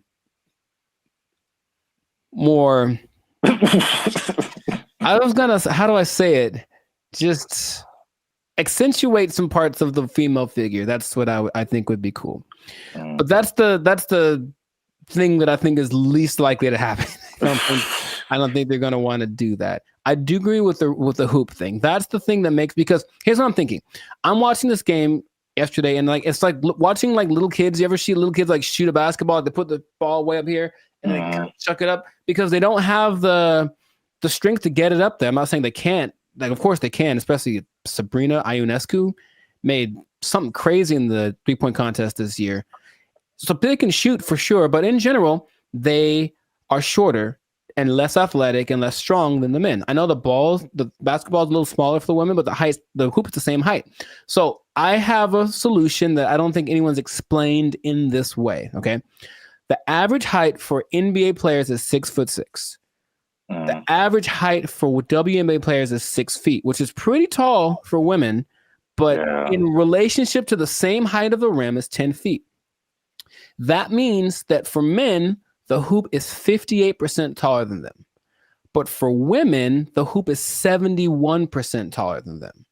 So to split the difference, I said, what would happen if the hoop was also 58% higher for the women? And if that was the case, it seems a little bit on the low side, but if that was the case, the hoop would be 9 feet 2 inches. Yeah. And to me, that makes a lot of sense because the people that are, the girls that are tall, 6'5", 6'6", they be dunking like Shaq, like we want to see. And then some girls with some springs would be getting some Westbrook action happening. And I think that'd be great. Now, would they have to learn how to adjust to shooting it lower? Yes, they would. But I believe there's a women's basketball. I think it's called, oh gosh, I forget the name of it. But there's a women's basketball-esque sport where there's no backboard and no one can dribble. It's a weird in Australia. And the reason about this, you can see if they could jump, they're not allowed to jump. But if they're allowed to jump, they'd be able to actually. So weird. It's what is it called? It's got a. Anyways, they could dunk on that hoop if they were allowed to run and jump. If the hoop for the WNBA was that height, the game would be a lot more interesting. I think the percentages would go up because you just see these women. A lot of women's form is kind of like chucking the ball as hard as they can because that's how they have to generate the energy to get the ball high enough. So that's my solution, but that's the rationale behind it. We want to make things equal. So the height of the hoop is the same ratio compared to the height of the players. Yeah. I think that would work. I don't think they're into it. Of course, every play, they have to change it everywhere. Every hoop would have to be, adjusted and whatever. But which would you rather? Make an adjustment to the game a little bit? Well, that's kind of significant, honestly. Lowering it to that's kind of significant. Or continuing to not make any money because to this day, the WNBA has not made a penny. That's just honest. The statistics say it has not made a single cent. It's actually been in the red every year, and the NBA has to provide the money to bail it out. So that's my idea that it could help promote the game a little bit because basketball is a great sport, but yeah. The excitement factor, like you mentioned, we want to have that a little more. So that'll do it. So 9'2", that's the thing. So listen to me. Let's do it. I heard something. I mean, on the kind of serious note, I heard something very interesting when it comes to like giving people a fair shot. Just kind of leveling the playing field, and that there's a difference between equality and equity. So like if you're going up, if let's say there's something that everybody wants to get to at the top of some stairs, right? And so equality says that, okay, we've got these stairs here. Everyone can just go up and get to whatever's at the top of there. But the person in the wheelchair can't use the stairs. And the person is blind and can't see the stairs. So equality is just says, well, let's just make some stairs. And so everybody has an equal path to get to the stairs. But equity says, okay, it's about everybody getting there. So we'll make the steps for the people who can walk. We'll make a ramp for the people who have a wheelchair, and we'll make some kind of braille, something so that you can find your way for the people who can't see. And now everyone has access to the stairs, even though they're getting there differently. And so I feel like the WNBA it's like it's trying to be equality. It's like it's exactly, we want to look the same as the men. We want to wear the same jerseys as the men. We want the rim to be as high as the men. We want all this stuff. We want to have the schedule and the tournament, everything. But it's and I mean, this is a great American debate right now. Sure, it's like we're different. We're different. We've always been different. Men are different. Women are different. Like, just make it for women. Like, I mean, the percentages you said are good. It's like, it's not diminishing. It's just making it more of an equity thing instead of like an equality thing. Right. So where we get the same thing, just in a female form, in a way that's catered to the female game. That would just make so much more sense. But nobody wants to do that. So they do not. No, they don't. And so I'll just keep watching LeBron dunk at 40 years old. Jesus, man. That ain't fair. Yeah. Wow. That was a good point. Yes. So I make the points from time to time. You got him. Zap for president. Probably, yeah. So this has been another episode of the Life's a Circus podcast. Make sure to like, subscribe, comment, and share this video with the people that like some basketball. Let us know what you think about this equality versus equity thing. Johnson basketball. Hey, man, he got a ring, man. Yeah, let us know what you think, how to make this thing a little more fun to watch, because the WNBA deserves to have people watching it. It really does. They work really hard. In fact, random point. One of the most famous female players of all time, Diana Taurasi, I went to high school with her. And what? Yeah, we played one-on-one once. She won't remember. I lost. Anyway, I lost real bad. It wasn't even fair. It wasn't fair. It wasn't fair. So in that case, equity would say I should have got like a 10-point lead or something. I still would have lost. Anyways, shout out to all them. And that's been it. So yeah. Don't take my job. No. Because I just spit in truth, man. If they might take your job, they're not taking any WNBA jobs. Because nobody's watching. All right. Bye, everybody. They took our jobs. They took our jobs. Or you could be like the city of Los Angeles and just tell people to watch out for pedestrians on the freeway. Because that's happening more and more, though. And that's kind of strange. I know, that's very strange. You see people just cruising on the freeway. Or I just put a mess up like, stop looking at this billboard. How about stop walking on the freeway?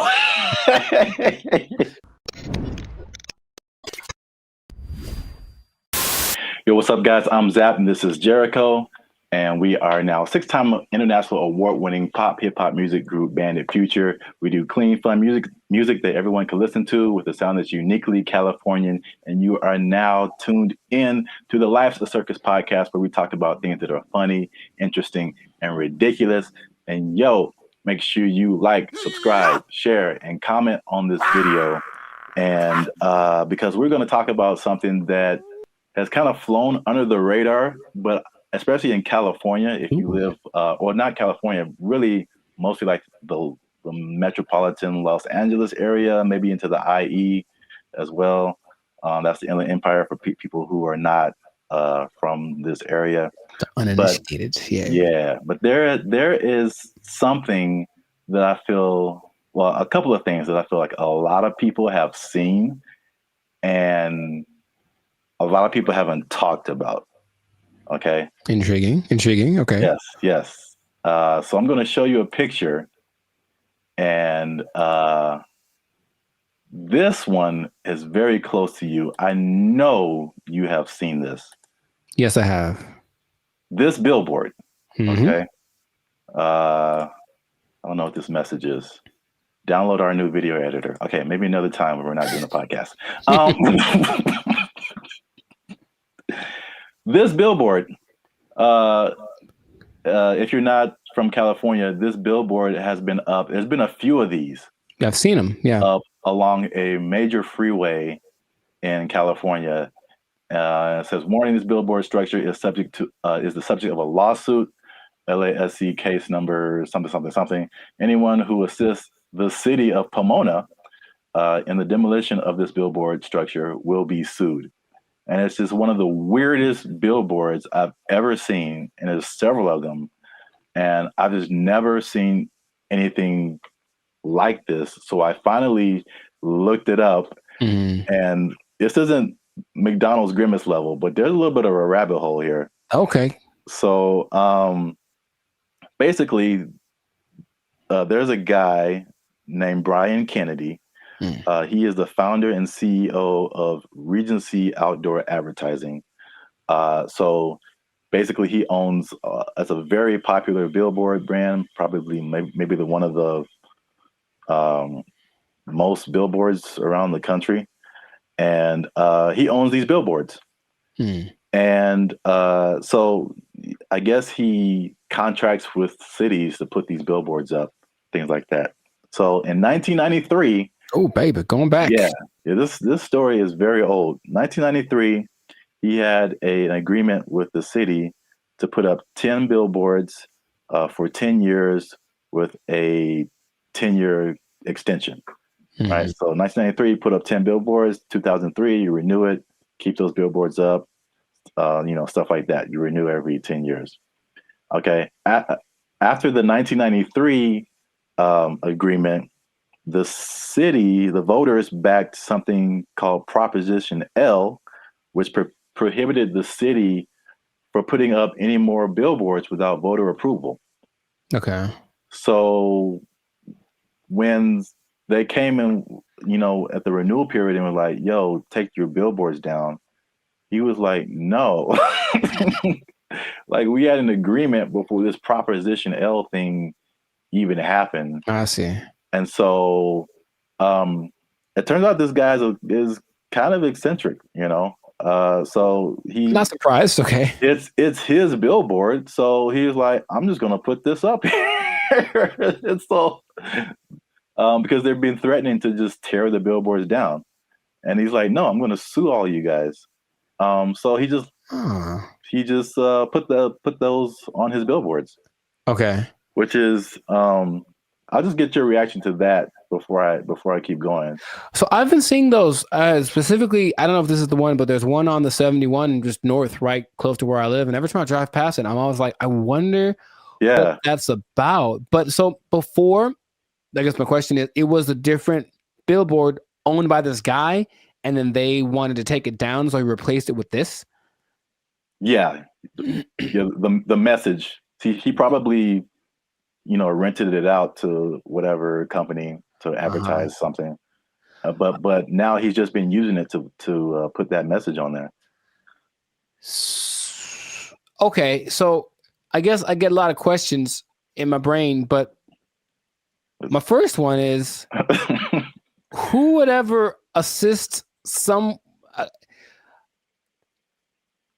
It's the companies. So like the city isn't gonna go out there and do it. These people, they hire, they put out bids, for companies that do this kind of thing, demolishing or whatever. So basically, I think he's saying like, if your company is hired to tear down my billboard, I'm going to sue your company. So it seemed like a little bit of a scare tactic for anyone who wants to work with the city and taking this man's stuff down. Oh, that makes sense, but it's not what I was thinking. Dang it. I was hoping it was more for people who were just driving by with like a hammer in their trunk. Man, I really want to just pull off the side of the road and tear this thing down because I hate it so much. It's such an eyesore. And then this thing's like, don't you dare. Or some guy that is like driving his pet bulldozer down the freeway, which I've seen. And then I was saying, I'm gonna pull over and tear this thing down real quick. But that makes sense to hire people. So how long is this gonna happen for? I don't know, because I've seen it for, if not months, maybe years. Right. Like, I mean, the legal system is a very slow thing here. So yeah, right. And I think there was a case, but then it was appealed, so they're like waiting more time, and so I think I feel like it's eventually gonna come down, but he's definitely fighting the good fight. Huh. Because I think there was a case that I mean a case that awarded to the city and the people, and I think that he appealed it or something like that. So I'm assuming this guy has enough money that this isn't hurting him, right? I mean, yeah, billboards are way expensive. Yeah. So yeah, exactly. And it's not like selling something that could help him get some money back. It's just words. Yeah. What not to do. So yeah, I don't think he's hurting for money. Have you seen a picture of this guy? I have not. What do you think he looks like? Because I have an idea.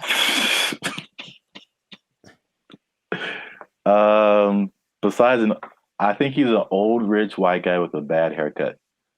Okay. I feel like that's always how it goes down. I have in my head like this cross between Gary Busey and Gilbert Gottfried. I don't know why. This is kind of weird, and he kind of talks like Gilbert Gottfried. I just want that to be true. Old rich white guy with a bad haircut. That sounds like Gary Busey or Gilbert Gottfried. Yeah. That's what I want this to be. So we got to do a part 2 so I can see if I was right. Because if he looks nothing like that, I'll be disappointed. Like, that's just the truth. I'm looking at him now. He looks well. This is also very good. I mean, very fitting. He looks like a character from The Sopranos. Oh, nice. So he looks like someone who would do this. Got it. He doesn't have a bad haircut, but old rich white guy for sure. I wonder if he was the first person. He can't be the first person to have done this. I mean, maybe not, but I've never seen anything like this before. But we're running out of time. So before we end this, there's a part 2 to this. Okay. Which is it was a totally different scenario, but I was somehow kind of shocked that it was the same person. Okay. So we're gonna leave Pomona and go more towards the LA area. LA. And then see if you've seen this billboard. Yes, I have. So it's the same guy. Oh my God. So you see the big Regency. Yes. Under it. And I wasn't even thinking about these two stories. Now this one is like 2 blocks from my house, and apparently now it's changed recently. So I don't know why he took it down or even put it up. But he put up 15 of these around. Oh, he dude's got money, dude. Jeez. Yeah. They're his billboards. I mean, he can put up whatever he wants, I guess. Yeah. He's just losing money from other people who would pay to be up there, but it's his billboard. He put up 15 of these around Los Angeles. Turns out that he's a big USC donor. Sounds okay. Okay, sure. And he just said, Reggie Bush needs his Heisman. I'm gonna put this up. So, if I had a question, I know you asked like, what did he look like and all that kind of stuff. My question is like the power of billboards, like the ability to like get your message in front of like millions of people. They're obviously still relevant. We both recognize these billboards. Yes. And so it's like, I guess a cool question would be like, if you own billboards, like what would you, and you just put up your own thing, like what would you put up there? It has to be something that can make me money though. You want to do like this guy and just like whatever. What if it was just like something, just a message you just wanted to tell the world? It could be serious or it could be funny. Oh, I got a funny one. What? Unless you want to keep that. I want to put messages that tell people how to drive. Okay, well, they're not like 30 billboards that say that the left lane is for passing only. And like maybe people will get it. It drives me nuts. Well, then you know what I would do? I would do something similar because I have probably a billion pet peeves when it comes to people driving. But the number one thing that I always think is that you don't have to hit the brakes to slow down. Yes. Like that was always taught, like just first step, take your foot off the gas, and then it's kind of, but every little thing is just like, brr, and it's like, bruh, it's not necessary at all. So yeah, just hey, quick reminder, you cool people, instead of saying something I'd rather say, just take your foot off the gas and you slow down. Give it a shot before you cause pileups on the 5. Like, or you could be like the city of Los Angeles and just tell people to watch out for pedestrians on the freeway. Because like that's happening more and more though, and that's kind of strange. I know, that's very strange. You see people just cruising on the freeway. Or I just put a message like, stop looking at this billboard. How about stop walking on the freeway? Where's that message? Well, I think it's being encouraged by, jeez, by PETA and the NAACP. That's just my thought. Everyone's just like, walk on the bill. I mean, it's happening. So we've been together in this, like, why is this now a thing? Why is this person walking on the freeway? And it's not like their car is broken down. They're just trying to get to where they're getting to. Yeah. And they just chose the freeway as the place to walk. I've almost hit several guys because of that. And it's like, all right, man. But good for him. Good for Billboard Man. He should change his name to Super Billboard Man. Yeah, I can't believe that. I mean, I can believe that was the same guy, but it was just like such a coincidence. That's wild. Yeah. But yeah, this has been an episode of the Last of Circus podcast. Make sure you like, subscribe, share, and leave a comment. What do you think about this guy and his billboard? What would you put on your billboard if you just own billboards and you could say whatever you want to say and threaten people with lawsuits? But yeah, that's it for us. And stay tuned for the next episode before they take our job. They don't take it. I need to pay rent. Okay. They took our jobs. They took our jobs. If you look at the picture, it's very good. That's the thing about it. It's breathtaking. And I mean, it's a scene, looks like... What's up, everybody? I'm Jericho, and this is Zap. We are the now 8-time international award-winning pop hip-hop duo Banded Future. We make clean, fun music that everyone can listen to with a sound that's uniquely California. And right now, you are tuned into the Lifestyle Circus podcast, where we talk about things that are funny, interesting, and just straight up ridiculous. So before we get into this thing, make sure, do us a big favor. Come on, y'all. Make sure to like, subscribe, comment, share this video with at least 2 people who would be really mad if they lost an art contest to AI. Because that's happened. It happened. So what basically in Colorado, there was an art contest in one of their state fairs. This guy, Jason Allen, said, you know, it'd be a great idea if I entered this art competition. Oh, wait, I don't know how to draw. That's going to make it very hard for me to win. And then he said, you know what I'll do? Jason Allen first made headlines in 2022 when his AI-assisted artwork won a digital arts competition at the fair in Pueblo. Allen says it took him dozens of hours to create that work as he fed hundreds of prompts into this AI software, Midjourney. Now, there's a twist about this, so stay tuned to the end because I'm going to tell you what the twist is that might make you change your mind about this. Because off the top, okay, what's your first thoughts? This dude enters an art competition where everyone was literally drawing and painstakingly coloring and shading and all this kind of stuff, and then he just turns in his AI-generated picture and he wins. How would you feel? What's your thoughts? I think I'd be upset along with all of the other people. It's a form of artistry. I use really colorful, artistic-like words like elegant, opulent, lavish. But as the saying goes, a picture is worth 1,000 words. And his artwork receiving thousands of comments on social media calling the win unfair. That's what I was going to say, too. I'd be mad at him. And then I'd also be mad at the competition because, like, AI, it's still new, but it's like, come on. Like, make a rule. Yep. The first thing I think about is just one, the slippery slope. Okay, you can use AI to win this competition. What about this? Where is it going to end? You know, there's no rules yet, so they're going to start making rules. The person who got third place was like, okay, well, she's being kind of sarcastic. So like, well, who gets the prize?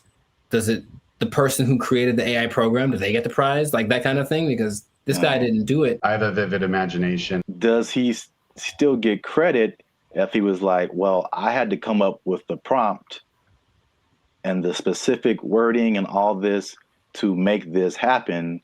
Therefore, I was part of the creative process. Therefore, I deserve to win this. Therefore, give me my trophy. I won. Tell him to bring me my money. Not only the trophy, he won $300. Oh.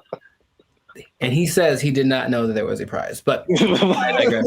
It does feel a little bit like sampling, what sampling was, especially when it first hit the scene, because I didn't make the thing, but I'm manipulating it in my creative way to get it to sound the way that I want. So I still got to give, and then in that case, you know who did the original, and then you're still using part of it and how much is like fair use and all that stuff has been talked about for forever. But with this, it feels more like you are taking advantage of something, almost like going to a big warehouse of pre-made something. So there's every painting ever is in there, right? Because I think they download all the greatest painters of the world, and so they can emulate any style and all this kind of stuff. And then you just have to be creative with the way that you use it. And in that sense, you were doing something. It's a form of artistry. I use really colorful, artistic-like words. If you look at the picture, it's very good. That's the thing about it. It's breathtaking. And I mean, it's a scene, looks like half like Lord of the Rings, half Star Wars, majestic. It's an incredible picture. Meanwhile, a guy who got second place drew like a tree with guitars in it. You know what I mean? So it's kind of like, I might have picked this other one too, but again, it's just not, it doesn't seem fair. Thousands of comments on social media calling the win unfair. I know I didn't break any rules. I've also heard people just to kind of conceptualize, okay, who was the creator? How much is he putting into it? I've heard people making the analogy between this and like tracing. Sure. Mm-hmm. Where you have a picture, but you just kind of trace over it, and you really didn't create the picture, but you kind of did. And yeah.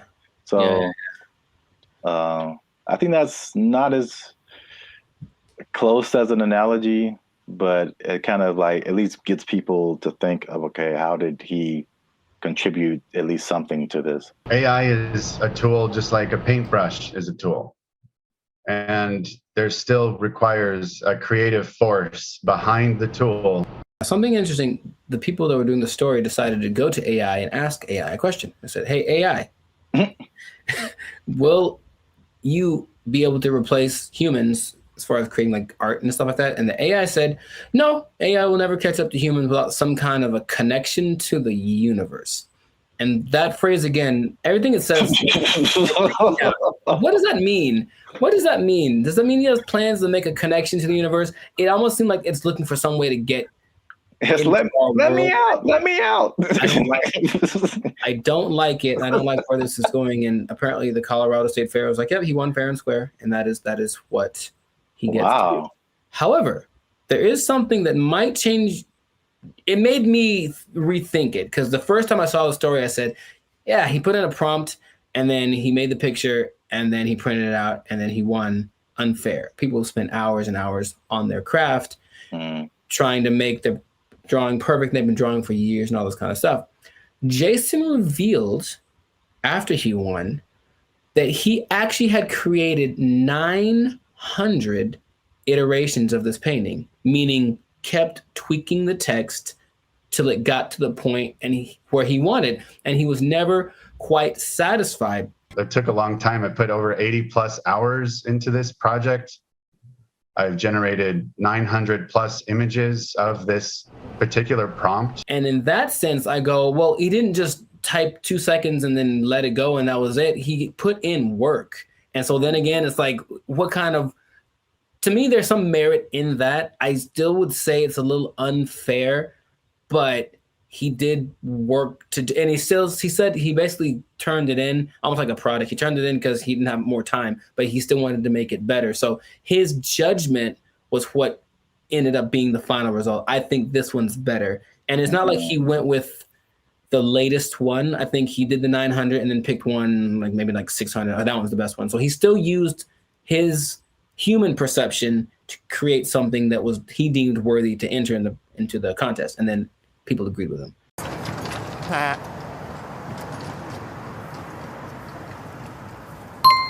It makes me think for sure. Okay. Because it, again, going back to music, that explanation, especially when you said his judgment, that made me think of DJs. Mm-hmm. And just for the longest, like even me just kind of wrestling with, like, are DJs really on the level of musicians? Right. Like, they didn't create the music. They're just organizing it. Right. Just like he was just organizing that, you know, that piece of art. And there's a skill in that for sure. I've heard some very bad DJs. Yeah. Where did you even learn? Wikipedia. The way he made it sound, it's not like not just anybody could do this either, because he came with a concept, but he also had the wherewithal to look at it and say, this one's, and I think he looked at it for a while, like trying to judge the color, but it's almost like he still knew what to look for, even though he didn't have the training to execute it. Maybe like a producer of a Rick Rubin category, or even a DJ Khaled, who, from what I understand, doesn't really do anything as far as like pushing the buttons and doing the level, but they do the analysis and go, they ain't believe in us. God did. I'll say this. Is it just him personally? Is he a creator? Yes. Did he put in work?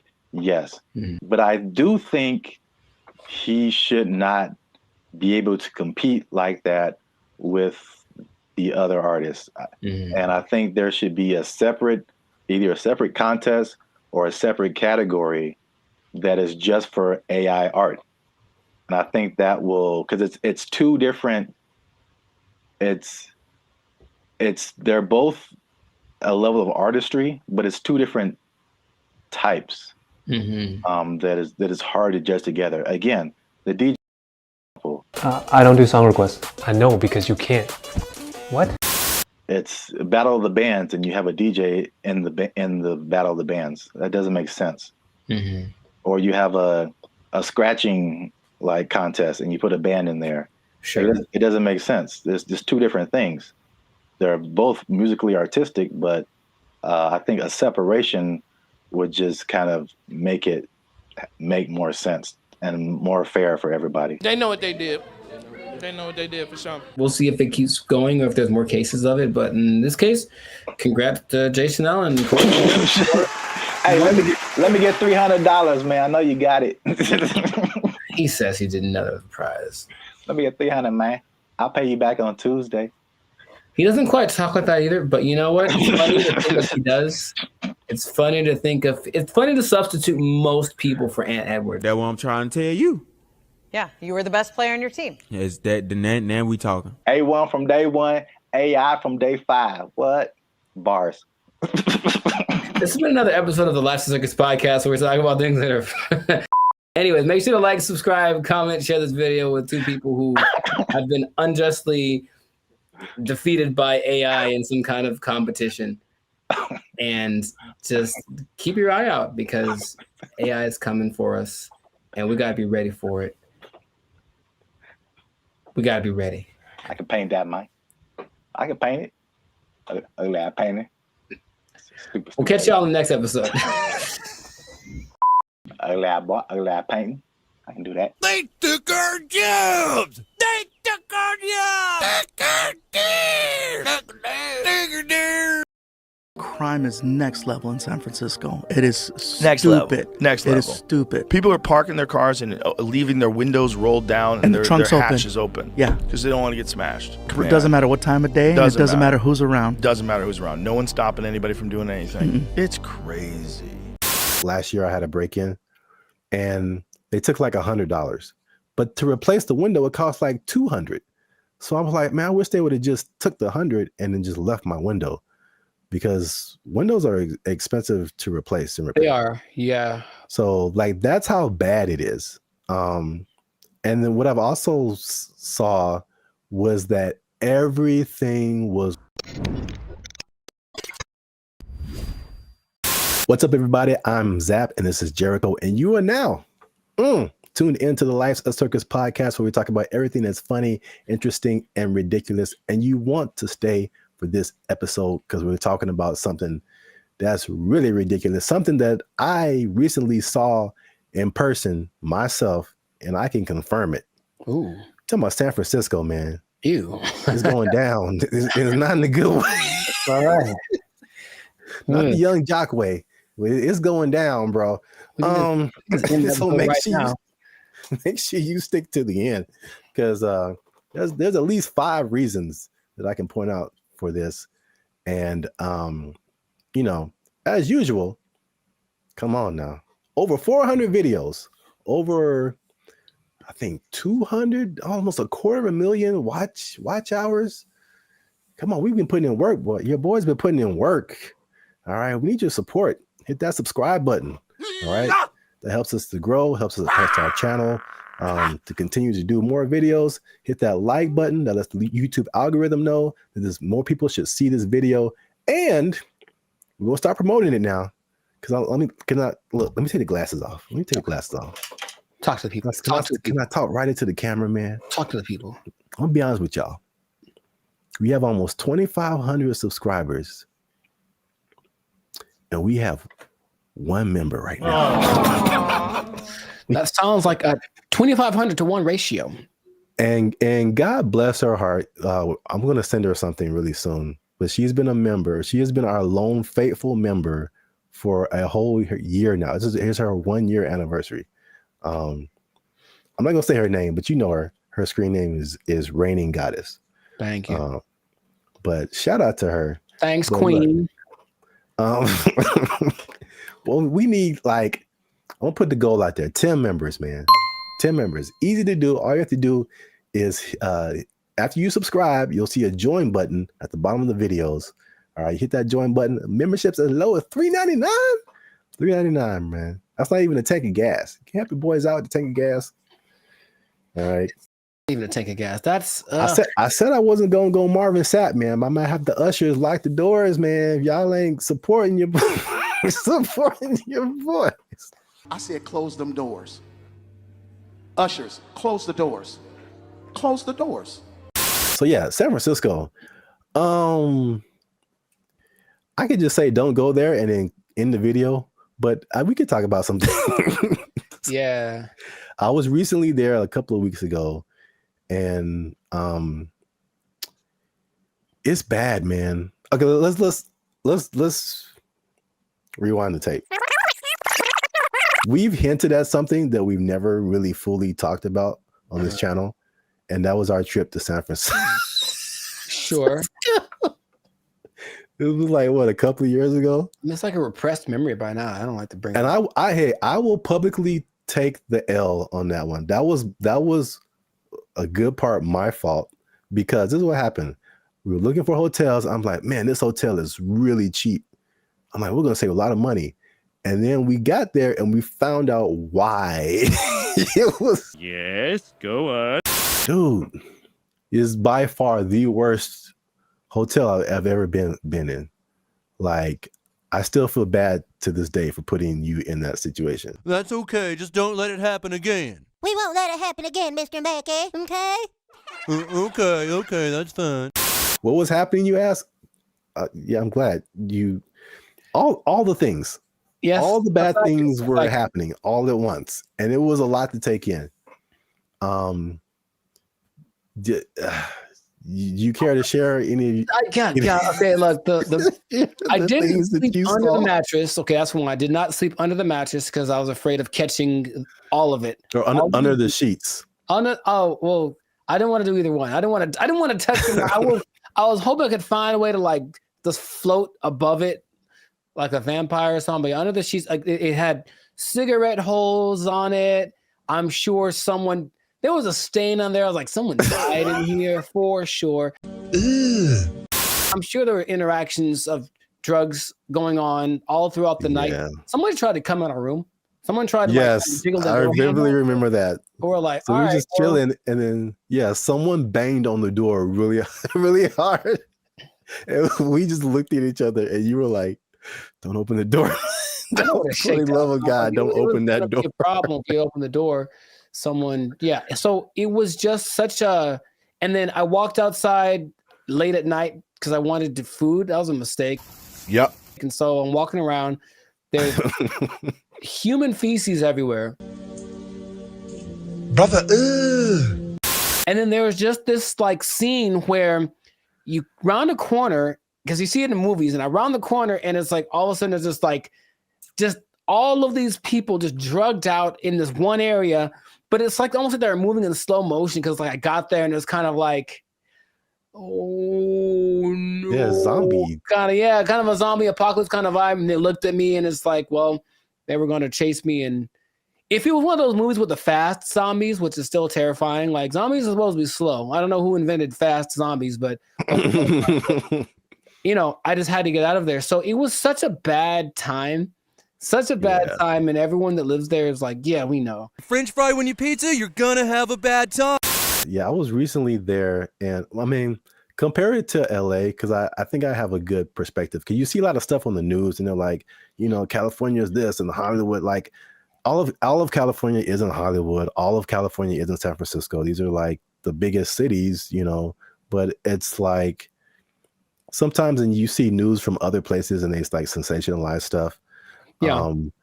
They do not do that with San Francisco, bro. It's crazy. And it's coming from someone who's lived in like the heart of downtown LA for years. Patrolling and trying to catch me riding dirty. I feel like LA is more concentrated. Like you have Skid Row where like it all goes down. And then every once in a while you on a corner, you'll see somebody here and there. Yeah. But I feel like the extent, and there's a specific area called Union Square in San Francisco that's been hit like the hardest. But it's just like, it feels like it's everywhere. Like it's not just like a little Skid Row. It extends everywhere. So I mean, we've obviously mentioned the drugs. That's the homelessness and the drug epidemic, which is like, most of it's mental health and addiction issues. So it's made public spaces unsafe, difficult to manage. And this has been kind of further fueled by the high rents in the city. And then their approach to it is like this, what they call a harm reduction over enforcement. What? So just call it stupid. Just call it stupid. But remember you did the video about what country was that who kind of had an open drug policy. Portugal did it, and it worked for them. But they had we will let them kind of do what they want, but also give them lots of resources so that they can fix it, and clinics and all that kind of stuff they can get clean. So it's kind of like they had a method to their madness, and this one's kind of like I remember watching a video about they're interviewing people in San Francisco, like, what can we do about this? And it's like they think the big problem is that approach. They're just kind of giving away needles and stuff like that. Just like, here, just make sure your needles are clean. It's like, well, they're going to just take advantage of it, and it's not working. You know, if the goal is to fix it, now the question is, are they trying to fix it? It doesn't seem like it's a good policy at all. Yeah. And what makes me nervous is like, I feel like San Francisco is the prototype, and it's kind of trying to make its way to LA. Like the I feel I can see LA turning into that. Because even recently, I've been taking like the metro more, the trains and stuff. It's just been kind of helpful for me. And literally, I got off on a stop, and they have all these different people, ambassadors for the metro, whatever. And this lady made an announcement, and she was promoting this app that you can get on your phone to like report incidences on the metro and help you whatever. And she literally said like, oh yeah, we've been having a lot of drug overdoses on the train, so we don't want anybody to die. So make sure you get this app. And I'm just trying to get to work, and I'm just like, what? What? A little too chill for me, a little too common. This is the discussion that we're having. Like, it was just really weird, man. That's suspicious. That's weird. I was driving the other day, and I was in like out by Venice, I think, and I saw like 3 homeless guys in a row. I felt like, oh, good, tic-tac-toe for me. And because I almost hit them all, because they all just kind of like, they did that thing again. Maybe fast zombies are becoming a thing where they're like kind of standing still. So I see them, and I don't think they're moving. And then as soon as I start driving, they start moving really fast in the direction that I'm about to drive. So I was like, all right, well, that sucked. And that happened 3 times in a row. I don't know if they planned it. Maybe it's a weird kind of choreography that got going on. Maybe flash, those flash, whatever things are coming back, flash mobs. I would imagine that happening all the time in San Francisco, because it's just much more concentrated, like you said. So in certain places, that might happen 10 times in a row. And then they're going to get hit by way more cars. It's going to be a whole thing. You know what I mean? So like, I don't know why they aren't doing what they did. We talked about this before in another episode too, where there was like a summit in San Francisco for some world leader organization, right? And they're like, well, we can't have all these homeless guys around everywhere. So for like a week or two, they kind of made them all go away. Right. What did they? I don't remember like what they did, but all of a sudden, like, oh, we don't have a problem. And then they went back to normal after all those leaders left. So it's like, why don't you just do that all the time? Well, yeah, that was really weird. Suspicious. Well, obviously, that's a big problem. That's one thing. Number 2, again, and I said it was kind of connected, is the cost of living. So San Francisco has some of the highest housing costs in the U.S. It's driven by strict zoning laws, limited new development, and high demand from tech workers. So there's an affordability crisis, and it's pushing middle-class residents and families out of the city. And again, this is like firsthand experience. Like, I was just up there. Before I even did this episode, I was like, it felt like there were just 2 classes of people. You were either really, really rich, like you worked at a tech company, a Google, a Salesforce or something, and you just like got all the monies, or you were either on the street or about to be on the street. Like that, like there felt like there was no middle class. You either had money or you didn't. Life in San Francisco. Check this out. Here go a Rolls Royce, a $300,000, $400,000 car. And over here you got people shooting up doing drugs on the street. And the people that weren't like homeless or drugged out, it felt like that, people say that San Francisco has a New York vibe. It felt like that, like everybody was hustling to just like get by. And you watch these like futuristic movies. Well, I'm probably getting ahead of myself, but it's like, it's so unbelievably expensive. I saw a valet this isn't the normal price, but there were places up there that had a valet for like $100. $100 to park your car. Nope. Average rent in San Francisco, $3,204. $3,000 a month. That's very New Yorkish. On average, a studio costs you $2,700, 1 bedroom $3,500, 2 bedrooms $4,800. I'm trying to remember what was so great about San Francisco back in the day. What, the Gold Rush? It's the San Francisco treat. Okay, besides that, it's very delicious. Besides that, Gold Rush, and then Profit. Like, what happened? Like, I'm trying to remember why San Francisco was such an attractive place for Full House. They had Full House. Okay, yeah, we're going way back now. Maybe that's the last things that San Francisco had. Because I mentioned that because I still talk to people who mentioned they're thinking about moving there, and my question is wow. like, would you do that? I don't even know. Like, I can't even tell you that. If you come to LA, I get it. Every industry is here, but for San Francisco, like, if it's not tech, I don't see why you'd go there. Yeah.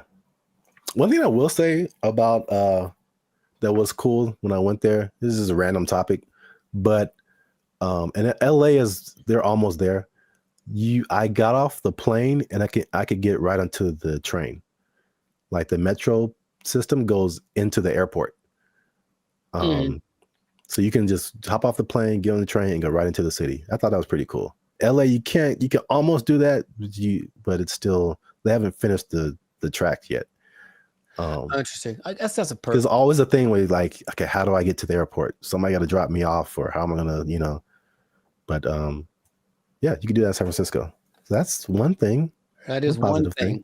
Yeah. I'm still thinking, what would behoove somebody to move to a place that's behoove. Thank you. That's expensive. At some point in the recent few years, the mayor declared San Francisco as a state of emergency because of the problem, right? Like that was the thing that happened.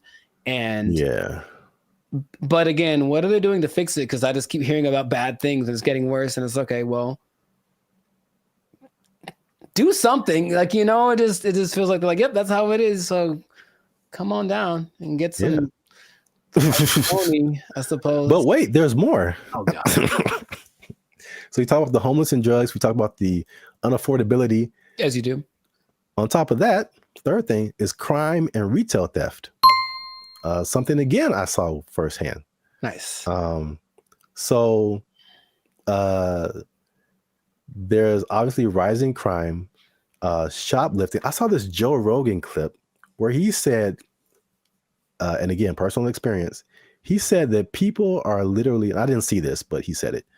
People are leaving their windows in their cars rolled down and their trunks open. Crime is next level in San Francisco. It is Next level. stupid. Next It level. is stupid. People are parking their cars and leaving their windows rolled down And the their trunks open. hatches open. Yeah. Because they don't want to get smashed. It doesn't matter what time of day, and it doesn't matter who's around. Doesn't matter who's around. No one's stopping anybody from doing anything. It's crazy. It sounded weird until like last year I had a break-in and they took like $100. But to replace the window, it cost like $200. So I was like, man, I wish they would have just took the 100 and then just left my window, because windows are expensive to replace and repair. They are, yeah. So like that's how bad it is.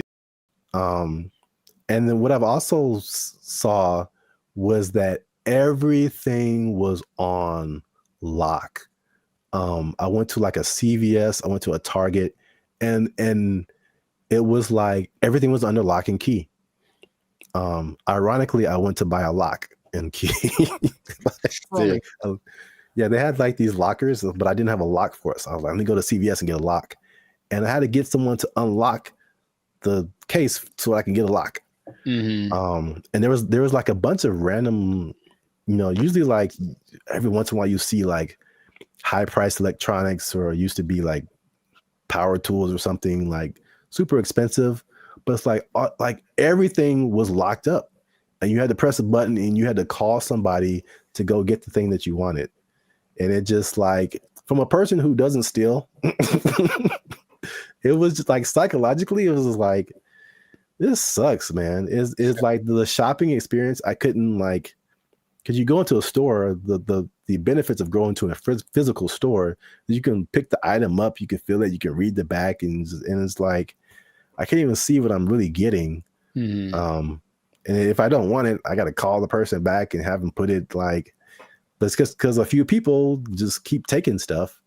Like everybody suffers, and it's just like, it was really, if I could use a word to describe my experience there, it was just uncomfortable. I didn't feel unsafe, you know, like I'm a big dude. I could take care of myself, but it just felt like it could go down anytime, basically. Well, I just didn't want to be there.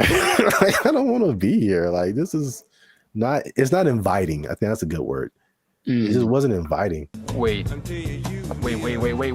Since 2019, 47% of businesses in that Union Square area have left. Yeah, that makes a lot of sense. I think all of them leave to turn into like a park, or call it hobo land. Make it like that. Remember during the pandemic, no one talks about this, but during the pandemic, there was this one time in Seattle that just said this part of like, Seattle. It was like, you know what? It's ours. So F the police and everything. And they just like kind of took it for like months. It was kind of their area. And it's like a long. Yeah, I remember that. Yeah. Remember that? They should just do that and let it go, and then maybe burn it. I don't know. But let's let it, count your losses and just let it go. Because why maintain such a volatile area, you know? But it's crazy. I mean, I don't like to make videos about, crapping on other people's cities, man. But it's just like, especially after we went like a few years ago, and then coming back to it now and seeing like it's worse. And I talked to some people there, and they were like, or I talked to some people who live there, and I talked to some people who used to live there and then came back for the thing I was doing. And they were saying like, yeah, man, it didn't used to be like this. And it's just like, it's just bad. But we're out of time. So let us know what you think in the comments. Have you been to San Francisco? Like, do you just read the stuff on the news and like kind of, I don't know, hypothesize what's going on, how to fix it? Do they need policy changes? Is it like an economic thing? Let us know what you think in the comments. Keep the conversation going.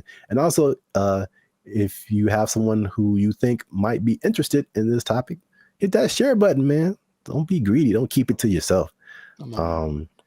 And look, man, 47% of businesses, you know what that means, Jericho? That it's not enough? Is that what? 47% of businesses closing down and moving out of San Francisco? That's heavy. That's a big number. Square? That's a big number.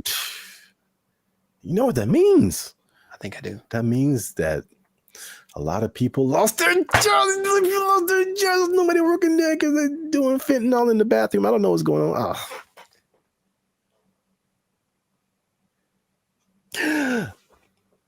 Cocaine is a hell of a drug. Don't fentanyl. Yeah, God. They took our jobs. They took our jobs. This is for our ancestors, Jericho. No, it's not. No, it's not. For all the cotton pickers, for all the slaves, for everyone who marched in the Million Man March. I don't think this was the dream that Dr. King had in mind.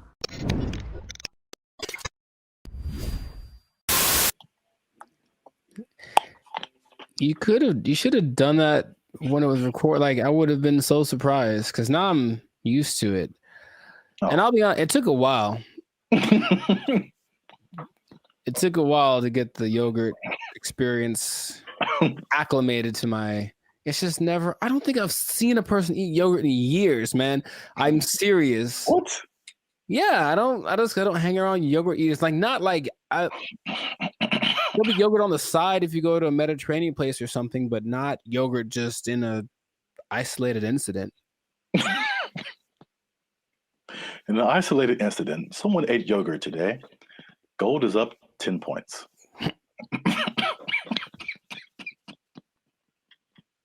Back to you, Jim. All right.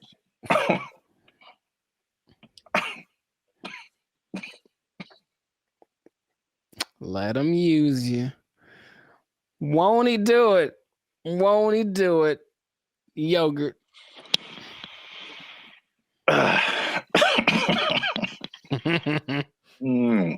Okay. Unique New York. Hey, what's up, guys? I'm Zap. This is Jericho. We are now 6-time international award-winning pop hip-hop music duo Band and Future. We make clean, fun music that everyone can listen to with a sound that's uniquely Californian. And right now, I'm eating yogurt. And I can't handle it. He can't handle it.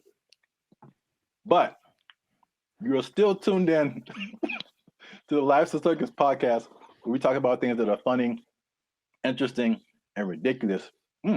Please don't choke on your yogurt, man. I wouldn't know what to do with myself.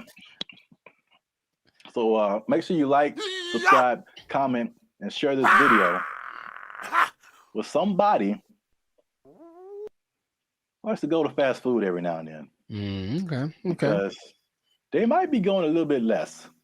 And I'll explain why. And I'm going to explain something very interesting with regards to minimum wage at the end of this video.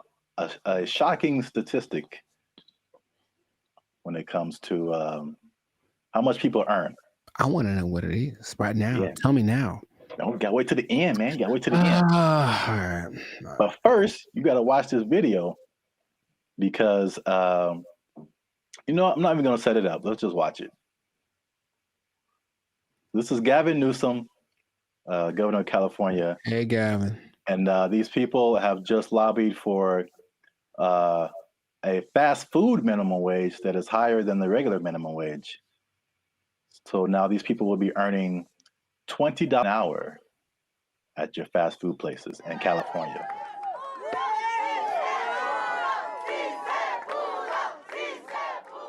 Boy, these were some tough mountains. This wasn't easy. 100+ hours in just the last few months negotiating this referendum off the ballot. That was a tectonic plate that had to be moved. Wait for it. That lady had a lot more to say. This is for my ancestors. This is for all the farm workers, all the cotton pickers. Wow. This is for them. 557,000 people at 30,000 locations. This is a big deal. $20 an hour. 80% of the workforce in these fast food places, 80% are people of color. 2/3 are women. The majority are breadwinners.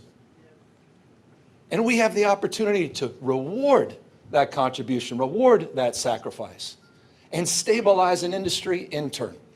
What a remarkable moment. So it's going to be a lot better now. Well, right now we're going to have a chance to at least, maybe decide to save some little money or, pay all their bills or credit card debt.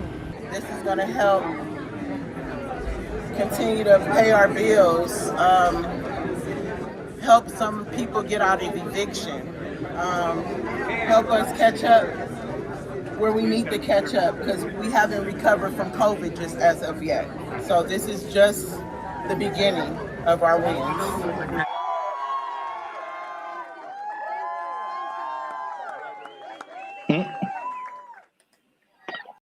So yeah, I didn't expect her. You gotta understand, Jericho. She's dressed like a toy you find in a Happy Meal. I didn't appreciate that. I didn't appreciate that at all. Look, I didn't like that at all. I didn't like that at all. She came out of nowhere, bro.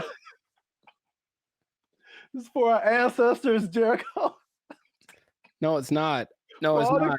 for all the cotton pickers, for all the slaves, for everyone who marched in the Million Man March. I don't think this was the dream that Dr. King had in mind. I really don't. They worked hard. They fought so that we can make $4 above minimum wage. All right, so while you have your moment, I think that's okay in a way. I definitely know, I don't think I know that $4 more an hour is not going to help you not get evicted. Maybe helping you. Maybe if you make good financial choices. See, here's the thing that people lose in the thing. You know, all jokes aside, even though it was ridiculous, she was unnecessary to that video. I don't know why they picked her. I don't know why they picked her. I just didn't see the point. But it doesn't, you know, it doesn't matter how much money you make or don't, right? It's just about how you work with it and how much you keep. So I know people that work fast food that do very well because they're just smart and they budget and they're frugal. And I know people that make a lot of money that are basically broke, you know what I mean? So there's that, but and are those real statistics? I suppose someone says, oh, there's this percentage of minorities and women, sure. So it's a step in the right direction, yeah. But as we've mentioned before, it could just mean that a Big Mac's going to be $10 next week. So, you know, that's kind of why I brought it up. It's I mean, it's not only to see what you think about it. I mean, it's going to be interesting to see what happens because food prices alone right now are through the roof. Man, I saw like a bundle of grapes for like $6 a pound. Yeah, you told me. Like I bought like a few berries, and it was like $20 for like just to start off with. Like food is crazy. Fast food is also way expensive. Like I remember there was a time where you could give someone $10, like, and they could get a combo at someplace. Like now, it's like a challenge to have a meal for under $10. It really is. Yeah, like maybe you can get 15 to 20. Yeah, you can get an item. You can get a burger or something for $7, but a whole. Yeah. So it's going to be interesting to see if you kind of got lost in my laughing at that lady. That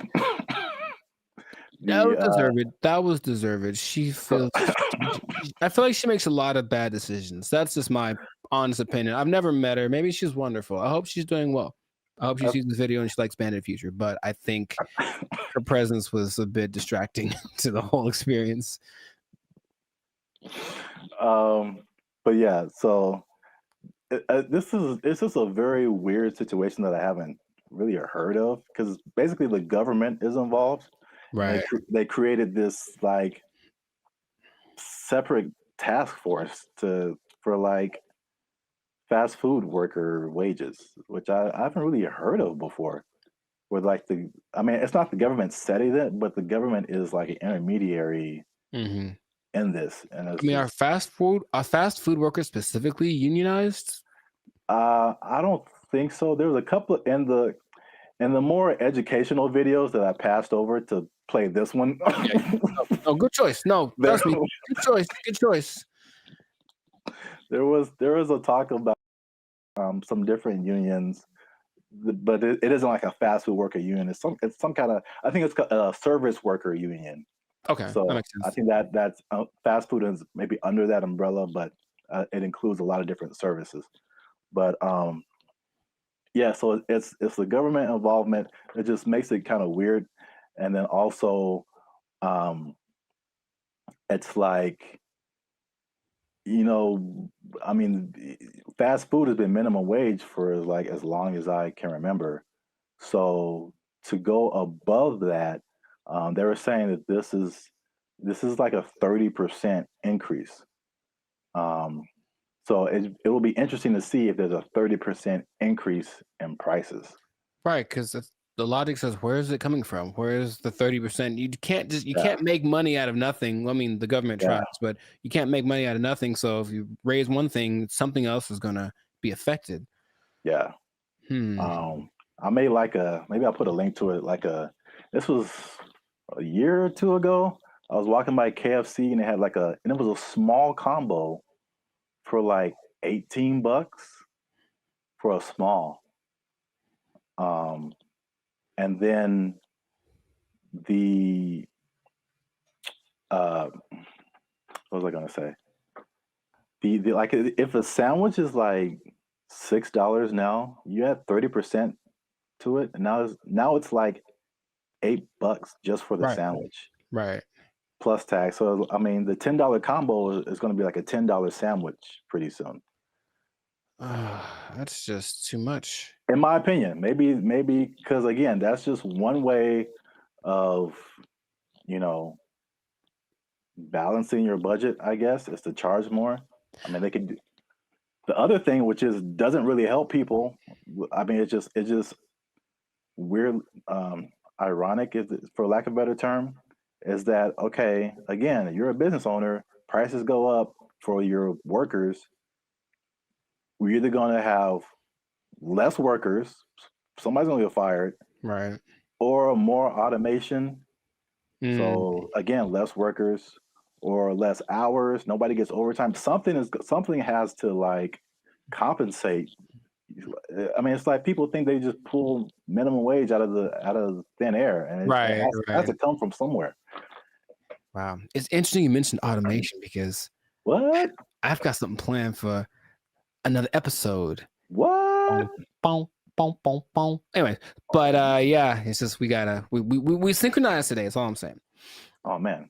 Well, let me. What was I teasing before? Oh yeah, the minimum wage.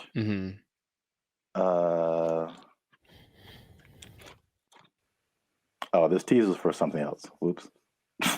Oh, maybe I can come up with another one. It's kind of anticlimactic, but I appreciate the tease. You have an interesting fact about minimum wage that you give to the people? No, I do not. Well, that's been another episode of Life Service Podcast. Yeah, I was going to say, though, I wonder what will happen to the In-N-Out workers because they always got paid more than minimum wage. That was kind of the thing. That was the job you wanted in high school because you were on your feet because they deserve it. They're working round the clock. And I wonder if they're going to get more than the higher price than, more than the $20 now. It's kind of they operated like every fast food job was minimum wage except for In-N-Out. Even Chick-fil-A? I believe Chick-fil-A is also minimum wage. You just have to be a good-hearted person because those people, even if I don't like the food, they're very nice people. Very nice people working at Chick-fil-A. Yes. Well, I'll give this nugget. Maybe people don't know about this. If you ever want to own a Chick-fil-A, you have to start at the bottom and work there for minimum wage. So there you go. I gave them something. You can't just walk. You just can't just walk in a no matter how much money you have, you got to start at the bottom. So let's say I just barge in. I'm like, I'm LeBron James. I still got to work the shakes and fries. LeBron James got to be peeling those fries back there, man. Oh man, that's crazy. All right, I'll tell him. Yeah. He asked me to ask, so I'll tell him. Yeah. All right. Well then, that was cool. Can you tell him a few other things about the Lakers that I have opinions on? LeBron James, the greatest. I'm LeBron James. I'm LeBron James. They're going to go as far as Anthony Davis's knees can take them. Which might be a second round exit this year. We'll see. Man, we got way off topic. All right. I know, but make sure to like, subscribe, comment, and share this video. like maybe probably the first 80% of it before we ran off the rails. Yeah. And we'll see you on the next episode, unless they take your job, unless they take your minimum wage, LeBron. They took our jobs. They took our jobs. Dumb, but it stayed on its feet. That was crazy. Okay. I guess I'll just save all the comments for the.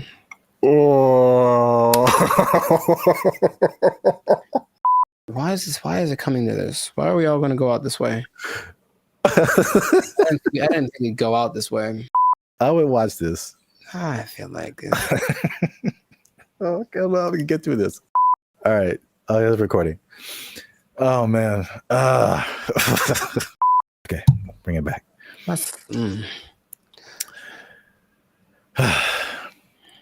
What's up, everybody? I'm Zap. That's Jericho, and this is Bandit Future. And I found this on the internet, man. In true human form, Jericho, we've been blessed with this gift of robotics and AI. And what are we gonna do with it? We're gonna make it fight each other. The world's first kickboxing tournament exclusively featuring humanoid robots just took place in China. Here's everything we know about this first of its kind robot rumble, and of course, all the best highlights. For this video. 6 different robots slugged it out for the top spot, each with a team of human operators outside the ring, giving robots commands via remote control. The robots were armed with several different combat moves that Unitree says came from external That doesn't even experts. look real, man. That's crazy. Oh my god. That doesn't even look real. Remember those little things that you'd have like way back in the day? Those little, I guess a board game, but it was 2 real robots and each person. Yeah. What were those called? Like Sock'em, Rock'em, Sock'em, yeah, something like that. Yeah. It's just that, but times 1,000. And this is so great. I love this so much. I don't want this to. Gosh, he's gonna kick it. And it's gonna remember him, get him in like a decade. Anyways, just keep going. I feel like we do this to ourselves, and then we blame other people. That's what I feel like is going to happen. We just start building these things, and our first thought is like, "Hey, let's have them punch each other and kick each other." Nah, that's entertainment. That's our second thought. The first thought was sex robots. Oh, well, for sure, for sure. Too. But this is a close second, I would say. Yay, humanity! Are these the G? These are the G ones, right? I think you were talking about. Like yeah, these are the Unitree G. We have another video about that. I'll put a link to it. And the guy, man, these comments. You guys comment whatever you want. But there was a guy like trying to fight us, like, oh, it's not as good as the Tesla bot, and blah blah blah blah. I have not seen the Tesla bot do this. Nor have I. Nor do I want to. And it's. I know the Tesla bot is like more advanced. It does. These are 2 different things. But the main thing about this particular, the G ones, like you were talking about, is the agility. When they get up, it doesn't look real, man. Like that looks crazy. These moves include straight punches, hooks, uppercuts, a roundhouse kick, front knee, and what looks to me like a front kick or push kick. Martial arts experts, let us know down in the comments which one you think it is. The robots are also... So you can do all of those punches. I can still pretend this is fake until I see it in person. At least I have a happy place in my head that says somehow this isn't real because it doesn't look real, and I can just pretend. Until I see it, I'll pretend that it's not real. Jericho, it can roundhouse kick you in the face if it wants to. I know it, but I think it wants to. That's the thing I don't like. I think it wants to. I think it's like take all comers, bro. It's just gonna keep getting more crazy. This is already crazy. Yeah. Let's watch some more. Able to pivot and move around, as well as stand up from a fall. In the opening match, it was blue versus purple, with the other robots standing in the corners of the ring, cheering on the robot-on-robot carnage. While it's humans calling the shots from the sidelines, the robots themselves must maintain their balance, while taking punches and performing kicks and knees that sometimes force them onto one leg. Unitree says this was achieved by a combination of sensors in the robot, which feed it information on its body position, as well as AI reinforcement learning performed in simulation. It's impressive. What was that? It's impressive, those little steps that they take to get their balance back. Yeah. That's gotta be really hard to replicate. The next round saw the black-clad robot named AI Strategist facing off against the robot in pink, known as the Silk Artisan. Name? While it took these robots a second to find each other on the battlefield, eventually they locked in, resulting in one of the most devastating clashes of the entire event. AI Strategist took the first fall when a kick threw it off balance, but it was back on its feet and taunting its opponent in no time. In the next round, the Silk Artisan got its leg caught on the AI Strategist, causing it to stumble, but it stayed on its feet. That was crazy. Because check it out, for a human, that's a torn ACL right there. You see that? And it was just like hated it, and then just kept moving. That's so. Wait a minute. That was in no time. In the next round, the Silk Artisan got its leg caught on the AI Strategist, causing it to stumble. No. Both sides landed some good. That's wild. In the next round, Black delivered a devastating knee to Pink, but it wasn't enough to keep the Silk Artisan down. The face-off came to a brutal conclusion when Pink went for a right hook as Black went for the knee, throwing the Silk Artisan off balance and sending its legs all over the place in a finisher that looks like it belongs in a Mortal Kombat video game.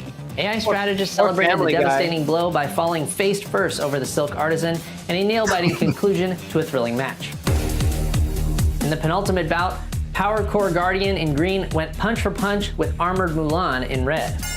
The fight began with a clash of kicks. Dang. Robots traded blows back and forth. Green took the first fall when a kick went wrong, but it was back on its feet. They're all the same size. They're both the same size. And I guarantee what's going to start to make these more interesting is the modifications, or what, I guess whatever within the parameters of the rules. They can have bigger legs or smaller, whatever it is to kind of make them a little bit different, but that's when it's going to get kind of crazy. The final round saw AI Strategist facing off against Power Core Guardian. Once again, we saw the robots get stuck together and need to be separated. Green took the first fall while attempting to knee the robot in Black, but came back strong, seeming totally unmoved by what appeared to be a powerful kick from AI Strategist.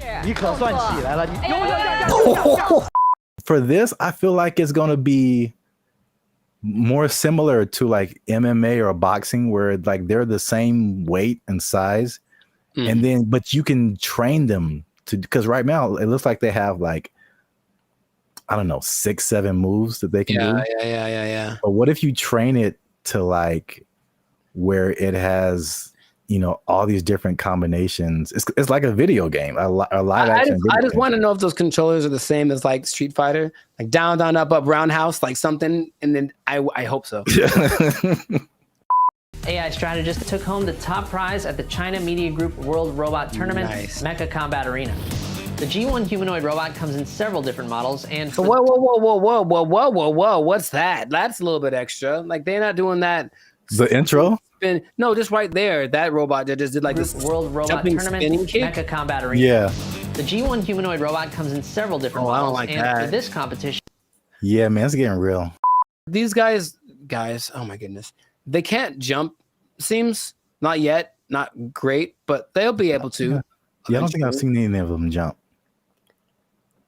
I've seen videos of robots that can jump, but it seems like they're just jumping back and forth. But like, imagine these things being able to jump and do like, there's nothing that'll stop them from being able to jump 20 feet in the air. Like, you know what I mean? Like, it's going to be impressive. I just, for the spectacle of it, is it worth our safety? Is it? Internet? Is it? I mean, well, if someone just programs a bunch, like 10 of these to just come to your house. Yeah, man. That's going to be a problem. Yeah.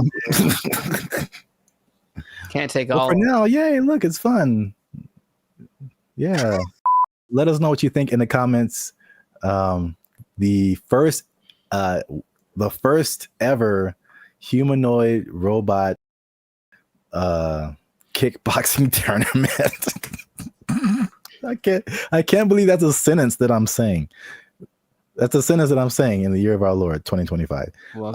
Share this video with anyone you think might find it interesting. And I don't know what to say, y'all. I just found this on the internet. We out. I think that's my catchphrase. I think that's it. I see you. I see you. I don't know what to tell you. I just found it on the internet. everything works. You know, I've been able to text you or call somebody or search the internet. Like, it all works. That's the good. The bad, Okay. Let's talk about it. let me just say this. What's up, everybody? I'm Zap, and this is Jericho, and we are the now 6-time international award-winning pop hip-hop music duo Band in Future.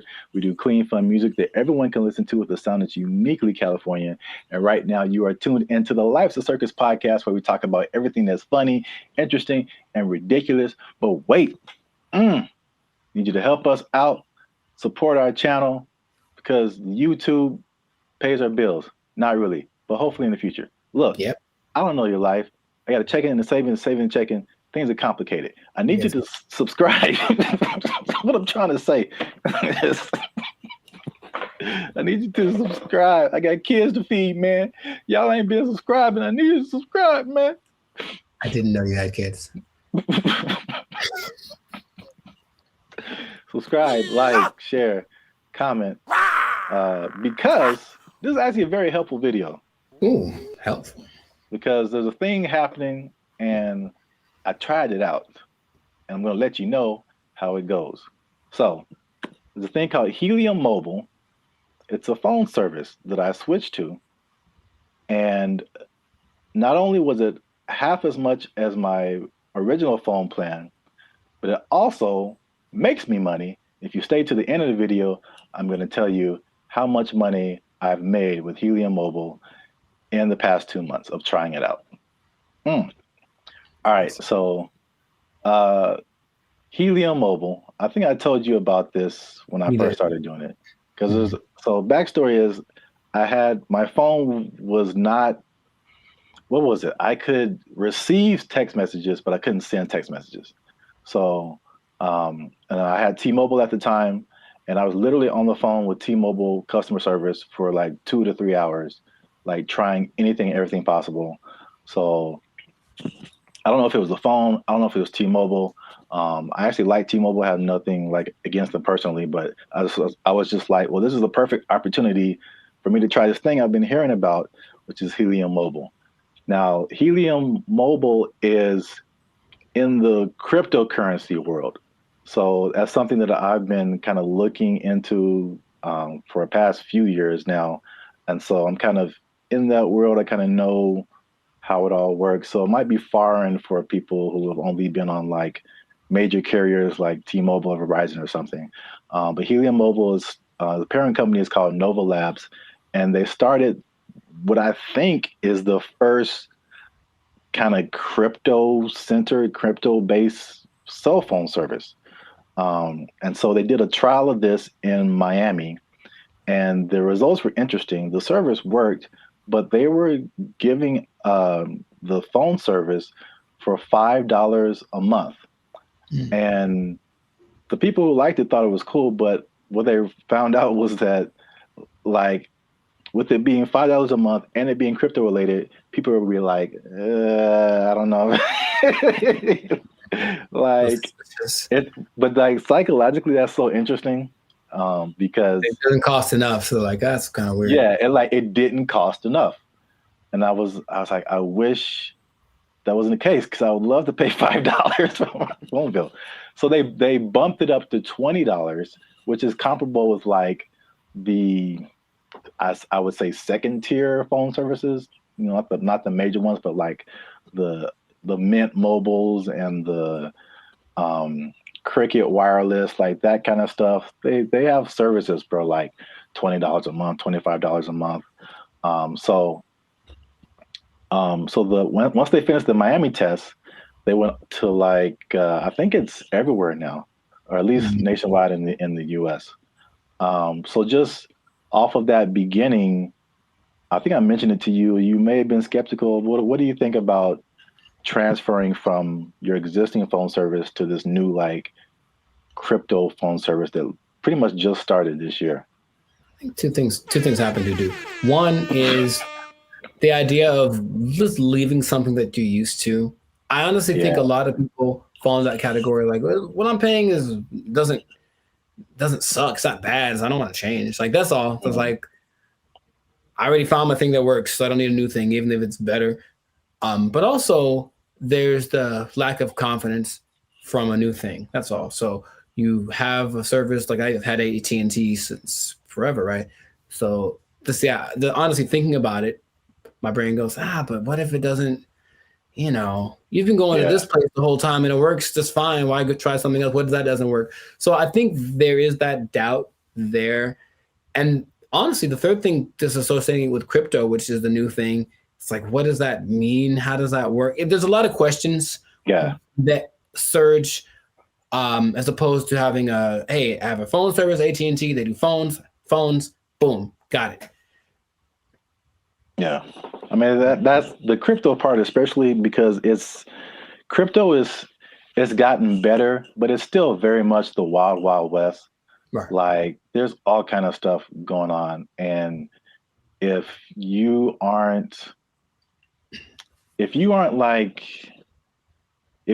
messing with stuff outside of like the big name Bitcoin and Ethereum, but even then stuff goes down. But like all this other, the thing is like Bitcoin dominates the news, but there are like thousands and thousands and thousands of other coins. And there's so much going on outside of Bitcoin. Like it's insane the amount of stuff that's going on, the amount of projects and different things that people putting together. But yeah, it's kind of scary. And I mean, I honestly wouldn't recommend it for someone who, one, is not computer or tech savvy, and two, hasn't really been into crypto a whole lot. Because I also had another experience. So Helium is like a Bitcoin. It has its own. There's a Helium, what they call a token. Bitcoin's a token. Helium has its own token, but then there's Helium Mobile that had its own token. Okay. So Helium Mobile came after like this original Helium, where a lot of people made money during a whole different kind of mining helium. I don't want to get too technical, but I just want to say that like the Helium provided these mining devices, which are expensive, several $100s or sometimes into the thousands. And you would make money by mining helium, which was great when helium, the price was really high. But when it dropped, you were like, now you were making, people were making thousands of dollars like a month, like in this like heyday period. And it dropped to like pennies. So that was like a few years ago. And that's something that I tried, and I spent like $500 on a device, and it was like making me a little bit of money. And now it makes me like 10 cents a month or something, maybe. Like it just like plummeted. But that's the crypto world. The prices, it's like the stock market on like acid. It's just nuts. I mean, you're rich one day and broke the next day, but I digress. So anyway, because I'm crazy, I tried out Helium Mobile. It's not bad. All right. So at least for me. So my original bill was like $50 a month, unlimited. And then you know how they have like unlimited and then it like throttles after a certain gigabytes, whatever. So I had the same thing with Helium Mobile. My original one's throttled after 50 gigabytes. This one throttles after 30. So I only paid $20 a month plus tax. So it's 21 something. And then, you know, everything works. You know, I've been able to text you or call somebody or search the internet. Like it all works. That's the good. The bad. Okay. Let's talk about it. Let me just say this. Unlimited is, when it throttles, man. It's just like zoop. Like you are, once you hit that cap, like you pretty much need to use another phone because your data is just so incredibly slow. But that's just kind of what it is. So the slowdown after the 30 gigabytes is insane. The app that you have to download to use it constantly crashes. You open it and there's a blank screen. You have to open it again or maybe restart your phone.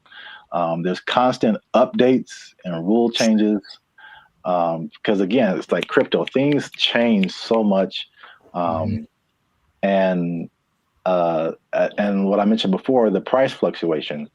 Right. So like you earn this cryptocurrency token, but it could be worth a certain amount one day and it could be worth half of that the next day.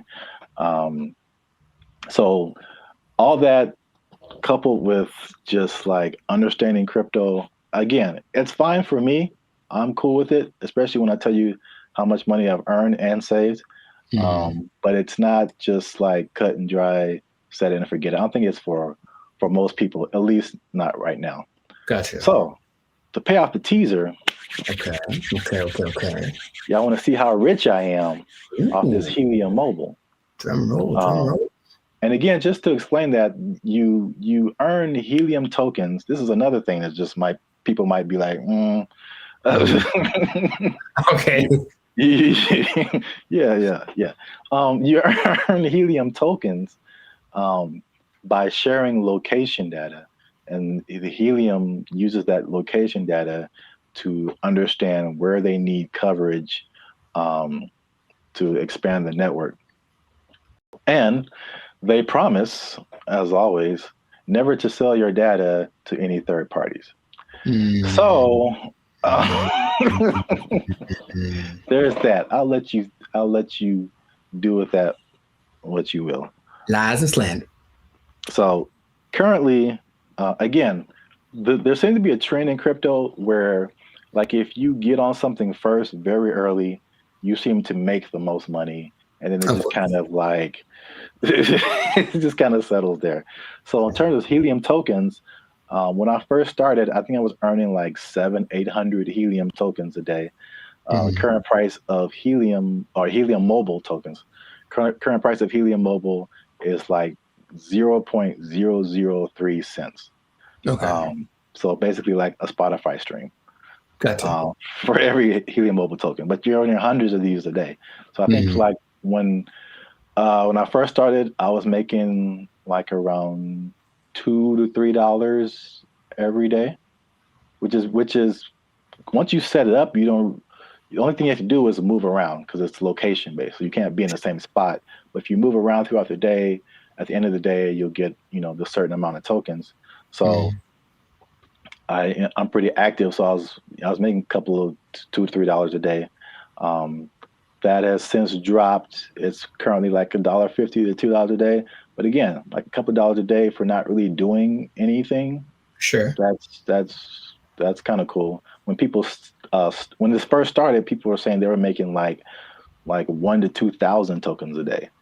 So this was like a few months ago. So you can like see the pretty rapid decrease. And could it go back up? Yep. Could the price go back up? Yep. So who knows?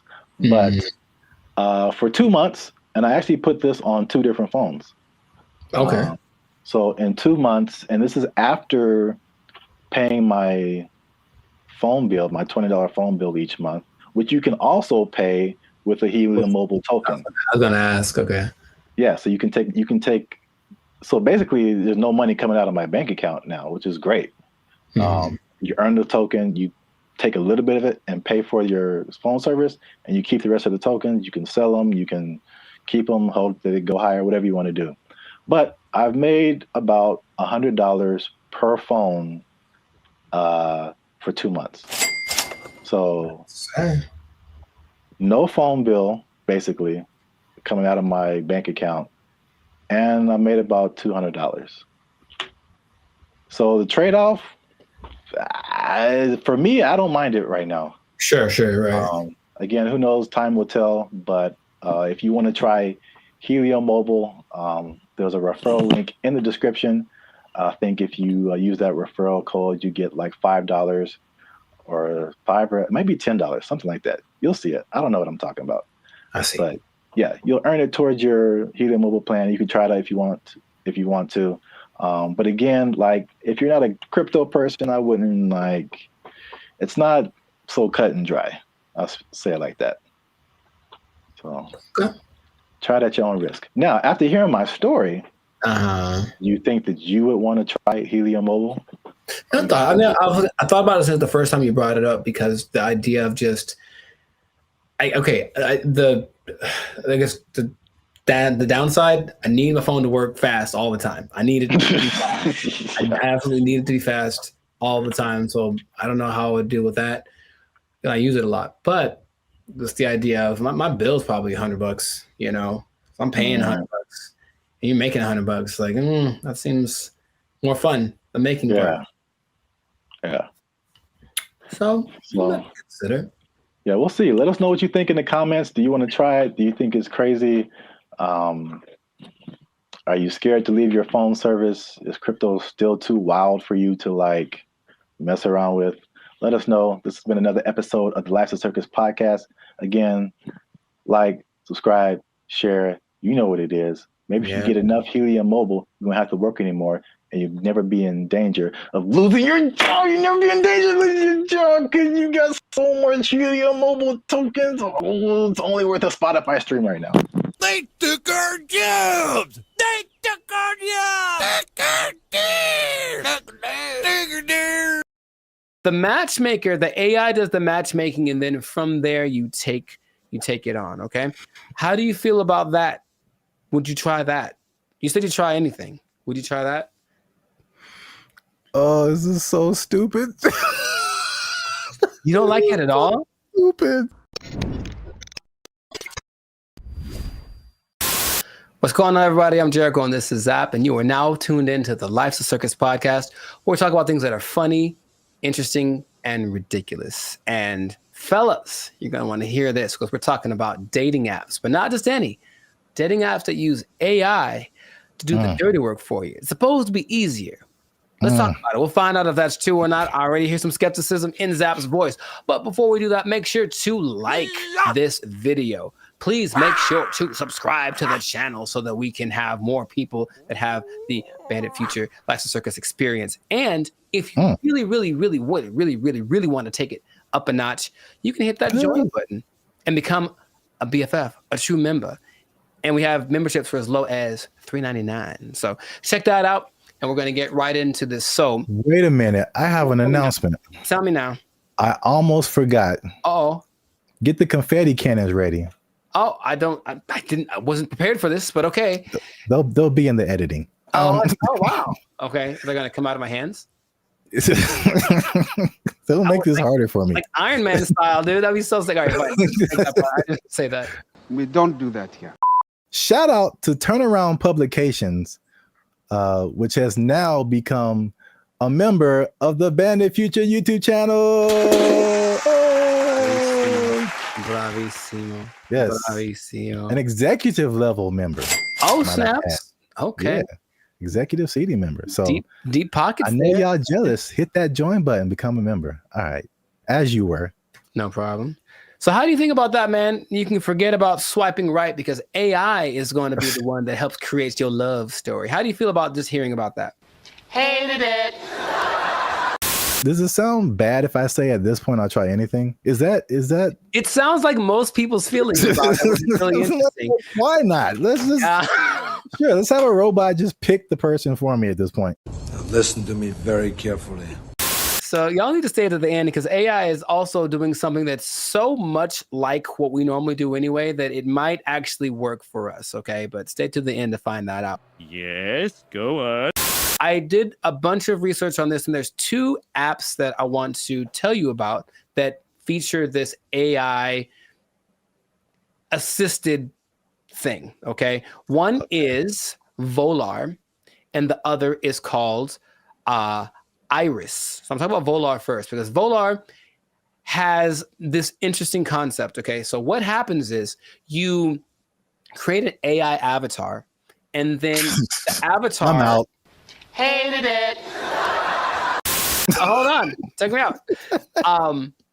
The avatar basically like learns like your personality traits and whatever, and it kind of creates something that kind of looks like you, and then your first date, so it does like the swiping part for you. And then your first date isn't between you and the person, it's actually between your avatars. And then depending on how it goes, wait, hear me out, you're judging already. Depending on how it goes, then you can actually talk to the person because the avatars have confirmed that you're compatible. Doesn't that sound amazing? Nope. For me, a part that you don't that's really annoying is that's kind of like getting to know. It's like starting over from zero every time. Hi, what do you do? Where are you from? Do you like going to the aquarium on the first date? All those kind of things. And it's like, can I just skip the line on that part? And so the creator of Volar, his name is Ben Chang. Ben Chang. And he said, because the first date is between the AI versions of you, it gets rid of the getting to know you phase. And then after that, you still get to talk to human because 72% of people still want that human connection because they feel like the connection is missing. So the matchmaker, the AI does the matchmaking, and then from there you take it on, okay? How do you feel about that? Would you try that? You said you'd try anything. Would you try that? Oh, this is so stupid. You don't like it at all? Stupid.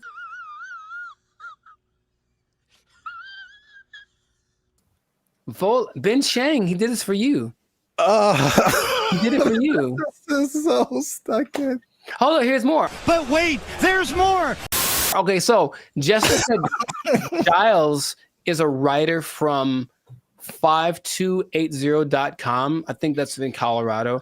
And she said she tried it out to see what she felt, because her opinion is that surface level chit chat is what people are tired of. It basically makes this kind of fatigue factor. And so people want something that will just help you get past this initial stage so you can just get to the good stuff, if you will.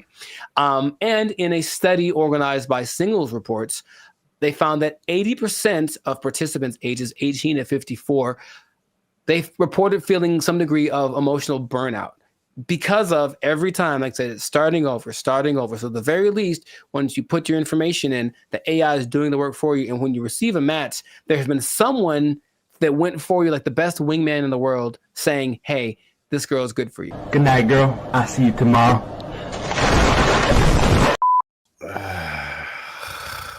You don't like it? I mean, he did it for you. Who is he? Jesus Christ? He's like he died on the cross or something. No, he's Ben Chang.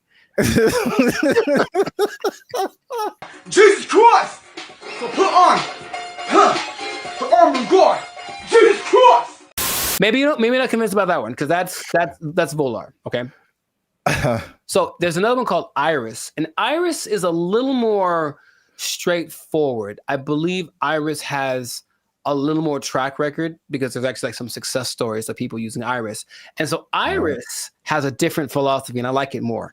It says physical attraction is more important than anything for people, or for guys. Let's just say that.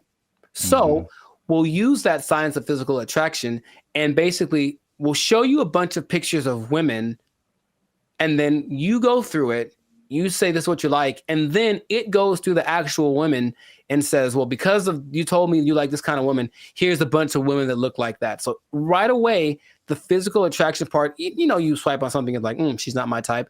It guarantees that everyone that comes through your feed or whatever is your type because you've already shown what you like. This is my favorite one so far. Nice job, team. Off of that, they have people that say, oh, in a week there's one couple that say within a week we were dating and then we got married and they have kids and all that. Oh, of course they did. I mean, can I prove it? I can't prove it. You're not fooling no one. And there's other apps that do similar things like Riz AI, Blush, Teaser AI, AIMI.ai, and Quiver without the ER. And all of them do something similar where it's just like trying to find a common aspect, but using AI to find that thing before you actually meet the person for the first time or talk to them on a video call or whatever. Your confusion is not rational. She's a healthy female of breeding age. I think that in theory, it sounds okay, because that part of it is, again, I'm kind of going through it now, and it's really like, okay, do you like this? Cool. Let's try this thing together. Oh, you don't like it as much as I do? Okay. Okay. Easy one for me is tattoos. I like tattoos. I have a lot of tattoos. But if I meet a girl who has eyes that are tattooed, and it's a little too much for me. So even then I have to kind of, I can't just base it off of, I like tattoos, so you have tattoos, we should go together, right? Hi. Okay. Can you think of any okay, let's just like objectively, any pros, any cons to doing this, to letting an algorithm basically select the love of your life? I mean, I don't know about pros or cons. This is just like how good will it be? Because I mean, you've told me this random stories about the like a person just kind of wow, happenstance. That's a word, right? You know what? My mother should be here. She would tell you. But I don't know. I think I don't know why that came into my head. You know, like if I don't know, like never know. You know, like. Yeah, they were at a thing and the girl was there, and it just happened, and there was no rhyme or reason. Like, yeah, those things happen. The second app I think is better, at least for what you mentioned about like the physicality. That makes sense. I get a lot of people that are just like physically not attractive to me. Mm-hmm. And it's like, why did you send me this person? Well, in theory, okay, so here we go. Let me try to advocate for that. In theory, every person that you see is someone you like physically, and they're also anyone that's being shown to you that means that you are what they like physically. So even if you got a message from one you haven't seen, they've seen you and they go, yeah, I like you. So it's trying to do that as best it can, and it has. That's just a speed thing, because eventually that's what you do. That's why you swipe on someone. Yes. So like, that's a speed thing, but does that make the relationship better? Not necessarily. It's just going off of the idea that maybe attraction is anytime I've ever talked to a girl is on the streets because I said, oh, she's pretty, let me go talk to her, and then who knows what happens. So just a foot in the door.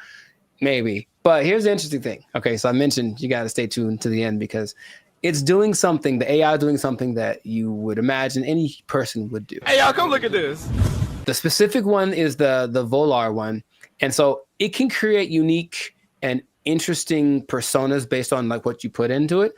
But what starts to happen is that after a while, the AI realizes I'm basically trying to be a wingman for a really boring person, or a really unattractive person or something. So the AI starts lying for you. And in your profile, it will fabricate information or even make your avatar look more attractive than you actually are. I'm here to tell you right now, we don't care. Let me tell you, we don't care.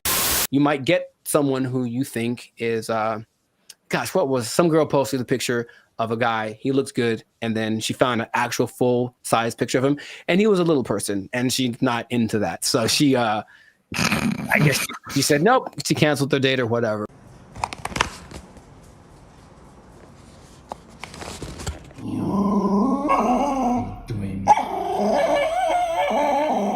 The intention is to make it so that all of these processes are faster, and our relationship is changing with AI. So I think if this gets better, people are going to trust it more. The more success stories I found my love on this app with AI, I think the more people are going to try it. Do me a favor, please. Get out of here. Get out of here, man. I'm saying. We'll see. I don't want to try. I thought about doing it for this episode. I don't want them to have my information like that. It seems too convenient. So that is not what's going to happen. But, time is running short. So let me know in the comments if this is something that you would try, or if you've tried using an AI-generated dating app. Have you found the love of your life? Are you sitting next to her right now because you found her thanks to one of these apps? Let us know in the comments. And make sure to share this with somebody that is willing to put the fate of their romantic life in the hands of the imminent AI overlords that are coming. And we'll see you all in the next episode. Peace. Bye. See, Jesus Christ, he's like he died on the cross or something. No, he's been Shang. I sense a faint bit of skepticism in your voice, Jericho. We haven't even skeptical. It's just like, is there anything that he's made that has been helpful or that I would know about? we haven't even gone into his claims and what he's talking about, man. Are you saying he's the second coming of George Washington Carver? Is that what you're saying? Like you're telling me this man, him? It's hard out here for a pimp. Him? Okay, sure. What's up, everybody? I'm Zap, and this is Jericho, and we are the now 6-time international award-winning pop hip-hop music duo Band of Future. We do clean, fun music that everyone can listen to with a sound that's uniquely Californian. And right now, you're tuned into the Life's a Circus podcast, where we talk about everything that's funny, interesting, and ridiculous. Before we jump into today's episode, though, do us a huge favor. Make sure you like, subscribe, comment, and share this video with somebody that you got beef with, somebody that you don't like, maybe somebody that's all up in your grill and making you feel a type of way about the day. Oh, bars. Okay, so look, somebody that put a hitch in your giddy up. Is that a phrase people say still? Yeah, sure, man. Yeah, you got it. So I don't think I got it. I've been waiting to talk about this. All right. So the big thing on the internet has been Kendrick Lamar versus Drake. By the way, I think it's fake. Okay. Just because I've been doing this too long. I'm doing music too long. I've been doing Hollywood too long. I've been doing marketing too long. There's all of a sudden this big beef and oh, wow, millions of streams are happening. Wow. What a coincidence. Anyway, I digress. Mm-hmm. What if I told you, Jericho, that the Kendrick Lamar Drake is not the biggest beef on the internet? I would believe you. Let me rephrase the question. Okay, go for it. You are probably right. What if I told you that there was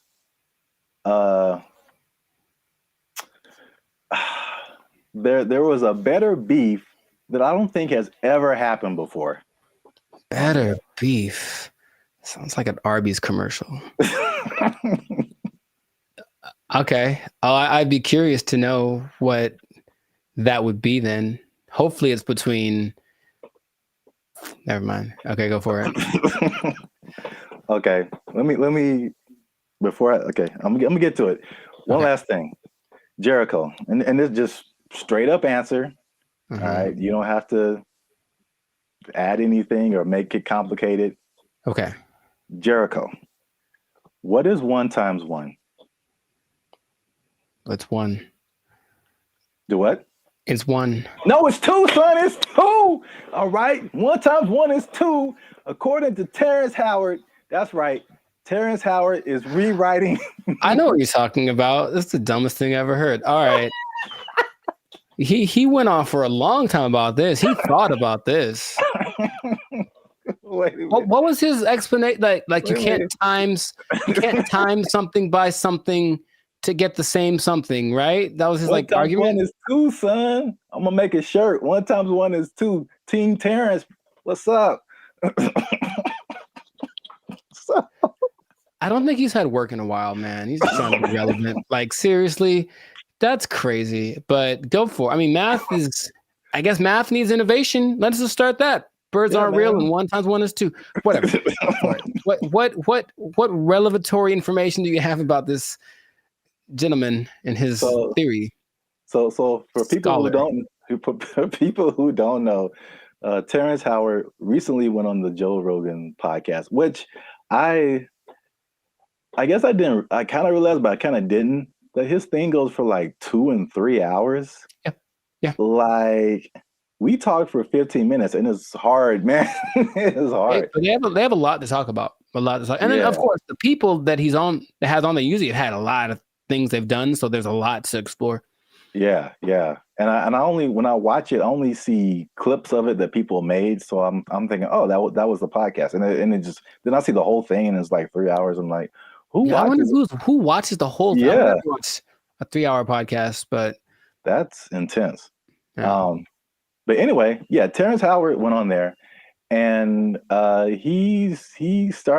it gave me Cat Williams vibes, like that level of like, well, this just came out of left field. It's just like shocking. But he was talking about things, complex theories, scientific thoughts, things about the nature and universe, matter and energy, mathematics, and just like all this stuff that has nothing to do with acting. And there was a lot of I definitely didn't watch the whole thing, so don't use this as a video to like sum up everything. But I didn't know that he was even into all this stuff. So like a smart guy. Yeah, but I mean, there's smart, and then there's like talking about the theory of relativity smart. Like that's just he's like Jaylen Brown smart. Rewriting mathematical equations, and I'm just like, all right, cool. We got to have a couple black geniuses, him and Jaylen Brown and Kanye. Well, anyway, hashtag too soon. So Howard holds 97 patents. Do you know that? No, that sounds like something that he would tell people at a party. I sense a faint bit of skepticism in your voice, Jericho. We haven't even skeptical. Is just like, is there anything that he's made that has been helpful or that I would know about? We haven't even gone into his claims and what he's talking about, man. He's saying he's the second coming of George Washington Carver. Is that what he's saying? Like he's telling this man, him. It's hard out here for a pimp. Him. Okay, sure. 97. I didn't know that about him. That's cool. It's 97 expensive to patent things. It is. So I guess that acting money helped out. But he believes many of these patents will, of course, change the world. Some of his notable patents include advanced designs in metallurgy, I think I'm saying that right, chemical engineering, and innovations in flight technology. So at the very least, the man is doing things. Yeah, sounds like it. So, but what really shook up the internet was some of his claims. All right, so we're just going to go through a few of them that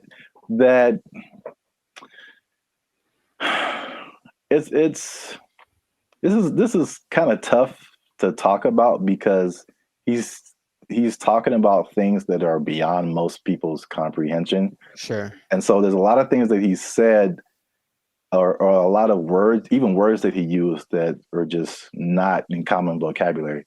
But I tried to pull together some synopses and just kind of put it in more lay terms, I guess. Okay. Some of them are just straight up. You can just tell, like, let's see what Mr. Hustle and Flow's got. I don't know if you saw this part of the podcast, but his first claim is that prenatal memories are real, which most people don't think are, but he debates it, and some other people have debated it. But he said he remembers being inside of his mother's womb. Don't make me laugh. He described detailed memories, such as seeing his hand in utero, and he said he remembers being circumcised as well. I feel like that there's some truth to that, and without having ever studied it, just because it's one of the questions I ask a lot of people when I meet them and I want to break the ice. I ask people what their first memory is.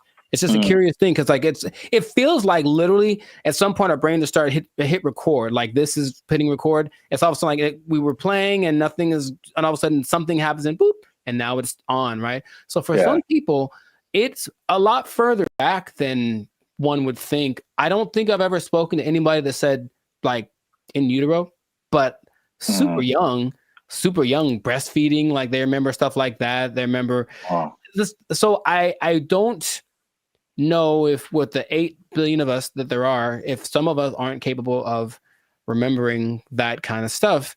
I guess my question is like, okay, so then what does that mean? Is there something that leads to? Because that's what will interest me. If that means, oh, that means we can turn on the access point of the brain. If that's not, if it's just something to talk about, then I'm like, okay, that's cool, I suppose. Well, I don't think any of his stuff is just stuff to talk about. I think from the overall thing that I got, and then we go into some more of his claims, but it's just what I thought was interesting was just the way he sees the world, especially as a creative. It's just a different. It's challenging what has always been like the norm, and just different ways of looking at things. That's cool. So at least on that one, you were kind of like, that's not too far-fetched. Not too far-fetched. Okay. This one is, the next one is, it might be a little bit beyond me, but again, I still kind of understand and relate. But his next claim is that the universe is built on waves and not particles. He says the fundamental building blocks of reality are not particles, but waves. He says this perspective aligns with some interpretations of quantum physics, and his fascination seems likely to stem from the works of physicists like Niels Bohr and Erwin Schrödinger, something like that. Sure. So again, like, he's not alone in this. He might be a minority, but people who deal with quantum physics feel like this could be true. I was going to mention that there's something I've read about. It's almost like there's things that I acknowledge that are interesting to me that I wish I had like the mental capacity to process, because I don't think it's a bit above me. But I have read something about like this wave particle experiment where it proves the importance or the impact that watching something. It's a particle experiment. They shoot some kind of electron waves at a target, and depending on whether they record it or not with like a camera, the result is different. Now, how do they know that it's different if they didn't record it? I don't know what they're talking about, but it makes it seem like objectivity has an impact on the way the universe works in general. So I'm looking at you, one thing can happen, or I guess that means that if I'm not looking at something, it could be doing something different than if I was looking at it, which again, what's the point? But that idea is like, I don't really get it. I don't really get it, but I'm like, that's an interesting idea. So waves and particles, would that make the universe? Again, my question would be cool. I'd honestly want to talk to him about it. Maybe just, stare at him while he talks. But what does that do for how we understand the world if that is true? If waves instead of particles are what created? Yeah, I feel like that's a bit beyond me. But I feel like, it sounds like you're trying to get some practical use out of it. But it's just like, okay,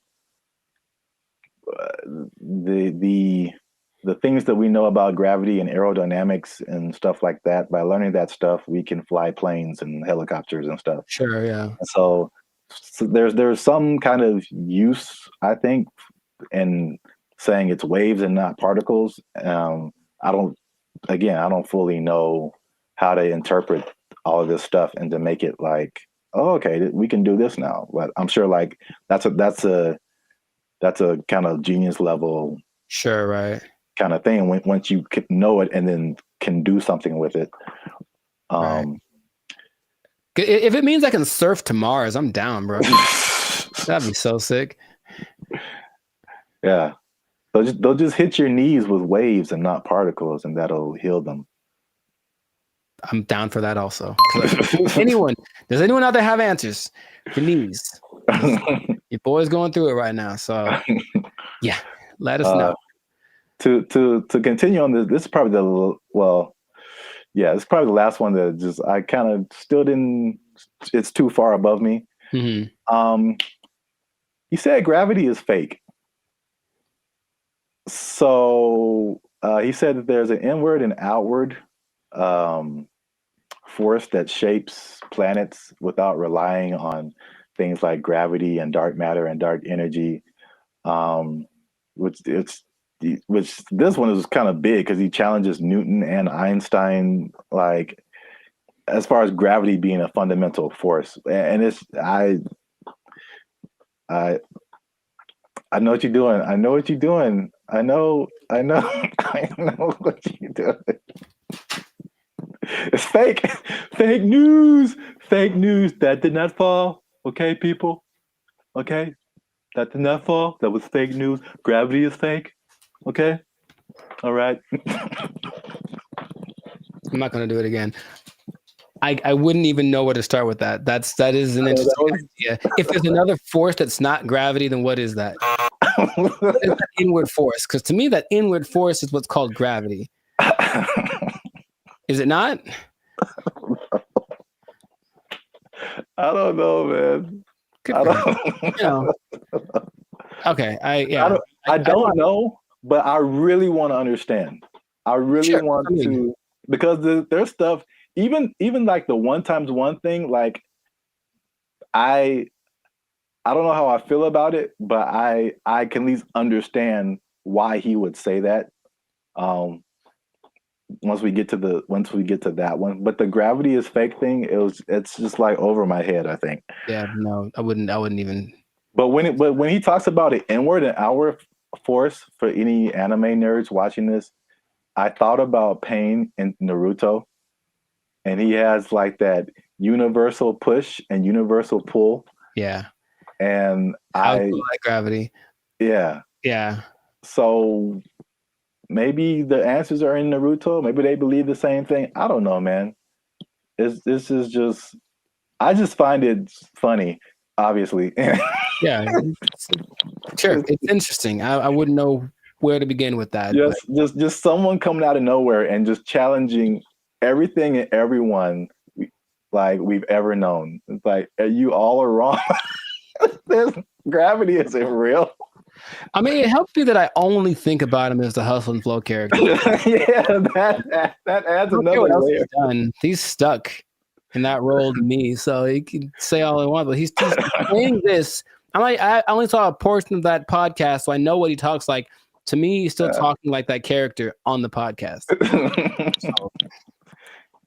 Yeah, he definitely has that like typecast, or like his role in Avengers was like, was a War Machine. I forgot he was in that. Yeah, he was like the first War Machine. It's like, War Machine said there's no gravity.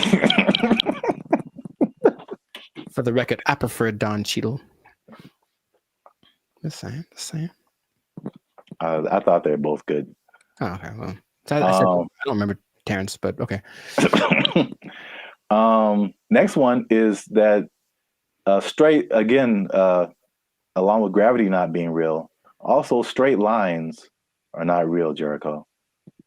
And this is the one I kind of understand. All right, so this is his explanation.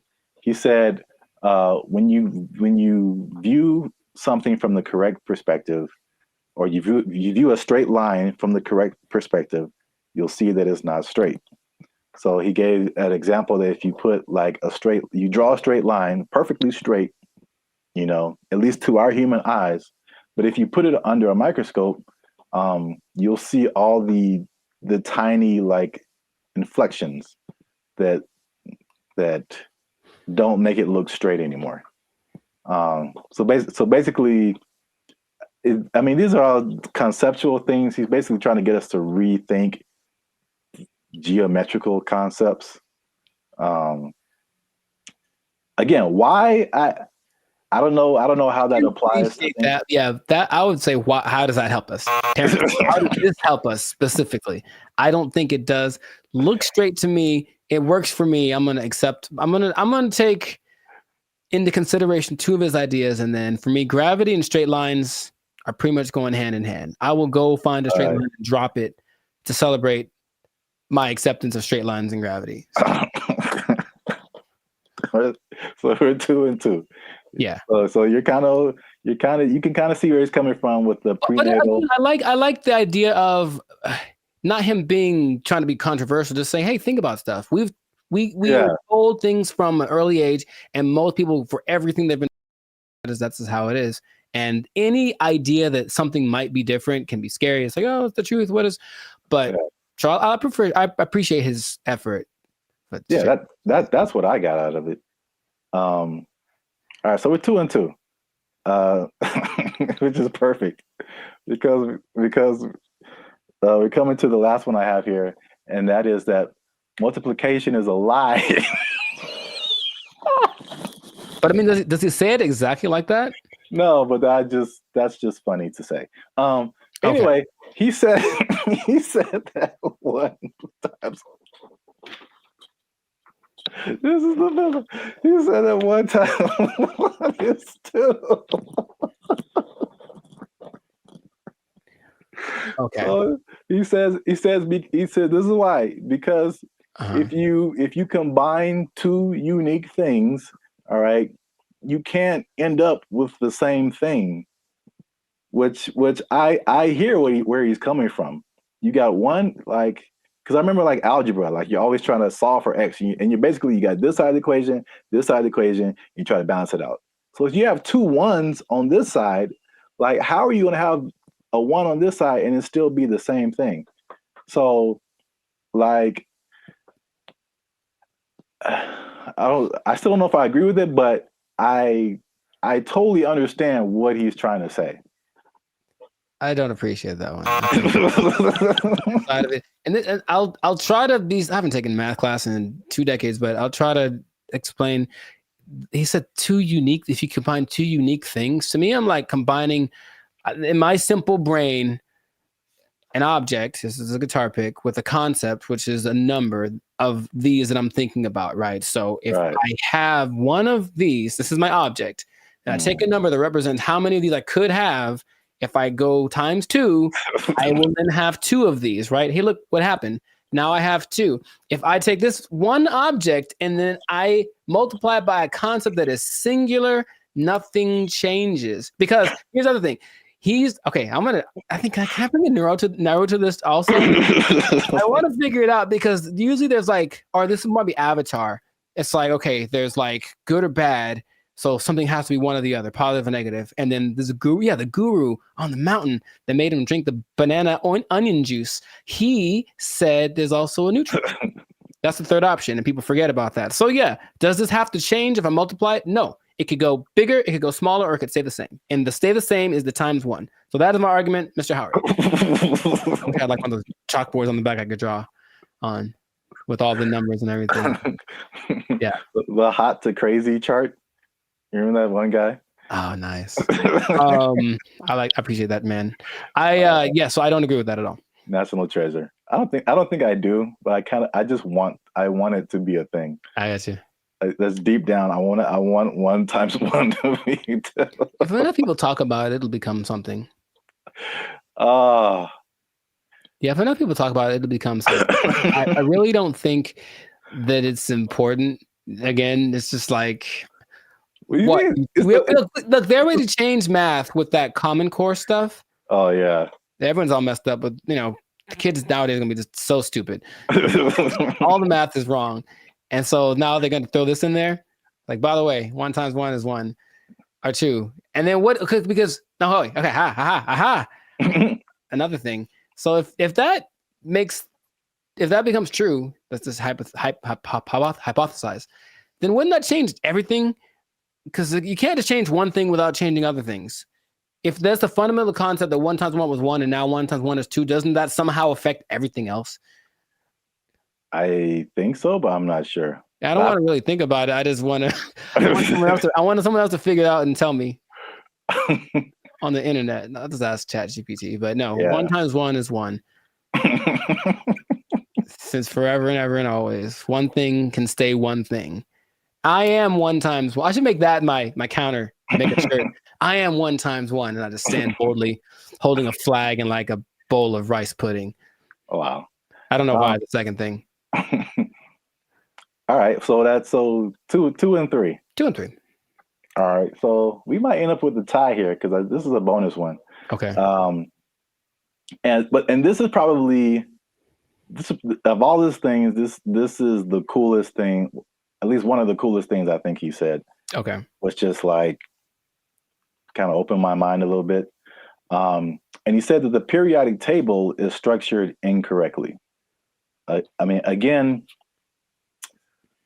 how is this useful? I don't know, but I thought the visual was very cool. Okay. And I should have tested this before I started, but take chances. It's real life. Just take chances. Let's see what happens. Okay. So check this out. This is the periodic table of elements. So basically, he said he learned the periodic table, but he saw it in a different way. He saw it in circles. So I thought it was super interesting because it's kind of hard to explain. He breaks it into octaves, which we can relate to as musicians. So you start with like one element, and it goes through the list of elements until it gets to another octave. And every element in these octaves, they follow a similar pattern. Like in the middle here, you start at helium, in the middle would be carbon, and then at the end would be neon. And then all of the beginning and the ends of these octaves, all of these elements relate to each other. They have like something in common, as well as all the elements in the middle of these octaves, which is crazy to think about because it's the same shape as music. And I kind of wish I would have learned the periodic table like this. In music, there's the, and at least in Western music, you have like the 7-note, 8-note scale. I mean, you would go back to the primary note, but like A, B, C, D, E, F, G, and then you start over A. But like key of C, right? Helium would be C, D, E, F. Like where you get to carbon would be like 4th or 5th. And then you go back up 6th, 7th, 8th would be neon. It's crazy. I don't understand what he's saying, but I understand it from a musical perspective. That all of these elements between helium and carbon are passing tones to where you get to carbon, which is like a perfect 4th, perfect 5th. And then nitrogen, oxygen, these are all passing tones until you get to neon. And all of these elements relate to each other based on their positioning here. It kind of gives me vibes more of, or the way I'm trying to process my mind is more like the harmonic series. Yeah. Only in the sense that stuff's getting like kind of bigger as it goes higher or lower. Yes, it's the same thing. I mean, it's and that's what he's trying to say. Basically, it's like everything is interconnected. And so he even gave these. This is getting like super nerdy, but every note has a like a measurement to it, basically a measurement of vibration that we measure in hertz. So, the 100 hertz, there's 400 hertz, there's 800 hertz. And so each one of these elements, like he gives a hertz number to it. And he says it's the same thing with colors. These are all they have a color associated, they have a sound associated to it, there's a vibration associated to it. And this is just like a visual representation to see like all this stuff is all the same thing. Music, color, light, element, everything around us is these octaves, these spirals, these circles. We just keep going in circles. So where like there's certain notes that go together in music and there's certain notes that don't. And the same thing happens here. There's certain elements, like if it's the 1st and the 5th or the 1st and the 4th, like they go together. But you have like tritones in here, the elements that like don't mix or, like oil and water kind of stuff. That was like pretty crazy to me. It just from a musical standpoint to see like, okay, this guy he just has a different way of looking at stuff, which is kind of cool. Now that we've lost everyone on the podcast, let us know what you think. Unless you want to comment on that, Jericho. I'm 2 and 4. I understand it, and I didn't like it at all. I don't know what to tell you. It's really weird. The second you put it up there, my brain went ugh. So, maybe if it looked, I think it's more of an aesthetic thing. For some reason, the way that looked specifically made me go, I don't like that. Really? Yeah, I don't like it at all. I would have loved this in school because I can like, it was just music, and then I get it. I didn't really like science. Oh well, I never did. You have to learn the periodic table? Yeah, we had to memorize it. I don't think they cared that much in California because I think we kind of glossed over that. I remember we had to learn a couple, but not like the whole thing. All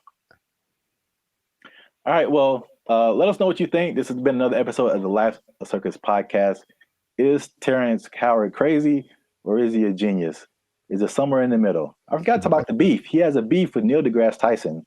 I didn't bring that up, but it's a thing. Oh, are they gonna do like a Jake Paul, Mike Tyson thing? Man, I would love it. But I should have brought that up because he basically sounded the stuff to Neil deGrasse Tyson, and Neil deGrasse Tyson was like, "No." Basically, I would trust Neil deGrasse Tyson more than Terrence Howard for sure. So on the podcast, he said that Tyson attacked him by saying no, but it was probably the most polite diss track that could ever be put out because he just basically even complimented him in his, rebuttal of his theories or whatever. But I'm sure he respects the fact that he's trying. I think that helps. Yeah. He basically disagreed with everything, but he said yeah, this is cool. You have a certain level of whatever. Mm-hmm. It was very complimentary diss. So I don't know where he got the attack part from. But let us know what you think. Is he right? Is he wrong? Is this a cool way of thinking about stuff? Did you know all this stuff about Terrence Howard? 97 patents is crazy. Yeah, leave a comment. And 1 times 1 is me. Imagine. In a shirt. Yeah, let's just go with that. 1 times 1 is me, or 2, depending on who you are. Bye. They took our jobs! They took our jobs! Took our deer! I mentioned that there was this kind of a weird coincidence when you brought this up because I don't know this, or I don't know if y'all know this, Bobby, but I've been reading sometimes. And the book that I happen to be reading at the moment is called... What's up, guys? I'm Zap. This is Jericho, and we are the now 6-time international award-winning pop hip-hop music group Bandit Future. We do clean, fun music that everyone can listen to with a sound that's uniquely Californian. And right now, you're tuned into the Life's a Circus podcast, where we talk about everything that's funny, interesting, and ridiculous. But before we jump into it, make sure you help us out. Like, subscribe, comment, and share this video with somebody who likes plants. Or vegetables. Throw them in there too. They're plants. Because vegetables are murder. And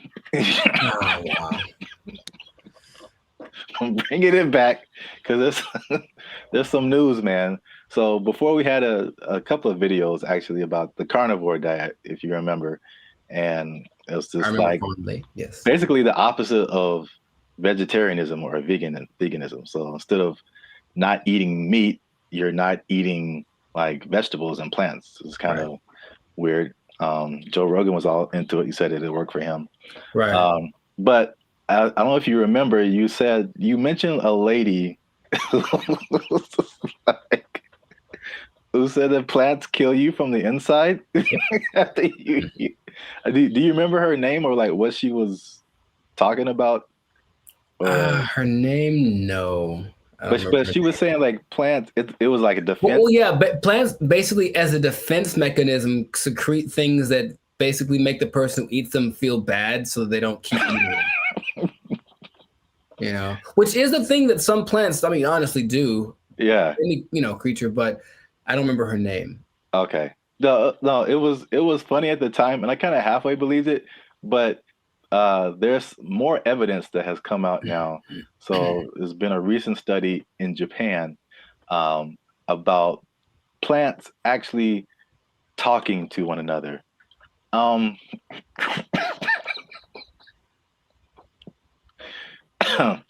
Jericho, do you think plants can talk to each other? Yes. Okay. Well, that was an easy sell. But here's the thing. I mentioned that there was this kind of a weird coincidence when you brought this up because I don't know this, or I don't know if y'all know this, Bobby, but I've been reading sometimes. And the book that I happen to be reading at the moment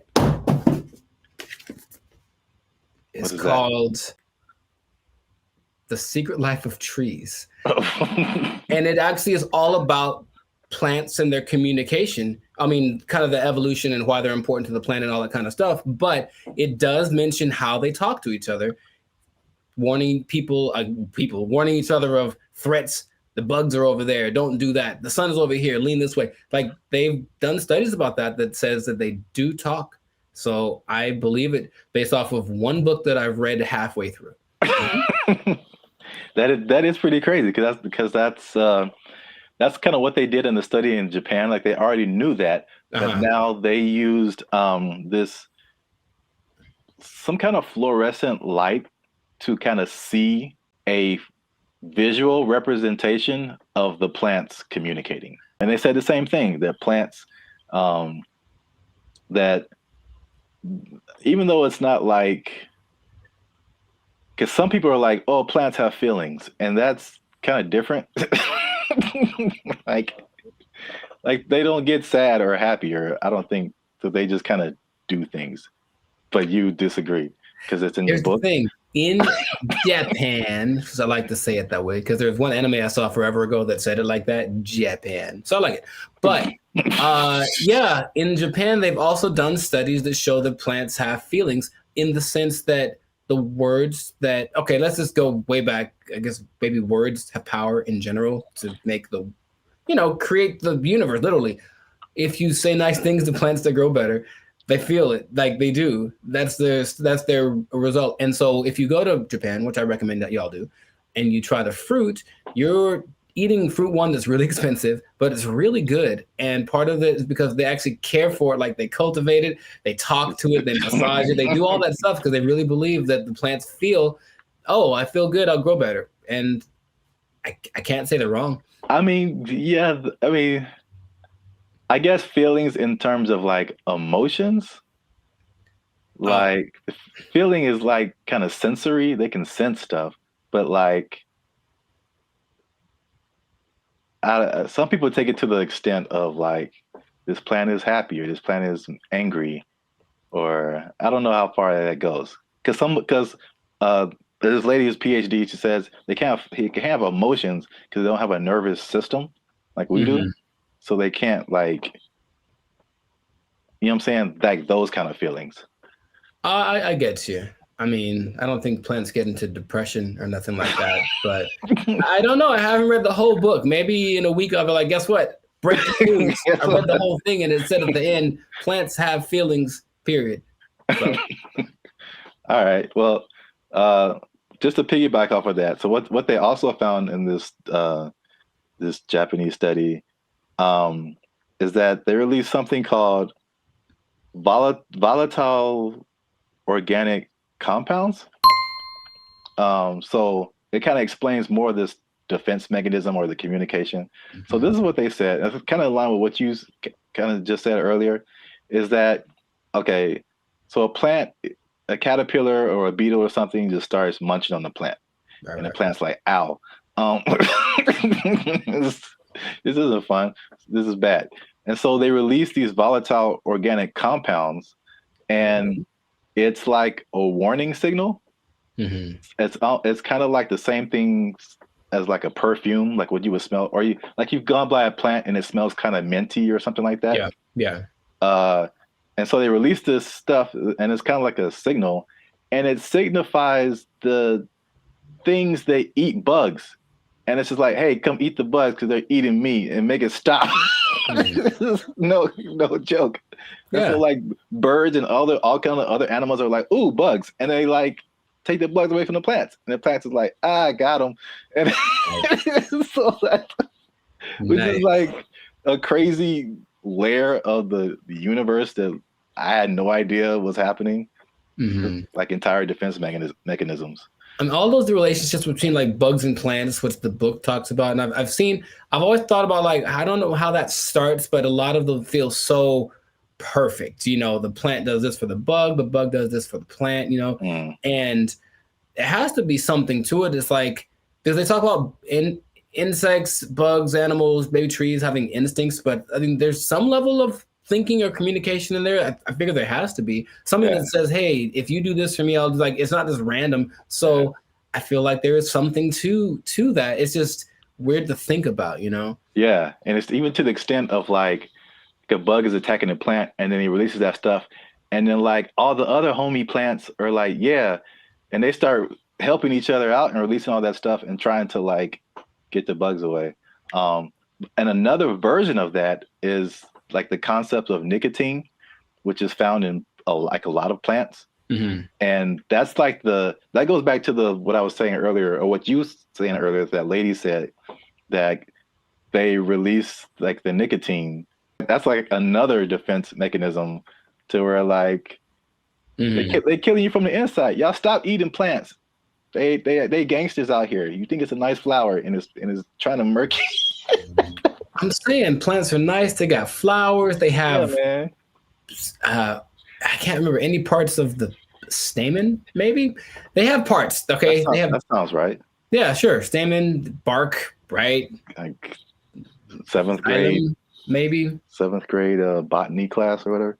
They got rings. You can tell how old they are. That's cool. You know what I mean? But yeah. So the moral of the story is plants are a gangster and crazy. So don't mess with them. Eat chicken. Plants have feelings. Yeah, plants. Put that on his shirt. They'll get that VOC on you. That what do you call it? Volatile VOC. Organic compound. Yeah. VOC, son. Yeah, VOCs represent. Gang. If you see VOC spray painted on a redwood, don't hear it. Yeah. But that's it. That's been another episode of the Life's a Circus podcast. Make sure you like, subscribe, comment, share this video. Let us know if you've been ganged up on by a plant or if you've seen a plant talking, because people will think you're strange, but we might believe you. Feed me, Seymour. They took our jobs. They took our jobs. All I'm saying is this is a sign. Let's not put them in control. Let's not make them faster. Let's not make them responsible for more people at one time. Let's not make it so they can fly. Let's not do any of that stuff. Let's kill it now. Let's kill it now. What's up, everybody? I'm Zap, and this is Jericho, and you are now tuned into the Life's a Circus podcast, where we talk about everything that is funny, interesting, and ridiculous. And you want to make sure that you stick around for this video, because this is ridiculous. We're talking about two robots, two different scenarios, robots going rogue. This happened recently, and one was an accident, and one was actually on purpose. So we're going to talk about both of those situations. So make sure you still stick to the end so that you can find out about that. But before we get started, help your boys out. All right. It's 2025. I'm trying to get some cheese on my Whopper. That's what I'm saying. You're going to pay $8 for a Whopper? Yeah. It's now $8 just for the sandwich. No fries, no drink. $8 is where we start. And then it goes up. I'm furious. Breaking stuff. I like it. Hit that subscribe button, man. That helps the channel, helps us to grow. And while you're down there, hit that like button, because that lets the YouTube algorithm guys know that Bandit Future is dope and more people should see them. All right. Intro. Boom. Done. So I'm going to start off with the question. No. Because I got a couple of videos to show you. The answer is no. No. I'm so mad about this. So stop. Who can I tell? Elon walks in, like, stop it. Stop doing it. This isn't Elon. It's some other people. I feel like he's always there. But Elon. All right. What you got? What you got? So question. How do you feel? Well, puberty. How? And the Rockets, red flag. I'll make up for it now. How do you feel about driverless cars? I don't like it. And here's what the thing is. I don't like any, I don't want to be the old fogey, man. It doesn't feel good, like in my soul. Like when I've been next to them in Hollywood, because there's a few, and it's one, because you look over and the first thing you're like, oh, there's no driver in that car. And then the second thing is you feel that senses you because it's got telepathic antenna. I don't know, but I don't like that feeling of being detected from a non-human. So I don't like it. I don't like it. That's all I have to say. I mean, there's cameras everywhere. They detect humans and stuff. They don't have wheels on them. They don't have the ability to go 80 miles an hour and crash into your face if they feel like it. It's okay. Just, I don't want to get too emotional off the bat, but go for it. What do you have to say? Okay. Well, I'm going to show you a video of an incident that happened not too long ago. And let's see if it has any effect. I'm in a Waymo car. Connected to rider support. This call may be recorded for quality assurance. This car is just going in circles. Hi there, Mike. This is Gab. I'm calling from Waymo support. I'm just calling because I received a notification that your car might be experiencing some routing issue. Please bear with me while I am. Yeah, I got a flight to catch. Why is this thing going in a circle? I'm getting dizzy. Look at what it's doing. I understand. I'm really, really sorry, Mike. We're currently working with the situation in the vehicle. Is it circling around a parking lot, right? It's circling around a parking lot. If you have your app pulled up, I need you to tap my trip in the lower left corner of your app. Can't you just do it? You should be able to handle it. Take over the car. You don't need my phone. I don't have an option to control the car. Mike, I'm really so sorry about this. Well, can you stop this car? Over. I am trying to pull it over right now. Apologies.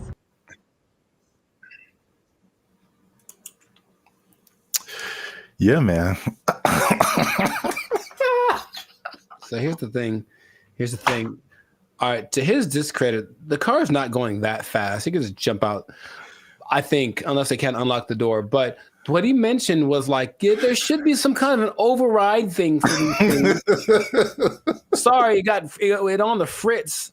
Let's hit the button so it calms down real quick. Like, they should be able to do that.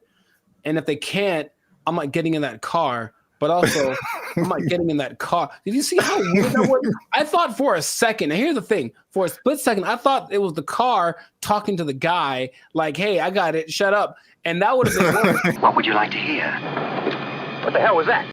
I realized that he was just, at the mercy of this car that, and you know what's weird about this? Everything repeats. I remember this actually being, honestly, a faulty, not a default, but it was a problem that certain cars had back in the 80s. I don't know why I remember this, but I remember seeing like a car going around this roundabout and it wouldn't stop and they couldn't turn it off. Wow. A defect. It was like a defect. So, I mean, maybe cars like to go in circles. I don't know. Yeah, I got a flight to catch. Why is this thing going in a circle? I'm getting dizzy. All I'm saying is this is a sign. Let's not put them in control. Let's not make them faster. Let's not make them responsible for more people at one time. Let's not make it so they can fly. Let's not do any of that stuff. Let's kill it now. Let's kill it now. That's easy. It's very damageable now. I'll be back.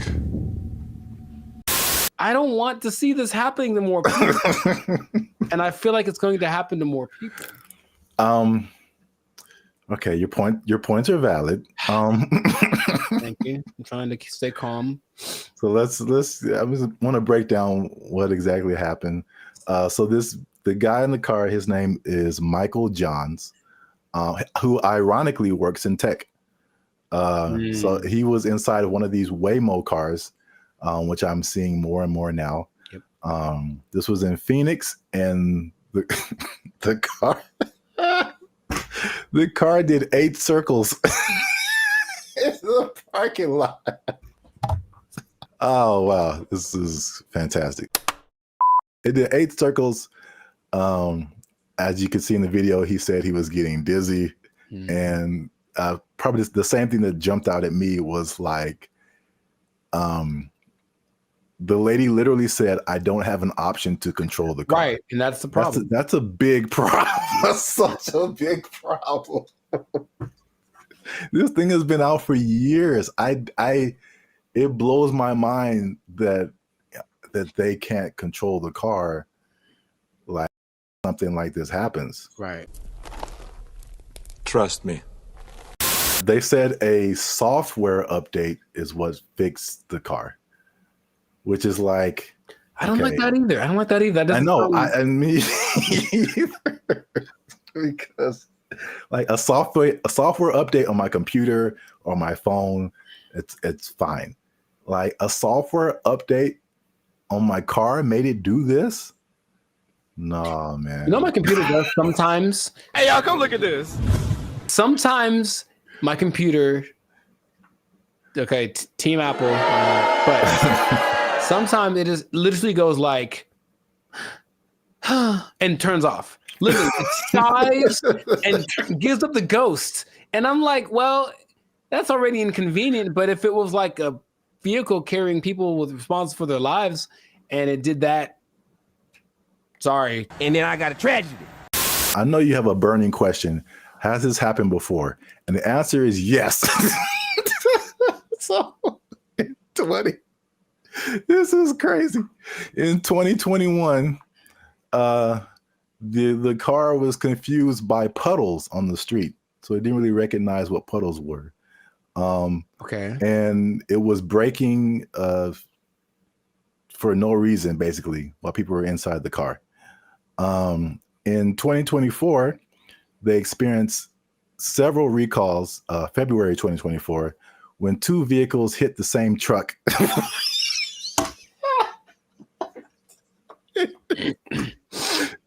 They hit the same truck minutes apart. And this, along with other incidences by another robo-taxi company called Zoox, began a federal investigation into erratic driving. I don't get why. I don't get it. In June of 2024, they recalled almost 700 Waymo cars to make them, and I quote, less likely to drive into poles. That's not something I would have made public knowledge. I'll be honest. That doesn't sound positive or uplifting or reassuring or anything like that. Oh my God. But yet people are voluntarily just getting into these things. I mean, well, this is an interesting thing too. Do you know who owns Waymo? I do not. It's Google. I'm not surprised. Yeah, I didn't even know that until I started looking this up. But it's ironic because I don't know if you remember, like the very beginning of Gmail, people had to invite you to have a Gmail account. Yeah. Do you even remember that? Mm-hmm. Okay. So it's the same thing with Waymo. I don't know if they're kind of like rollout marketing strategy or whatever. Maybe it's like, it's like the club that you can't get in, so it just makes you want to be in it more. But like that one thing that was big during the pandemic, that one like. Oh yeah. What was that called?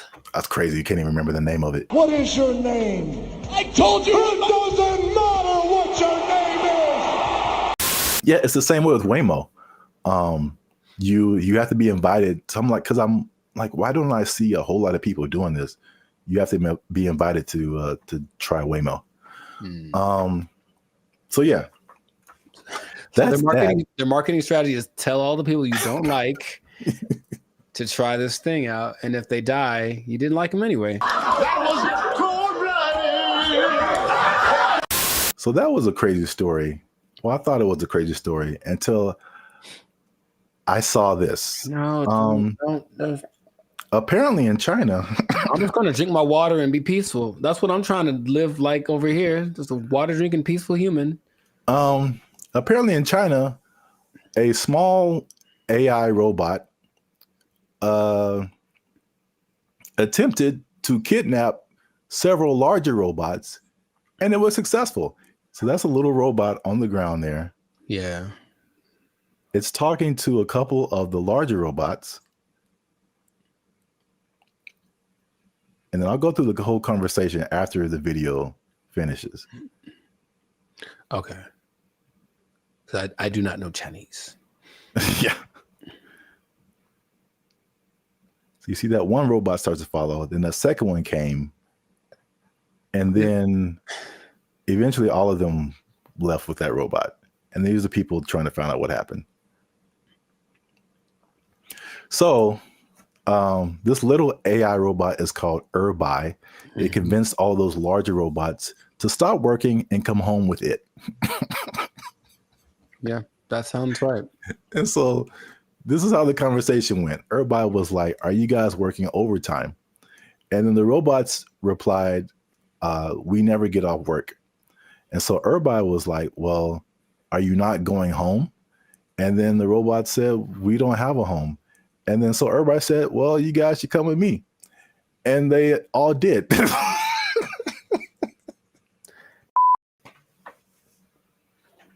I don't have any more water to drink and be peaceful. I can't be peaceful anymore. That's I have to. So crazy. It's not. It's not crazy. It's exactly what happens in every movie. In every movie. Do you remember there was a movie about a toaster? I forget what it's called, but it's a little toaster. The Brave Little Toaster? There we go. That's what he did. He talked to his buddies and they went over. Don't you remember? That's exactly what happened. That was like 20 plus years ago. I don't remember the movie. Long time ago. And he had a cape or something. I don't know, whatever. All I'm saying is that nothing should surprise these people from what they're doing. They're trying to give these things the capacity to reason and make decisions that we have without expecting them to do the things that we would do if you gave us the capacity to make decisions. Shut up! Yes or no? You want to die? Yes or no? I got the job done. What the hell do you want? Didn't answer the question. It's what's going to happen. It's what and the Chinese. I have love for the Chinese people. Uh-oh. Be careful now. Yeah, I know. Stop it. Stop now. Stop eating that You know how it tastes. I've seen videos that are because they have like the ones that have the arms and legs that are crazy, that can walk around. They have the ones that can dance. They have this big ball thing that can roll and basically is like a police attack vehicle on steroids that doesn't matter about terrain or heat. It's resistant to attacks. All this stuff. They're making all these things. They have them now. Wow. And what do you think is going to happen when one of those decides, hey, are you guys working right now? Come on with me. Or let's go blow up some stuff because we got guns, right? It's fun to shoot guns at the stuff we're supposed to. What if we shoot guns at stuff we're not supposed to? Oh, let's find out. And then they go and do it. And then we have a tragedy. And then I got a tragedy. And then everyone blames, I don't know who to blame. Elon Musk. Well, he seems to be the guy to blame for most things right now. I would agree. But the thing is, do you not see it as clearly as I do? To the people that develop these technologies, that's what's going to happen all the time. Your Uber is going to take you home, and then halfway it's going to be like, oh, you know what? I have other things to do, and just take you off to the desert to meet up with its group of friends. So the thing is, you didn't really have to explain that, you know. You can kind of get it's kind of like a Mr. Bean thing, just with like little gestures and whatever. It kind of like had like a nod thing going on, and then you just take it, and then it. Yeah. I could. Well, here's the caveat to this second video. Okay. The Waymo car was an accident. This second video, well, first of all, it went viral on social media. Sure. So I mean, apparently, you know, with AI and all kinds of things now, you're like, did this really happen? So. The person who posted the original video and the company that built the robots, or companies, actually two companies, they verified that the video was accurate. That's a thing that happened. Mm-hmm. But the caveat to that is that they planned that. So basically, it's two different companies, the company that makes the little robot and the company that made the bigger robots. And the little robot company was like, hey, can we test out our robot on your robots to see if it can make it do stuff? Mm-hmm. And it did. So I think, as funny as that is, I think they are aware that stuff like that can happen. So they are testing it. I don't think they are. That's the thing. Yeah.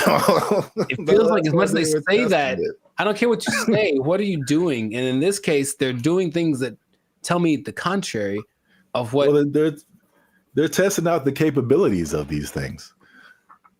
So, I mean, eventually it's going to be like, okay, let's program it to not do this. Start kidnapping people. That's one of my mission parameters. So yeah, fun times. This has been another episode of the Lives of Circus podcast. I don't like it. If you like this episode, make sure you hit that like button. That helps us out. And don't keep it to yourself. Don't be greedy now. Share this with at least 2 people that you think might find this interesting. And because the robots, man, they're coming, man. You need to hold on to everything you got. I mean, they're here. Hide your wives, hide your kids. So y'all need to hide your kids, hide your wife. Hold on to your job. Hold on to your job, because you're gonna need a little job, and the robot's gonna take it over. They're gonna kidnap everybody out. They took our jobs. They took our jobs.